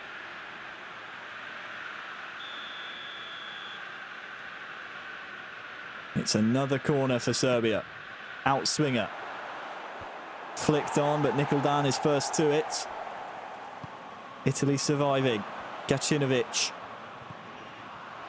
Kolarov. Can he find a man in the penalty area? There were several waiting.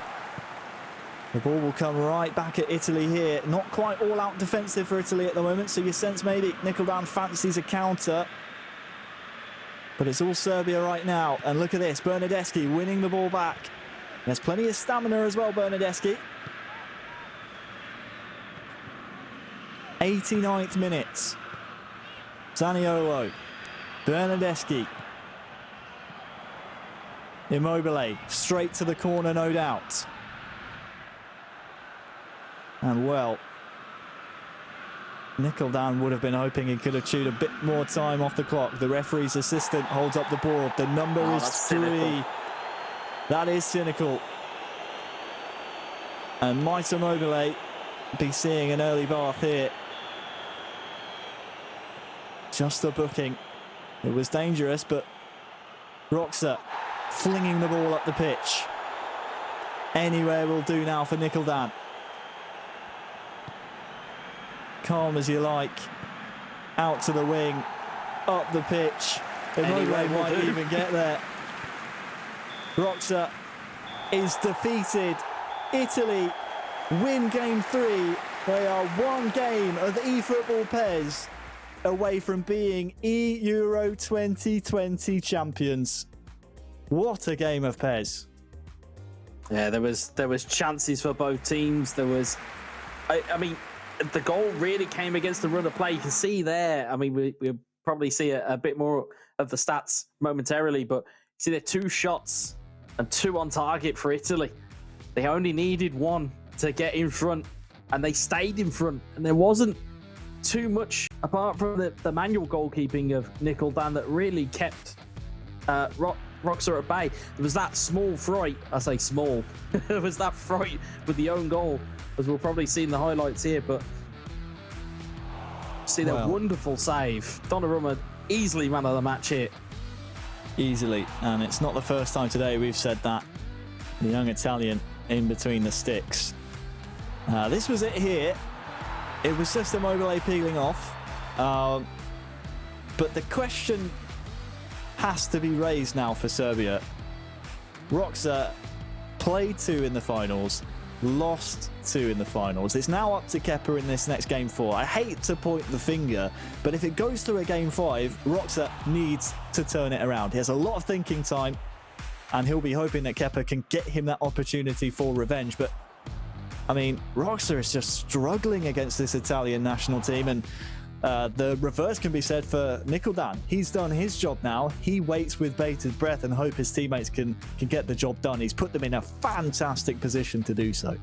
Yeah, and I think it's a complete reversal of fortunes for Serbia. We spoke at length beforehand about whether Kepa would turn up, and it seems like Roxa's kind of fallen away, and Kepa's now trying to take the lead for this Serbia team as we see the match stats delivered by FedEx.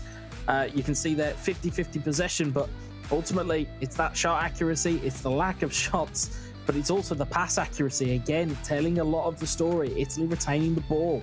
Like, you know, it's one thing to maybe people at home maybe moaning about, you know, possession style of play, but you still have to find those passes. You can only play possession football if you're a very good passer of the ball, and this Italy team are finding ways and are finding loose men all over the place. And Serbia, they found an answer in game 2. They've now got to find an answer in game 4. 8 shots, nothing to show for it for Serbia. That, by Roxa's account, will be a very disappointing stat line, and one that might haunt his nightmares should Kepa be unable to get the job done in this next game. Thank you for joining us here for the eEURO 2020 finals. My name's Harry Channon, and joining me is Stuart Wesley and Wes. We've had the honour of calling eEURO 2020 working from home, of course. We've had our struggles here and there. You know, technology is a fickle thing. I'm sounding like Adam Butcher now, a little bit beyond my years, but it's been a fantastic weekend's action, hasn't it? The entire process through qualification, through the playoff groups, and now here we are at eEURO 2020. We've seen some upsets, we've seen thrilling goals, and this final has not disappointed us whatsoever. No, it hasn't at all. And you know, the fact that we're able to showcase this tournament whilst we're all working from home, it's a lot of work that's gone in behind the scenes. So, you know, a big shout out goes to the team behind the scenes that are making all of this possible. But, you know, we have a heavyweight clash in the final. It wasn't the final that I think a lot of us would have predicted at the start of the tournament. I think that, you know, there was a lot of talk about Spain, there was a lot of talk about Germany, there was a lot of talk about France, the Netherlands even, and the Netherlands as well. They were probably anybody's Final Four if the groups had fallen in the right way. However, the shock package that was Romania just took care of everyone, apart from Serbia. Again, Serbia doing very well to take out Spain, and now find themselves kind of up against it in the final. Now it'll be interesting to see who is picked for Italy and who is picked for Serbia. Whether Serbia delve into their entire team or whether they just stick to Kepa and Roxa. Well, interesting to see. A reminder to everyone at home: you can use your fingers and put your money, metaphorical money, where your mouth is, and vote on who you think will come out on top here in the grand finals. Will it be Serbia, who find themselves 2-1 down, or will it be Italy? Make sure you vote for your favourites at eEURO2020.com/poll. And look at this, it's still a landslide in favour of Serbia. Fans at home, Wes, believe they can do it. The shining light and the silver lining for them is that Kepa, seemingly in game 2 of this best of 5 series, seems to have regained a bit of form. Yeah, that seems to be what they're pinning it on at the moment. I think there needs to be a bit of an internal discussion now to get Roxa back on song. For the Italians, though, and again, we're talking about Serbia in the poll. Italy have got a quarter of the vote, but yet they're one game away from being crowned eEURO 2020 champions. And I've got to say, they're in the driver's seat. Well, just hearing now that it will be Kepa actually to start the fourth match as we anticipated, and the fourth and final member of the Italian national eFootball squad, it's Naples 17 joins the party. So he'll be hoping he can push Italy across the line in whatever fashion it needs be. We travel back over to Serbia's virtual ground. A reminder to you all, aggregate scores mean nothing here. It's just game wins. Italy have won 2, Serbia have won 1. And if it needs to go that way, it will go to extra time. And if we're still tied at the end of the extra 30, it will go to penalties to decide it. What drama it would be if we came down to the final kick of the entire tournament being a penalty, Wes. It would be quite the story, I think, in the virtual landscape of eFootball PES 2020. I think after the penalty shootouts of yesterday and today, I don't think my heart will take it if it does go that far. Well, we start then the fourth game. It's, last chance to lose now for Serbia, and Kepa wants to try and appease the virtual home fans here. Home field advantage. They have hosted the game, so they will have the crowds behind them. Serbia attacking from left to right, and Naples for Italy the other way. Tadic. An early goal is always a treat, and Kepa has proven in the past he can score them. That's a chance to do so here with a corner. Outswinger going for the front post, deflected by Naples. Matic is there, as is Milinkovic-Savic. Might Matic go for goal here, tries to pick out a pass. The chance is gone. Kepa will have to rebuild here. Savic on that far side, tussling. Dusan Tadic trying to wriggle his way into a bit of space. He's somehow found one. There's a cross in there as well. Kolarov is staying far up the pitch, and Naples, he has to sustain a bit of early pressure here in the opening 10 minutes, Wes, and he's done so far pretty well. Yeah, and I think for me, I think that the game plan for Serbia really should be get the ball on the floor, because at the moment that Prijovic and getting that area ball into the box, it's nullified by the likes of Chiellini, it's nullified by the likes of Romagnoli. Get it in and around them. Their turning circle, for lack of a better phrase, is not what it once was, especially in the case of Giorgio Chiellini. So get the ball down, get it down on the ground, get it moving about the place, and you might find some better results as we see them through here. Prijovic has a chance maybe to open the scoring. It's gone wide. We didn't have the best angle on whether or not it took a deflection. We'll see it better here, but it looked to me like, yes, there was an interception. So it will be another corner. So inviting, isn't it, when you have the likes of Mitrovic and Prijovic, such tall figures to aim for. Corner swung in, acrobatics. Will only find the side netting. That was on target, Wes. That's, I mean, that's goal of the entire tournament. Forget about goal of the day. Well, Milinkovic-Savic just trying to do a little bit of improvisation there to just reach that corner. But you can see, interestingly, is that Naples starting out with Lorenzo Insigne. I believe it's the first time we've seen him in an Italy shirt in this final. Interesting selection choice. Again, each of these eFootball players have their preferences, how they like to play. That's the beauty of this competition. Here is Prijovic for Kepa, waiting for the opportunity to present itself. Zaniolo across, and well, he's up quicker to meet the ball, but it seems like every time Naples gets the ball, he seems to give it away. Here is Adam Ljajic. Mitrovic is through. Goes for goal. Well, it's the only thing really he could do there. Looked for the cutback, Wes. It wasn't on, so it's a corner now for Serbia. Yeah, I mean, you can only do so much, and you can see there's a hand in the air. However, just can't find the way back, and sometimes you would rather take the corner and chance your hand and roll the dice here. As Kepa will try and deliver into the box, and well, it's not met that time. Punched away. Kolarov will go for goal. Well, it's not even deserving of a replay as judged by the Pez gods, but well, round of applause for effort at least. Kepa's getting his shot tally up, if nothing else. But we haven't really seen a proper attack fashioned so far by Naples. What can he do here? Immobile in behind.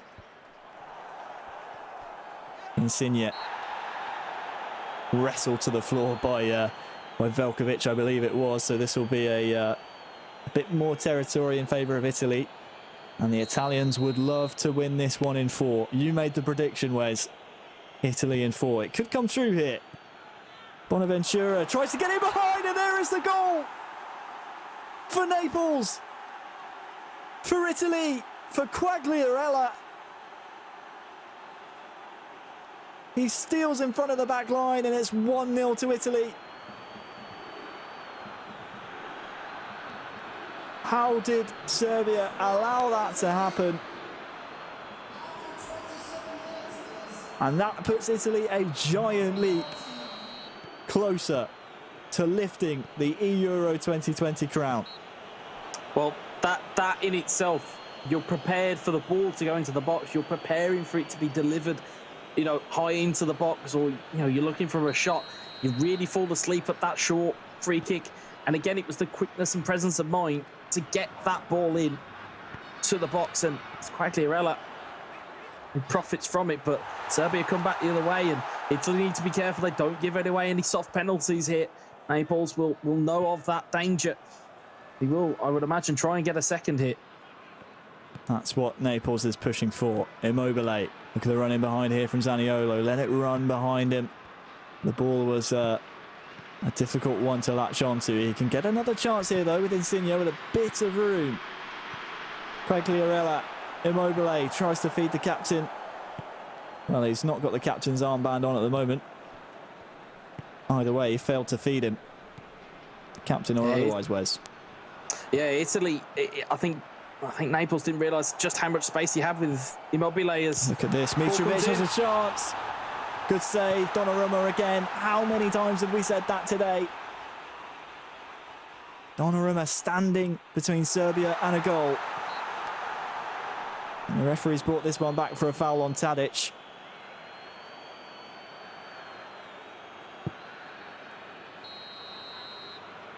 Again, too far out and too wide to go for goal. So it will be played short, and the pass is lacking. Ljajic hanging in there. But I think, well, it's actually been given as a foul for Serbia. So this is a much more inviting position. Adam Ljajic steps up. Deflected wide. Off the wall. The pressure mounts and continues. Tadic to swing one in. Kepa just deciding where he wants to put this one. Goes for the front post. Sent right back to him. Nemanja Matic now. As this sustained pressure from Serbia continues. Mitrovic. Well, that's where it will end. It was a good period of play from Serbia, and Kepa, I think, will be a bit incensed that it doesn't come away with a goal there. Yeah, I think he's working hard at the moment, but it's Italy. Rearguard, as we know, for so many years has been of great benefit to them. They're known for their clean sheets and they're known for their love of defending. They're going to need all of that experience and all of that joy of defending. Oh, that's a naughty one. Play goes on, though. What a good advantage this is. Adam Ljajic just hesitates, and, well, if it's not a red, then, well, you choose to play on if you're Kepa in that instance. So I think the foul was committed too far out to really be in an inviting position to take the strike on. But no doubt that one will be a booking at the very least. And Naples is one half of eFootball away from clinching the eEURO title for Italy. At the start of the day, when they were drawn on the side, well, they weren't drawn, they qualified on the side of France after a qualification win in their group. We thought that was it, semi-finals and done for Italy. They're now,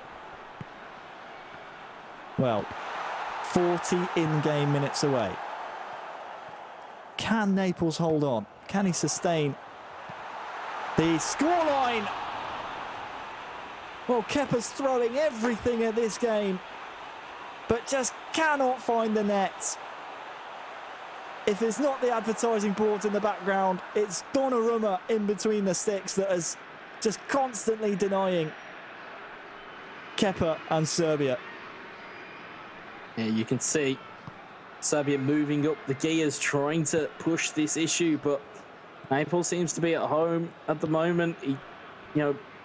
To at least even get this to extra time, Kepa has to score, and that is more of a psychological advantage for Italy than most players will care to concede. If you know that you've got a goal in the bag, you haven't got to worry about trying to score another one. You just need to nullify. That one pops right up in the air. Look at this. There's a chance here for Jovic.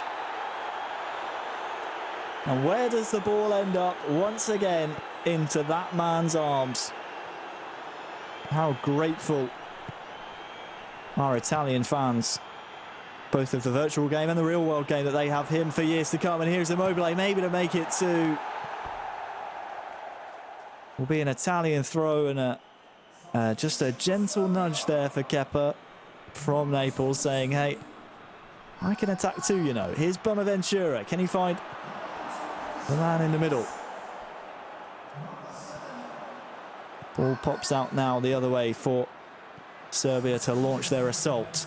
Jovic looked for the first time pass, didn't go for it. Mitrovic tackled, and, well, it's bounced back here for Jovic. It's off the bar. Acrobatics. And finally,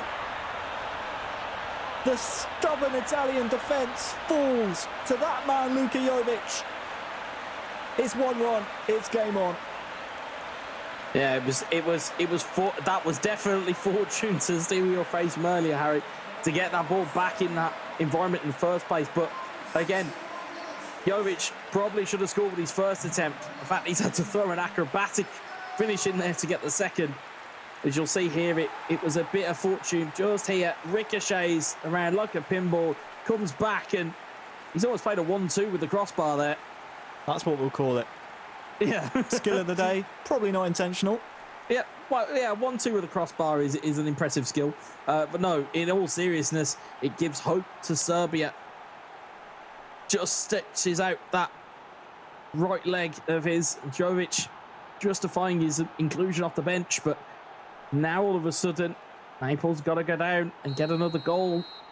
And like we said, they've got that luxury of potentially taking this extra time if they want to. I don't think Naples will want to do that. Well, you can't say that it's not deserved by Kepa. The shot counter just going up and up and up. Couldn't find the target, and when he did, Donnarumma was the man to deny. But Kepa might just smell a winner here to force game number 5. This one will be offside. But he's doing his very best here to, at the very least, force extra time, Kepa. But the ideal situation for him, he wins this and then forces Roxa to turn around his fortunes and turn around his performances, which I know, if I know Roxa, he will be chomping at the bits. He will definitely want to prove the world wrong. All the world that are tuning in now to the eEURO 2020 Grand Finals, all they've seen of Roxa is 2 losses. He wants to be known as the man that wins Serbia the eEURO crown. First of all, Kepa has to get past Naples. Nemanja Matic. Zivkovic, that's a searching ball. Bonucci scoops that one up. And now Bonaventura has a bit of grass to run into here. Insigne with the turn will slow things down. And that's a risky ball to be playing. I was about to note how far up the pitch the Serbian players are willing to remain with that front 3. So Naples needs to watch his P's and Q's. Here's the issue, though, is that it was that type of passing move that opened up the avenue for Italy to score their first. Quagliarella went for the pass, could have maybe taken it on himself. Insigne will be able to retrieve. Bonaventura. The ball is going the wrong way here for Italy. Now starts to come back goalward. Florenzi running onto it. Just playing patiently here. Quagliarella. Insigne tackled well. And now what can Serbia do from the counter? 80th minute we're in. Nemanja Matic. No one's coming to him. He has the strength. Zivkovic. Can he cut anything back? Just runs out of pitch. And if the pitch is a little bit longer there, the cutback's on. And unfortunately for Serbia, that is not the case. These virtual pitches, Wes, regulation size. And they're slick as anything. That's why the ball moves so quick. Kepa now in the final third. Zivkovic on the far side. Gets the lucky bounce. We'll come back to him. Zivkovic, who can he find? Well, it's played back into danger. Maksimovic. Kolarov. Zivkovic. Maksimovic. Too far out. Donnarumma saw it all the way. And is there one last chance for either nation here in game 4 of this best of 5? Are we destined to go all the way to 5, or can Naples snatch the win? Quagliarella, look on the far side. Insigne can maybe go for goal. He's come back, double touch, and it's in! What a goal! What a goal for Italy! What a goal for Naples! Italy have just won eEURO 2020 with a fabulous goal from Insigne. Naples, he's done it! Italy are champions! Surely now, with pocket change on the clock, Wes, you cannot understate how clutch this goal is. The coolest man in Italy. What a touch. Brilliant finish. I hate to say it. I think it was all over. It is now. Call off skill of the day, Wes. Call it off. That's it right here. Watch this move. Double touch. Bang. Takes 2 defenders out of the equation and wins the tournament. And I've got to say, I think that might steal the goal of the day. That might just seal it. In terms of importance, skill, the brilliantness of it. Naples is probably going to be the toast of Italy. There's the final whistle. And Italy are crowned the champions of eEURO 2020. They win the best of 5. 3-1 against Serbia. What a performance. 2-1, Naples 17. You're right, the toast of Italy. That goal, the perfect way to seal victory. Had to We're be. speechless. Absolutely Had to be. speechless. Well, you may be. I could go on for hours with that goal. It was that presence of mind. It's been the phrase of the day with the composure that's been shown. And Naples, and the fact that that final was won by a complete team effort. Every single player from that Italy team played their part. And congratulations to Italy. Just a wonderful goal. A wonderful goal to cap off the entire competition. Well, it's the championship winning goal that I think this entire tournament has deserved. We're going to take a little moment now just to cool off a little bit and maybe look over some of those replays from that match, which has allowed Italy to snatch the championship. I say snatch, they've grabbed it with both hands, really. And the sustained pressure for a large majority of the game, despite Naples going ahead first. Naples did so well to survive it, didn't he, Wes? Kepa came back, but it's just a moment of brilliance in the end. It's just quick thinking for both of Naples' goals, and again, you would have thought, looking at this, we were looking to be destined to go to a game 5, and Kepa goes close.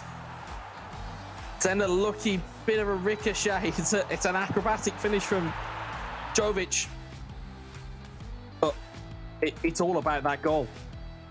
It is all about that finish from Naples. And again, you can see it just open up here. It's that ball in there. You can see hand up in the top of your screen there. The president wanted to turn back and then double touch. It's filthy. Super goal. Super goal. Absolutely filthy in the best way possible. I mean, what do you say about this? Just to take two of the defending Serbian players in the 91st minute out of the equation. I mean, still speechless. And it's the goal that they absolutely deserve. Congratulations to Italy. And, well, the Serbian fans around the world bitterly disappointed, but Roxer, Kepa, Baskovac and Raka as well. Raka, I am right, second guess myself there. Just put in a pure shift for Serbia. Bitterly disappointing, but again, it's the finest of margins, and it's a piece of brilliance, isn't it, by Naples and Italy that allows them to take home the crown. There it is. It's official now. It's a long old day, finished by a best of 5. You called it, Wes. Italy in 4. I don't think you were quite expecting it to end in that fashion, though. Well, I expected Italy in 4 because I expected Italy to have that home game in the first instance. I didn't necessarily expect that performance from Kepa in the second game. I will admit. I thought Roxer may have brought something back in the third game, but again, would never have called that at the start of the day, and I would have thought, I think had any of us have picked how we wanted this game to finish, or how we wanted this entire event to finish, or the last kick of the game, let's not have it in a penalty shootout. Let's have a moment of pure brilliance, and that's exactly what we got here. It's a phenomenal piece of skill. That is what Naples delivered, and well, again, it's the goal that caps off the entire tournament, virtually the last kick of the entire eEUROs. If you are obviously a fan of the eEUROs, make sure you head over to the eEURO2020.com store, and you can grab yourself some fantastic merch. This hoodie is very soft. It's a little bit warm in England for me to be wearing it currently, but let me tell you, it's definitely worth some of your money. Support UEFA esports and grab yourself a hoodie. Very nice and soft. Well then, Wes, let's cast our minds back once more, all the way back to January, when the buzz around the eFootball PES world was focusing on the draws and exactly who we thought might be the rising stars. When Italy announced their squad, there were some big names left out. This is certainly vindication for the Italian national governing body now. 1,000%. I think if any question marks were raised as to the selection process or to the players that were selected, all of those questions go away. You can literally just go, see that over there. That's our eEURO trophy. You just literally, that's just it. You never have to legislate for anything ever again. I mean, that's it. That's all you can really say. And other national governing bodies now might be looking to maybe mirror the model that Italy have employed here, because obviously it's paid off. The whole boot camp model, the 4-man squad, every single player, it was a complete performance. And although there were subtle differences, whereas in some of the personnel being chosen in terms of the team selection, we did see a general idea of how the pairs needed to be played and the strengths of the Italian national squad being displayed fully in that final. And that's something that other national governing bodies might look to employ in the future. Yeah, I think sometimes when you're playing, eFootball pairs, there can be almost like a cookie cutter type of formation.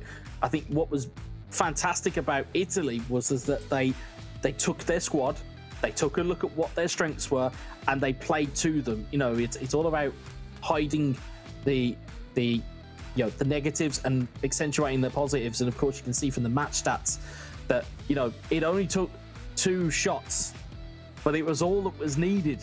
It was all that was needed. And again, we talk about teams that have been so clinical over the course of the tournament, and it was exemplified in that final game from Naples. And 11 shots on target. Again, we talk about how important Donnarumma was to this Italy team. Again, with stat balancing, it's vitally important to have a brilliant goalkeeper in between the sticks, regardless of what their rating is in the game. If they've got a very good player ID, the likes of which Gigi Donnarumma has, it's something so much more beneficial to have than not have. Absolutely, you're right there. The match stats, I mean, one of the key takeaways was 11 shots. 11 shots by Kepa, only scoring 1.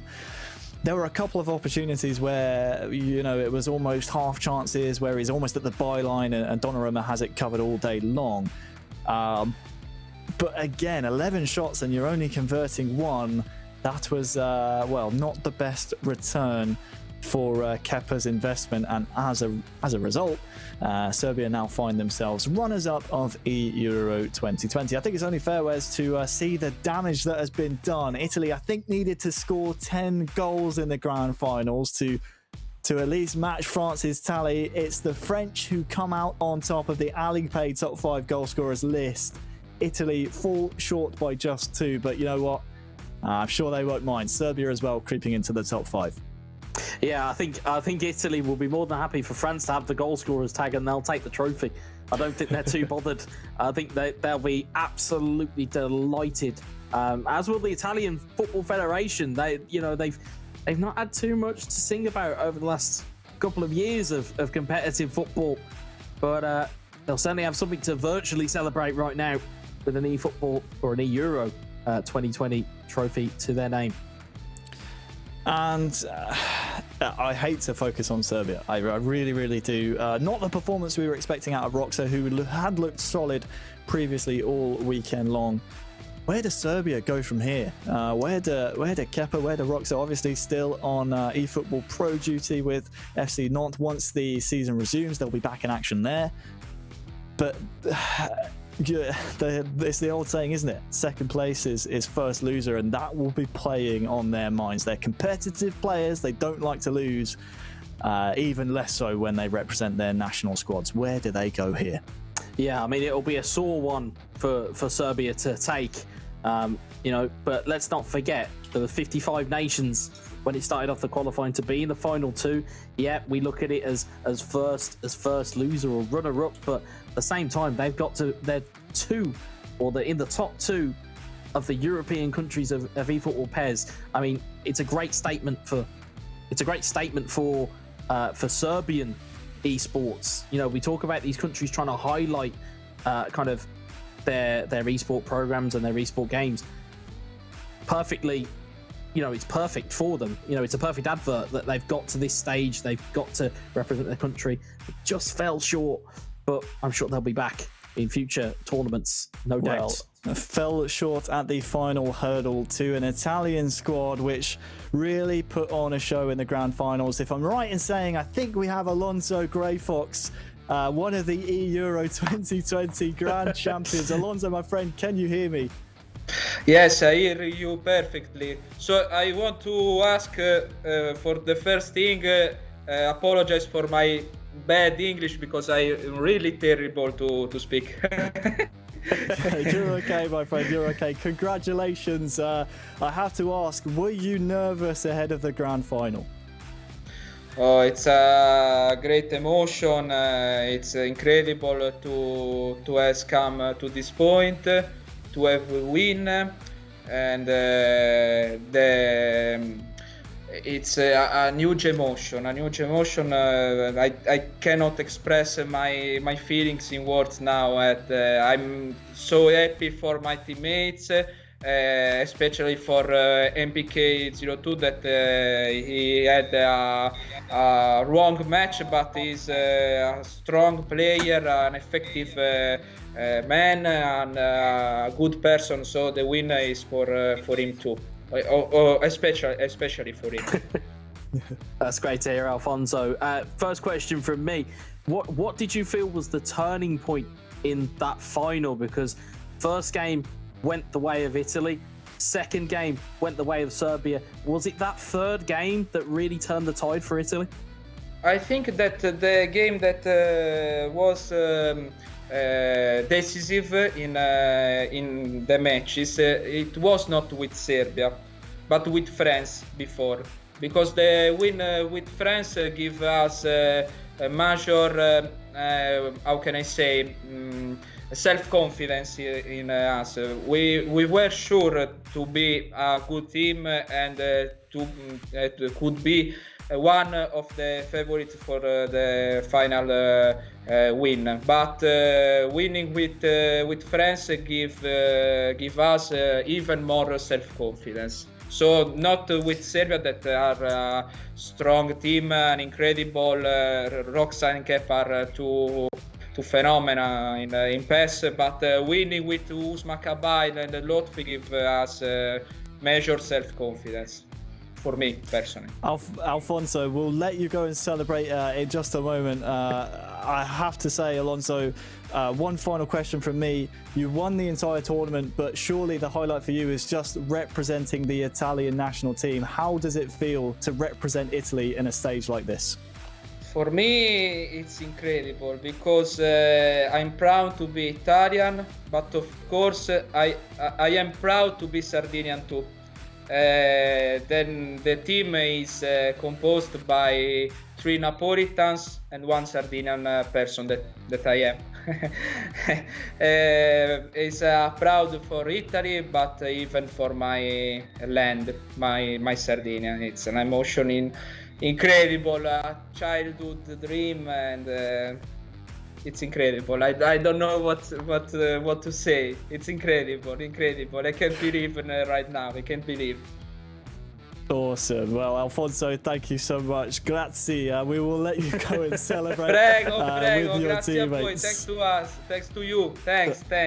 Grazie. Thank you very much. Thank you very much. Congratulations, my friend Alfonso. Grey Fox there, absolutely, obviously on top of the world right now, wins eEURO 2020. The emotions, and you can tell also the brotherhood really, really strong in Italy right now. And maybe, the squad aspect of it, again, we said it's something other national governing bodies might look for in the future. But you just feel like that camaraderie and that brotherhood maybe is the thing that elevated Italy above other nations here in the eEuros. Yeah, you think that you feel that bond was there, and some nations who only had two representatives, they may look and think, actually, you may have needed 3 or 4. I mean, most notable one you're probably looking at is France. Could they have used the likes of Kilzu? Could they use the likes of Cams? There's plenty of massive French players. There's Red Mamba. There's loads of players that could have easily been added to that rank, but they went with just the 2. Whether that was a mistake, and it's something they'll probably look at themselves, is another question for another day. But you can see the togetherness of that Italian team, and that Italian DNA runs through that side. It's that game style of possession football, strike when you just need the right amount of time and the right amount of moments, and they found the most golden of moments in that final game. Well, the Brotherhood was strong for the Italians. The Brotherhood was strong as well in the commentary booths. We'll bring back in now Lee and Adam to go back through the day. Gents, welcome. What an incredible final we just had. We're going to recap the day now and just go over all the action for those of you who may just be joining us and or maybe tuning in for the first time. A tremendous day and what a final it was. Adam, just give me your initial thoughts before we start breaking down the day.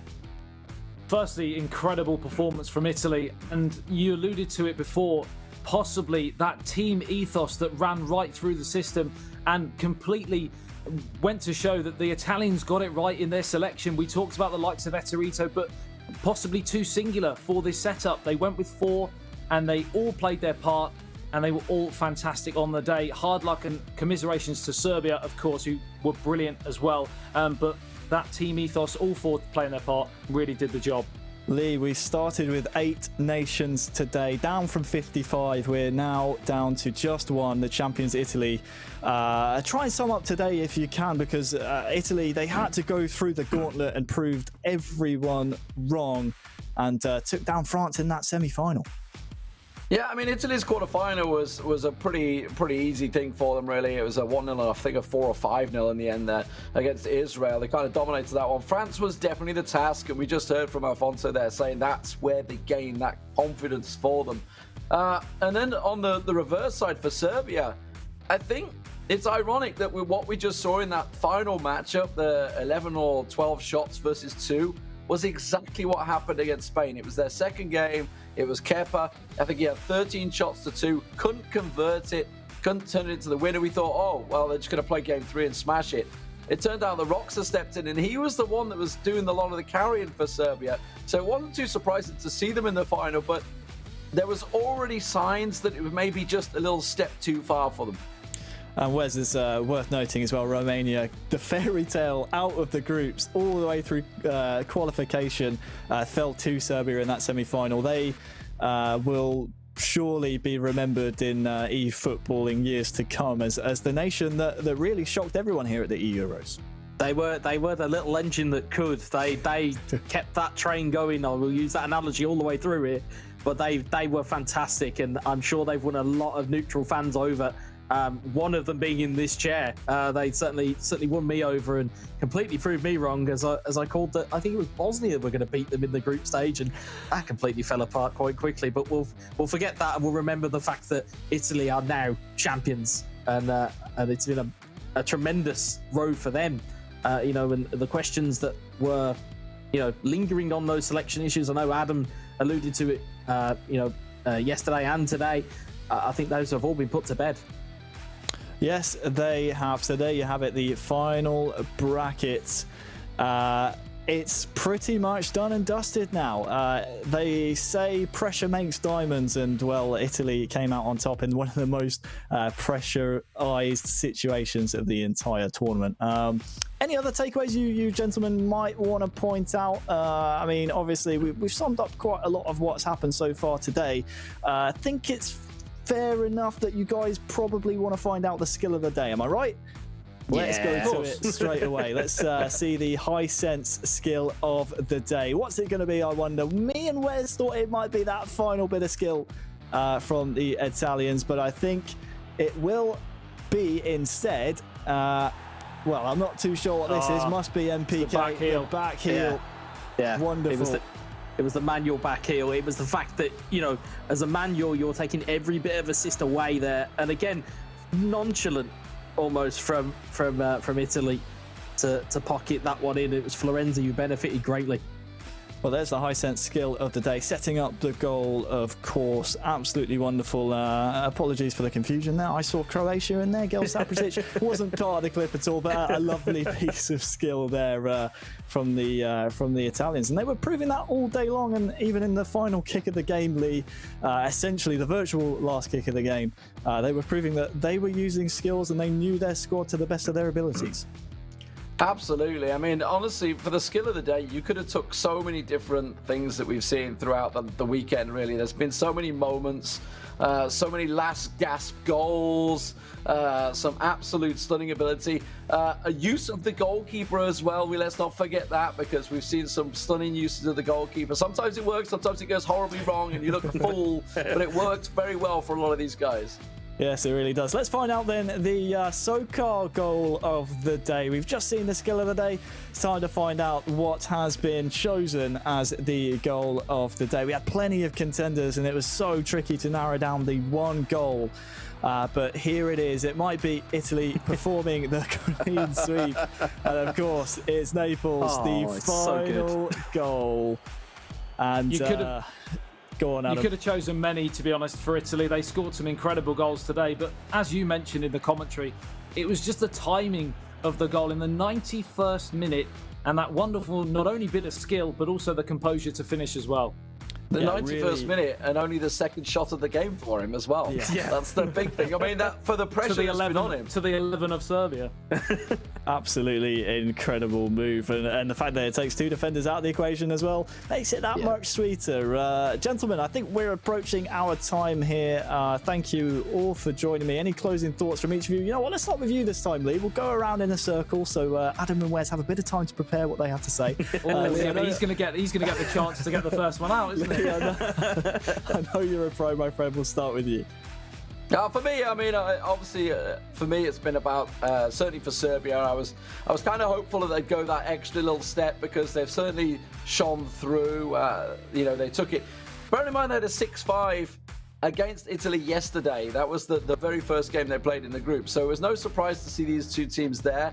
But the game against Spain was very impressive for me in the way that they dealt with Spain, who were one of the favourites. But I guess you could say the same with Italy versus France. So some extra special games today. Adam, how about you, my friend? For me, it's all about that word ethos, right from the tournament organisers, the likes of UEFA, Konami, of course, the production team that have been working on it as well, you guys working with you, and right through to the eventual winners, Italy, who showcased that in abundance, that team ethos. So yeah, wonderful. And Wes, we had the pleasure of being in the hot seat for some tremendous games today. Any closing thoughts from you, my friend? Thank you so much for joining me today, of course. What are your final thoughts? Well, I think personally, for me, the comeback from Romania will stick long in the memory against the Dutch. But again, it's memories that make this game, and to see that goal, last gasp, that summed up the tournament as best as we could. And to see Italy overcome France and then Serbia, you'd think one at the start of the day, but to overcome both, it's an absolutely monumental achievement. It really is. Gentlemen, thank you so much for your hard work all weekend long. The eEURO 2020 tournament is